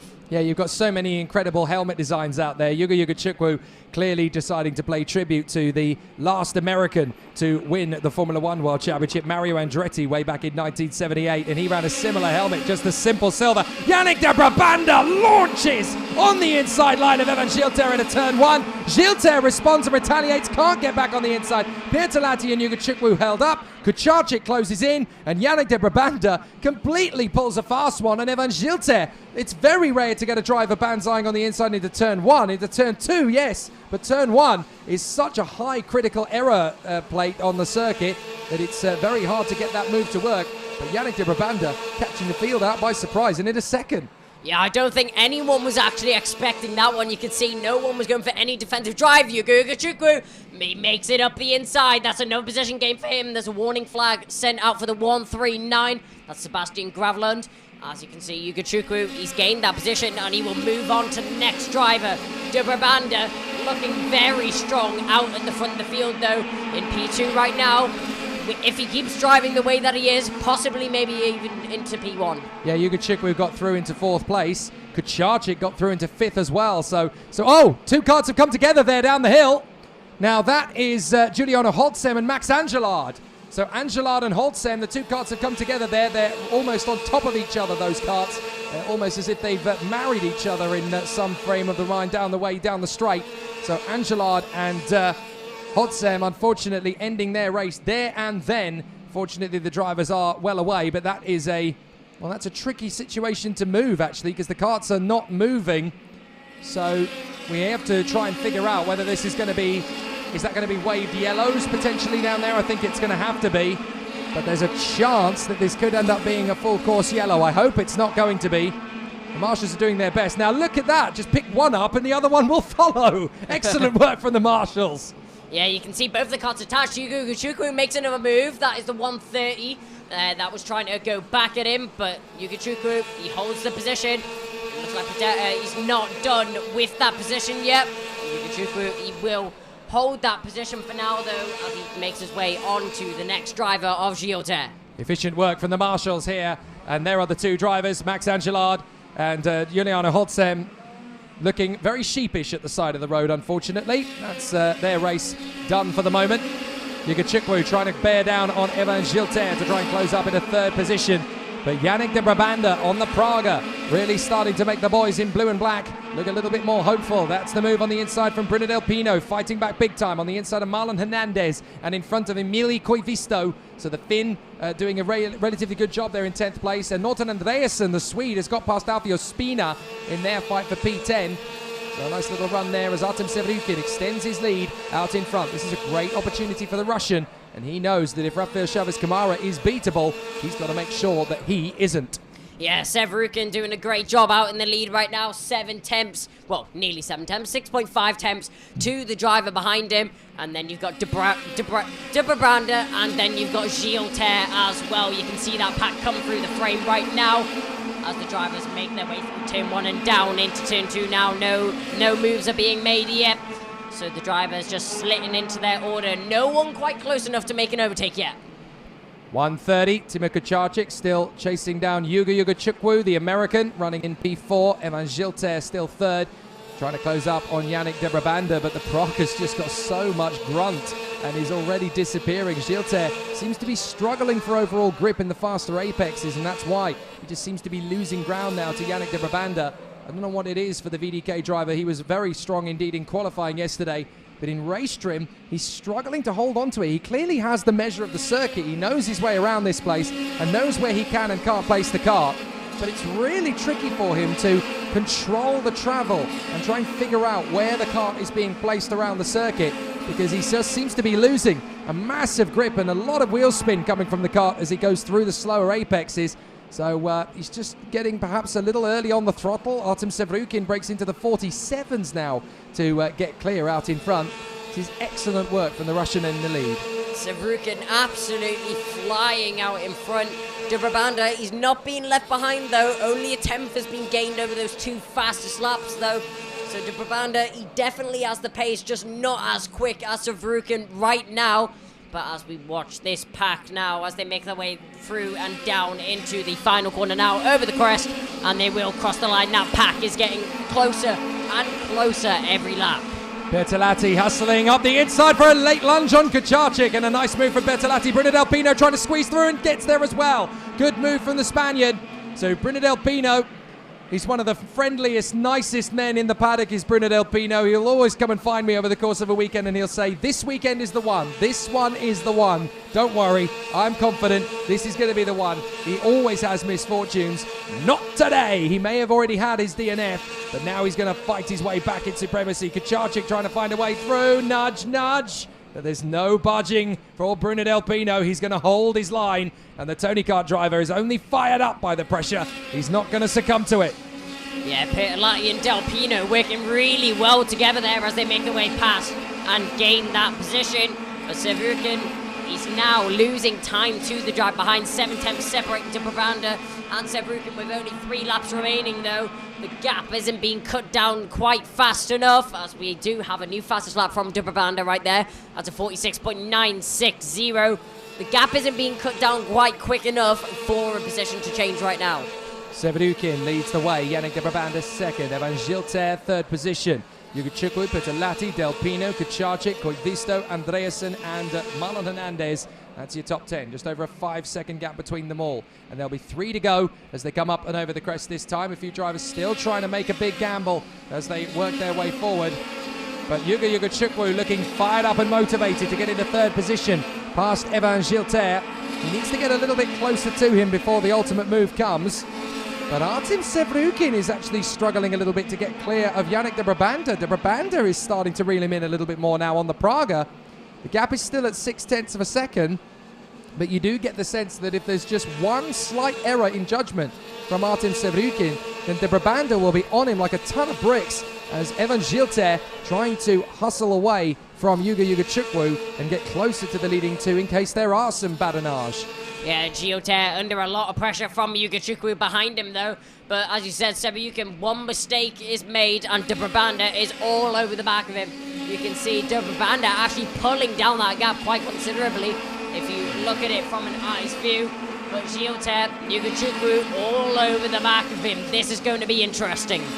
Yeah, so now it's all up to Gilter to basically control the pace. Here's De Brabanda. He's still giving plenty of pressure to Artem Savrukin. Bruno Del Pino with the new fastest lap, 46.886. So the Spaniard on the Tony Kart working well. But De Brabanda is absolutely fired up now, really starting to hustle Savrukin. There's a lap and a half to go. I think ultimately he just wants to keep the pressure on him, just in case the Russian does get a little bit lackadaisical on the final tour. But Yugachukwu right in behind Evan Gilter. There could be a move for third position on the final lap, and the American is going for it. He won't settle for fourth as we go into the last lap, and Yannick De Brabanda on the 142 blue and black Praga is still pushing. Yeah, De Brabanda doesn't look like he's going to gain any position, but he's still pushing that kart to the limit just in case anything happens. Yugachukwu, a lot of pressure from behind. You can see him getting nudged through the corners as there's a driver all over his back end, and I'm sure he knows about it now, especially through that corner. But De Brabanda, I'm sure he knows that he's just about to get a second, but he's pushing just in case. Well, there's no harm in trying to edge the driver in front of you into a mistake, especially if it works. Artem Savrukin, though, absolutely rock solid out in the lead. The Russian going beautifully as he comes off the final turn, back on the power, out through the right hand, flat out, and up the crest. Artem Savrukin takes the checkered flag, the Russian for Ward Racing. Picking up very much where Dino Beganovic left off a couple of seasons ago in the world of karting. He was their star boy for Ward Racing a couple of seasons ago. And now Artem Savrukin definitely picking up the mantle. 2019, their boy was Dino Beganovic. 2020, their boy was Nikita Bedrin. In 2021, I think it's likely to be this one. Artem Savrukin definitely leading the flag for the boys on the Tony Karts in black and yellow suits. What a great drive. Yeah, Savrukin doing a great job out in the front there, as that will be a win for him in one of the heats. The Russian driver doing a great job out in front. De Brabanda, though, you can't knock him. It was an amazing drive.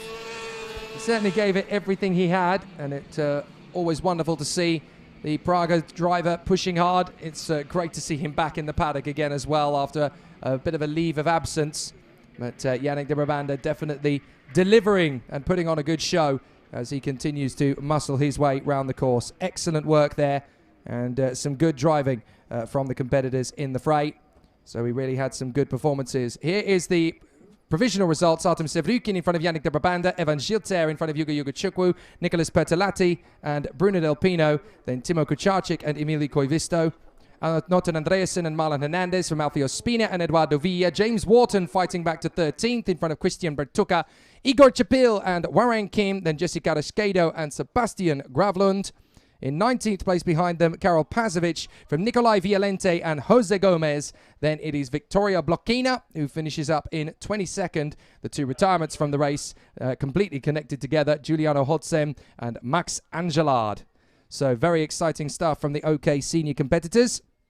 There's definitely more from them to come as the race day continues to progress. We caught up a little bit earlier in the weekend with one of the drivers you just saw out on circuit. It's been very exciting to see them battle around the course, and we will pick up this story a little bit later on. But now we get into the juniors once again, and we talk to one of the British drivers in the fray, Cathal Clark, who has been racing with the Sodi Kart team in his 2021 campaign, his first in the FIA European Championship. So we caught up with Cathal Clark to find how he's settling into the rhythm. Yeah, I'm very confident going into this weekend as I know the circuit. I hope for a good qualifying and some good heats. A lot more drivers than what I'm used to, and it's a very good challenge. Everyone's very fast and everyone's very experienced. Yeah, I'm very, very happy with Sodi Kart. They have welcomed me in with arms wide, and everyone in there is very nice. It's a really good atmosphere. With being only 11, I aim to hopefully get to the final. I think that's a good point for my first year in the category, and then hopefully next year I can start pushing for finishes inside the top 20, top 10. Well, at Genk I've never been there before and I didn't know anything, and it was my first FIA race, but now I know how everything's run and I know the circuit, so it's a lot more easier compared to Genk. I think it's nailing the apexes because of the grip strips on the outside. It's very hard to nail it, otherwise you get spat out onto the grass in many places. Yeah, it's very technical, but it doesn't take too long to get used to it. And now I'm here with Ariel Elkin. So, Ariel, you've already had two of your heats. Tell us how they went. Yeah, so it was pretty difficult. Yesterday in the qualifying we couldn't make a really good lap, and yes, it's really difficult track, and unfortunately we didn't have the right pace to be in the front, but step by step we are getting there, and in the first heat I have done some strategic mistakes, but I've learned from it, and in the second heat already it was much better. So yeah, we have another 3 heats today, so no, excuse me, 2 heats, yes, so I look to be very good at them. How important are these heats to set you up for the final? Yeah, it's really important because in the final it's like you don't have really much laps. Yeah, you have 24 laps I think, but it's not enough to go from the back to the top, so it's pretty difficult, and because of that you must make the heat the best way possible, don't crash, and just stay out of trouble. And who do you think that your biggest competitor is? I don't know, there are a lot of very good guys here, incredible guys. Now the level in OK Senior is really big. You have incredible names here, so I'm sure that a lot of drivers here will be the future F1 stars. So yeah, it's really difficult in the level, but this is part of the challenge, and this is why I love karting. Well, Ariel, good luck for the rest of your heats. Thank you very much.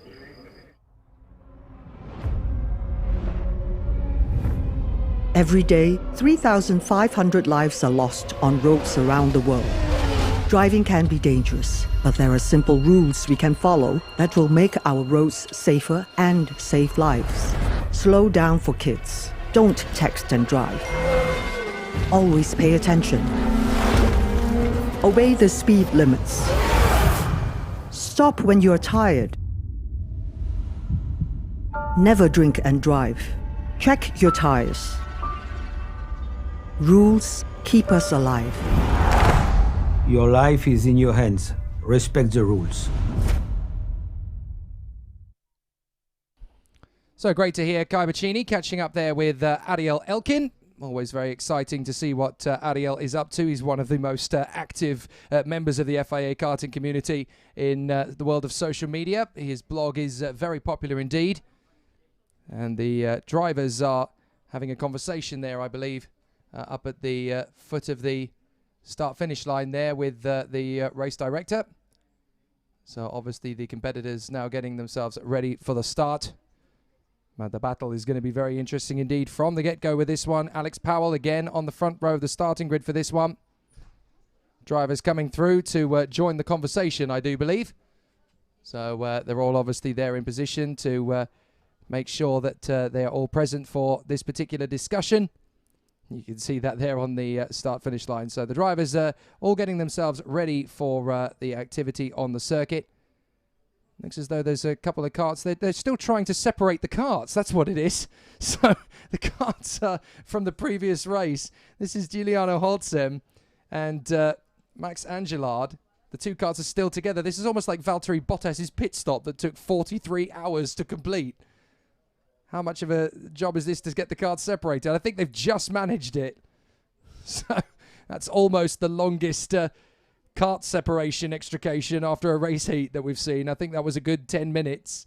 So, and obviously the drivers all came along to have a nice little nosy.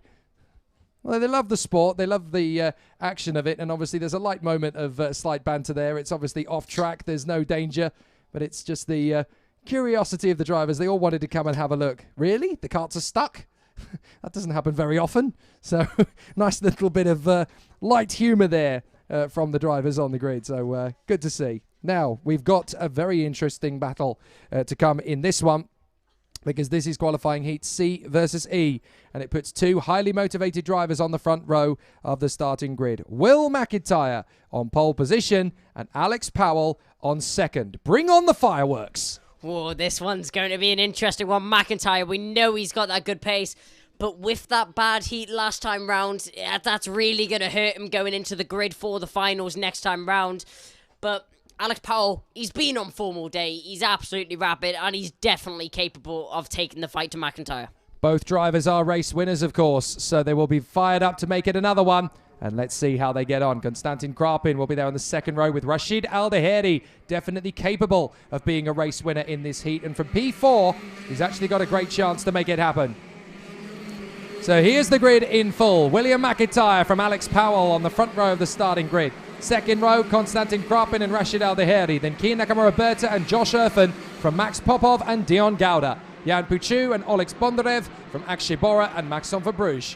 Yavan David and Gilles Caranta from Joel Bergstrom and Gustav Wisniewski. Cahal Clark and Alva Simasvara, Nathan Tai and Douwe de Decker. Enea Frey and Flavio Olivieri, Simone Bianco and Zander Reed from Kimi Tani, Thomas Kinsey and Shimon Zhang. Yeah, we've got 27 cars rounding out the grid here for qualifying heat C versus E, and we've got some very quick racers. We do have a Berta in there who is very quick. Just the one. just one, not many of them. But we do have Kieran Nakamura-Berta. He is capable of getting into that podium position, but he just needs to keep himself out of trouble and try not to get caught up in anything.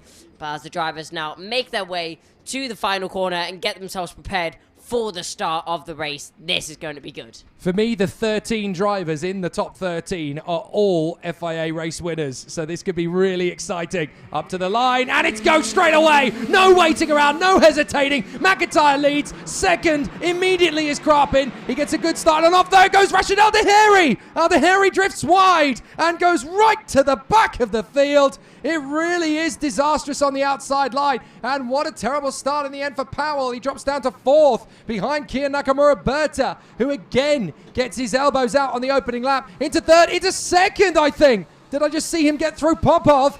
Because that, past Krapin. Because if that's the case, he's into second position. McIntyre's long gone. Is that Nakamura in second? Yes, it is. Kian Nakamura-Berta storms through from 5th to 2nd, and now Powell is already starting to get a little bit of aggro from the Ward Racing brothers. He's the meat in the sandwich. Is it just me, or is this the same as the last heat? Nakamura-Berta into second position on the first lap. He's going to be chasing down McIntyre. McIntyre has a considerable lead, though, of 1.6 seconds. Alex Powell, not the best start, makes his way up the inside. Wonderful move there from Alex Powell, makes his way back past Konstantin Krapin. And that will be another position gained for Alex Powell as he will now make his way onto Kieran Nakamura-Bitter. And at exactly the same time, his teammate Jan Puchu managed to get past Krapin's teammate Popov. So the two Kart Republic Motorsport drivers are making their way through upper position past the Ward Racing pair. So synchronized overtakes there from the two of them. And now there's a very fiery and motivated Akshay Bora. Welcome back, mate. He's up in 7th place, the young man from Singapore. That's a much better start for him. And Maxime Verbruge, they're in front of Dion Gouda. 8th and 9th, 10th place for Josh Erfen. Yvan David going well, up to 11th for the Forza Racing driver. And the Sauber youngster, Gustav Wisniewski, going well in 12th position. Nice lunge on the inside, and that is the move from Jan Puchu. So Jan Puchu having the moment, and he gets through into position there past Konstantin Krapin, but runs wide on the exit. Krapin gets back through, so does Popov, so does Bora, so does Verbruge. So unfortunately he made one step forward to go 4 steps back. Yeah, that was a shame. Oh, there's an off. Oh, sorry, there's an off. There's an off into the left-hander. 2 karts have come off together there. Yellow flags. 2 karts have come together, and they are not seeing eye to eye, the 2 drivers. Dear, oh dear. So that is that's one of the Tony karts that's gone off there. That's the 232. That is Bondarev, the privateer, along with Enea Frey. So Enea Frey and Bondarev, I'm afraid, have come together, and the 2 of them are out of the race as Alex Powell sets the fastest lap of the race. That time on the inside line, the teammates collide as you've got Popov and Krapin, and they just about get out of each other's way. Meanwhile, Alex Powell sets the new fastest lap, as I mentioned, and Enea Frey, the young Swiss, walks away from the scene rather dejected. Yeah, you can see Frey not happy with what happened there. You can see both of the drivers had different perspectives of the incident. But I guess we didn't quite catch what happened there, so we won't quite know. But you can see the 2 Ward teammates. Will they work together now to get away from this feisty pack that they have behind them as they need to push away? But it looks like the gap between McIntyre and Nakamura-Bitter is going to stay around the same. What is Powell going to be able to do, though? He's all over the back of him. Well, Alex Powell may want to play the long game here as he sits behind Kia Nakamura-Bitter. Alex Powell will know that McIntyre could be defeated if he just sits behind Kia Nakamura-Bitter. He knows clearly that Nakamura-Bitter is fast, so he can work with him, and they can try and get the gap down to Will McIntyre, and then both go at him in the final couple of laps. They still have time. We're on the half-distance lap, so there is time to make up enough of a time deficit on McIntyre to move forward. The gap is 1.4 between them. It's down to 1.3 already, so the 2 of them working together can really cut this gap down to size, and McIntyre will have massive pressure then from Nakamura and Alex Powell. Powell is doing the right thing here, chasing after Nakamura-Bitter and helping to get that gap down all the time, but McIntyre is trying to match them for pace. Yeah, getting aided along from Powell behind him. You can see the 210 just sitting in behind the 202 of the Forza Racing machine as they cut down the gap to McIntyre. 1.3 now separates them. A new fastest lap set by Rashid Al-Daheri. That is a 48.667. So the 2 leaders not able to match that time yet, but that is a great time set. It is indeed, and it's worth pointing out that he went off on the first lap, if you forget, and dropped to dead last. He's now 15th. How has he done that? Absolutely astonishing from Rashid Al-Daheri. He must be completely fired up and furious as he chops his way through the field. He's now up to 13th, and we seem to have lost Josh Erfen. So Josh Erfen has gone off on the far side. So Josh Erfen, I'm afraid, is out of the race, and that is devastating for the young Brit, who was hoping that this weekend would be a change in fortunes, but he's off down at the bottom end of the circuit, Josh Erfen. I think he just got squeezed out and off onto the grass. So they are approaching the scene of his incident. Now, as they come through, we're going to see a stray Kart Republic at some point off the course. Maybe we're not, but certainly Josh Erfen is down there somewhere. And I'm afraid his race is now well and truly over as he rejoins after Alexander Bondarev and Enea Frey have had their incident at the same place. Rashid Al-Daheri, he has got his dander up. The red mist absolutely fuming from Rashid Al-Daheri. He did not like getting punted off at turn 1, and now he is fighting back. He's in 12th. and making great hay while the sun shines. This is an amazing recovery from the Emirati. Yeah, Al-Naheri doing an outstanding job to be performing so well after an incident on the first lap that put him down to the back of the field by quite a considerable gap as well. You can see Paolo Nakamura-Berta. Who's that in shot? That's McIntyre. Fastest lap from Powell, 48.590. These two drivers are working a dream to catch on to the back of McIntyre, and I think it might actually happen with 2 laps remaining. It's just a question of when will they be able to catch on to the leader and when will they be able to make an overtake. If they keep working the way that they are, keep the pace up, it will happen soon. So a fabulous little battle as the competitors continue on their way. Oh, and that is the 220. That's Yanpu Chu. That is Yanpu Chu down at the bottom of the circuit. Well, I'm afraid the Chinese driver has been spat out of the contest there. Well, I didn't see what happened, I'm afraid, but Yanpu Chu very much out of it, and he was going along with his teammate relatively quickly, so big problems for the young man from China as Kimitani is recovering after his own incident earlier on. It was a good idea from Nakamura and Powell. They just didn't have enough laps to make it count. Kia Nakamura-Berta with the fastest lap of the race. But Will McIntyre is going to hold on. A brilliant start to his race, not getting phased and just disappearing into the distance, checking out. Doesn't have to put pressure on himself now as Will McIntyre is going to come through for an absolutely fantastic victory over the top of the crest. Will McIntyre triumphs here in front of Kia Nakamura-Berta and Alex Powell. And well, that's an interesting one. The fireworks going off as they come across the line there. I think that's a warm-up for tomorrow, strangely enough. Well, I mean, I wouldn't be complaining if across the line it Yeah, wasn't no. sparklers for a win. I think they're warming up for tomorrow. But there is race director Nigel Edwards just keeping an eye on things, and a great race performance from our man at the front end of the field. Will McIntyre sustaining the battle, keeping the gap nice and open, and an excellent drive from Will McIntyre, who cruises in front of Kia Nakamura-Berta. Second place, a great result for him. And in third place, of course, Alex Powell of Jamaica. A great reckoning for him there. Max Popov, Konstantin Grapin, and Akshay Bora in 5th and 6th, those two. Excellent jobs and a great run. So they come into the pits after a very exciting battle, it has to be said. They really have worked their magic and sustained the battle nicely there. But the checkered flag falls on Will McIntyre first, who bags another victory, and definitely in a moment when he needed to. Kia Nakamura-Berta second from Alex Powell, Max Popov and Konstantin Grapin, then Akshay Bora in a brilliant 6th place.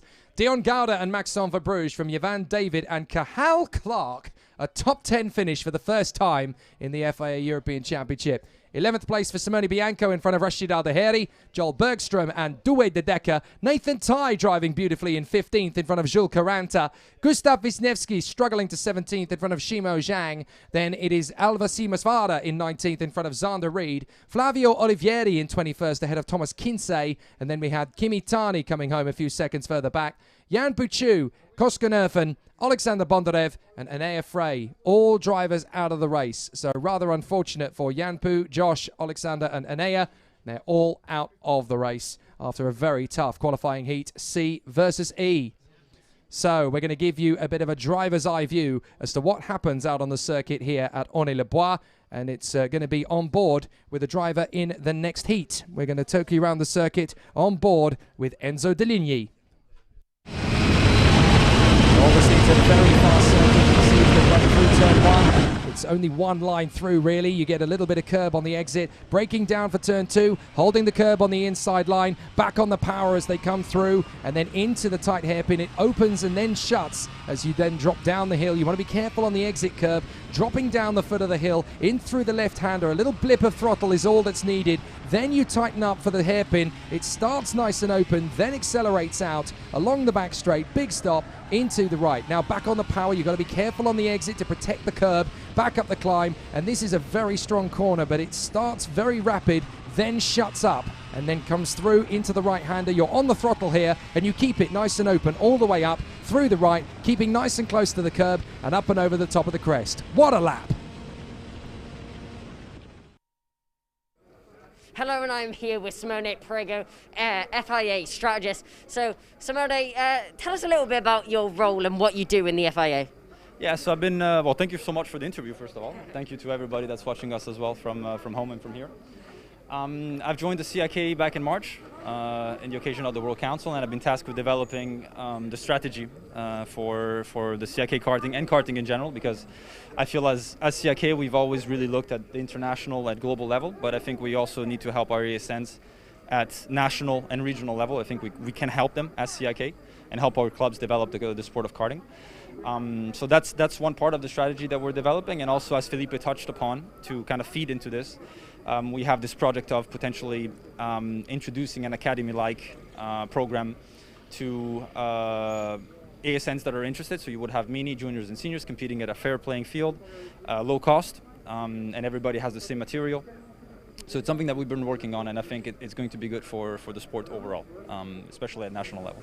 And how do you think this new feeder series will open it to more drivers and make it more accessible for other drivers? Yeah, no, absolutely. So I feel like, especially since our sport is so beautiful, but it's really niche. You know, if you only get into it if you know somebody that knows someone that you know kind of got into karting, and it's only through knowledge that you get into it. So I think by opening it, lowering the cost to a level playing field to everybody, I think we're going to be able to bring people that maybe don't know the sport and that are just interested.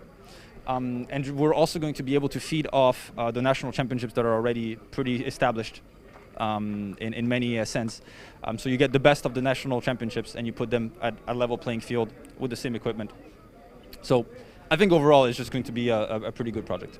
And the same question as Felipe, what do you think of the racing that you've seen today? I know you were talking to me about the race that's just happened there, and you were very excited about the battles that were happening on track. So tell me a little bit about what's been going on today. Oh, absolutely.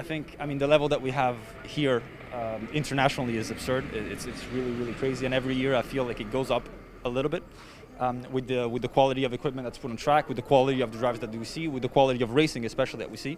I feel like we're making steps every single time. And you know, for example, juniors, we had 10 drivers in 1/10, and today the racing has been amazing. So I'm just hoping, thankfully, the weather is holding up, and I hope for a good final tomorrow. I hope for a good rest of the heats this afternoon. We still have some to go, and then we'll be on our way off to Walkersdorf for the KZ, and off we go.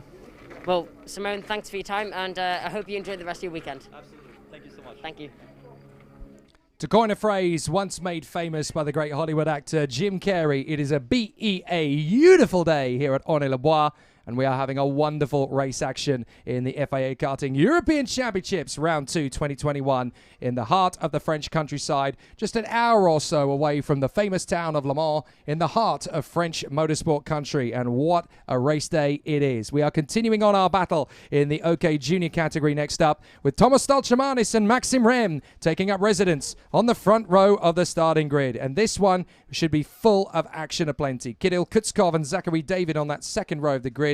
Tigran Bonatian and Enzo Deligny, who we just saw a few moments ago before Kai's interview, taking us on a lap of the circuit aboard his Parolin chassis. Augustin Bernier and Guillaume Bouzard make it an all-French row 4. And rounding out the top 10 for this one, Sonny Smith and Maxim Orlov of Russia, who have definitely got plenty of exciting action ahead of them because they want to try and make their way through the field. So over the course of the battles so far, we've heard from some terrific drivers in the junior brigade, and obviously they are coming out onto the circuit next up. There's still going to be some interesting battles for the competitors as they get out onto the circuit, but they are less than a minute away now from starting, or less than a few minutes away, I should say, from the start now of the race battle. And let's have a conversation about the afternoon phase of a Saturday in race battles. Obviously, when you've raced, Kai, you've not been at this level, but certainly at a very strong level in British competition. Midway through a Saturday, when you've got a few races under your belt and you've got a little bit of momentum built up, how difficult is it to keep the focus strong and solid? Because you've obviously got trials and tribulations that you've had to deal with. You have to shake off a result when things go wrong or when there's clearly something that can be improved. How does a driver keep that sustained focus and confidence? What do you have to do to keep yourself in the game? Well, I think it's actually very difficult to, for example, if you've had to shake off a couple of bad results, maybe going halfway through the day, I think it's difficult to stay in a positive mindset. I think it's difficult to keep that progressive mindset. But how I deal with it, just try my best. I think all that you can do is push to the limit, try your best, and drive the best that you can. That's all that you can really do. There's nothing more that you can do in terms of the driver. Obviously, there's setup that can be changed to your liking of the car, but apart from that, there's nothing you can do. Now, we've obviously got plenty of drivers up at the sharp end of this field who have been very, very skillful in how they have brought themselves to the front. Really exciting to see Thomas Stalchimadis really getting the raw pace in that energy course. It's wonderful when you see these guys coming up for the first time and really hitting the front of the field and sustaining that performance. It's one thing to get to the front end of the field and run in the first couple of laps before fading, but it's holding that position. It's sustaining that pace throughout the weekend. And we've seen a few drivers this weekend in particular really start to come through and showcase that. Stalchimadis, Kutskov in particular, Bunatian really holding pace there. Alizari really starting to take the mark. And Theodor Odmark, he's come out of absolutely nowhere this weekend and he's right up at that sharp end. Great to see so many drivers who have not had the opportunity to get these strong results and these excellent displays so far. They are really starting to find it. I don't know whether it's this circuit or whether they're just gaining in stature and confidence, but it's wonderful to see so many of these drivers coming out of their shells this weekend. Yeah, there's so many drivers that have came out and performed at the best level that they can. I think that's really shown in the heats that we've had so far. I think if the driving standards keep up the way that they've been going so far today, we're going to have a great weekend. Now, you and I have seen this many times before when we get to the business end of a race meeting. Obviously, there are 2 or 3 heats that have happened for the drivers now. For a lot of the competitors out there, they know that, you know, there are so many drivers in the field. There are 27 drivers per race, and there are only 36 seats available in the final. So for a lot of drivers, it's now or never. This is the part of a race meeting, particularly at this level, when things really start to intensify. When drivers go for moves they wouldn't try at another point in the race, and when a mistake or two can start to creep in. Or I think with most drivers, it's been very intense from the start for them, like since they started the heats, because obviously these heats, it pretty much determines where they start for their pre-final, and then that determines where they start for the final. So I don't think we're going to see any drastic moves from anyone just yet, as we are still only in the heats. I don't think, obviously we will see mistakes over the course of the day. That's just drivers pushing the cart to the limit. But I think once we get into the pre-finals and the finals, that's when things start to spice up. And obviously now the drivers know that they are running out of opportunities as we get towards 3:45 local time. So Thomas Stalchimadis and Maxim Rem heading out onto the circuit from the front of the grid for qualifying Heat B versus F. This is where things get pretty exciting, because you'll have the Latvian on the inside line, the German on the outside line, and both young competitors want to win this one to keep their weekend on track. Thomas Stalchimadis and Maxim Rem on the front of the grid, but watch for Kirill Kutskov in third. He's the danger man. Zachary David fourth, Tigran Bonatian and Enzo Deligny from Augustin Bernier and Guillaume Bouzard. Sonny Smith and Maxim Orlov, Keanu Alizari and Theodor Odmark. Dian Pizarovsky and Clement Utran from Alex Kubenko and Dmitry Matviv.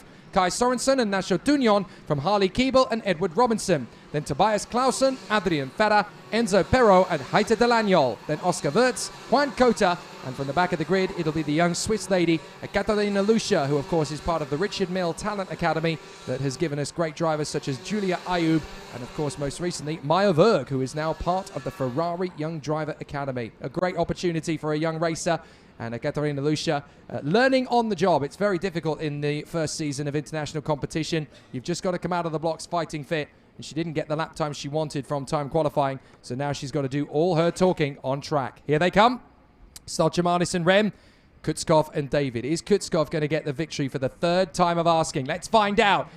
Here we go, and we start racing to the first corner. Stalchimadis holding his line, Kutskov straight into second position, and there's a little bit of a conflagration in the field, and Keanu Alizari is one of them. So too is one of the Card Republics in the mix there. I think that was Clement Utran. So a couple of drivers, and one more going off and into the barriers, one of them. So we've lost one of the Forza racing carts. I think it's the 230 that's down at the back of the grid. That is indeed Keanu Alizari. Yet another young man from the United Arab Emirates spat off at turn one. And that is, now who is that walking away? Is that Yvan? It's that Sonny Smith, I think. That's one of the Forza racing drivers. You can see in the background lots of action going on.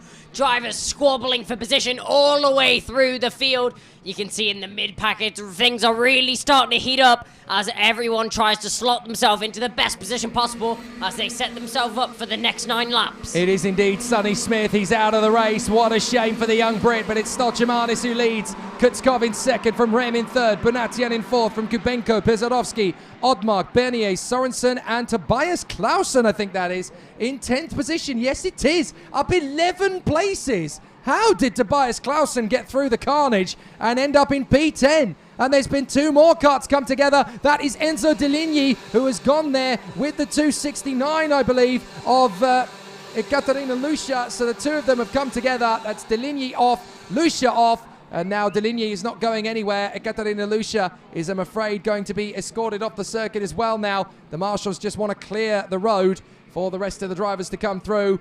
But here's the battle further back. Stolchimanis leads the way. Kutskov in second, Rem in third, Bonatti in fourth, and through they come. Kubenko, Pesarovsky, Odmark, Sorensen, Bernier, and now Nacho Tunion is up at the 10th place in front of Matviv, Clausen, and I think that's Perro, who is in 13th position, the young wild card.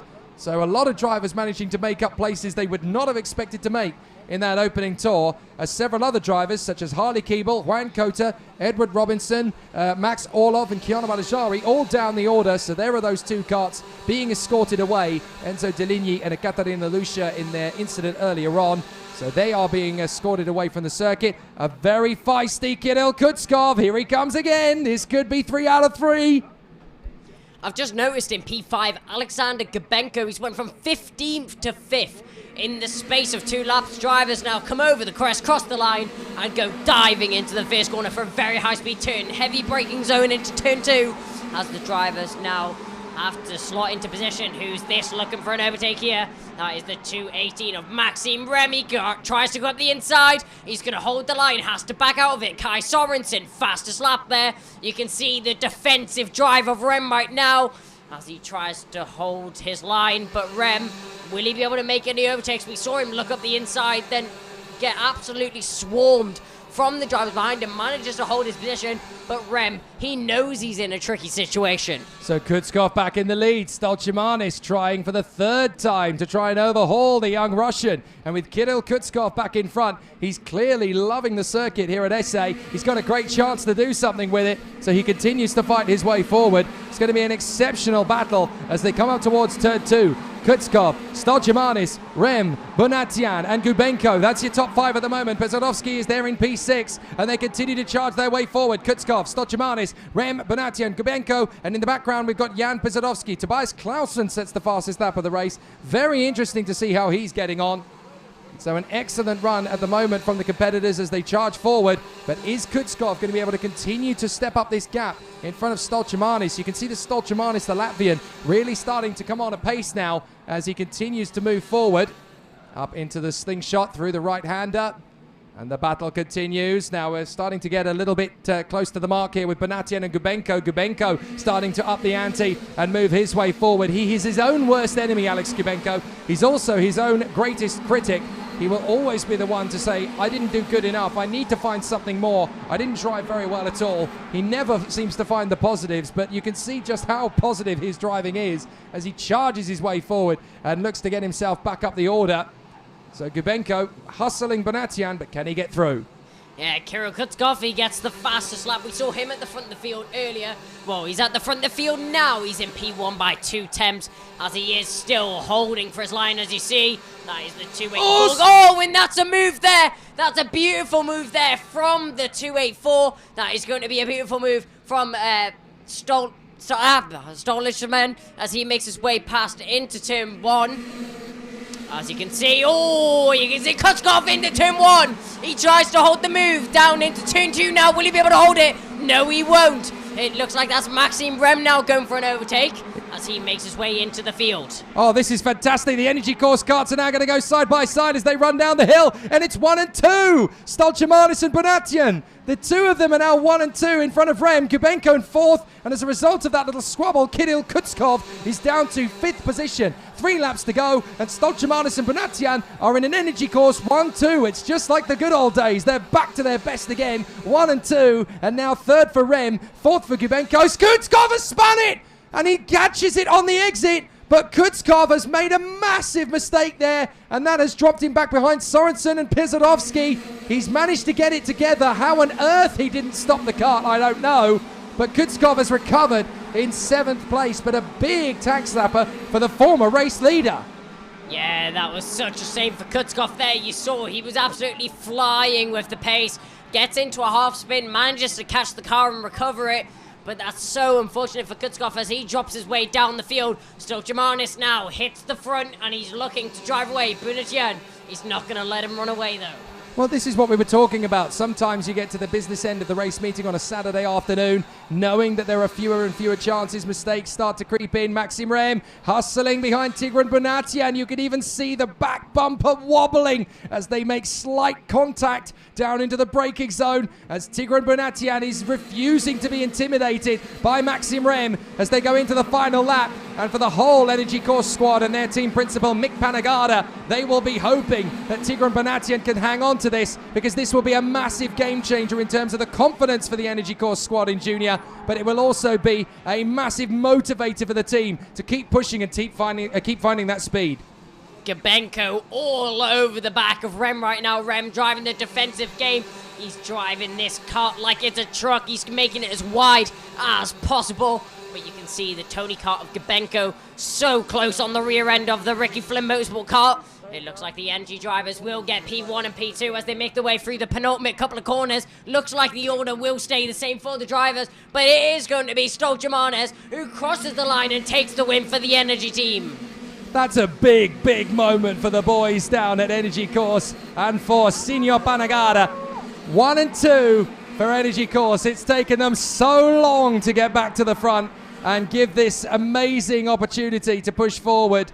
They've had their moments, they've had their tough days at the office, but Thomas Stolchamanis and Tigran Bunatian have rebuilt, replanned, refocused, and now the team has reconquered. Excellent stuff from Stolchamanis and Bunatian. Energy Course are back. And look at that, thumbs up from the teammates. That couldn't be any better for the team in red, white and blue. Mick Panagada's boys and girls have finally returned to the front. Yeah, that just shows how happy both of the drivers are. So even for Benyata to lose to his teammate, he was so happy for the team to get the 1-2 right there. And I'm sure that this will be a good battle that we will see for the rest of the meeting. Quality always rises to the top. That is what you have to remember about karting. And for Energy Course, they are not just first, but second as well. Excellent stuff from the drivers.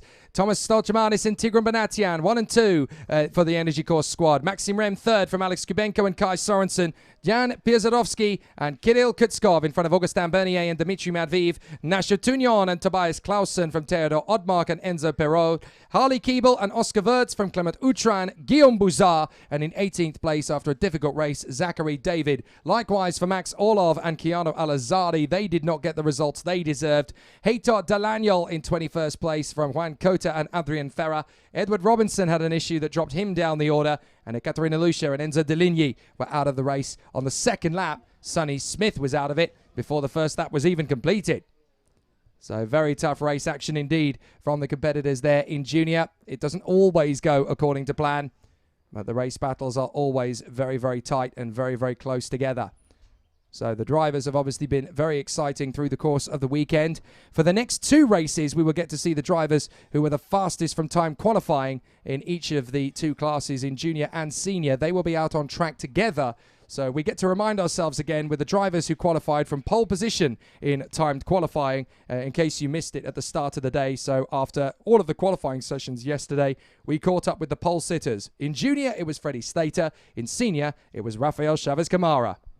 I think we've been very strong in the testing since yesterday. Obviously, did a few practices, 2-day tests not 2 weeks back. Knew we were strong, knew what we had in the bag, and managed to put it out in quali. Definitely 3 good laps I thought I put in, very consistent. Definitely a technical track, and you've got to be on point round here. So I think it's just been a good lap, and now the racing starts. We've just got to try and get to be at the front the whole time and stay consistent.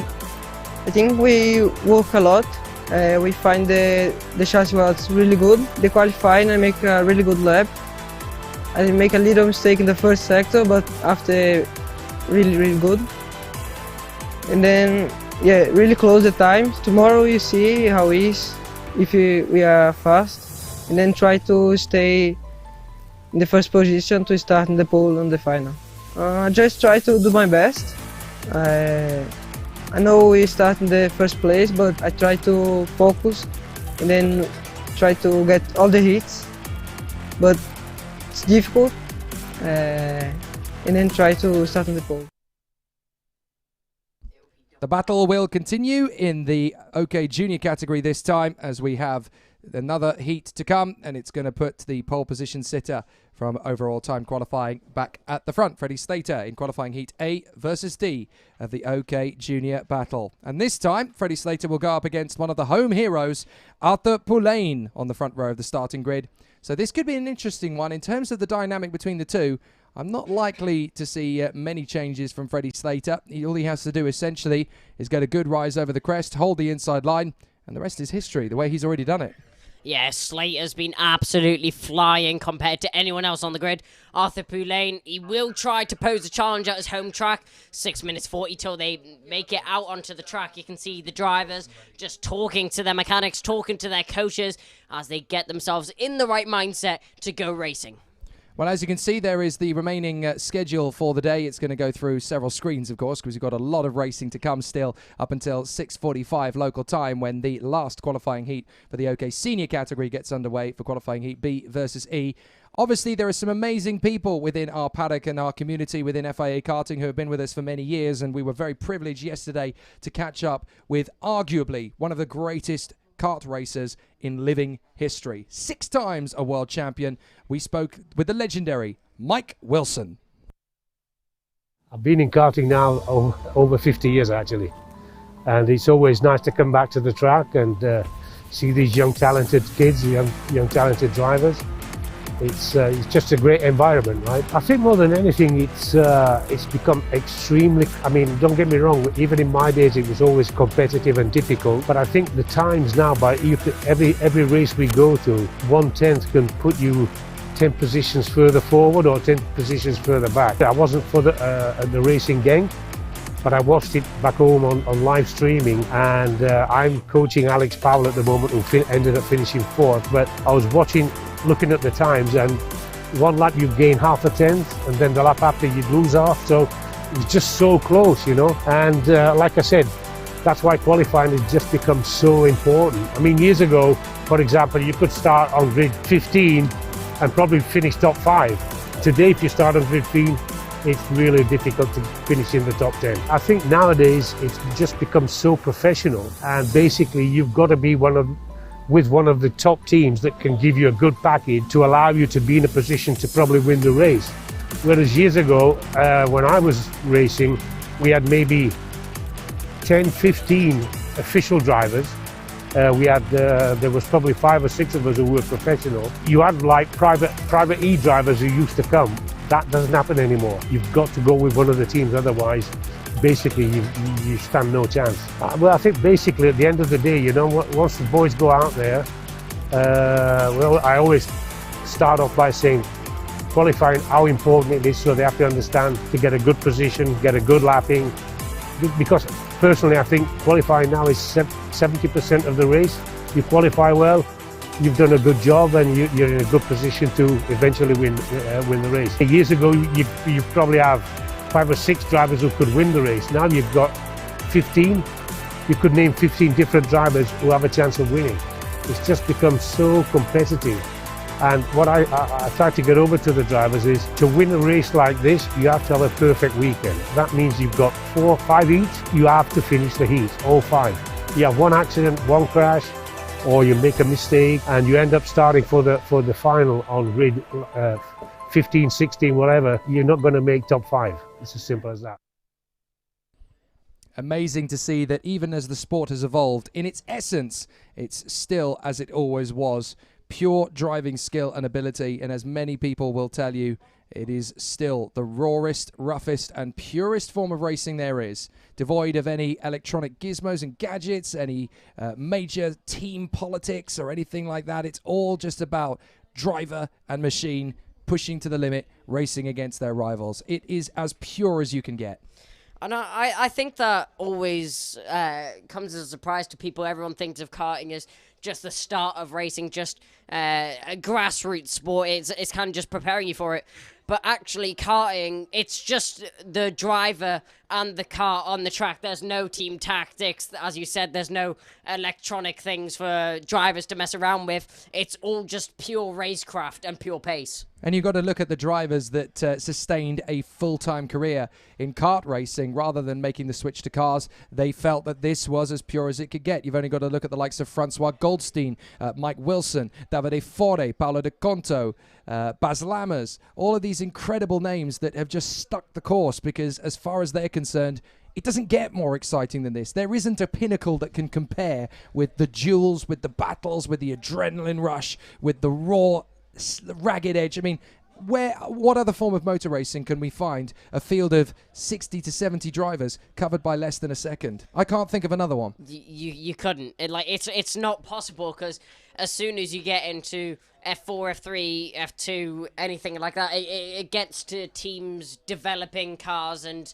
the massive mechanical difference between cars. For example, you see between Mercedes and Williams. There's a massive difference between the cars. But with karting, the karts are so similar. Obviously, there is mechanical advantage in terms of chassis, engine and setup, but it's so much closer than any other form of motorsport.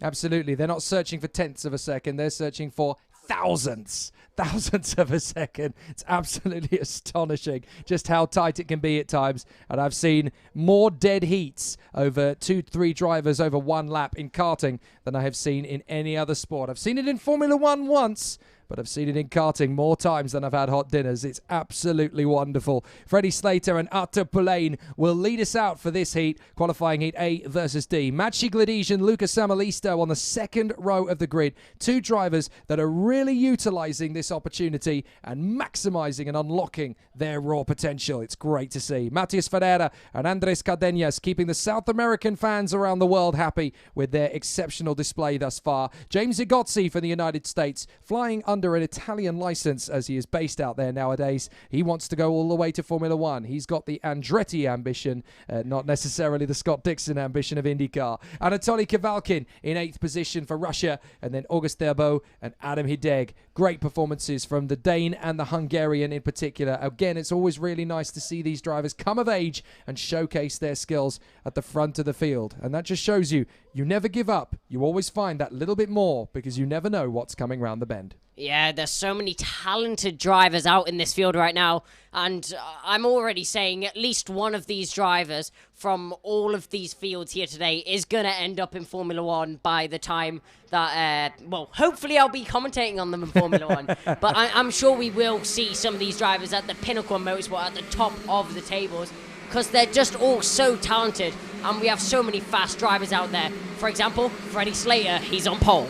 He is indeed, alongside Arthur Pulain, Maciej Gledizh and Luca Samalisto, then Matias Ferreira and Andres Cardenas, then James Igozzi and Anatoly Kavalkin, with August Derbo and Adam Hideg rounding out the top 10. Hugo Hiruin and Adrian Maliero from Renault Franco and Salim Hanna, then Lucas Flusha and Ian Eichmans from Tom Breiken and Miguel Costa, Jules Champigny and Matteo De Palo from Albin Storeysen and Thijs Kieran, then Benjamin Silvesterson and Arthur Dorisson, then it's Tim Gerhards and Len Nijs, Max Obst and Aurelia Nobels that complete the field. Now, Freddie Slater, still from pole position, will not be feeling a massive amount of pressure here, but Arthur Pulain does know the circuit on the front row of the starting grid. If anyone's going to have a chance of holding a candle to him around the outside on that front row on the first corner, it's going to be Arthur Pulain, but there's no guarantees that he can hold it up against Freddie Slater. A fabulous battle between the two of them in the offing, and it's all about Freddie Slater's composure. All he has to do, essentially, is what he's already done, but there's just a slim chance that Pulain may have a secret weapon. We've got 3 karts that have hit each other on the way to the grid, so we've got a false start. 3 karts have tangled with each other and are already out of the race. And we got a 4th one in trouble. That's the X-Brit. So that is the X-Brit in trouble, the 274. Now that is Ben Silvesterson. But we've got 3 karts out of the penultimate turn. They've all come together. That is Arthur Dorisson, Tim Gerhards, and Len Nijs. So 2 of the teammates in this Stan Peck's Motorsport awning have come together. Look, there they are. and that is absolutely devastating. Gerhards and Nice, along with Artedorison, and they are all out of the race before it even starts. What on earth happened? That you would never see that in any other racing, any other form of motorsport, but you can see they're going round as they make their way onto the formation lap. Once again, those 3 karts will be stranded on the outskirts of the circuit. Freddie Slater and Arthur Poulet, and hopefully they go green this time round. What on earth happened between those 3? We'll never know, unfortunately. I don't think it was picked up by our cameras because we were so busy focusing on the start of the race. But the 3 drivers tripping over each other on the way to the grid. I've seen 1 go off on the first lap. I've even seen 2, but 3 is a rare occurrence. Here we go! Let's race! And from the front of the grid, Arthur Poulet trying to hold with Freddie Slater, but Maciej Gledicz comes straight through in a second place. The Sauber Karting youngster up into second position early doors, and straight through on the inside. That's Matthias Ferreira trying to break into second place, but the move has already given Freddie Slater that crucial opening gap. Yeah, Slater already pulling away from the rest of the field. Slater is using that to his advantage. The drivers battling behind for position, whilst he's just looking for a position on the track. And that's a great move there from one of the Kart Republic karts. That looks like that was the number 2-5. Yeah, that was Gabriero as he makes his way round into that position. As we have a look at the Cosmic, and that is one of the drivers pushing that 2-4-5 as they make their way around the final couple of corners. That is Magic Glycid as they go around the final corner now and over the crest onto the straight.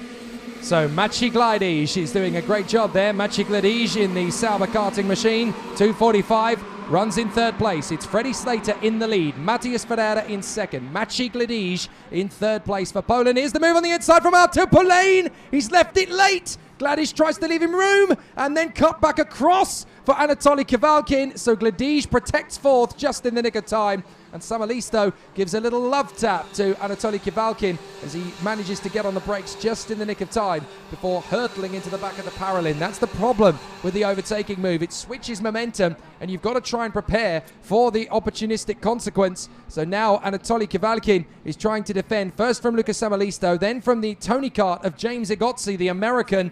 And then you've got Andres Cardenas, who is there in 8th position, the Peruvian, on the Alonso kart. Great stuff so far. Kavalkin so close to getting squeezed onto the grass there. That was from one of the other drivers there, but now Slater in the lead with a 7/10 gap to the driver behind. That's outstanding there from Slater. Driver behind, that's Matthias Ferreira, then Arthur Poulet. Arthur Poulet, obviously, as we've said many, many times, knows the track like the back of his hand, and I'm sure he'll be looking for at least a top 2.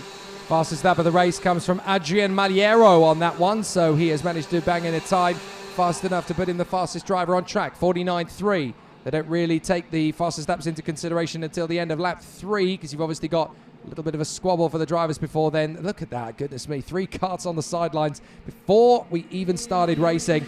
So Freddie Slater out in front. Ferreira, 2nd place. Poulet, 3rd. Maciej Gledicz, 4th. And Anatoly Kavalkin going well in P5. And then Lucas Samalisto in P6 from James Igozzi. And then you've got Adrian Maliero. This is the hustle as 2:52. Lucas Samalisto tries to get closer to the back of Anatoly Kavalkin. Maliero sets another fastest lap, a 48.9 this time from the Spaniard. So Maliero definitely going very well in the early stages as he tries to make progress. Yeah, the 291 of Maliero looking very strong, 48.975.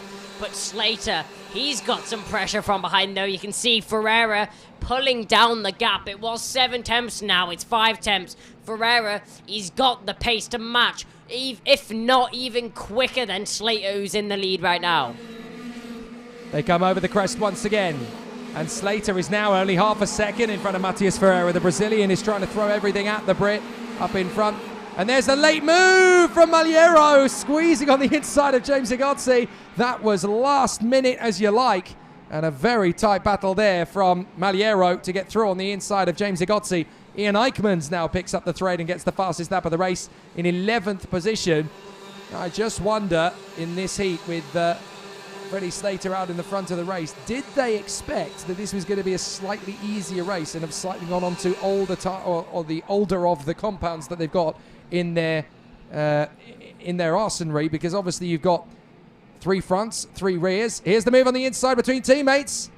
That is a nice little battle there between Kieran and Nobels. So Kieran and Nobel's battling away, the Dutchman and the young Brazilian lady.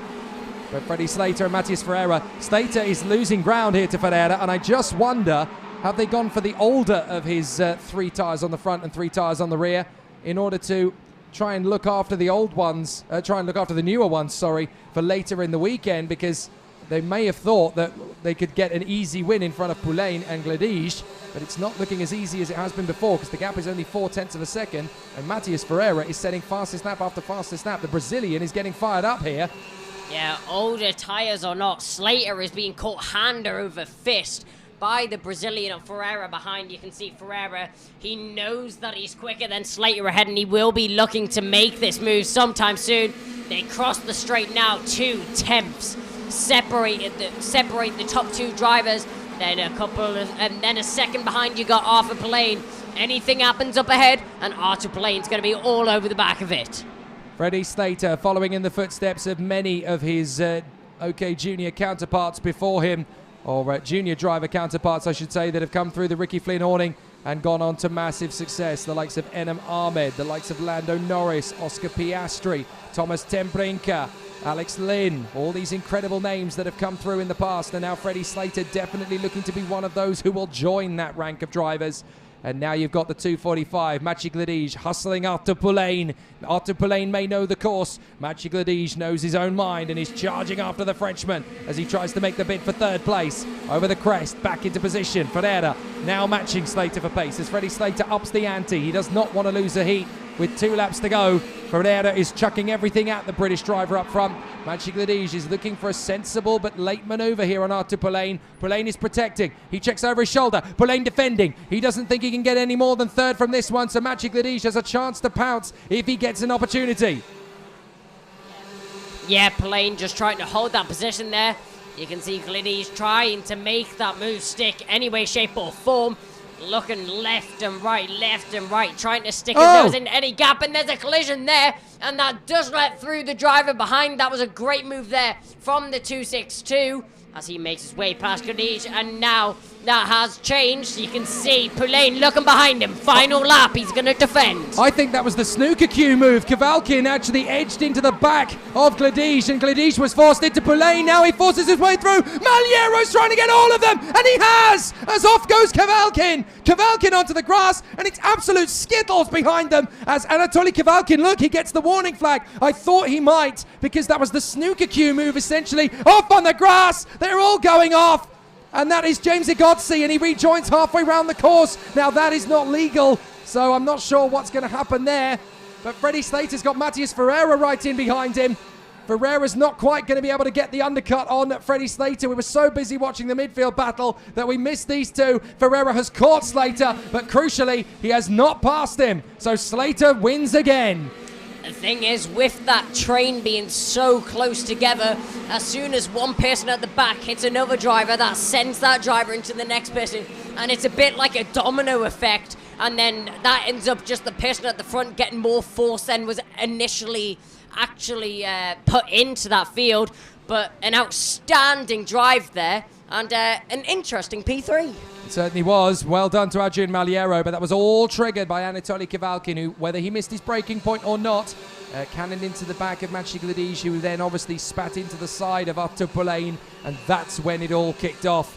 So Slater and Ferreira doing a fantastic job at the front of the field, and Matthias Ferreira perhaps not quite showing us everything he has to offer yet. So that could be very interesting indeed, as Matthias Ferreira definitely has great speed and incredible dexterity at the moment, and there's more to come from him. I would be very surprised if we haven't seen all we're going to see from the young Brazilian so far, because that is definitely ominous and threatening pace right from the get-go from the Brazilian. Freddie Slater and Matthias Ferreira at the front from Adrian Maliero, Maciej Gledij and Lucas Samalisto from Ian Eichmans, Arthur Poulain, Renaud Franco, Andres Cadenas and Anatoly Kavalkin. Adam Hideg is 11th in front of Hugo Hieruin. Jules Champigny does a good job there for Sodicart. August Turbo in 14th from Miguel Costa. Salim Hana in 16th place in front of Matteo De Palo and Tom Breiken. 19th place goes the way of James Igotzi. Albin Storeysen in 20th position.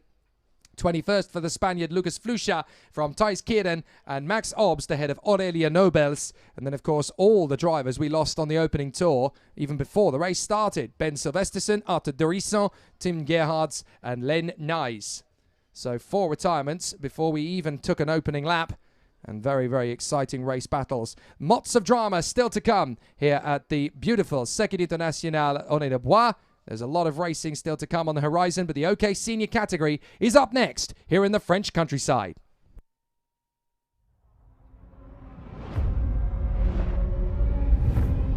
Every day, 3,500 lives are lost on roads around the world. Driving can be dangerous, but there are simple rules we can follow that will make our roads safer and save lives. Slow down for kids. Don't text and drive. Always pay attention. Obey the speed limits. Stop when you are tired. Never drink and drive. Check your tires. Rules keep us alive. Your life is in your hands. Respect the rules. Now I am here with James Wharton. So, James, as many can see on the live stream right now, you've actually got your Ferrari Driver Academy top on, which I'm guessing means you're part of the Ferrari Driver Academy. So, how are Ferrari helping you through karting, and what are they actually doing to help you? Oh yeah, they've always helped me every week. Probably I try and get there 3 to 4 times a week. Try to speak to them. I do a lot of training, a lot of mental, a lot of physical, and a lot of media as well. Like this, interviews to really work on myself outside of the track as well as on the track. Yeah, and how are you getting on today? I know qualifying was difficult for you, but surely making your way through the heats. Yeah, it was difficult qualifying. Now today we've had 2 heats from 23rd to P8 and from 23rd to P12, which is a good start to the week. So with 2 heats down, what do you expect from the rest of the day? Just to keep picking them off one by one. Don't need to do anything silly, just keep my head down. Well, James, thank you so much for your time and good luck for the rest of your heats. Thank you very much. Great to hear from James Wharton, representing the Ferrari Driver Academy and racing under the Paralin Motorsport awning in 2021. There's plenty of amazing talent in this senior field. We turn our attention now to qualifying heat A versus B in a few short minutes' time, and that's going to put the 2 fastest drivers from time qualifying, who are separated by just 8 thousandths of a second, on the front of the grid. Rafael Camara and Andrea Kimi Antonelli. The man in 3rd position, though, is definitely going to be one to watch, as we've already seen a very interesting challenge through the previous heat. We caught up yesterday with one of the stars of the show from Genk, and definitely turning into one of the stars here at Aulnay-le-Bois. We spoke to the Bulgarian charge, Nikola Tsolov, about his season, switching from junior to senior with DPK Racing.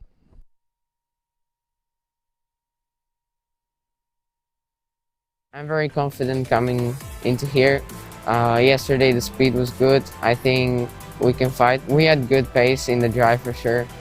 In the full rain, also good pace, but when it was like half rain, half dry, we couldn't find the right driving style and the right setup for everything. Yeah, it was a pleasure to drive with the Fernando Alonso stickers. They bring me luck because it was the first time ever I finished that much in front in a European Championship event, so I'm very happy. Yeah, a lot of support from my friends, family, and all my fans in Bulgaria.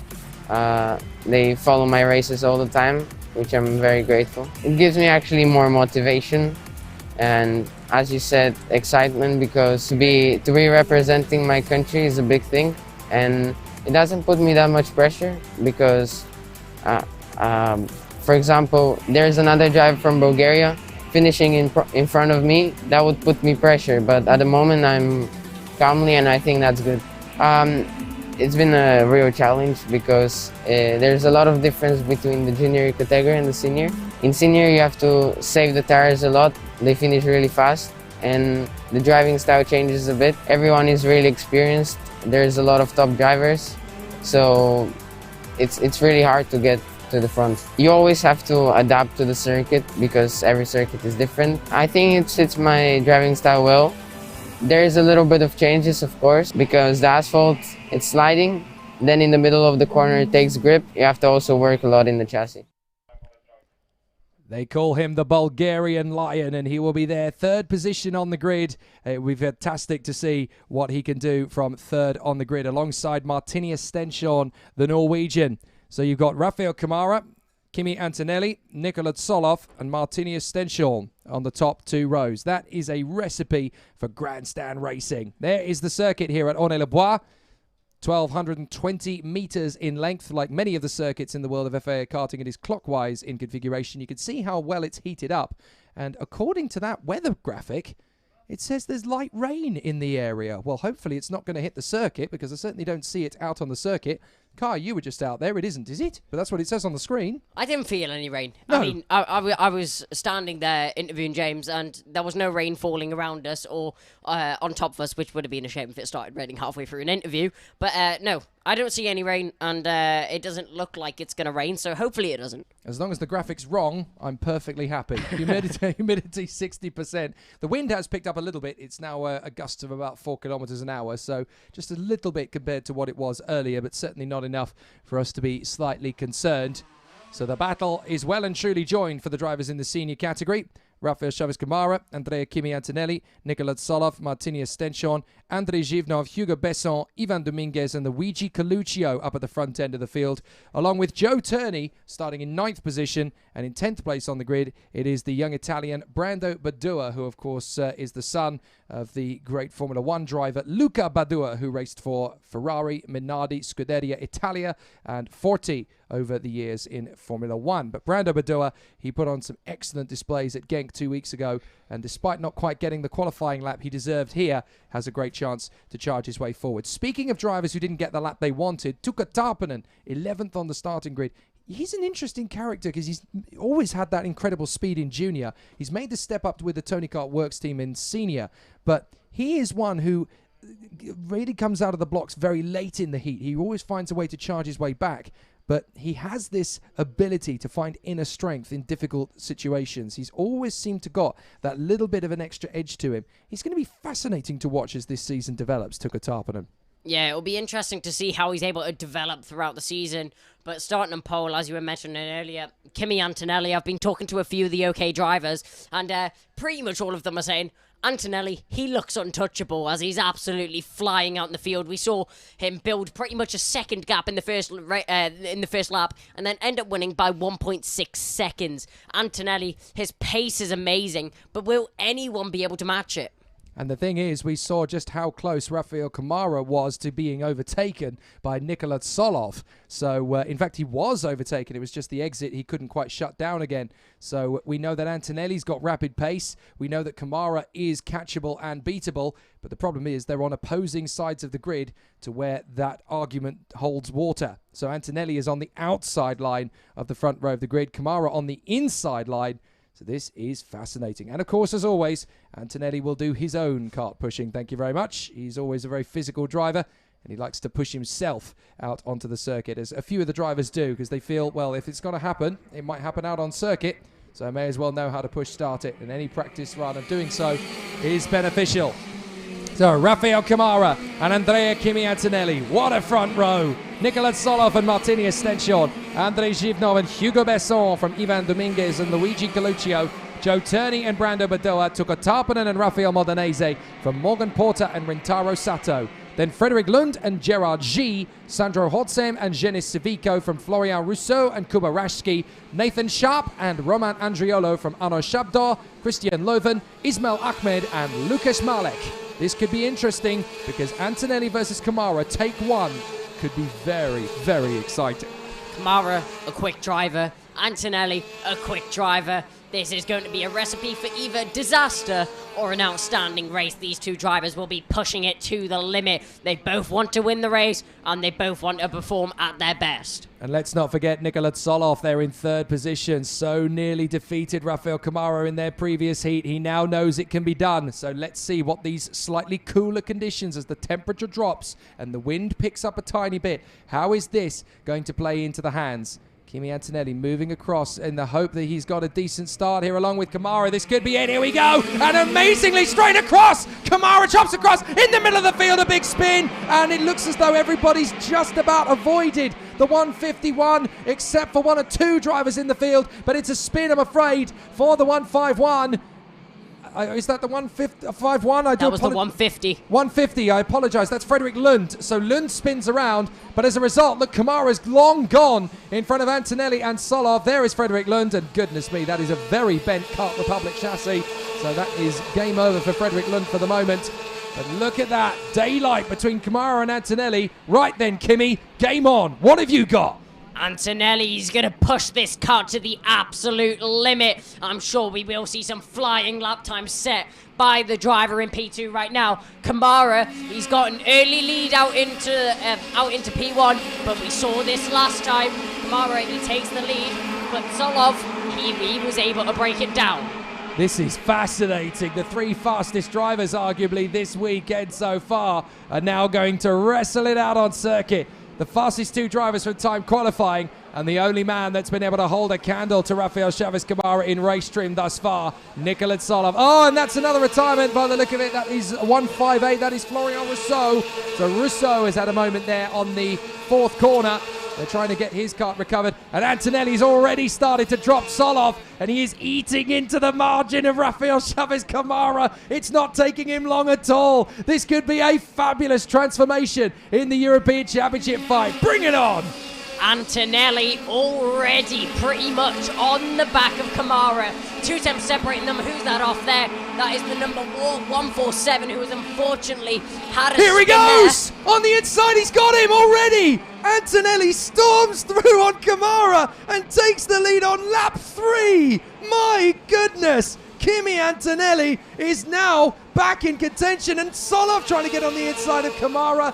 But just as we thought this was going to be a straight fight in 2021 between Kamara and Lindblad, Antonelli thinks, hang on a minute, I think you've forgotten about me.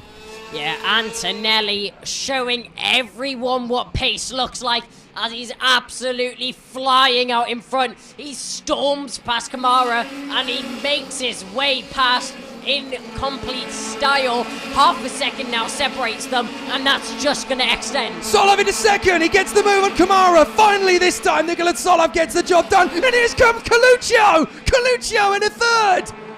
All of a sudden, the floodgates have opened for the Brazilian, who's dominated the weekend up to this point. Now that Antonelli's got him, the walls are falling. The floodgates have opened, and Kamara is down to fourth behind Solov and Coluccio. Yeah, Kamara really struggling for pace at this moment as he just lets past Solov, and also Coluccio makes his way past into P3. It looks like Kamara's went from P1 to P4 with 10 laps remaining. This can all change.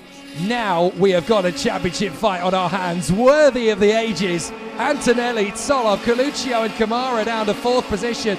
This could be a fascinating battle for the Brazilian to get himself back into contention. But Kimi Antonelli is going to overthrow the Brazilian at this rate and snatch away the pole position. Let's not forget Antonelli conquered his first heat at a canter. And now not only has Antonelli got through, so has Solov, so has Coluccio, and Kamara is 1.4 back. Antonelli 7/10 clear of Solov. Now what can the Bulgarian Lion in second place do about Antonelli up front?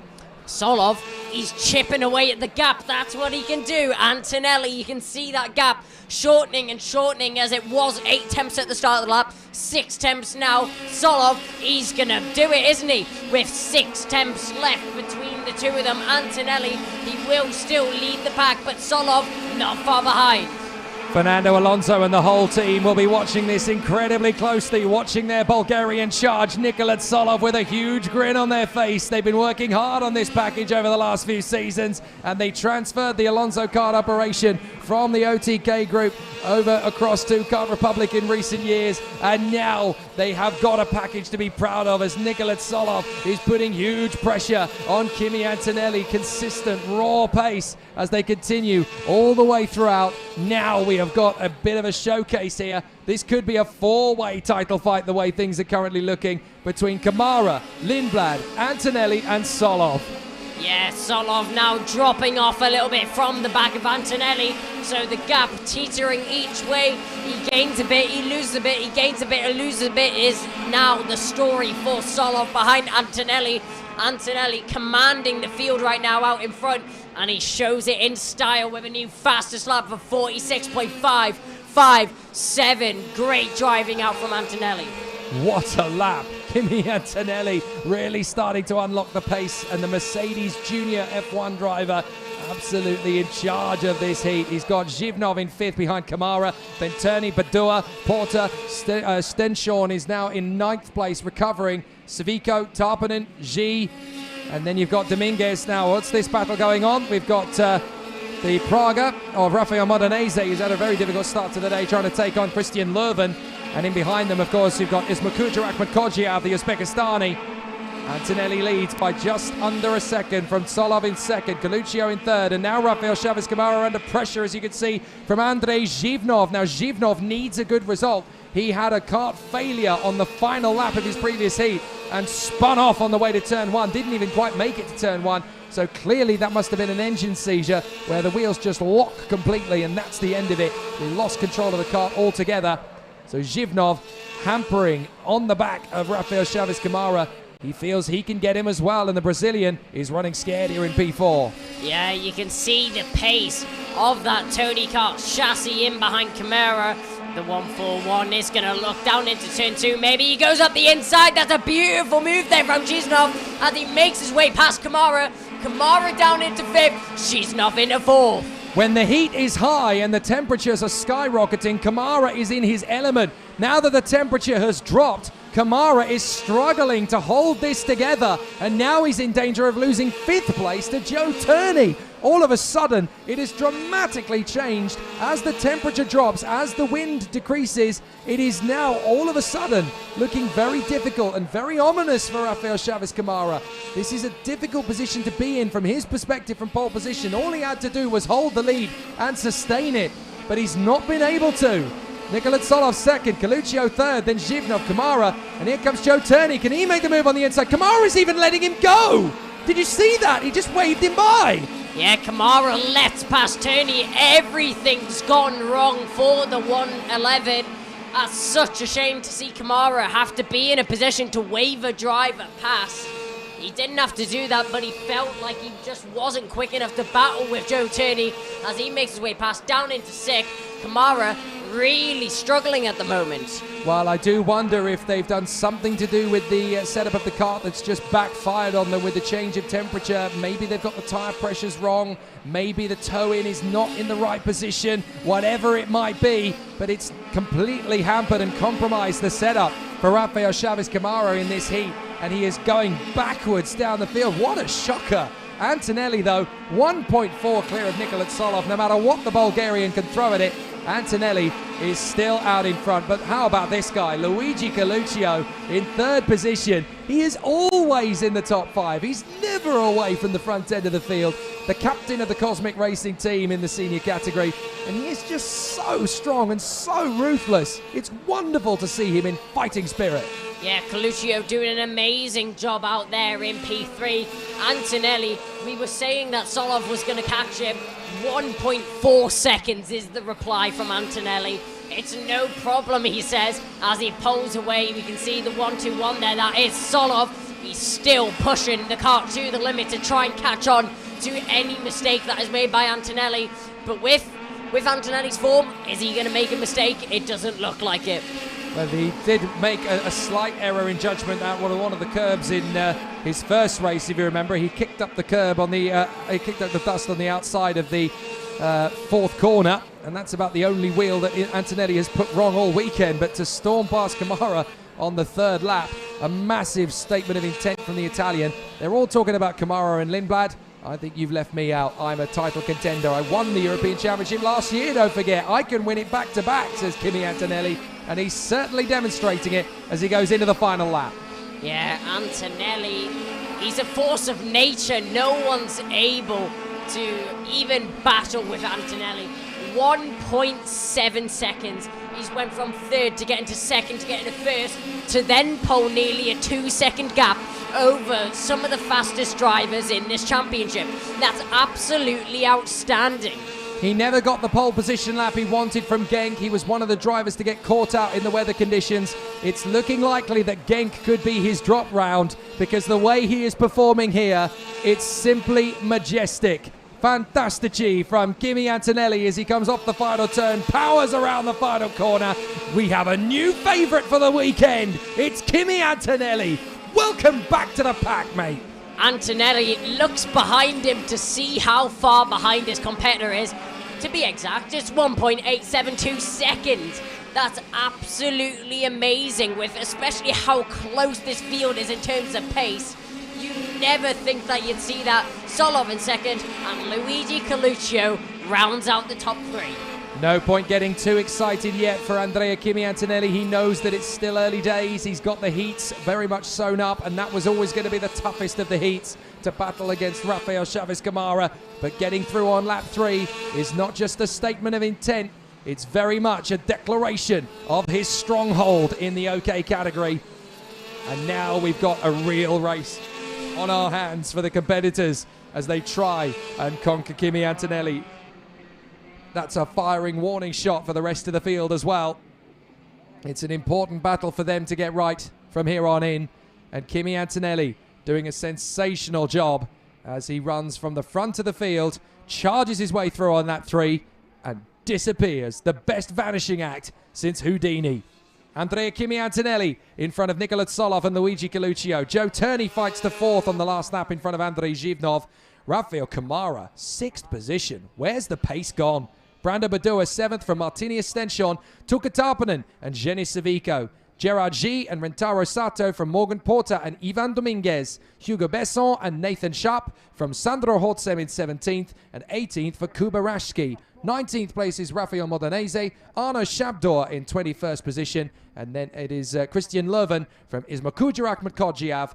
And then we have the retirements, Florian Rousseau, Lucas Malik, and Roman Andriolo. The one who retired on the first lap at the first corner was Frederick Lund of Costa Rica.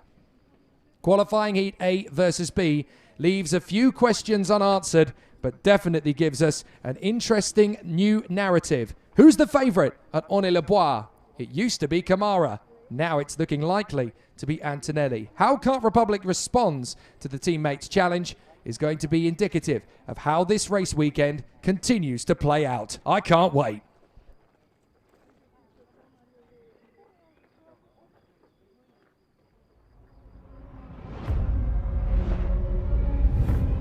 Every day, 3,500 lives are lost on roads around the world. Driving can be dangerous, but there are simple rules we can follow that will make our roads safer and save lives. Slow down for kids. Don't text and drive. Always pay attention. Obey the speed limits. Stop when you're tired. Never drink and drive. Check your tires. Rules keep us alive. Your life is in your hands. Respect the rules. Fabulous racing so far from the FIA European Karting Championship here at Onnet-le-Bois in France. Still plenty of races to go. As you can see on the schedule, we have just over an hour and a half left of race coverage as we battle through the OK category for the end of this rotation. Then we will have the third and final qualifying heat for the Trophée International Handicart, and then we will have 3 heats for the juniors and 2 heats for the OK drivers to finish us off in style, ready for the final heats tomorrow morning, where the real drama is going to play out as the final opportunities for the drivers to qualify for the finals will be upon us. It really is going to be very spicy stuff to the finish line here, as we now have just a grand total of 7 races left on this incredible Saturday afternoon of race action and drama. Now we can speak to one of the drivers in the front end of the field who's been battling away over the course of the weekend. One of the stars of the South American and North American karting scene, who has been very strong of late and has now made a full-time tilt to come over to Europe. We are very indebted and very grateful to have with us Jesse Carrasquedo, the young Mexican of the Paralin Motorsport team. Again, one of the drivers under the tutelage of two-time world champion Lorenzo Travasanuto. I caught up with Jesse Carrasquedo to see how he's adapting to life in the FIA Euros. 2 weekends ago was tough, but this weekend we're settling good with the team, and I love this track. The first corner is very fast. There's a line with grip, so you gotta be consistent every lap and don't do any mistakes. Well, I've learned a lot from him. He's a very good driver, and last year I had Jonathan Tonon as my coach, but I like a lot Travi Sanuto, and he teaches me a lot and to improve every day. Last year I didn't race because of the pandemic and I was in Mexico, but this year I came better and more prepared. My target is to improve in karting than last season. Yeah, I think that's my target, to improve every day and at the end of the year be in the top.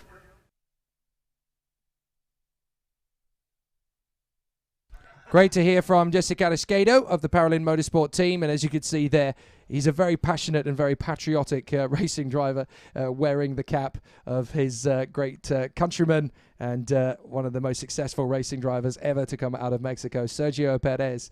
He was wearing his hat, and it is wonderful. You've got to remember, these guys are still kids at heart. They're still young. They're still very excitable, very motivated. They love their motor racing at all levels, and they still have that fiery passion and love and devotion for their heroes and for their sport in general. And when you come to play at the FIA Karting Championship, you don't just wear your heart on your sleeve. You indulge yourself and completely soak up the intensity and the joy of racing at world international level. It's an amazing experience for any driver.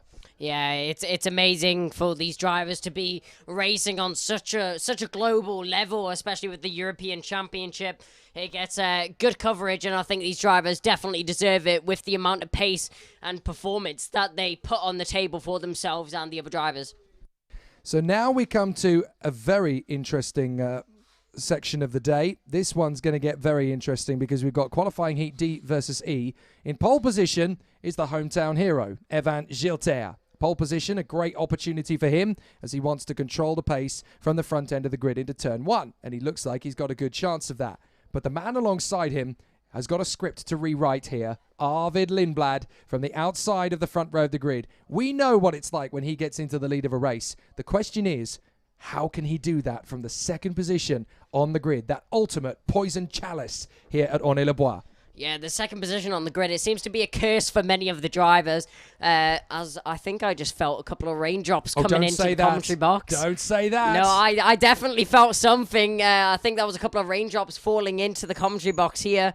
But Lindblad, he will be starting on second on the grid, which is seems to be a curse for a few of the drivers. But it'll be interesting to see how he's able to deal with it. Well, so far so good. It's definitely obviously still dry conditions at the moment on the circuit. It's definitely clouding over a tad, but hopefully it's not going to do the R word. We have to call it that, unfortunately, in the paddock. We're not going to talk about the R word for any length of time. We don't have to. But Evan Gilter and Arvid Lindblad on the front row of the starting grid. Timothus Kucharczyk in third. He's got a great chance to get a heat win under his belt from here. And Juho Valtonen, fourth position on the starting grid on the outside of the second row. Yuga Chukwu and Rasmus Yutsimis on the third row, the American and the Finn. And then we'll have Nicolas Bertolatti and Caspian Hagman, an all-Scandinavian fourth row. Jesse Carrasquedo, the Mexican who we just heard from, will go off ninth position on the grid. And Arthur Rojon, the home racer, will be in 10th position on the CRG for the battle for France. So here they come onto the circuit once again.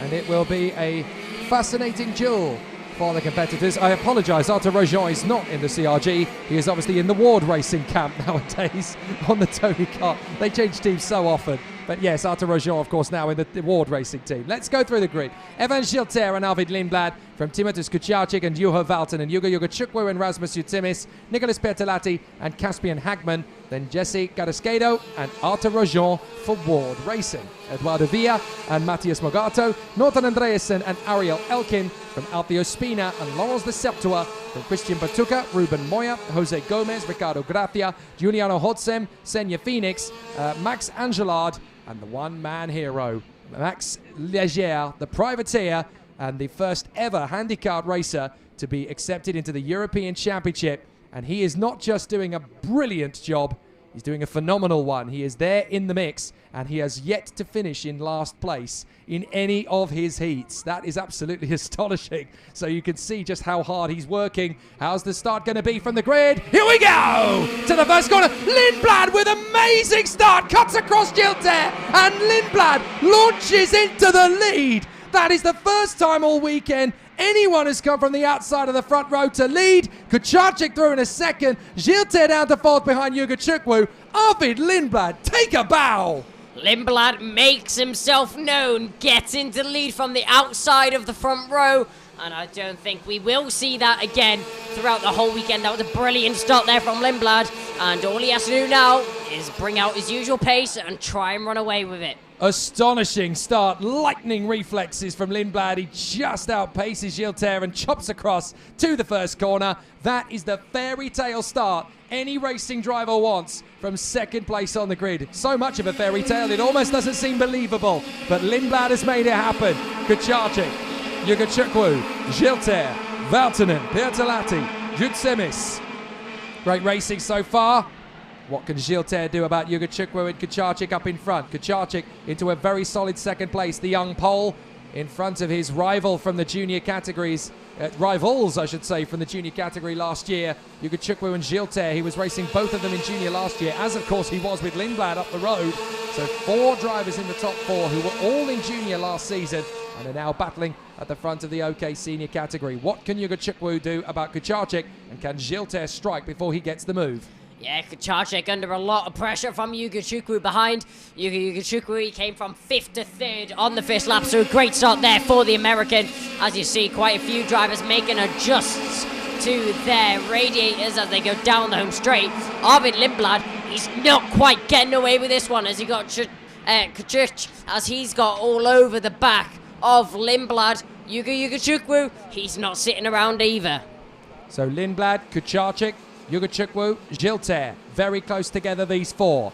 They go down the hill, back up to the braking zone, into the right, back on the power, up the crest, up the climb. Kucharczyk just checking over his shoulder, making sure Yuga Chukwu is not close enough for a move. Yuga Chukwu, it's going to be Kucharczyk who takes the lead. The pole gets through, and Yuga Chukwu is not quite close enough to follow in behind Lindblad, but Kucharczyk takes the lead. Excellent run from the pole. Lindblad thought he had it all his own way. Not on your Nelly. Lindblad from 2nd to 1st to 2nd. Kucharczyk as he goes up the inside. That's Yuga Chukwu as he makes his way past Lindblad. And that will be a follow through from Gilter there. And that is Lindblad. He's now down into 4th. Lindblad, an absolutely shocking drive there. No, not shocking drive, sorry. Gets done by 3 drivers in the space of half a lap. Certainly a difficult moment for Lindblad. I think he thought he had this race pretty much his own way, and now he's down to 4th place and under pressure of losing P4 to Nicholas Bertolatti. It's not all going his way. Laurence de Septua picking up a warning flag for some shenanigans in the field. Not what he wanted to see. So Laurence de Septua needs to cool it down a little. And there's Bertolatti through. He's got past Lindblad. So Yuga Chukwu 2nd, Gilter 3rd, Bertolatti 4th, and Lindblad down to 5th. Lindblad is doing the same as what Kamara did in his heat. He's got to the front, and now he's dropping back. As soon as one gets past, the rest of them follow through. That's why this field is so close. Once one person makes a move, the rest follows through.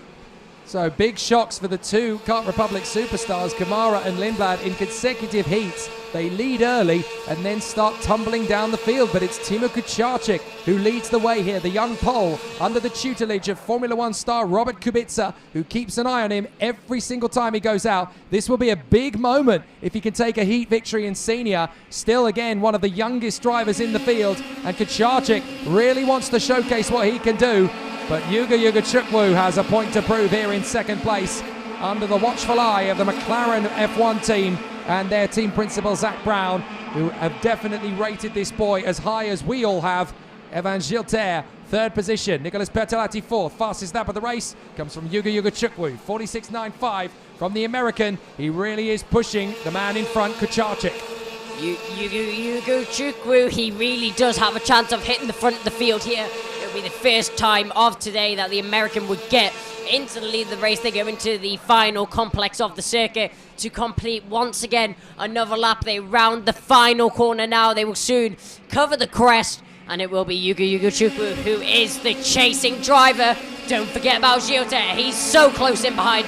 Yuga Chukwu doesn't go for anything this time round, neither does Gilter. I think Yuga Chukwu was trying to size up a move into the final sector, and Kucharczyk was holding his kart, nailing it to the inside apex and not budging. Yuga Chukwu may try now down the middle, but again, Kucharczyk just places the kart slightly over to the middle of the circuit on the run down the hill, and that's enough to phase the American, enough to back out of a potential overtake. Kucharczyk is really holding his nerve here. Yuga Chukwu's definitely got pure pace, and he's clearly got a lot of motivation and determination, but he just doesn't quite want to gamble. The thing is, Kucharczyk and Yuga Chukwu both need decent results. They've had reasonable races, but they've not looked spectacular yet. They're currently in the zone to do that in this heat, but you cannot afford to gamble. If you go to the big roulette table and come up with a completely different number than you need, it's game over. They've got to be so careful. Here we go! Yuga Chukwu on the inside, and he hits the front. Gilter tries to come with Kucharczyk,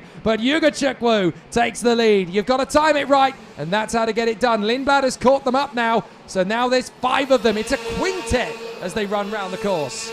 Yeah, Lindblad fastest lap, and now on the back of this pack.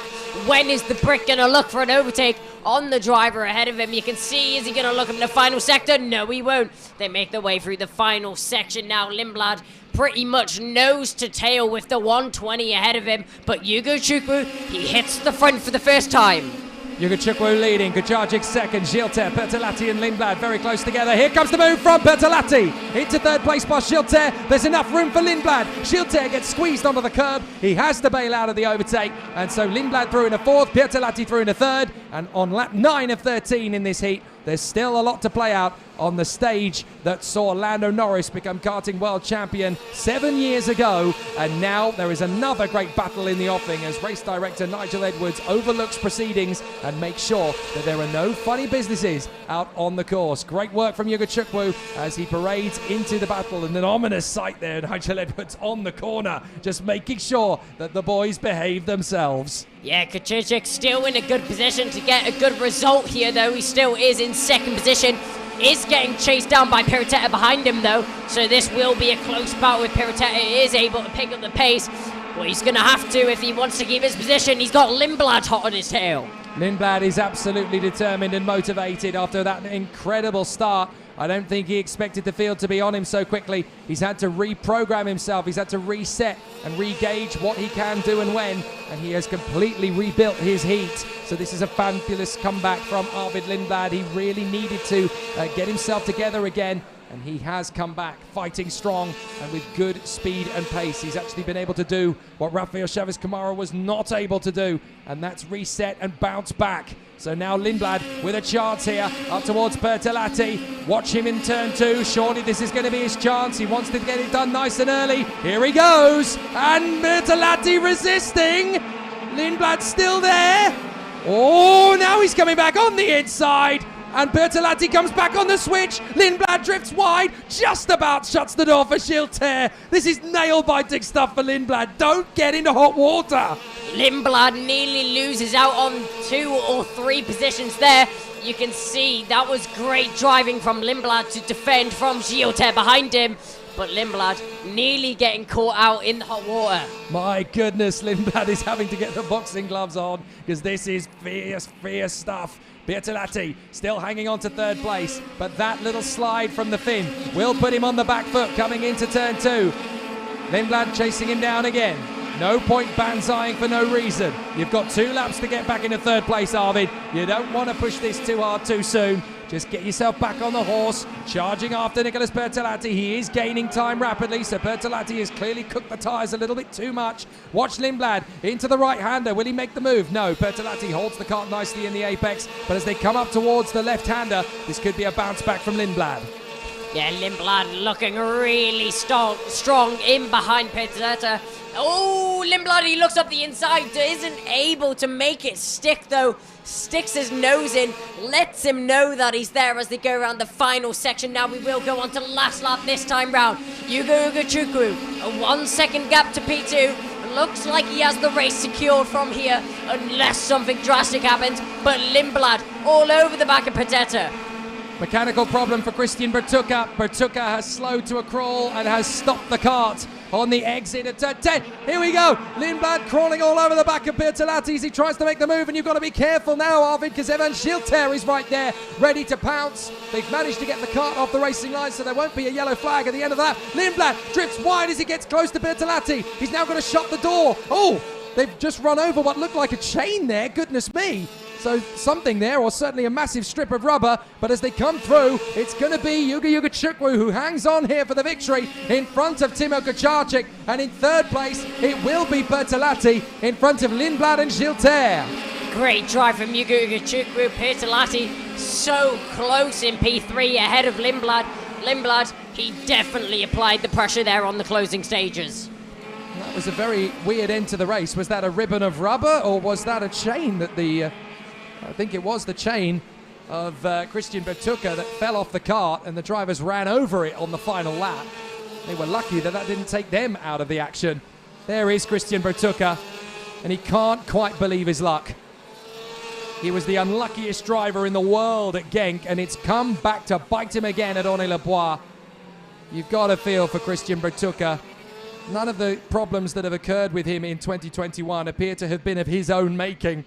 It's all things that come apart at the last moment, and you really do have to feel for Christian Bertucca as the drivers are getting ready in the Trofeo Internacional IndyCar for the third and final qualifying heat. It's always a very entertaining race with lots of great action. So here's the provisional result for qualifying heat D versus E. Yuga Ugachukwu in first from Timotheus Kucharczyk and Nicholas Bertolatti. Arvid Lindblad fights back to fourth in front of Evan Gilter and Juha Valtonen, Matthias Mogato and Eduardo Villa, Rasmus Yutsimis and Arthur Rojon, and then it's Ariel Elkin and Alfio Spina from Caspian Hagman and Ricardo Gracia, Ruben Moya, and then Giuliano Hodsem in 16th in front of Jesse Carrasquedo and Norton Andreasen, a whisker over 10 seconds, covering all of them. In 19th, it was Laurence de Certua in front of Jose Gomez for Spain, then Max Angelard, Senya Phoenix, and Maxime Leger, who was only 18 seconds away from the front of the field. Quite extraordinary. Christian Bertucca, rather sadly, out of the race on the penultimate tour, as the chain fell off the kart right when he was in the mix of the battle, and that could have been so much stronger for Signor Bertucca. Well, it's an unfortunate one as far as he's concerned. The OK drivers will get one final pair of races later on in the day, but the handy karts are around the corner.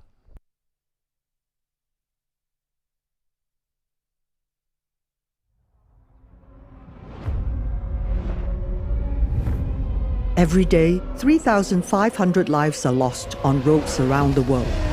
Driving can be dangerous, but there are simple rules we can follow that will make our roads safer and save lives. Slow down for kids. Don't text and drive. Always pay attention. Obey the speed limits. Stop when you're tired. Never drink and drive. Check your tires. Rules keep us alive. Your life is in your hands. Respect the rules.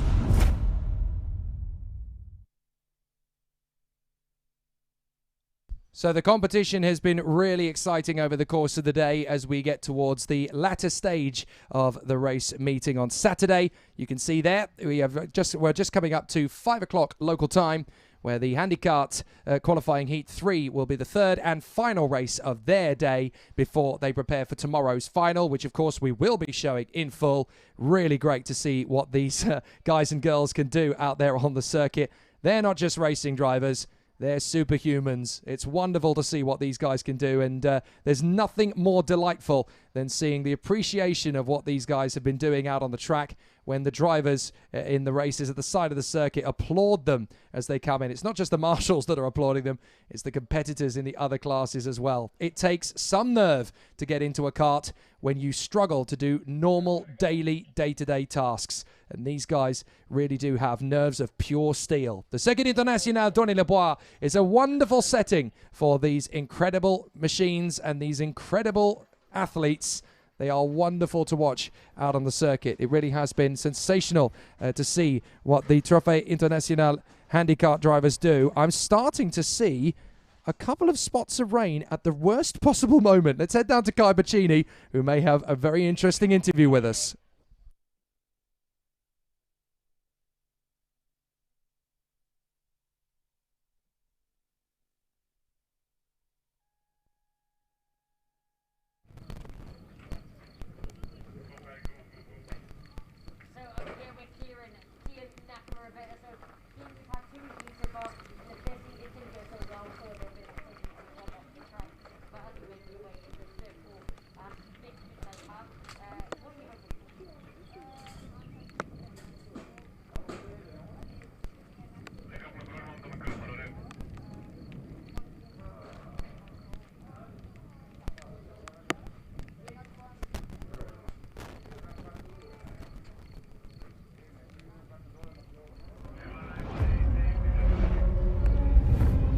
Every day, 3,500 lives are lost on roads around the world.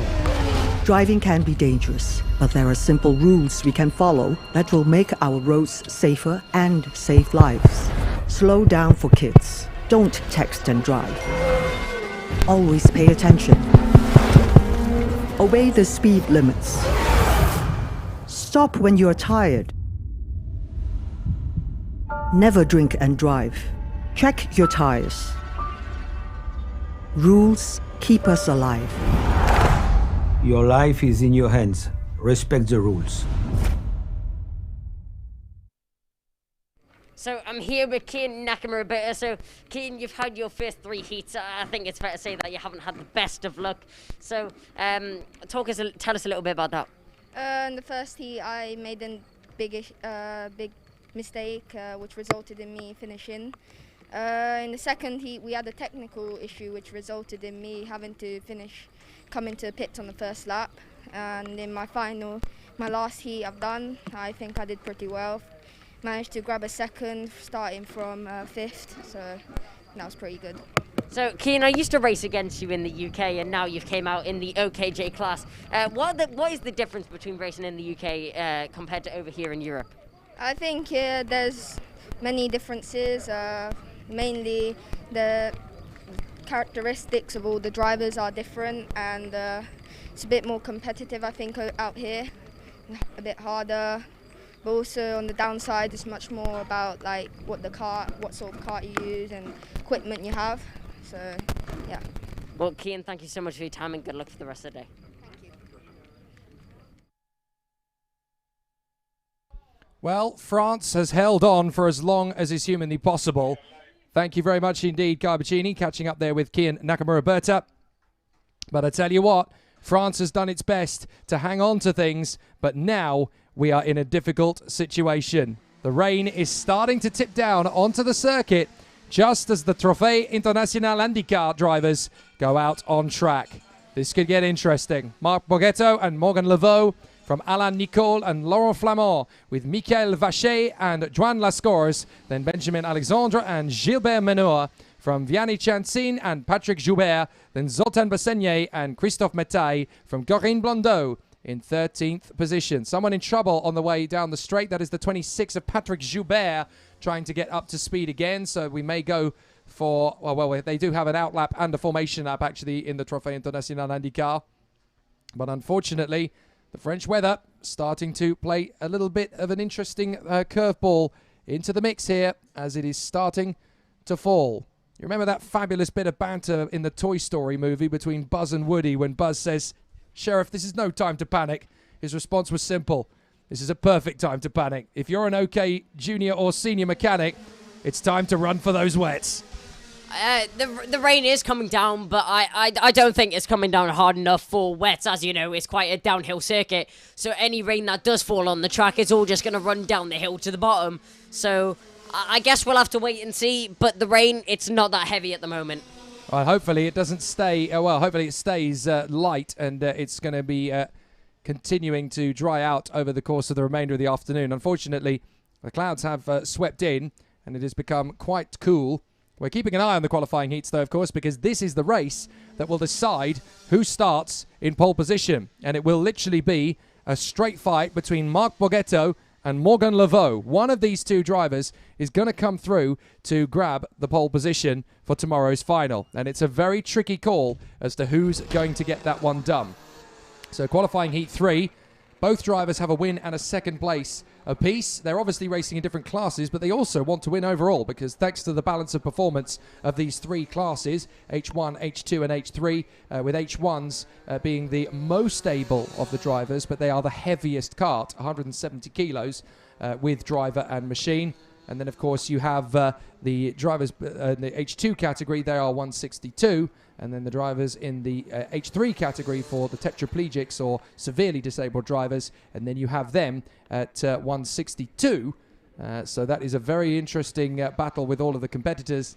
And this is going to be a very interesting race indeed, as the drivers in the toughest category of all three, they are going to be subjected to the light drizzle that comes out onto the circuit. Now, obviously, the officials will be there ready if they do need to make any changes to the running order of the race. But it's definitely going to be a very strong start as the two drivers battling for victory, Marc Borghetto and Morgan Laveau, will battle for the win. Here we go. The race is underway.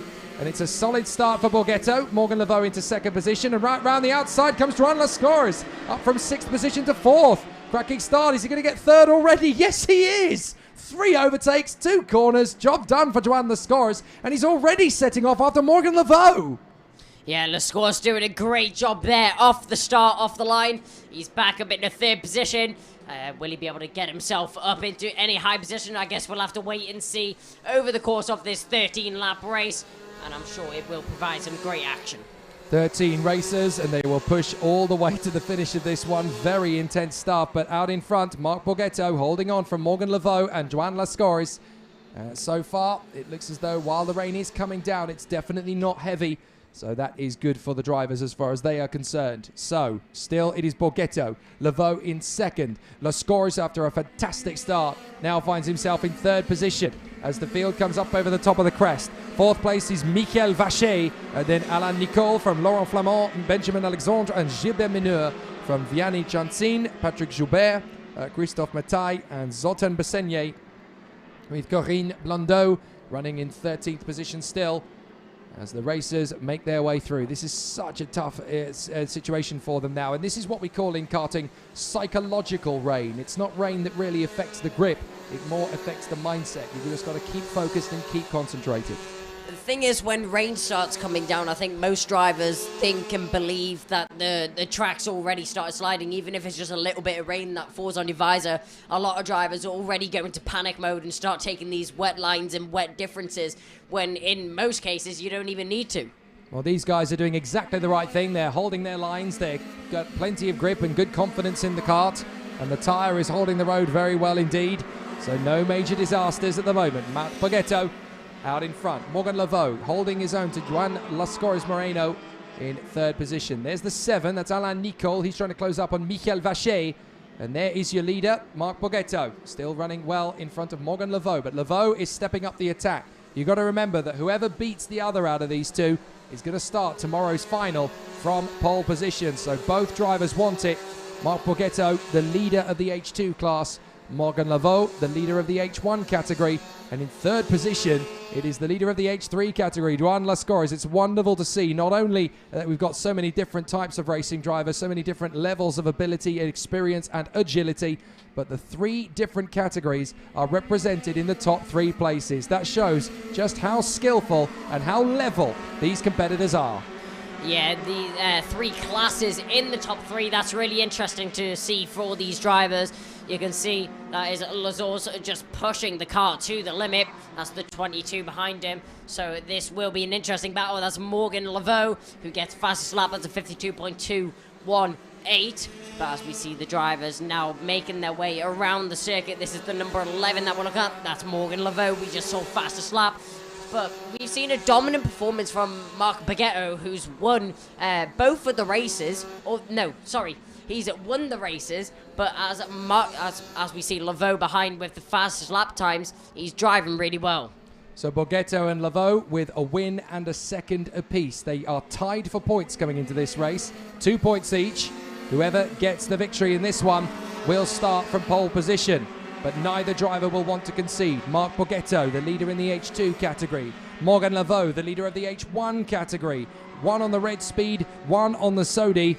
And they are going to be charging all the way to the finish of this one. Morgan Laveau, another fastest lap he bangs in. And now the gap is down to 0.3 of a second. A 51.9 compared to Baghetto on a 52.1. So Morgan Laveau pushing hard. Here's the battle for third. This is Lascorze. Third position for Juan Lascorze Moreno. And in fourth place, Michael Vacher. And then in fifth place, it is Alain Nicole. So a great battle. Here's the chance for Laveau. Laveau is doing his best to get through past Baghetto. But Baghetto keeps the door firmly shut. So now it's going to be about who gets the run off the final turn. And up towards turn 2, I can sense a move coming from Morgan Laveau. And it's imminent. Yeah, Baghetto holding his own though as you see Laveau going down in turn 2. Will a move be made? He has a look for it. Laveau up the inside of Baghetto. Baghetto makes that very easy for Laveau.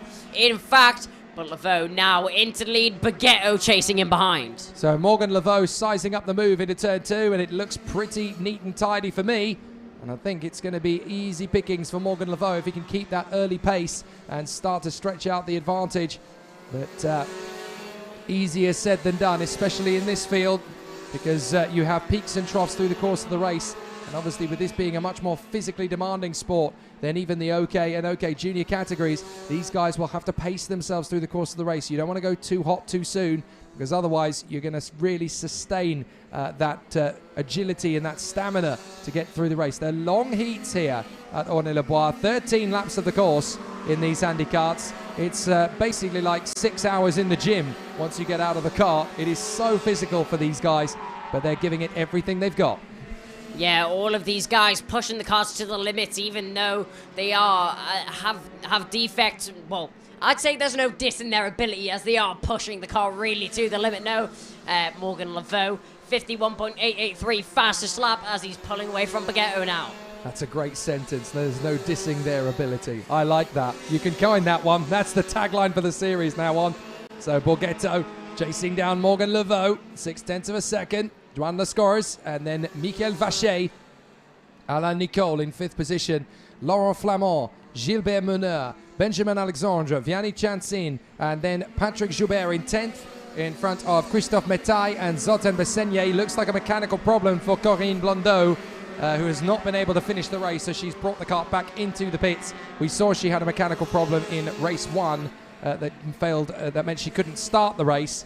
And then in race 2, another problem crept in. You've got to remember, these are very different karts to that of the OK and OK Junior counterparts. Just to get them running, obviously, with the different technologies that they have to in order these drivers to race, depending on what their deficiencies are. It's actually a very tricky kart compared to the others. Obviously, you have to specially adapt them. They have to make sure that they operate at a strong challenge, and it's not easy to get these karts working in quite the same way that they would be in OK and OK Junior. So it's a big technical challenge as much as it is a big driving challenge, and it's wonderful to see these guys putting on an excellent display. Yeah, these drivers, they're doing a great job, especially to provide some action, even with the issues and the problems that they face, as they are. You can see that is the number 7 there. That's a great job there in P5, new fastest lap, Morgan Laveau. That is a 51.732, but as we follow the P5 driver in 7th, that's Alain Nicole, as he's been very consistent with his results all weekend so far, and I'm sure he'll be looking to keep that up. Yeah, Alain Nicole has a really good chance of running in second row of the grid in P4, so this is a good run from Alain Nicole, and he should be able to keep that in position. Juan Lascorze is now really struggling to fend off from Michael Vacher. Vacher is pushing hard on the Sodi kart, And there could be a chance for Vacher to move into third position down the main straight. Is there a chance into turn 2? Watch out for Vacher. He has a good opportunity. Onto the inside of Joan Lascores. He's going to come from a long way back, and he has to bail out of it. Joan Lascores knows no fear, Michael. Has nobody told you that yet? Joan Lascores is fearless, and Michael Vacher is going to have to do all the hard work all over again. Yeah, Vacher is going to drop back as Lazors. He makes that move stick, and he makes it stick good. As you can see, there is a bit of a battle going on between a couple of drivers there. That's the number 22 as we see him chase in behind Lazors. Lazors, it looks like he is willing to keep on to that P3. 3 laps to go at the end of this one for Morgan Laveau and Marc Borghetto. Half a second apart still, so Borghetto is doing everything he can not to concede the position. Here we go. Michael Vacher's really stepping up the attack to Joan Lascores. Can he get the move into turn 1? No. Can he get the move into turn 2? Let's find out. Slingshot alongside. Job done. Nicely handled there from Michael Vacher. Now he's got the move, and that hesitation from Lascores. Round the outside comes Alain Nicole. Well, it was going so well in the earlier races for him, but now the Sodicart twins have fought their way to third and fourth. Michael Vacher and Alain Nicole have managed to get through into third and fourth. Marc Borghetto, fastest lap of the race, still trying to move forward. Looks as though we've had a chain come off a cart there. Not quite sure what's happened, but certainly someone seems to have lost a chain. It's red hot, clearly, because the marshal couldn't pick it up. Had to then drop it and kick it off the race circuit to get it back into action. So someone may be in trouble somewhere. I wonder if that was the absence of Corinne Blondeau. I wonder if that was her reason for retiring. So we'll have to see where her cart is placed. I can't see it. There is another cart down at the foot of the hill, I think maybe that is. So is that a retirement for Vianney Chancin, I wonder? He seems to have disappeared. No, Vianney Chancin's still going. I think it is actually the 76 of Laurent Flamand.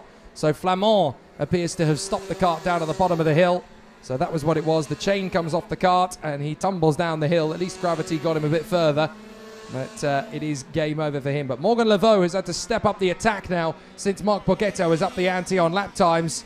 So very exciting racing so far. But into the last lap comes Morgan Laveau, set to start from pole tomorrow. Yeah, Laveau absolutely flying out there on the track right now, the number 11. He's proving a point right here. As you can see, it is still Marc Borghetto in second position. We just saw a fast lap from Laveau, which was recently beaten by Borghetto. So Borghetto, he's still providing the pace, but he's 1.1 seconds behind the leader right now. So Morgan Laveau is about to make it 2 wins out of 3. Borghetto was the other winner, of course. But it's great to see the Sodicart pair of Michael Vacher and Alain Nicole fight their way back into contention. They won't beat Joan Lascores to third on the grid tomorrow, but they've certainly showcased that they still have the potential to beat him in tomorrow's final. Morgan Laveau needs to be careful here. Out of the way gets Christophe Metaille. Oh, and Morgan Laveau drifts wide. Here comes Marc Borghetto. It's going to be a fight to the line between the two of them. Borghetto trying his best. Morgan Laveau nearly loses the win there in the final turn of the final lap. My goodness, a heart-stopping moment for Morgan Laveau, and he will be breathing a sigh of relief that he just got across the line ahead of Marc Borghetto. That was so close. You saw Laveau put his hand in the air across the line, signaling to the back marker, what are you doing? Laveau nearly losing out on that win. Borghetto nearly jumping on the opportunity. Well, that is just the proof in the pudding, isn't it? You don't give up. You wait until the final corner, the final lap. You might just get a chance. Borghetto almost snatched pole position away there from Morgan Laveau for tomorrow's final. We will get to see that race before the OK Junior and Senior finals tomorrow, so you will get to see what these guys finish us off with. But Morgan Laveau is in charge in the final heat as he gets win number 2 out of 3. And here's the shot we all want to see at the end of a brilliant race. As Morgan Laveau comes in, that's what heroism looks like. And everybody coming in, obviously the seniors are obviously at a very different part of the weekend. They've got to focus on their upcoming heats. So they will prepare for that, the juniors. Morgan Laveau and Marc Borghetto, just a 10th apart at the flag. Michael Vacher, Alain Nicole and Joan Lascores Moreno from Gilbert Muneur and Benjamin Alexandre from Vianney Chancin and Patrick Joubert, Zoltan Besseignet, and then Christophe Metaille a lap down. Laurent Flamand retiring. as of course, so too did Corinne Blondeau. So fascinating race action from the drivers thus far. It's been very good from the IndyCar, and we will, of course, see them again for their final tomorrow. Very, very close racing from them all as they duel for position tomorrow. But we know now it's going to be Morgan Levaux from pole position ahead of Marc Borghetto. Joan Lascours Moreno will be third on the grid from Alain Nicole and Michael Vacher. Benjamin Alexandre from Gilbert Meneur and Vianney Chantin will be on the top 4 rows of the grid. Great racing from the IndyCar and proof that nothing will stop an athlete from competing at the top level. Yeah, it's going to be interesting to see the battle between Levaux and Borghetto tomorrow, as it will continue. But Levaux, you said he's going to be on pole. Borghetto will start in second, and I'm sure Borghetto will not let that faze him at all. So let's try and catch up with some of the other people that we have been speaking to over the course of the paddock. Yesterday, we caught up with the team principal of the Ricky Flynn Motorsport team, Ricky Flynn himself, and I spoke to him on a number of different subjects, including how the team has evolved over the years to ground these incredible drivers to the front end of the junior field, and what the future development holds for the team, and why they have maintained their level of success.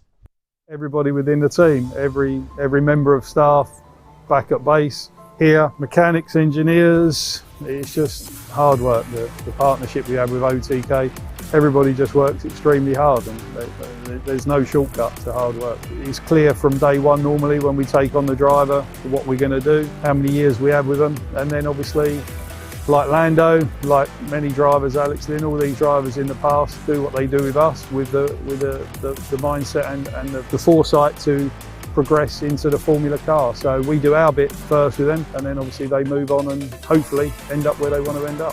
It's no more pressure for me because that's our goal anyway, is to win races, win titles, win championships. So Fred obviously done a fantastic job last year, winning it in his first year, which is almost unheard of, and not many other drivers have managed ever to do that. We just keep working in the same way as we always work with him, and hopefully he can add to that and put another title to his name this year. Within the team, there's no team orders, there's no team rules, there's nothing. We just ask them to be sensible, and maybe this week it's one driver's turn, maybe next week another driver will win, maybe just because they're a little bit better around that circuit. There's no great secret, and we just try and manage the situation as best we can, keeping everybody calm.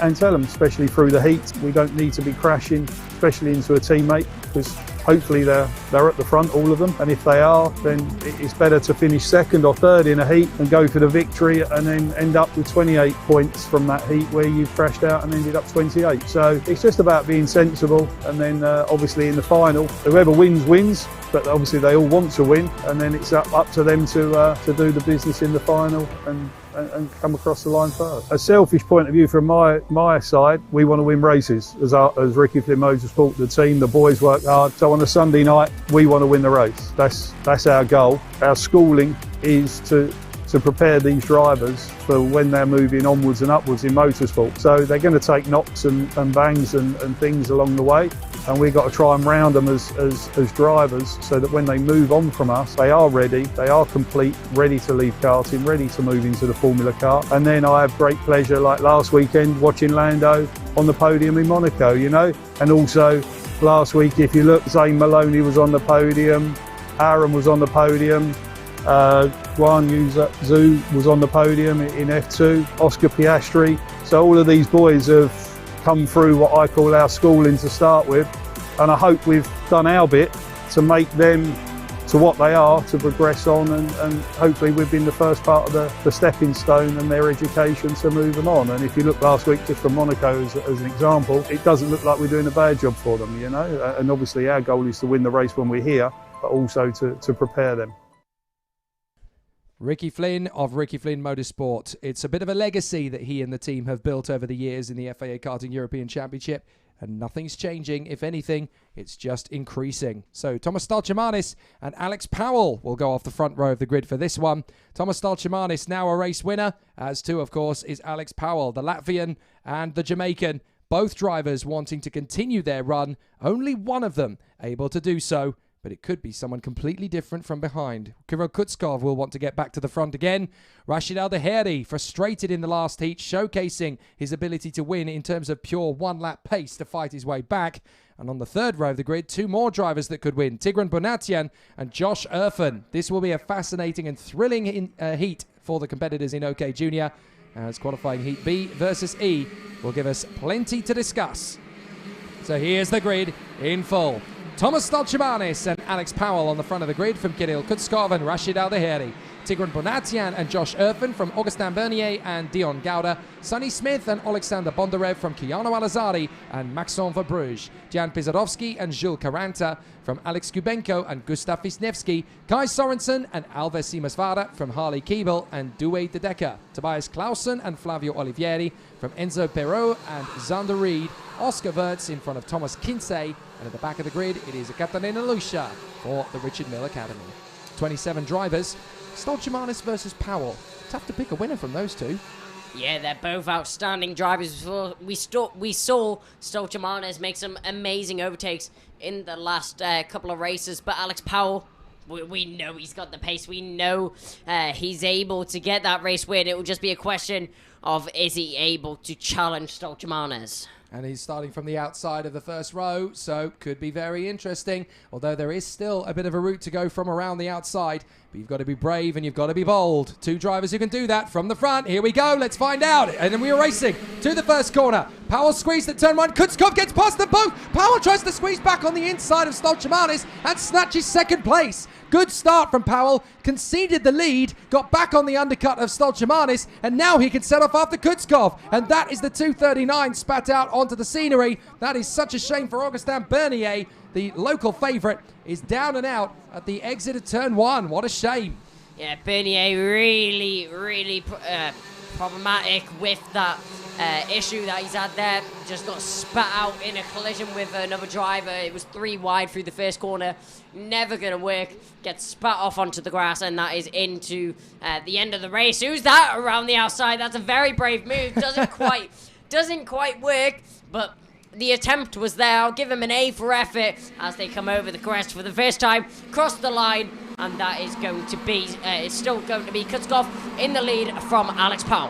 Who else but Keanu Alazari trying to pick them off around the outside. Great to see another feisty manoeuvre from him, and now he's battling with his countryman Rashid Al-Daheri as they battle in up at the far end of the field. The only man between them now appears to be the Forza racing machine of Kai Sorensen. So Al-Daheri up to 8th, Alazari up to 10th, so they're still working their magic as they make up progress.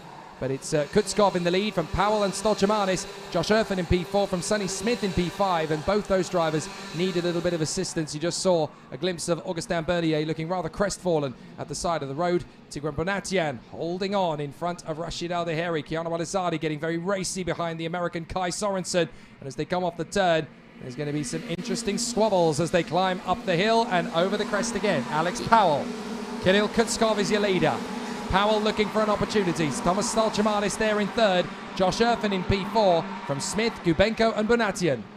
Great start from Erfen and Smith. Smith's made his way from 9th to 5th on this opening lap, but Kutskov, we didn't quite take him into account, but he's in the lead now, and he's showing us that he is able to perform at a high level. Powell, he isn't going to let him run away that easily, though. We've got 2 cuts off. Yep, that is unfortunately Thomas Kinsey, who's come together with Ekaterina Lucia. Now, Lucia is desperately trying to get the kart started again, but Thomas Kinsey has given up the ghost. Ekaterina Lucia desperately trying to get the kart restarted, but unfortunately, the mechanics, the marshals at the side of the road are adamant you're not going to be able to get the kart started before the drivers come around again. Frustration, the drivers want to restart, the marshals are adamant we've got to clear the circuit. So Ekaterina Lucia, I'm afraid, is out of the race. What a shame. Now here is the battle for the lead. Alex Powell in behind Kirill Kutskov. Fastest lap from Rashid Al-Daheri of the Paralin Motorsport team. 48.887, still blindingly quick. Just in a difficult position on the outside of row 2, unable to maximise his potential as Ekaterina Lucia walks rather dejectedly away and did not want this race to end.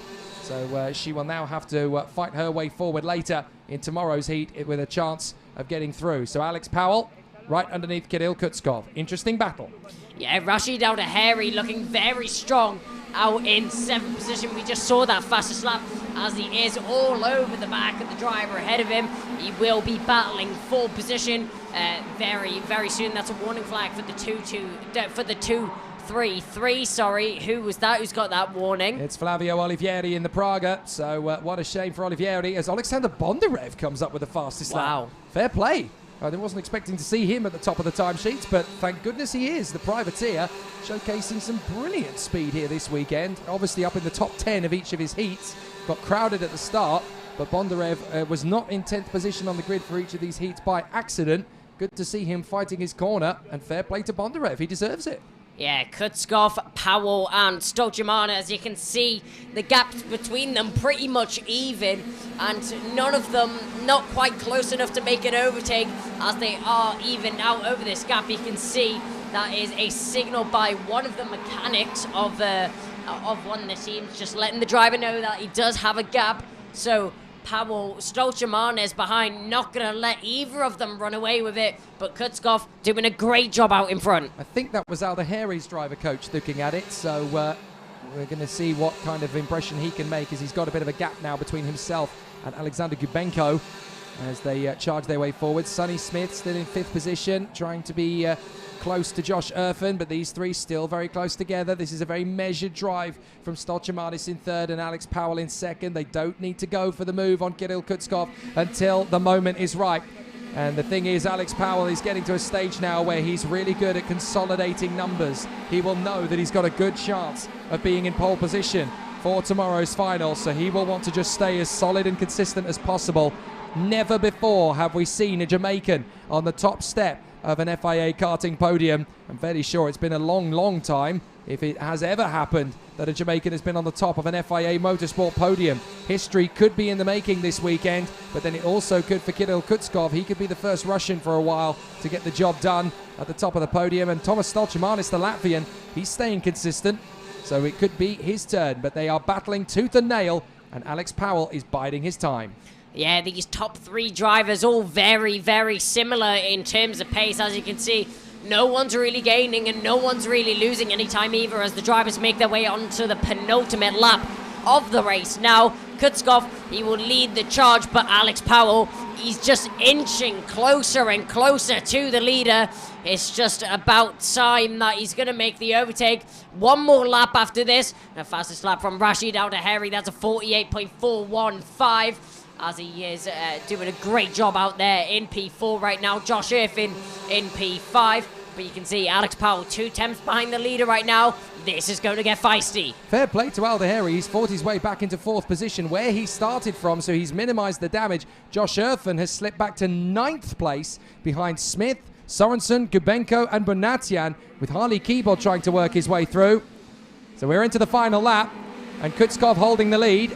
Powell holding 2nd, Stoljamanis holding 3rd. This could be consolidation, and you can see again there the mechanic just gesturing to Rashid Aldaheri. You've got a gap behind you, so you don't have to focus on what's going on where you've been. You've just got to focus on what's coming. Kirill Kutskov sets the fastest lap when he needs to extend his gap to 0.3 of a second. Josh Erfin fighting back on Smith and Gubenko in the final lap of the race as they tried to make some progress. We could see some great duels on this final tour in the background. But here comes Kirill Kutskov in front of Alex Powell and Tomas Stoljamanis. Powell has done his best to overhaul the Russian, but Kirill Kutskov, once he's in the lead, he has definitely got the confidence to run through, and not for the first time today. Kutskov takes the victory in front of Alex Powell and Tomas Stoljamanis from Rashid Aldaheri. Great fight back to 4th position. Yeah, Kutskov, he put his stamp on that delivery of a result with that fastest lap. Great drive there from Kutskov to fend off Powell and Stoljamanis, 2 very quick drivers in behind. And as you can see, it's announced on the screen, Kirill Kutskov, he wins the race here in OK Junior. Fabulous victory, and it definitely sets him up for a nice, pleasant evening of a bit of relaxation, because he knows that he doesn't have to do a massive amount of hard work tomorrow. Just stay in the top 3, and he's got a good chance of being towards the sharp end of the field, ready for the action tomorrow. So this definitely gives him plenty of confidence and an awful lot of relaxation and rest heading into tomorrow's evening's battles. So Kirill Kutskov has done a great job. So too have Alex Powell and Tomas Stoljamanis. Lots of positive thinking from them today, as they have remained in the top 3 for the majority of the race meeting, and that's exactly where they needed to be. So Kirill Kutskov keeps his brilliant form and holds the victory for the third time today. Alex Powell in second from Thomas Stolchemanis and Rashid Al-Daheri fighting back to fourth. Guy Sorensen and Tigran Bonatian from Josh Erfen and Sonny Smith. Alex Kubenko ninth and Harley Keeble 10th from Jan Pizadovsky and Zander Reed. Then Alex Bondarev and Dion Gauda. Gustav Wisniewski and Maxon Verbruge. After his great start, Keanu Alazari slipping to 17th in front of Tobias Clausen. 19th for Due de Decker in front of Jules Caranta in 20th. Then Oscar Wirtz in front of Flavio Olivieri, Enzo Perot and Alva Simasvara. And then, of course, our retirements. There were 3 in total. Ekaterina Loisha and Thomas Kinsey, who were out on lap 3. They were out on the very first lap, therefore didn't trigger on the timing screen. Augustin Bernier, who ended up out of the race at the very first corner. A shame for them, but obviously for the guys up front, it's a brilliant result. There's going to be more action to come, and down in the pit lane, obviously we're going to have some more great race action from the competitors as we get ourselves ready for the next of the OK Junior Heats. And I'm fairly sure that down there we have our man Kai Boccini getting himself ready for another great interview. And this time he's going to be with the Italian Kimi Antonelli in a few short moments.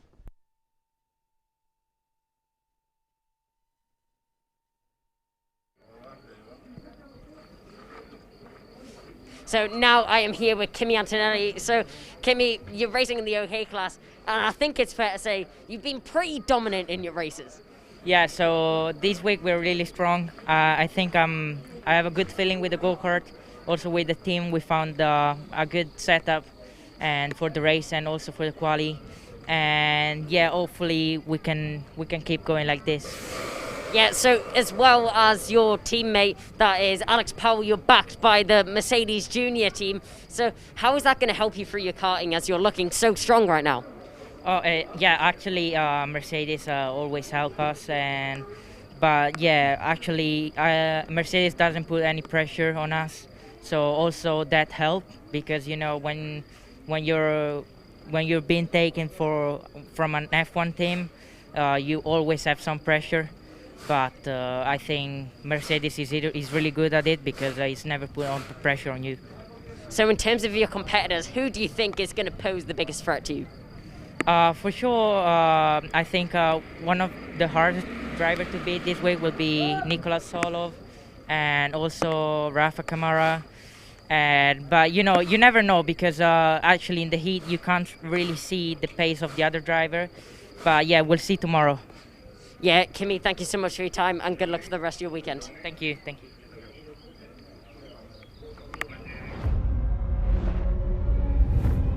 Every day, 3,500 lives are lost on roads around the world.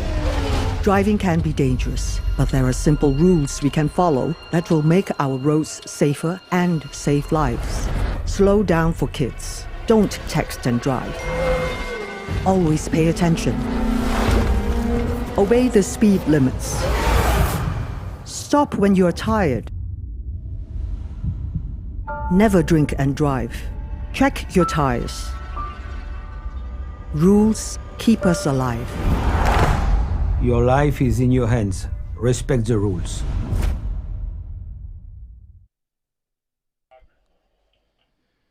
Race action coming up again as we get ourselves ready for the continuation of the FIA Karting European Championship here at Aulnay-le-Bois, the second round of the 2021 campaign. And it is qualifying heat D versus F that we will greet out onto the circuit this time. 10.935 kilometers of race action. You can see that those are the only races remaining in our day's activity. Qualifying heat D versus F, then A versus C in OK Junior, and then the 2 remaining races of the day. Qualifying heat A versus C and B versus E in the OK category. Doesn't seem like we started about 8 hours ago over the course of the day, because it genuinely has flown by rapidly.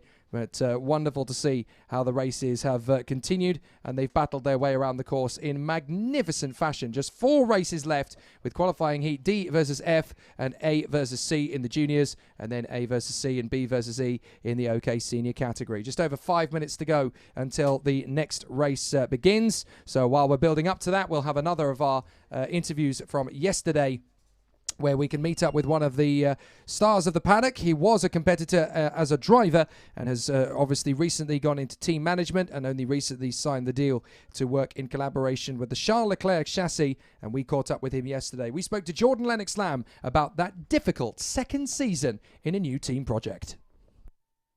Well, it's non-stop, that's for sure, but the season started off quite well. And you know, we've already had many races, even if we're only on the second round of the European Championship. But you know, as always, it's ups and downs. But no, a positive year so far. We're working in the right direction. We're maybe a little bit more on the back leg than we were last year in terms of performance. But we are getting back to where we should be.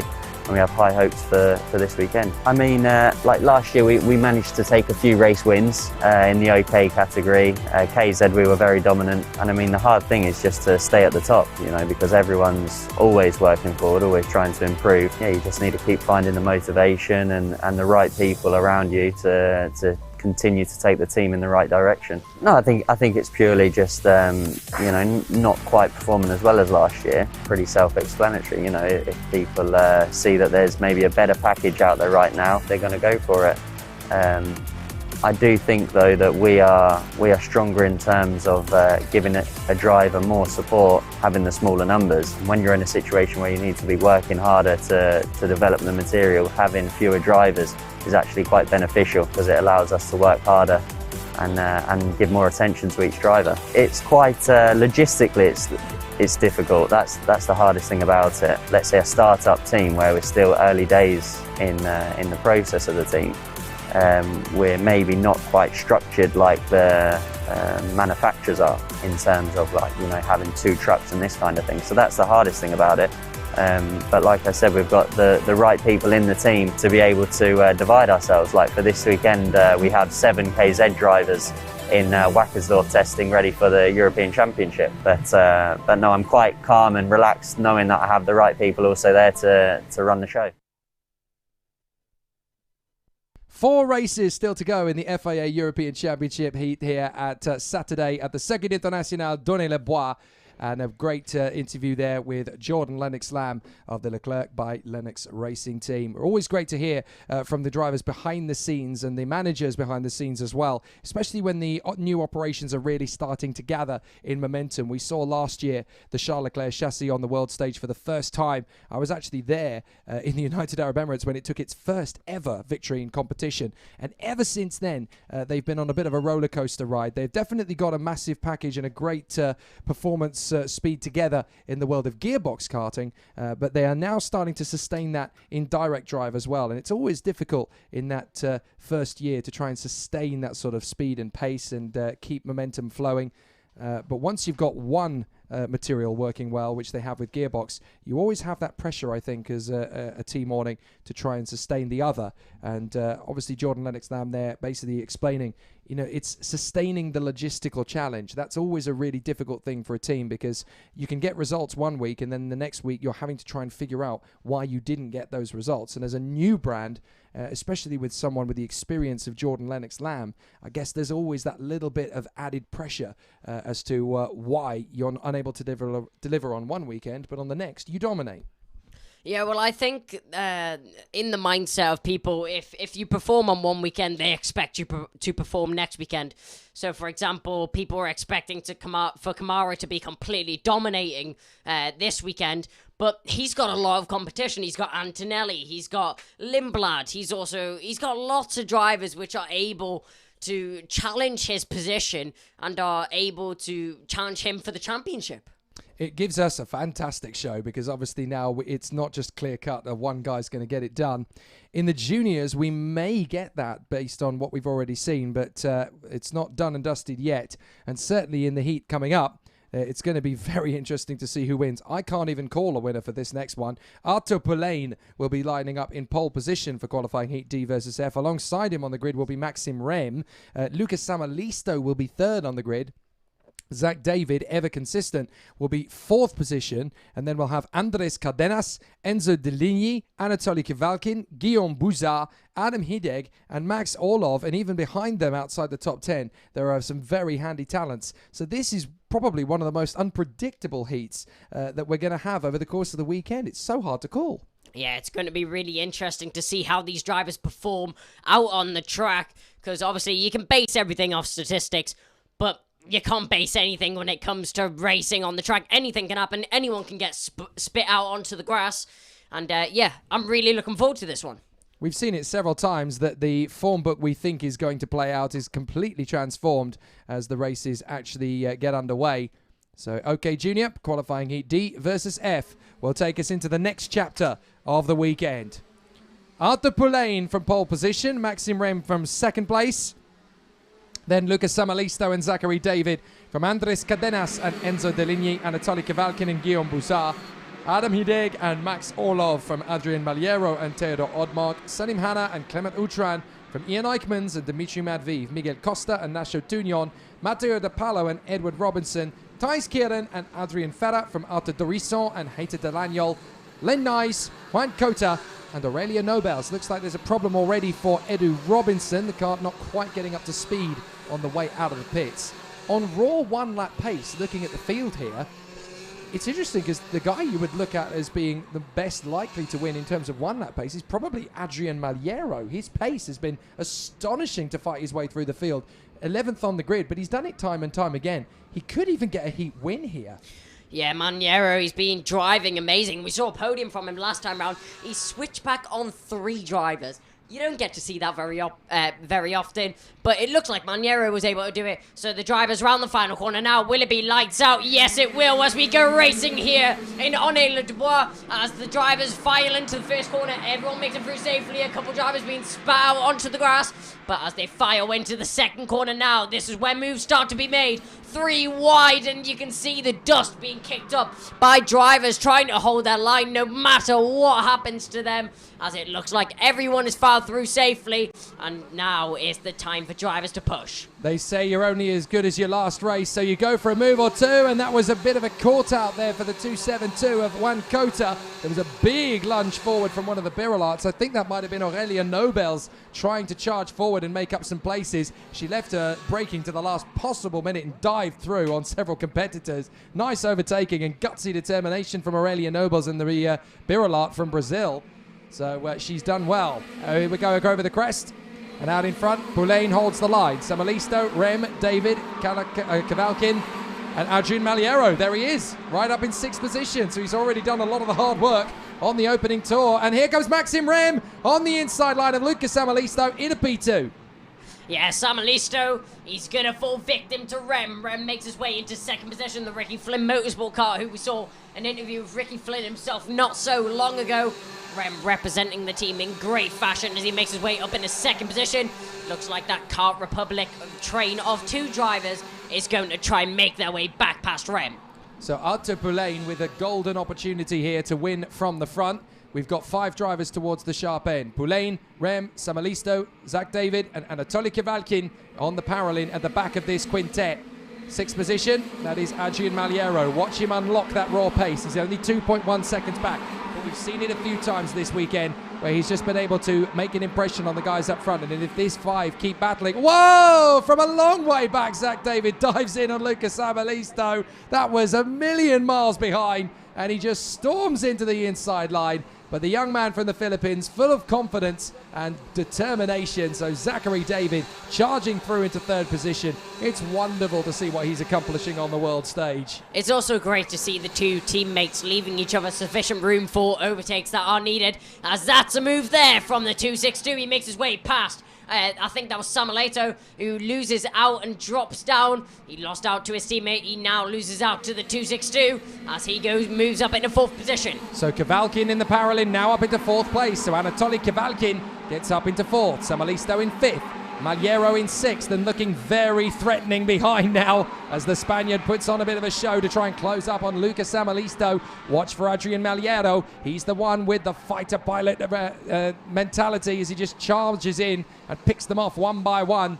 Adam Hideg is the fastest driver on the track at the moment, the Hungarian for the Revej TRT squad. So a great run from Adam Hideg, and it's nice to see him really starting to get an opportunity or 2 to run near the front end of the field. Maxime Rem a little bit defensive now on Zach David, just holding the line. And there goes the move. That is Samalisto on Kavalkin. So he takes back 4th position. So never say die for Luca Samalisto. The Finn is back in P4 and now charging after the leading trio. Kavalkin's still looking racy though, doesn't want to concede the place in 5th position as Adrian Maliero is getting ready to pounce there in P6. Just watch for him, he'll make the dive. Oh, Kavalkin's going to make the dive, and through as well goes Maliero. So Kavalkin back into 4th, Maliero up into 5th, Samalisto down to 6th. Yeah, Maliero looking very strong right now, follows through on that overtake, and I'm sure he'll be looking for Samalisto. He'll be looking for Kavenka very, very soon, as we see a fastest lap from Guillaume Bazar there, as the drivers now make their way into the final complex of the circuit. Oh! David all over Rem, and oh, that's a collision there. That was between Maliero and that was Kavenka as well. So those two drivers collide, and that lets Samalisto pass. It does indeed. So Kavalkin and Maliero were getting very too close together, and they ended up banzaiing into each other very nearly. They just about survive it, but it lets Lucas Samalisto back through into 4th position. Meanwhile, Zach David has caught right up to Maxime Rem, so they're going to battle for 2nd position. The 291 has picked up a warning flag by the look of it. That, I'm afraid to say, is Adrian Maliero, so he clearly was the man to blame in that one. A bit of a gung-ho maneuver on Anatoly Kavalkin. It's backfired in more ways than one. Yeah, Maliero, he loses a lot of time and also loses a couple of positions in the making of it. You can see Rem, he's 6/10 off the back of Poulain. Poulain looking very strong in the Cosmic car, but Rem, he's got a lot of pressure from Zach David behind. And of course, he's also, Adrian Maliero lost the approval of the officials there in that one because he's got the warning flag, so hopefully that's not an irrevocable position for him to be in. Arthur Poulain, 6/10 clear of Rem. Rem is being hunted by Zach David, and they are both trying to pressure the local star Arthur Poulain. There's the fastest lap from Maxime Rem. 48.458 for the 218. Behind this man, Arthur Poulain on the Cosmic. Was great last time out to see Ian Eichmans utilise the Cosmic to take victory after victory after victory. And now on home soil, Arthur Poulain is doing exactly the same thing here. But Maxime Rem is still the hard charger for Ricky Flynn Motorsports, still wants a decent top 3 finish, and still has a great chance of grabbing one, with Zach David in 3rd position, Samalisto and Maliero in the top 5. Then Kavalkin, Adam Hideg going well in 7th place, Andres Cardenas, the Peruvian, in 8th position, and then Enzo Deligny and Ian Eichmans ahead of Orlov. It's a great battle in the midfield still, as drivers are still working their magic to try and gain some ground.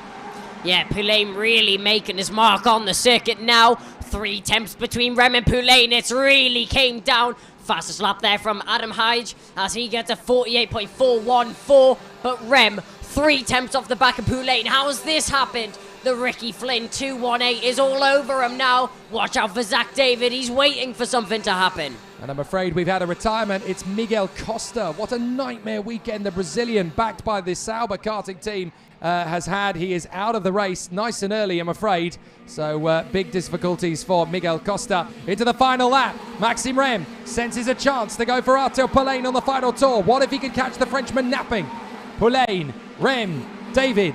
A few kart lengths back is Samalisto, but Maxime Rem and Zachary David could have a battle on the last lap here with Arthur Poulain. Poulain checks over his shoulder. You don't want to be doing that too often, Arthur. You've got to focus on what's ahead, not what's behind. Andres Cardenas now with the fastest lap, a 48.210. Poulain should be okay here, provided he doesn't go defensive. He doesn't need to defend. He's got a couple of kart lengths on Maxime Rem. Rem's going to need a big gamble to get through here, and Arthur Poulain doesn't need to defend. He holds his racing line. He knows he's got this. There is no pressure on Arthur Poulain on the final lap. He holds his nerve and he takes the checkered flag. Great try from Arthur Poulain, pushing when he had to, defending when he needed to, which was not at all. Yeah, Poulain driving from start to finish in brilliant style. Takes that win and he'll take it under his belt as well. The Cosmic driver in the 285.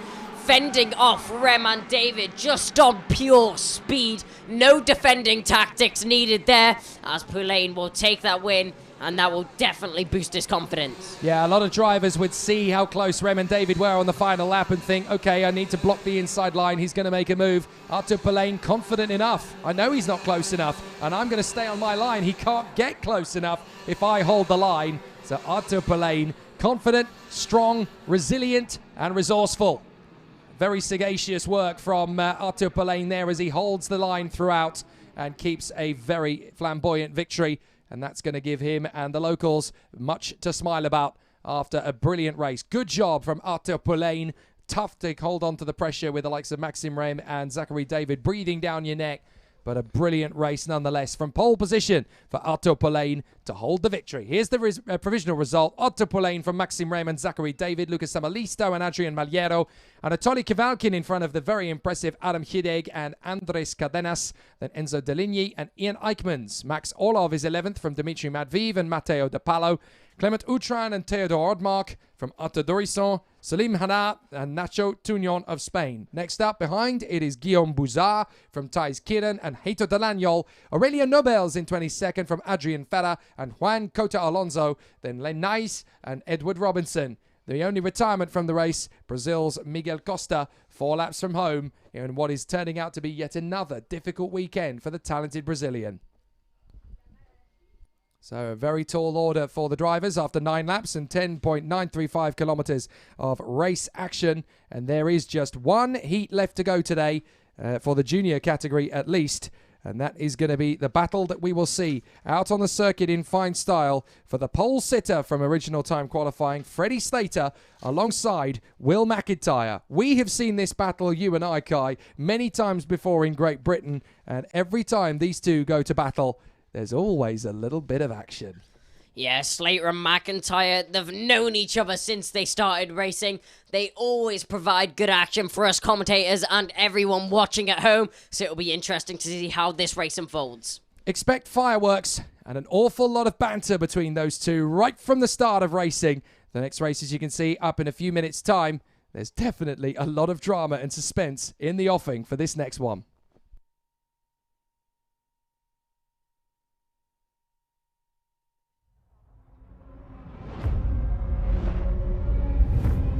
Every day, 3,500 lives are lost on roads around the world. Driving can be dangerous, but there are simple rules we can follow that will make our roads safer and save lives. Slow down for kids. Don't text and drive. Always pay attention. Obey the speed limits. Stop when you're tired. Never drink and drive. Check your tires. Rules keep us alive.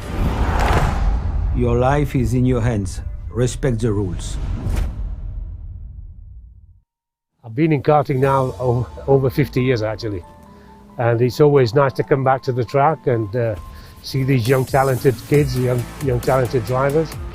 It's just a great environment, right? I think more than anything, it's become extremely. I mean, don't get me wrong. Even in my days, it was always competitive and difficult. But I think the times now, every race we go to, 1/10 can put you 10 positions further forward or 10 positions further back. I wasn't for the racing game, but I watched it back home on live streaming, and I'm coaching Alex Powell at the moment, who ended up finishing 4th. But I was looking at the times, and one lap you'd gain half a tenth, and then the lap after you'd lose half. So it was just so close, you know. And like I said, that's why qualifying has just become so important. I mean, years ago, for example, you could start on grid 15 and probably finish top 5. Today, if you start on grid 15, it's really difficult to finish in the top 10. I think nowadays it's just become so professional, and basically you've got to be with one of the top teams that can give you a good package to allow you to be in a position to probably win the race.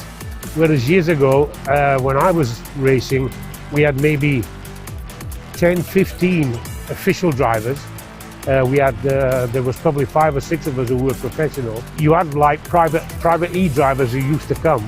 That doesn't happen anymore. You've got to go with one of the teams, otherwise basically you stand no chance.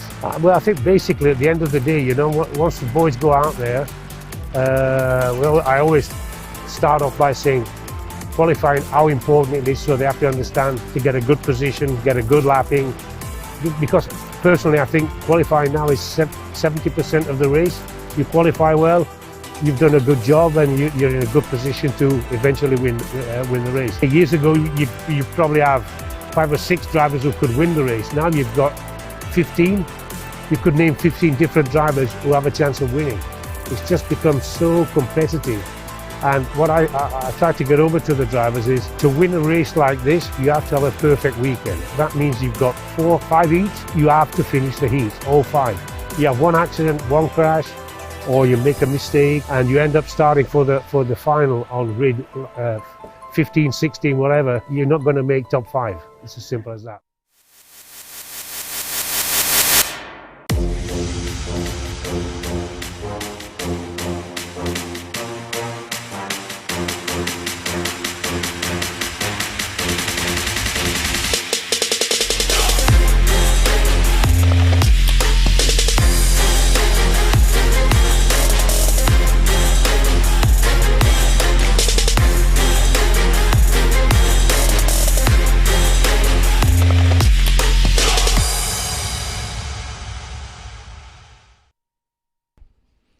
Just under 4.5 minutes left before the next race gets underway, and it's the last junior qualifying heat of the day, and it pitches 2 old rivals back onto the front row of the starting grid once again. Freddie Slater versus Will McIntyre, Ricky Flynn Motorsport versus the Birrell Artworks team, and this has all the makings of a classic. These two raced each other many times before, both here in Europe and back home in the United Kingdom as cadets. And this is definitely going to be a really interesting squabble to the first corner. McIntyre on the back foot on the outside line, but we've seen how that can be done. Freddie Slater, all he has to do is what he's already done 3 times. Yeah, I think history, it's going to show itself in this race. McIntyre on the outside line. We know that nobody likes that outside line, apart from Lindblad, who managed to do it. But McIntyre, it's going to be difficult, but I think it is possible. He's definitely going to have to work hard in that first corner because the outside line can really swamp you to the curb with those marbles dragging you to the outside edge. It needs confidence, discipline, and an awful lot of commitment to go across to the outside, to the inside line, and hope that the driver alongside you is not going to squeeze you out. But these two both have a reputation for being fast, fearless, and ruthless. It's wonderful when these two are out on track together because you're always going to get incredible racecraft, no nonsense, no hesitation battles, and pure and utter racecraft. The drivers behind them, though, have plenty to say about this race in particular as well. Maciej Gledizh has come very close over the course of the races so far, in 3rd position, to hustling the guys on the front row of the grid. For whatever reason, the start just gets a little bit away from him, but he has a chance here. If these two spark, then there's a good chance Gledizh could swamp by and get past both of them. Even if he splits them, he's in good shape. Yeah, we've seen Gledizh that's been involved in some amazing battles throughout the field. That's been entertaining me. I don't know about you guys at home, but Gledizh has had some amazing battles, and I think there is definitely a chance for him to challenge the front row.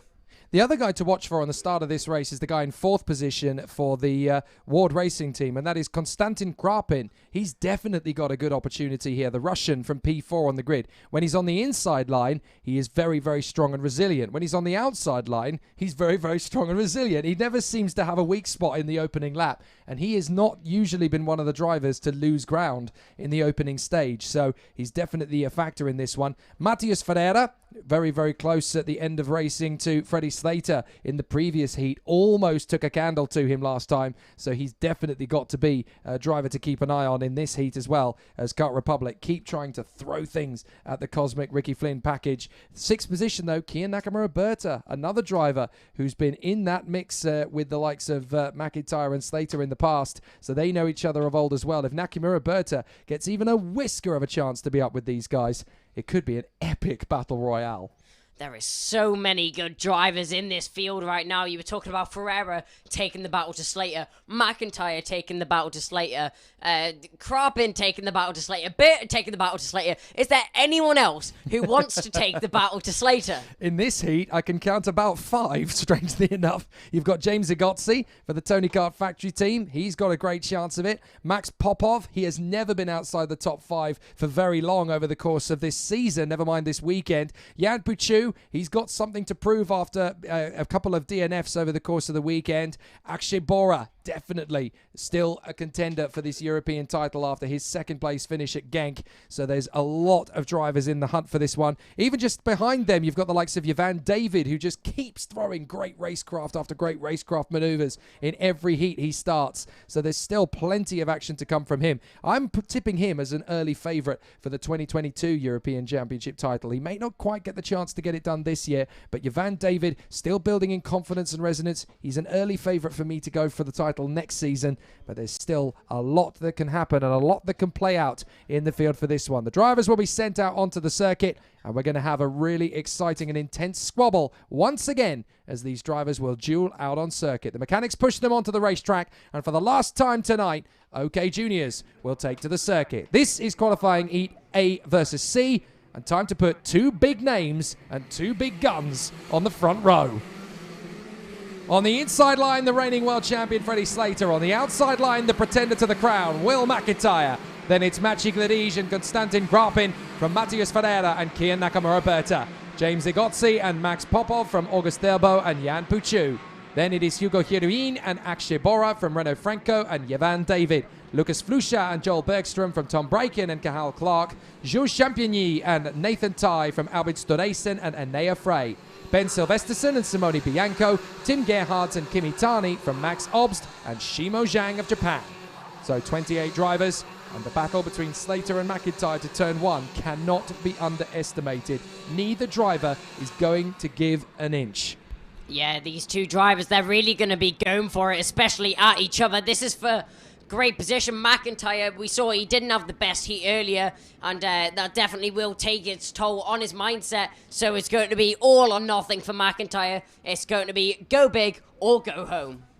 So the drivers on the front row of the starting grid, ready to come to battle. Slater on the inside, McIntyre on the outside. Get ready for badinage. You're definitely going to get some in this one. Ready, avanti! And up over the top of the hill. McIntyre drawing alongside Slater. They both go to the same part of the apex. McIntyre drifts slightly wide. Cannons back to the inside to defend the position. Well held by McIntyre. Second place, a couple of kart lengths back from Slater, admittedly, but he does not back down from the fight, and he does not lose ground to Maciej Gledicz. Well held by McIntyre. Oh, and off on the grass. That's one of the Cosmics going off. So a bit of an issue there in the middle of the field. I think that was Hugo Hieruin who went off the road there onto the grass. But out in front, look at Slater and McIntyre. They're already stretching out an advantage. Yeah, McIntyre did an amazing job to hold his line through there. Tried to take it to Slater, wasn't able to, so shut the door as soon as he could on Gledicz and managed to hold that position. So McIntyre still sitting in second position, but he has 2, 3, 4 very quick drivers behind him. Indeed he does, as over the line comes McIntyre in second behind Slater. You've got Gledicz, Ferreira, Nakamura-Berta and James Igotzi. Then it's Konstantin Grapin from Jan Puchu and Max Popov. Jevan David up to 10th, he's charging through. And Cahal Clark is coming up through the field. Goodness me, Clark is up to 12th from 18th on the grid. Cahal Clark and the Sony Kart chassis, they are storming forward. Great work from Cahal Clark as he's now just on the outskirts of the top 10, showcasing his ultimate speed. Brilliant stuff. Yeah, so Cahal Clark doing a great job out there, makes his way up into 12th position. So as you can see, the 245 and the 225 very, very close to each other. As you can see, Ferreira, he took it to Slater last time round. Will he be able to do it this time round? That's another question.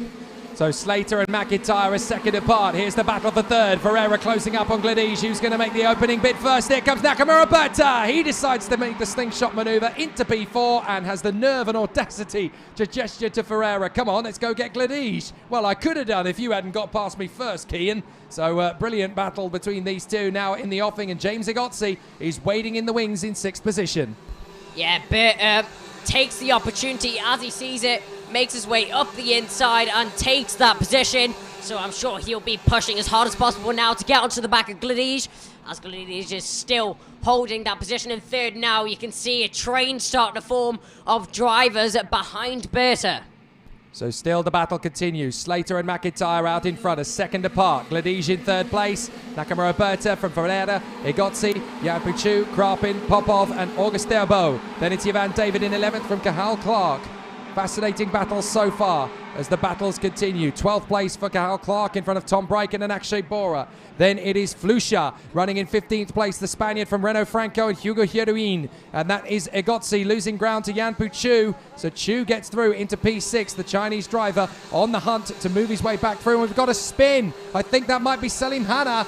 No, sorry, it's Anea Frey. It's Anea Frey for the second time the Swiss has gone off and retires from the race then. So Anea Frey, the Swiss driver, just in front of our position at turn 4. Anea Frey has gone off the track. That is such a shame for the Swiss. He was looking a lot more confident and fired up this weekend. But Anea Frey now has to move himself from the fray, and he is out of the race. There he goes. Anea Frey retires from the action for the second time today, and that makes it almost impossible to make it through. That's so unfortunate to see for Anea Frey there. McIntyre and Slater separated by 1 second. That's a new fastest lap from Gladijo. That's a 48.437. Gladish so close to the back of McIntyre now. 4/10 separating the two drivers. You can see Berta leading the charge onto the back of Gladish, but it isn't looking like it's going to happen right now. McIntyre, he's under a lot of pressure at this moment in time. Slater still dominating the field as usual. McIntyre, will he be able to do anything? Not at this moment in time. So over the crest they come again. Kier Nakamura-Berta 4th in front of Matthias Ferreira and Jan Puchu. James Egotzi not far away in P7. So who's going to blink first? Oh, it looks like there's a warning flag going out then to the 278. Now that is Kimitani. So Kimitani is getting a warning flag as August Theribo sets the pace. 48.392 from him. There's the confirmation on your screen. Kimitani of the Biralat squad down at the tail end of the field, but he gets a warning flag for an incident. Maybe it was the reason he is at the tail end of the field after all of the interesting racecraft he's seen. Some great performances here. Slater and McIntyre 7/10 apart, and Slater just trying to continue this pace. Gladish is going with McIntyre now as they drop Nakamura-Berta in 4th position. Ferreira, Chu and Egotzi. Then Krapin, Popov, Therbo and Cathal Clark in front of Yvan David. What a drive from young Cathal Clark, who is having a great battle through the field. Still keeping himself nice and honest there as he battles through. There goes Ferreira on the inside of Nakamura-Berta, and also Egotzi gets through on Jan Puchu as Freddie Slater takes back the fastest lap of the race. Business as usual. Yeah, Ferreira clearly feels like he's faster than Nakamura-Berta and feels like he's going to be able to get onto the back of Gladish. But McIntyre, he's trying to push onto the back of Slater, but he's going to have to look behind him soon because Gladish is here. So Gladish is right there, trying to hunt down Will McIntyre. And this could be interesting. They've only got 2 laps to go at the end of this one, so they're not quite going to have enough time to get onto Freddie Slater. So what this means is that Maciej Gladish may decide, you know what, we can't go for the win, but I can go for second. I can hunt down McIntyre, and I can make the difference, and that could get me another place or 3 up on the starting grid for tomorrow's final. If I can make the lunge on McIntyre and Gladish will be pushing hard to try and get that gap down to Freddie Slater a little bit more to put the Brit under pressure. Ferreira 4th, Nakamura-Berta 5th, Egotzi 6th, Yampuchu 7th, and 8th place Konstantin Krapin. So they continue to run through. And Krapin is actually looking quite hungry in there behind Jan Puchu, wanting to make a bid down the short stretch up towards the final sector. James Egotzi trying to hold his line so that Chu can't get a run on the inside line. But Freddie Slater is being caught a little by McIntyre and Gladish. Not that it's going to sweat him at all, because Slater still has a decent enough advantage over the drivers behind him that it should be fine to the flag. Yeah, Gladish two temps behind McIntyre. If anything, we need to keep an eye on this battle going on. And then you have the train behind Berta under a lot of pressure right now, defending to the inside line. But we can see Gladish, the 2-4-5, just edging closer to the back of McIntyre. McIntyre edging closer to the back of Slater. It's like a domino effect. Yes, indeed. There's a bit of a run from Akshay Bora in the middle of the last lap as well. He was trying to get a couple of overtaking moves to get closer to the top 10. But it is going to be as you were between Slater, McIntyre and Gladish. Gladish was able to try and make the deadlock between the two Brits. But McIntyre was resilient. But Slater was super fast. He has yet to be beaten this weekend. Freddie Slater continues his run and remains on the top of the dais for the moment. McIntyre second from Gladish, Ferreira and Kier Nakamura-Berta. Just a whisker in front of Egotzi and Jan Puchu. Interesting there. A thumbs up from Slater to McIntyre. It's not reciprocated. Ooh. A little bit of tension there, maybe. That's interesting to see.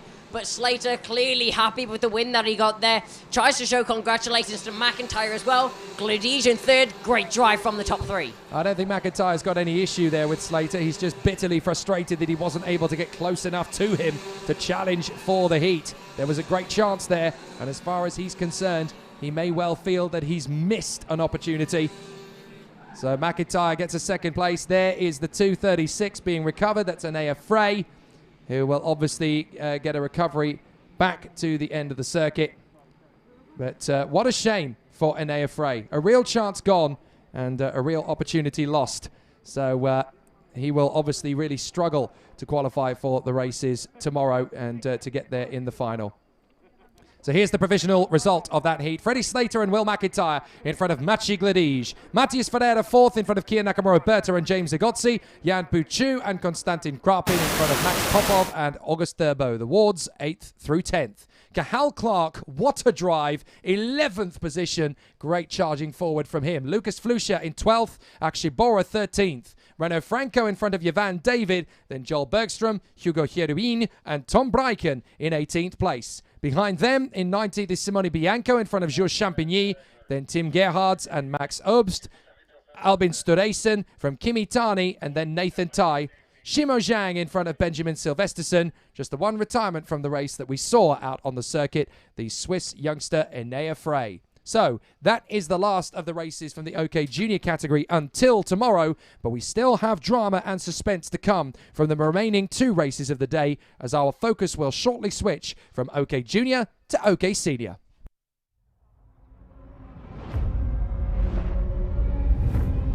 Every day, 3,500 lives are lost on roads around the world. Driving can be dangerous, but there are simple rules we can follow that will make our roads safer and save lives. Slow down for kids. Don't text and drive. Always pay attention. Obey the speed limits. Stop when you're tired. Never drink and drive. Check your tires. Rules keep us alive. Your life is in your hands. Respect the rules. So now I'm here with Keanu Alizeri. So Keanu, you finished all of your heats for today. Just tell us how you got on. I mean, today was not bad pace-wise, but I got very unlucky in the first and third heats.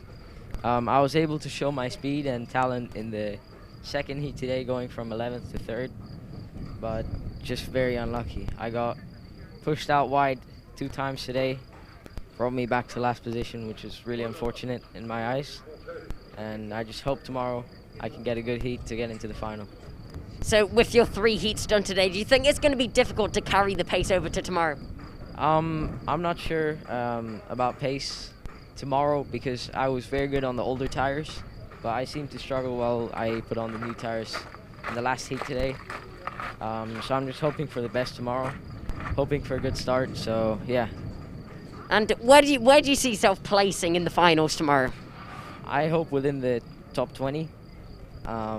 It'll be quite hard to get there. I'll need a top 5 finish, but it would have been much easier to be within the top 10 just if I hadn't made mistakes in the first and third races today. So, well, Keanu, good luck for tomorrow and thanks for your time.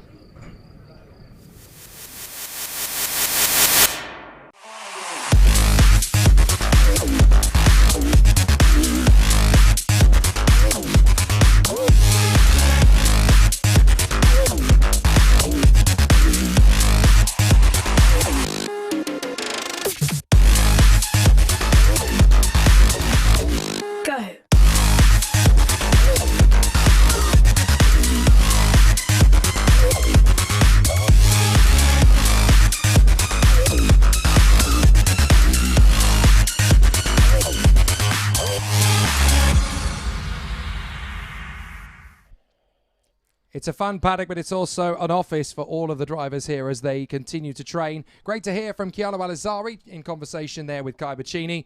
as we get ourselves ready for the last two races of the day. And of course, they are the OK category senior races that will take us into the closing stages of the race meeting. My goodness, we are getting very, very close to some proper drama and suspense now, with the senior drivers knowing they are running out of opportunities to make a play for the front end of the field. One of the drivers that we wanted to catch up with yesterday, after making a good impression in the Praga over the course of the race weekend at Genk, is the young Peruvian star Rafael Modenese. We spoke to him yesterday about his chances in the 2021 campaign.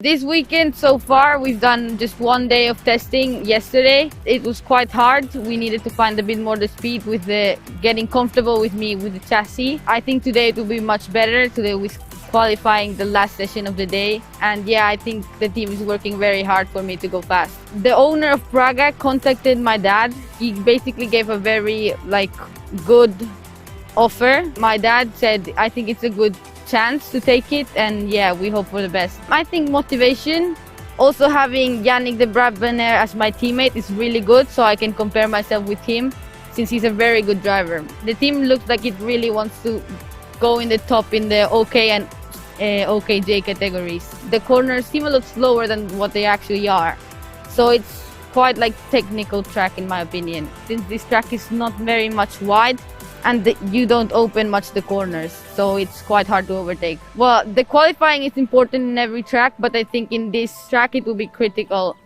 the qualifying.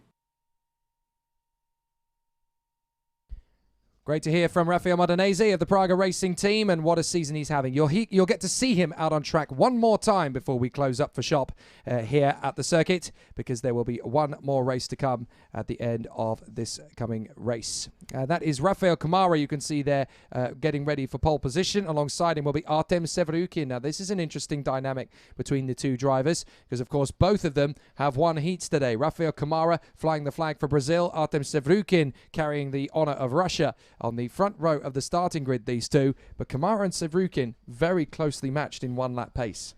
Yeah, Kamara really struggled in the last time he was out, though. You saw a couple of drivers getting past him at one time. So Kamara, he struggled last time out. He definitely has the pace to be at the front, though. And let's hope he's able to do it this time round. The man who could take the advantage of this one is the man starting directly behind him, and that is Nikola Tsolov, who is there in third position. The Bulgarian doing a fantastic job so far, both last weekend and this weekend. Denied a podium purely by a front fairing penalty. Would have been second, could easily have been first. So now that has fired him up for more over the course of this weekend. We could well see that. Yannick de Brabander, fourth position on the starting grid in the other Praga, as he finds himself on the P4 on the second row. Andrei Zhivnov, fast but unpredictable, and the inconsistency, sometimes not his own making, of course. We saw him crash out on the way to the first corner with what looked like an engine seizure, battling away with other drivers. On fifth position on the starting grid for this one. Marlon Hernandez, very strong in the early stage of races. The staying power has been difficult to manage and maintain for the entirety of a race heat, so that's also a factor we need to take into account with Marlon. Ivan Dominguez flying in qualifying. The race results just haven't been coming for some reason for the Portuguese. He's there or thereabouts, but it needs to have a little bit more impetus coming into this final heat of the day for him. And Bruno Del Pino, finally he's back on the pace we expected him to have, but that DNF earlier on has definitely hurt his chances. It's not impossible to get through to the final, but he can't afford a single mistake from here.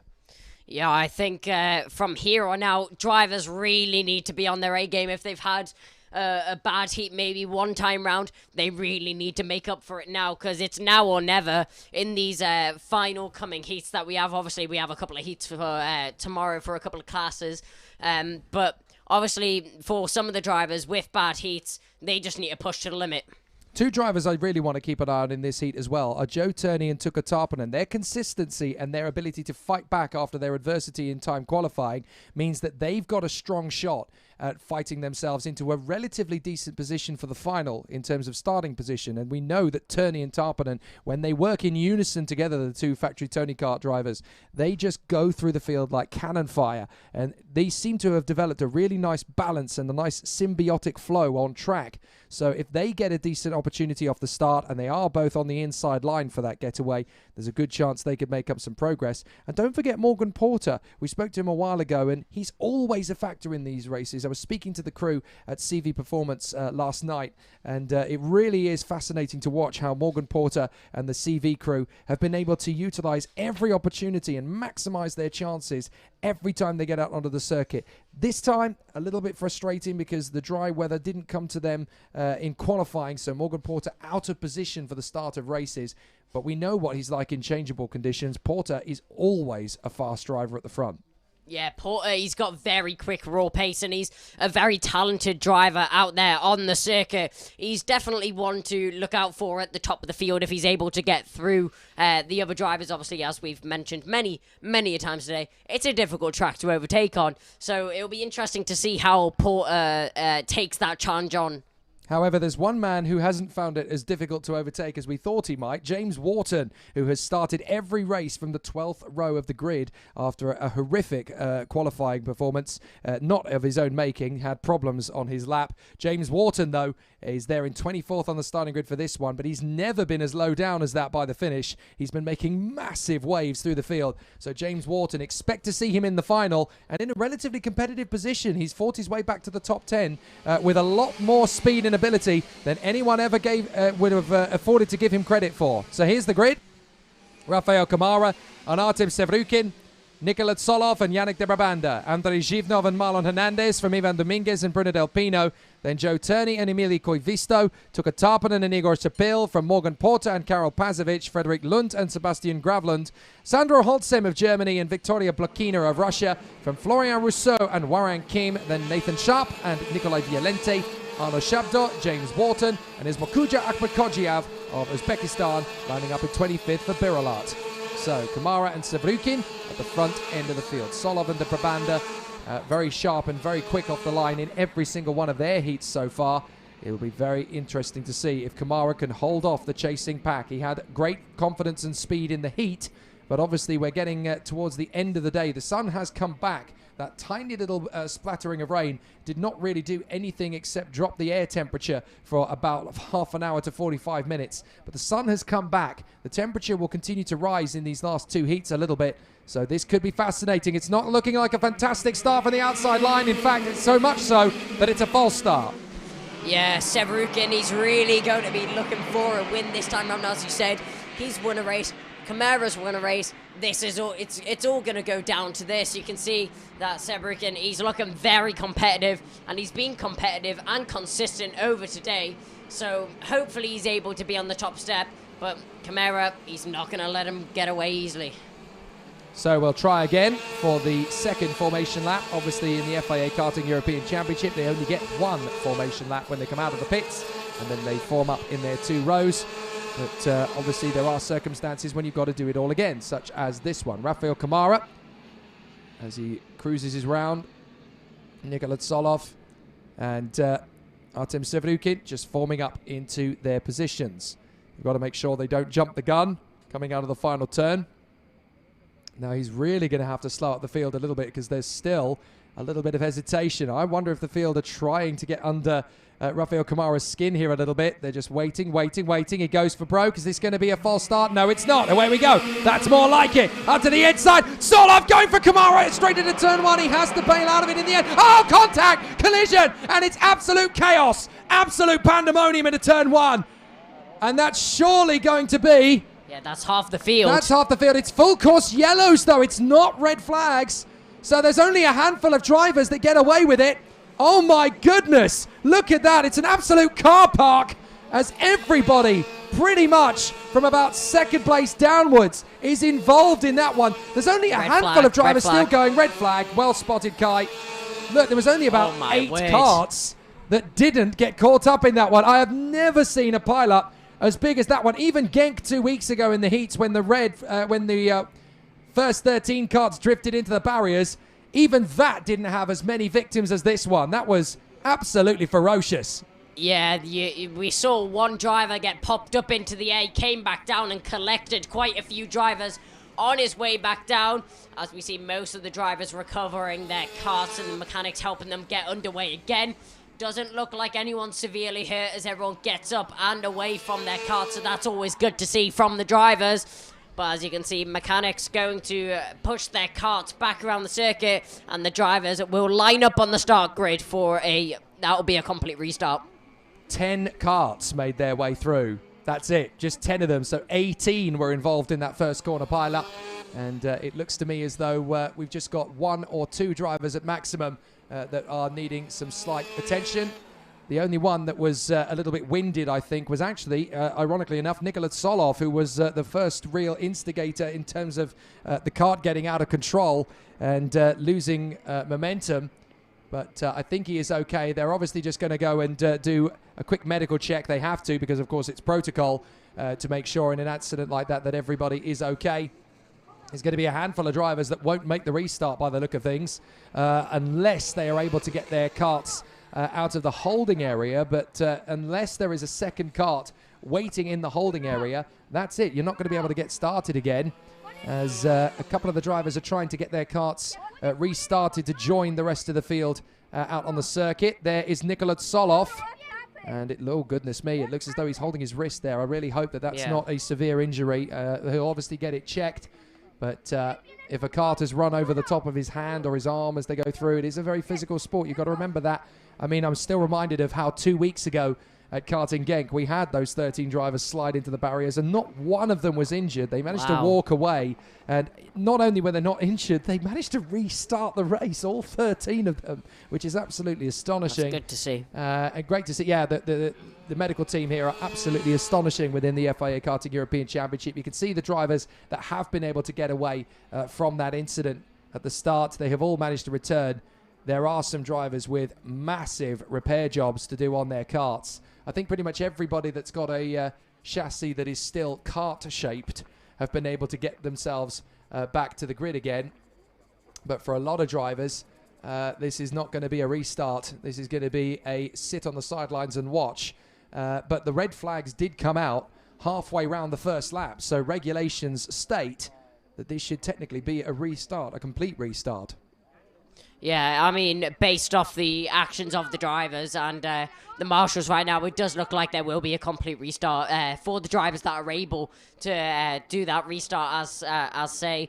Joe Turney, good start though, got up into P2. Unfortunately, was not able to stay like that, obviously due to the red flag and due to the collision as well. So, good start from Joe Turney. Will he be able to do it again? That's a question.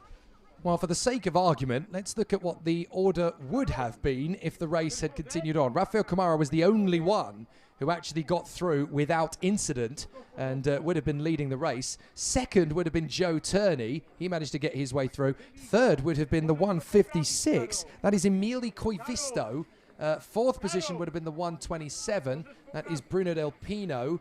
Fifth would have been 119, Karol Pazovic. And the 139 would have been next. That is the Cosmic of Sebastian Gravlund. So that just shows you the chaos and the absolute carnage that we saw on the run to the first corner. Here come the mechanics. And obviously there's a fair few of them that are dashing down to the first corner in order to retrieve the chassis of several drivers. This could be a long red flag here. So we're going to take a brief pause in proceeding. Oh, now that's a driver trying to help push start one of the Alonso karts. See, this is what I love. I would love to have a look down at turn 2 at the moment, because we've got drivers trying to assist each other in pushing their karts to get them started again. And this is what I love. In a situation like this, when there is a conflagration, when there is a red flag, when there is an incident, the one priority all drivers have at that point, and all teams have at that point, is everybody okay? Let's get everybody back. Let's get everybody regridded, and everyone hopefully can restart. That's Florian Rousseau with a very broken stub axle there. So that's that chassis done for this race at least. They might be able to now So they are going to put the carts on the trolleys and they will return to the holding area. So we're going to be here for a brief while. So while we're waiting, let's get another interview with one of the drivers that we spoke to over the course of yesterday, the Italian charger, Luigi Coluccio, who was racing for the Cosmic Racing team in 2021. We caught up with him about his chances of racing at the front in 2021. We are working hard and we are trying to make every race our best. We find speed step by step. Every race we find something new. We try all new things. I'm relaxed because we are always there, so it's a good point, you know. And I really like the team. We are enjoying every race. I need to be clever because if I say something wrong, then they go in the wrong way. I need to do my best every session and enjoy every minute because I really like. Sometimes I go in and I feel comfortable and the time goes always fast, but sometimes we need to work step by step and find some speed. I would like to be like Davide Foré or Marco Ardigo. They are really professional drivers, they are really good, they are the maximum level of karting and they win so many races, so I really like them.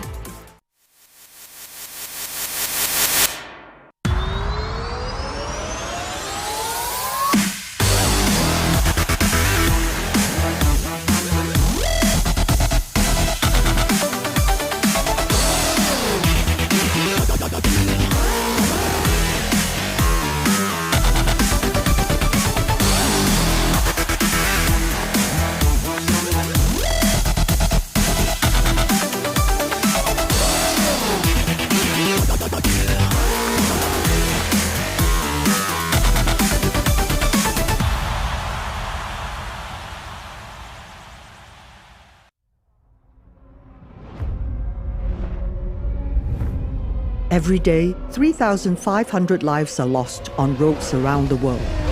Driving can be dangerous, but there are simple rules we can follow that will make our roads safer and save lives. Slow down for kids. Don't text and drive. Always pay attention. Obey the speed limits. Stop when you're tired. Never drink and drive. Check your tires. Rules keep us alive. Your life is in your hands. Respect the rules.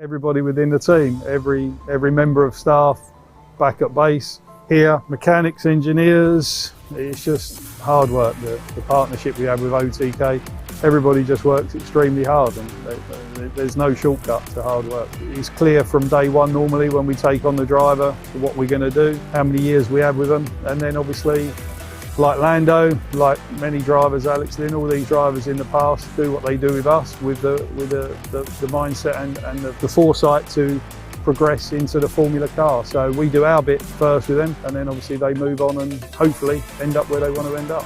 It's no more pressure for me because that's our goal anyway, is to win races, win titles, win championships. So Fred obviously done a fantastic job last year, winning it in his first year, which is almost unheard of and not many other drivers have managed ever to do that. We just keep working in the same way as we always work with him and hopefully he can add to that and put another title to his name this year. Within the team, there's no team orders, there's no team rules, there's nothing. We just ask them to be sensible and maybe this week it's one driver's turn, maybe next week another driver will win, maybe just because they're a little bit better around that circuit. There's no great secret and we just try and manage the situation as best we can, keeping everybody calm and tell them, especially through the heat, we don't need to be crashing, especially into a teammate, because hopefully they're at the front, all of them. And if they are, then it's better to finish second or third in a heat and go for the victory and then end up with 28 points from that heat where you've crashed out and ended up 28. So it's just about being sensible, and then obviously in the final, whoever wins, but obviously they all want to win, and then it's up to them to do the business in the final and come across the line first. A selfish point of view from my side, we want to win races as Ricky Flynn Motorsport, the team, the boys work hard. So on a Sunday night, we want to win the race. That's our goal. Our schooling is to prepare these drivers for when they're moving onwards and upwards in motorsport. So they're going to take knocks and bangs and things along the way, and we've got to try and round them as drivers so that when they move on from us, they are ready, they are complete, ready to leave karting, ready to move into the Formula Car. And then I have great pleasure, like last weekend, watching Lando on the podium in Monaco, you know. And also last week, if you look, Zane Maloney was on the podium, Aaron was on the podium, Guan Yu Zhu was on the podium in F2, Oscar Piastri. So all of these boys have come through what I call our schooling to start with, and I hope we've done our bit to make them to what they are, to progress on, and hopefully we've been the first part of the stepping stone and their education to move them on. And if you look last week just from Monaco as an example, it doesn't look like we're doing a bad job for them, you know. And obviously our goal is to win the race when we're here, but also to prepare them.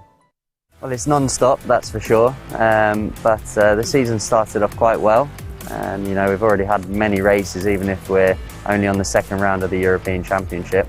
But you know, as always, it's ups and downs. But no, a positive year so far. We're working in the right direction. We're maybe a little bit more on the back leg than we were last year in terms of performance, but we are getting back to where we should be.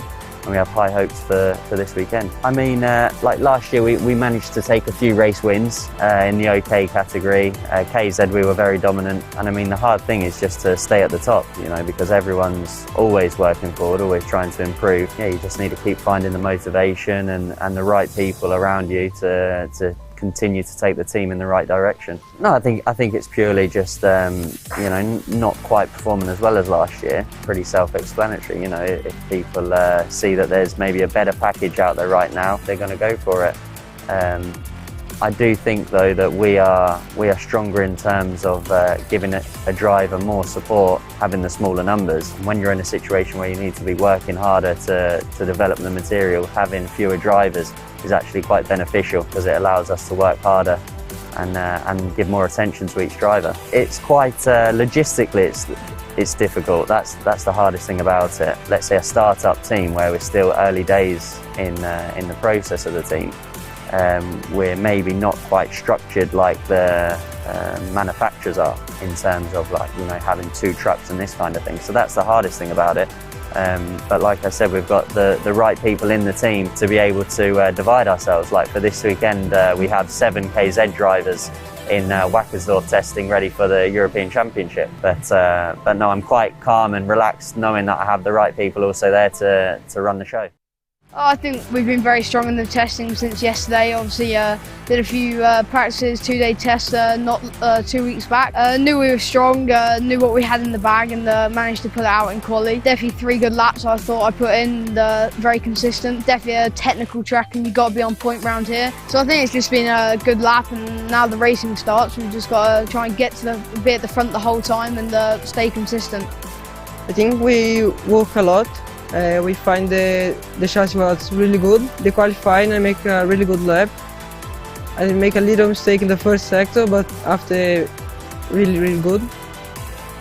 And then, yeah, really close the time. Tomorrow you see how it is, if we are fast. And then try to stay in the first position to start in the pole on the final. Just try to do my best. I know we start in the first place, but I try to focus and then try to get all the hits. But it's difficult, and then try to start on the pole.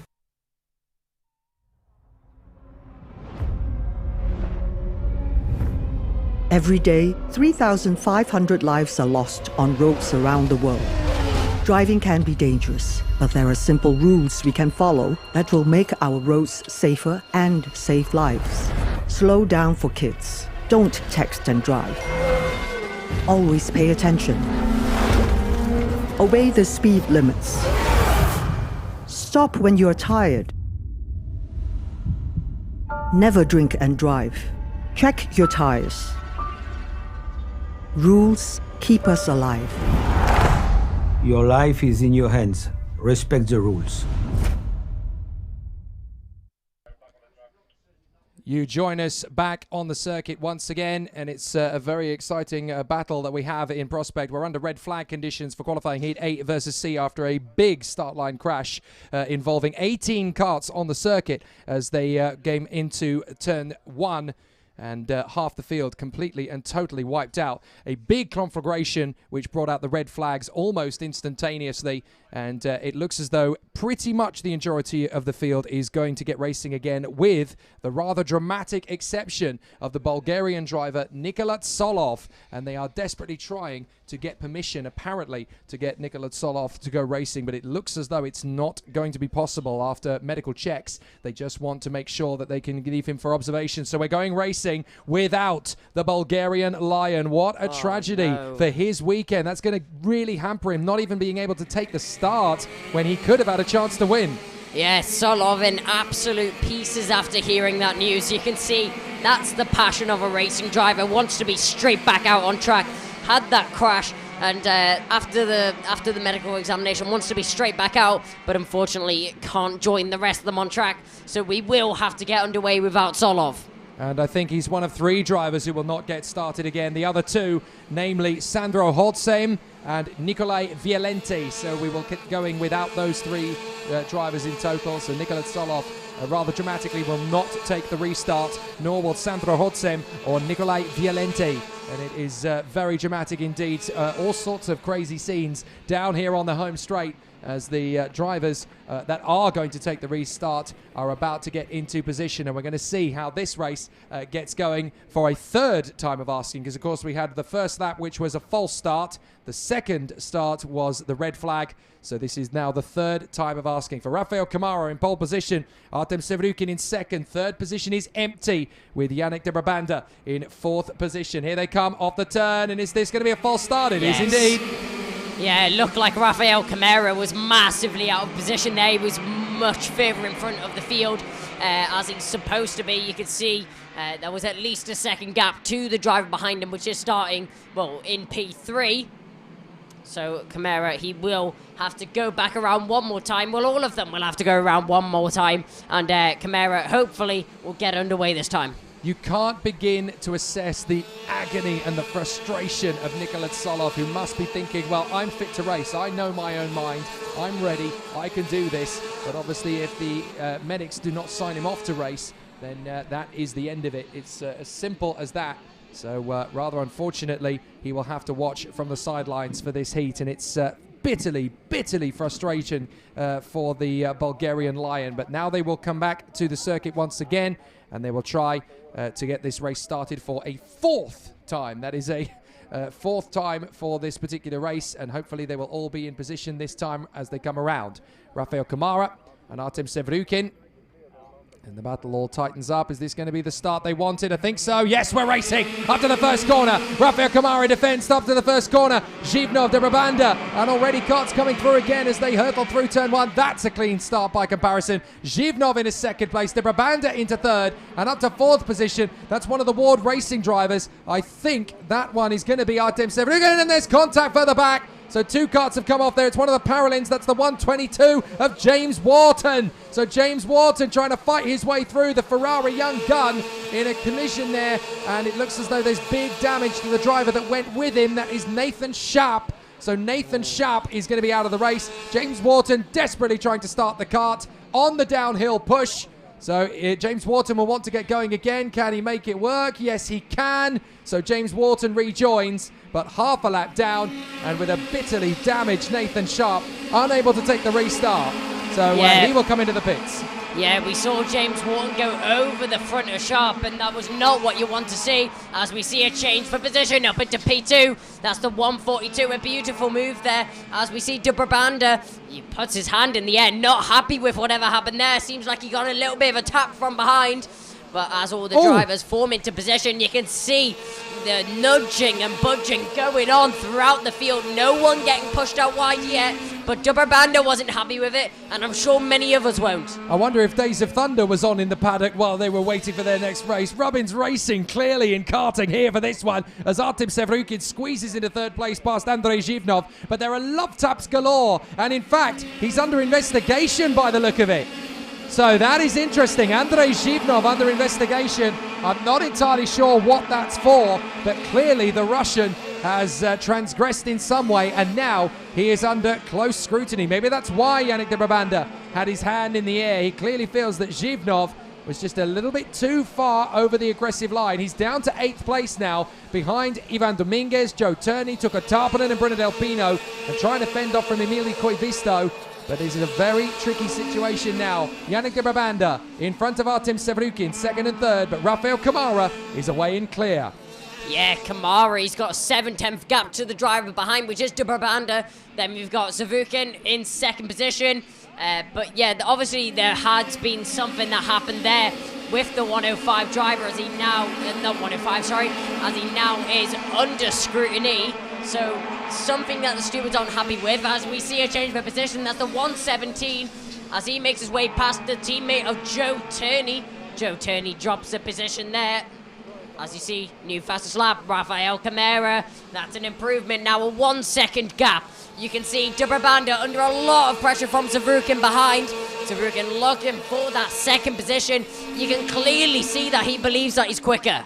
Yeah, Artem Sevrukin wants the place away from Yannick Dubrabanda. Dubrabanda still working hard on the Praga in 2nd place. Sevrukin 3rd, Ivan Dominguez in 4th. Tuka Tarpanen now up to P5 in front of Turney, Bruno Del Pino, Koivisto, Zhivnov and Marlon Hernandez. And Sebastian Gravlund in front of Igor Chapil. And Morgan Porter 13th in front of Warren Kim and Karol Pazovic. I am astonished. Oh, move on the inside there from Sevrukin. He gets the run on Yannick Dubrabanda through into 2nd place. I was going to say, I'm astonished that Nathan Sharp is still circulating after the contact he had with James Wharton. Not only that, but he's managed to catch and pass Ismail Kucharak-Kodjiav, so he's got through into 20th position. But Rafael Kamara still pulling away from Artem Sevrukin. The gap now to 1.6, and Zhivnov makes a wild lunge on the inside of Del Pino. Del Pino squeezed wide, so Zhivnov causing all sorts of problems and off on the grass. That is one of the Tony karts going off. It's the 103, is it? Is that Joe Turney going wide? Yes, it is. So Joe Turney going way down the field there. And Joe Turney will obviously not be happy with Andrei Zhivnov either. Yeah, Zhivnov not in the best of books with the stewards right now. He is under investigation, but pushed wide by Zhivnov. That's not what you want to see, but Dubrabanda, he is losing out to Sevrukin now. Fastest lap, Rafael Camara. Fastest lap after fastest lap is going to the Brazilian. 46.958 this time round. It's just going to get quicker for Camara. Well, this is redemption for the Brazilian after the difficult heat earlier on. He's managed to get himself back into his A game. And here's the battle further back. This is behind Tapanen. This is Ivan Dominguez, the Portuguese, as he takes on Bruno Del Pino, Tony Kart factory driver. DPK Racing versus Tony Kart Racing, and they continue to battle between each other. Ivan Dominguez up the inside. Now comes Del Pino. Has to hang back. Has to let him go. So that could have been very nasty, but Bruno Del Pino thinking better of it as they race for position. Artem Sevrukin has dropped the hammer and he's pushing hard to try and close up on Rafael Chavez Kamara. 46.704 for the Russian as he tries to rein in on the parade of Rafael Kamara. Bruno Del Pino still hunting down Ivan Dominguez in the Alonso kart versus the Tony kart chassis. Artem Sevrukin is doing everything he can to get that gap down to Rafael Kamara. The problem is they've got 6 laps to go at the end of this one and a 1.3 deficit to make up. Yeah, Dominguez under a lot of pressure right now from Del Pino behind in the Tony Kart 127. You can see he's pushing that kart to the limit. It's all over the back of them as it gets sideways out of the final corner. You know the kart's on the limit when the rear end starts stepping out. Del Pino up the inside. Dominguez has to retreat. So, as they make their way into turn 3 and 4, will Dominguez go for it again? No, he won't. Del Pino holds the position. Beautiful move from the 127 as he now pursues down. You've got to watch out for Emilio Koivisto. He was one of the drivers to get away from the pile-up earlier as well. So he's motivated and fired up on the Koski Motorsport machine. So he wants to get himself up into the top 6. And Ivan Dominguez is his next target to get to that point. Here he goes to the inside line, but well held there by Dominguez, who makes sure that that way is not clear. So still a good battle between the two. Rafael Chavez Camara across the line at the end of the lap, and Artem Sevrukin is within a second now of the battle of race leader Rafael Camara. 5 laps remaining. Camara still pushing because he knows he's got pressure from behind in the shape of Artem Sevrukin. Yannick de Brabanda in 3rd place, and Emilio Koivisto gets the move on Ivan Dominguez. So he's up to 6th position now. The Finn for Koski Motorsport now gets through into P6. A great charge forward from Emilio Koivisto, and that is now P6, trying to chase after Bruno Del Pino. Yeah, Del Pino doing a great job out there on the track. Domingo was the first one that Del Pino got past, and now he's got past another all the way up into P5 is Del Pino now. He's doing a great job out there on the track, but Camara, 1.287 second gap. Great job from the 111. Savukin is not going to let the gap go that easily though, and de Brabanda, he's all over the back of Savinga. So there is Tuukka Tarppanen, 4th position, the flying Finn, the latest flying Finn in professional karting. And Tuukka Tarppanen looking very good indeed here in the Tony Kart to close up on Yannick de Brabanda. Finally he strikes for gold and is pushing very hard indeed to try and make his advantage count as he tries to force his way forward. But the competition's still very tight indeed from the competitors at the sharp end of the dais.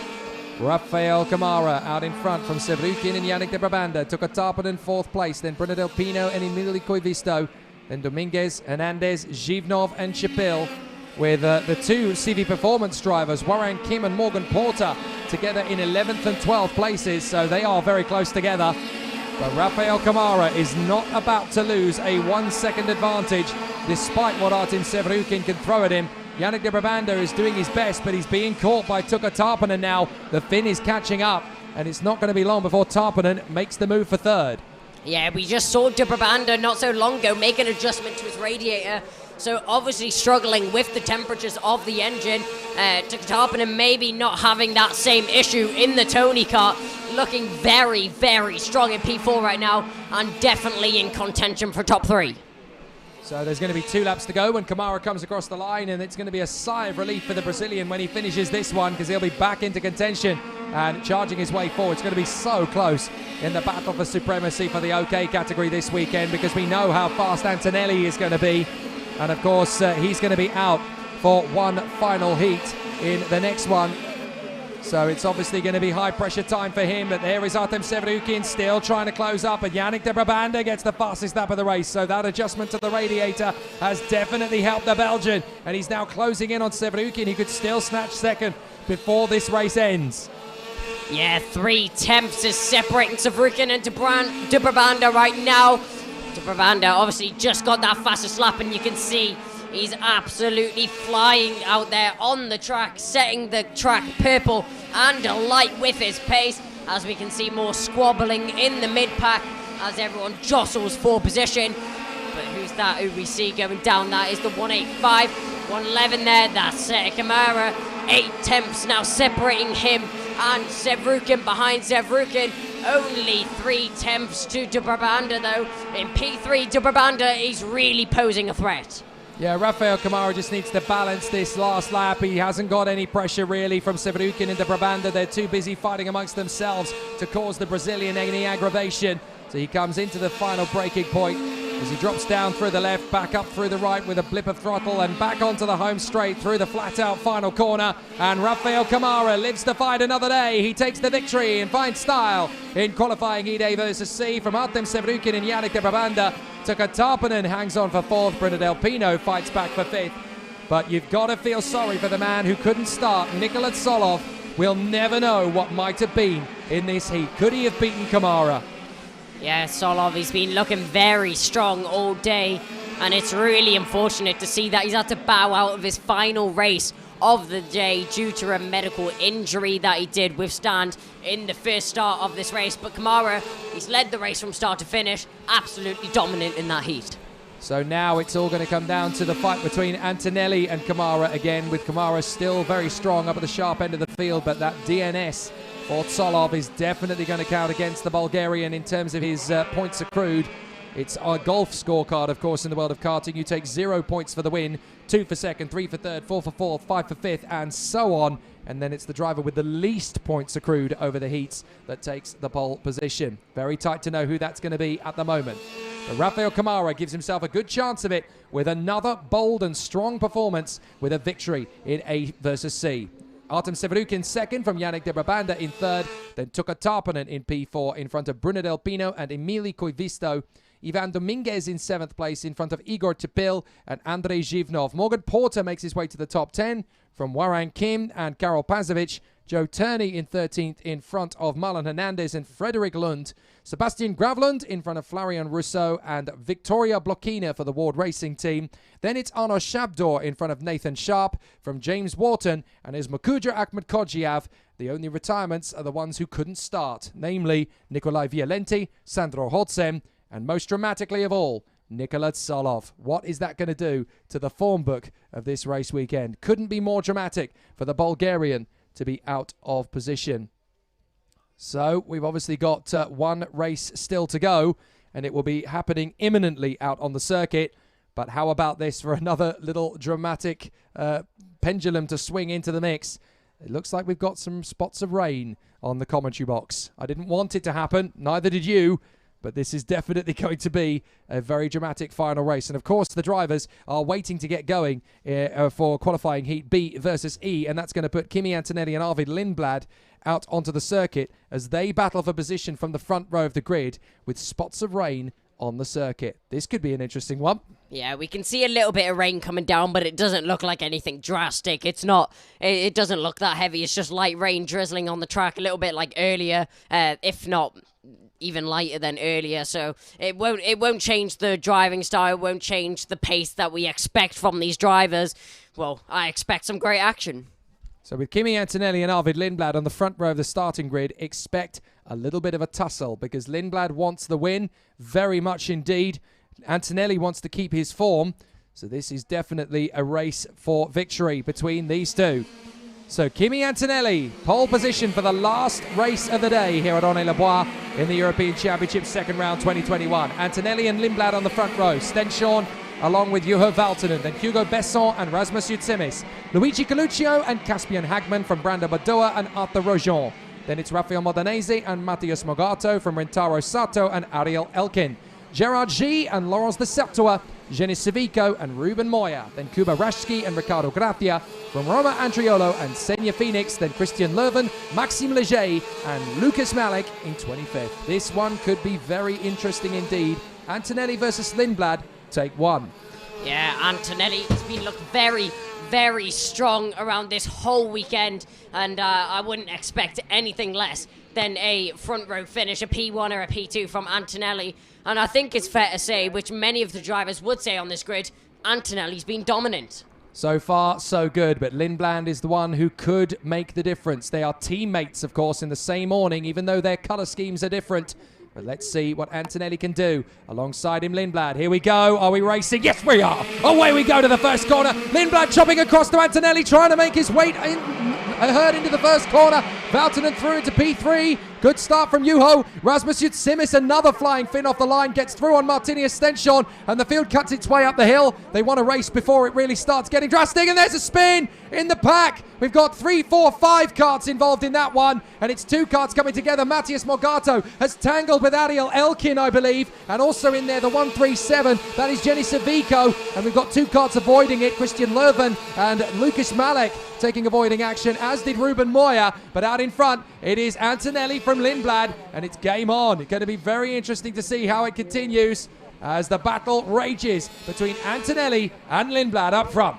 Yeah, Antonelli out in front right now. Lindblad following not so far behind. But Antonelli, obviously purple sectors as he crosses the line first. Lindblad 6 temps behind already. Will Antonelli be able to keep up his clean sheet for the weekend so far? Or will he fall victim to Lindblad? I guess we'll find out over the next 12 laps. Psychological rain starting to fall on the circuit at the moment. It's not heavy enough to cause issues, but certainly enough to make the drivers sit up and pay attention as Rasmus Utsemis trying to get away from Martini Stenchon and hustle the man in front, Juho Valtonen, on the SP Motorsport kart run by the legendary KZ driver Stan Pex. So, is there going to be a little conflagration between these two? Arthur Rojon versus Brando Badua. Badua looking for a way through up the inside. And Brando Badua really wants to make a pass on the inside here of Arthur Rojon. Not quite going to make it stick. Here is the move from Martini Stenchon, closing up on the back of Rasmus Utsemis. So they continue to squabble. Drivers want to get an overtaking move done nice and early. They want to build up to this. Lindblad charging forward to make more of an attack as the competitors storm their way forward. Maxime Leger going well actually in front of Senja Phoenix and Ruben Moya. Then Leuven, Civico, Morgado and Elkin, they've all managed to get going again, would you believe, after that first corner issue. So the race is going. Here's Rasmus Utsemis on the back of Juho Valtonen. Don't even think about it, says Juho. You're not going to get a cheap overtake on me today.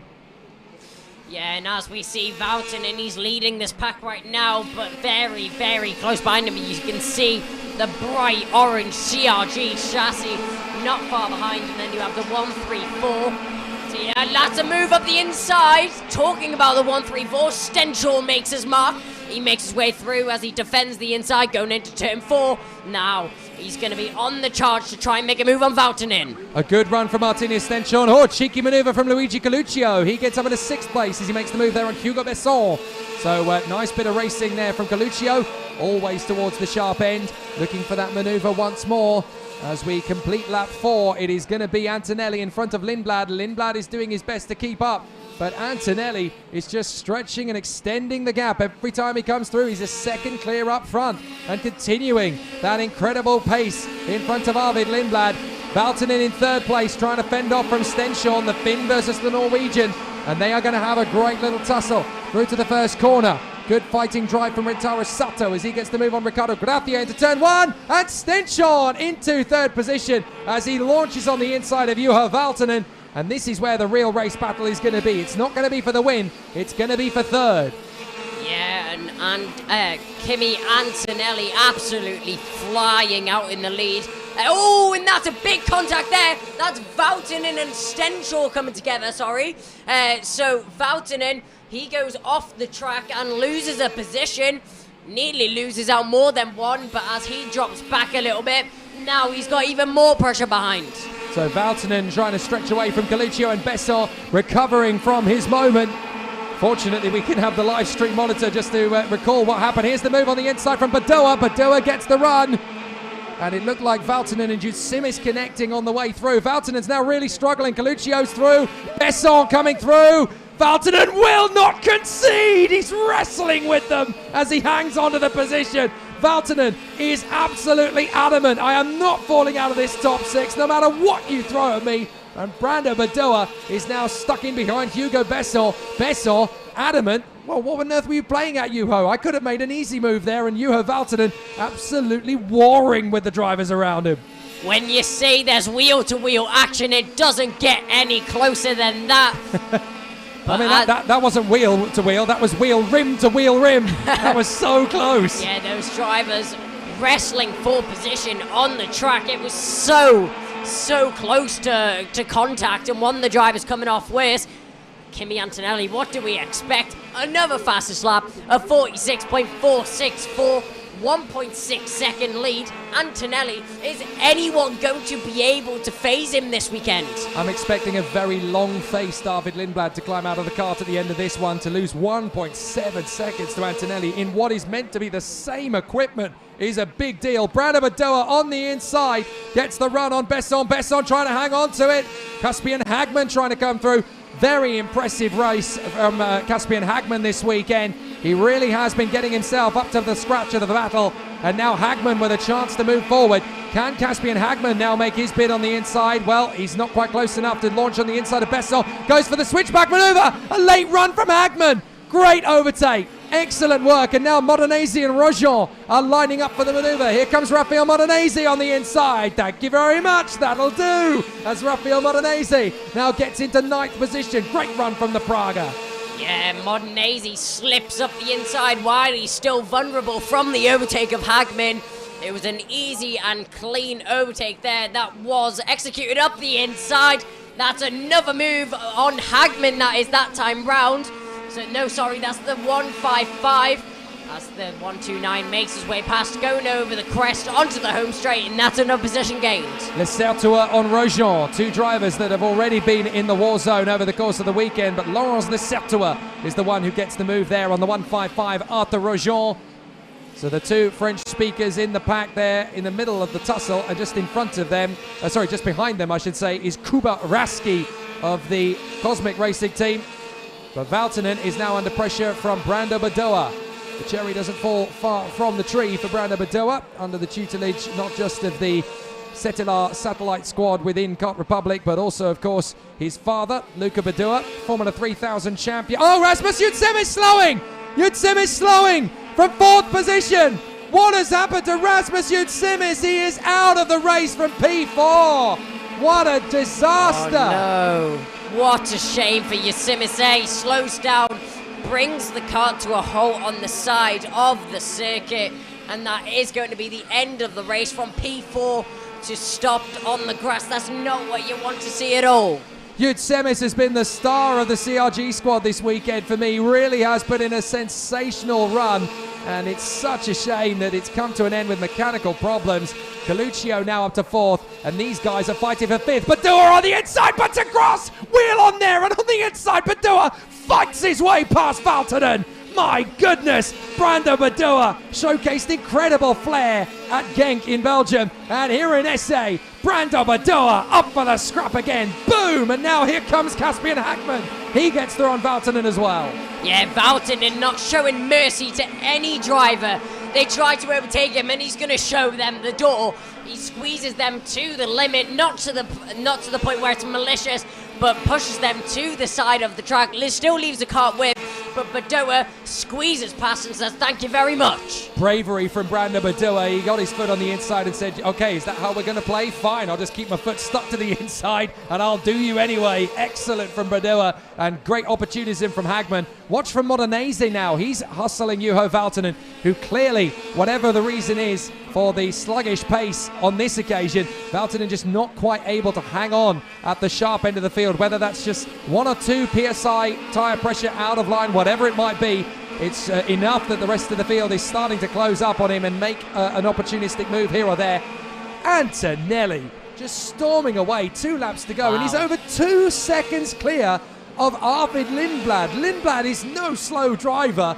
Antonelli is just blitzing the field here. This is an amazing comeback after the difficulties at Genk. Yeah, Lindblad, one of the quickest drivers out here in the field. Antonelli on another level though here at SA. He's proved it in all his heats. 2.2 seconds to one of the quickest, 2.4 seconds to one of the quickest drivers in the field. Now that's an achievement. Catch me if you can, everybody, says Antonelli here this weekend at Genk. He did not get the qualifying lap he deserved. He was caught out by the changeable conditions and the last-minute decision-making of the competitors in the field, which meant he had to start a long way back. His weekend never got going. He managed to fight his way back for some points at least, but Antonelli was frustrated in Belgium. He said, I didn't showcase what I can really do. You haven't seen the full deal. Now we are seeing it. Kimi Antonelli has bounced back in majestic style, and he comes out of the final turn once again. Kimi Antonelli blitzing the field every time. Dominant. Absolutely dominant. Lindblad 2.7 seconds back. Wow. That is absolutely unheard of. Outstanding drive from Antonelli, to say the least. Lindblad nearly 3 seconds adrift from our race winner here, Kimi Antonelli. No one's been able to touch him all weekend, but as we move on to Sunday next, what will it be able to do? Just phenomenal from Kimi Antonelli. Pure world-class precision. Every single lap, pushing where he needed to, extending the gap as he has to, and absolutely monstering the field. Just unbelievable pace from Kimi Antonelli. It's going to be hard for anybody to catch him heading into tomorrow. And if he gets into that first corner first in the final, none of the 35 drivers starting behind him. We'll see which way he went. Absolutely phenomenal from Kimi Antonelli. Let's talk you through the provisional results of the last race of the day. Andrea Kimi Antonelli, absolutely masterful at the front. No one can reach him. Second for Arvid Lindblad, third for Martini Estension. Then it is Luigi Coluccio and Brando Badoa, Caspian Hagman and Juho Valtonen from Rafael Modenese, Hugo Besson and Laurence Lecertois. Rintaro Sato fighting fit to 11th in front of Arthur Rojon. Kuba Reschke and Lucas Malek from Gerard G and Ricardo Gracia. Ruben Moya recovers to 17th after his lap 1 shenanigans. Roma Andriolo in 19th ahead of Senya Phoenix and Maxime Leger, who fights to 20th position. 21st for Genis Civico. Christian Leuven in 22nd from Matthias Mogato and Ariel Elkin. The one retirement from the race, Rasmus Yutsimis, with 5 laps remaining. Kai, what an incredible Saturday it has been. Wow. We've had everything. Drama, suspense, intrigue, battles, and some exceptional racecraft. Yeah, the driving standards today have really been up there with the top of motorsport. Amazing driving from everyone throughout the field. Some outstanding battles and a little bit of chaos, which we saw at the beginning of the junior heat, which happened... Sorry, not the junior heat, the OK heat, which we saw last time round. But drivers have drove brilliantly today, and this surely just sets it up for tomorrow. Certainly does. And guess what? We've got 8 races still to run tomorrow. Wow. 3 finals and 5 heats. A massive thank you to everybody from watching here at Aulnay-le-Bois. It's been a wonderful, wonderful start to proceedings. It will continue tomorrow. So join us bright and early, same time, same place, when the OK and Junior battles will conclude to head us to the finals. And we'll have 3 phenomenal racing from Trophée International Handicart and the European Championship, round 2 for OK and OK Junior. À demain!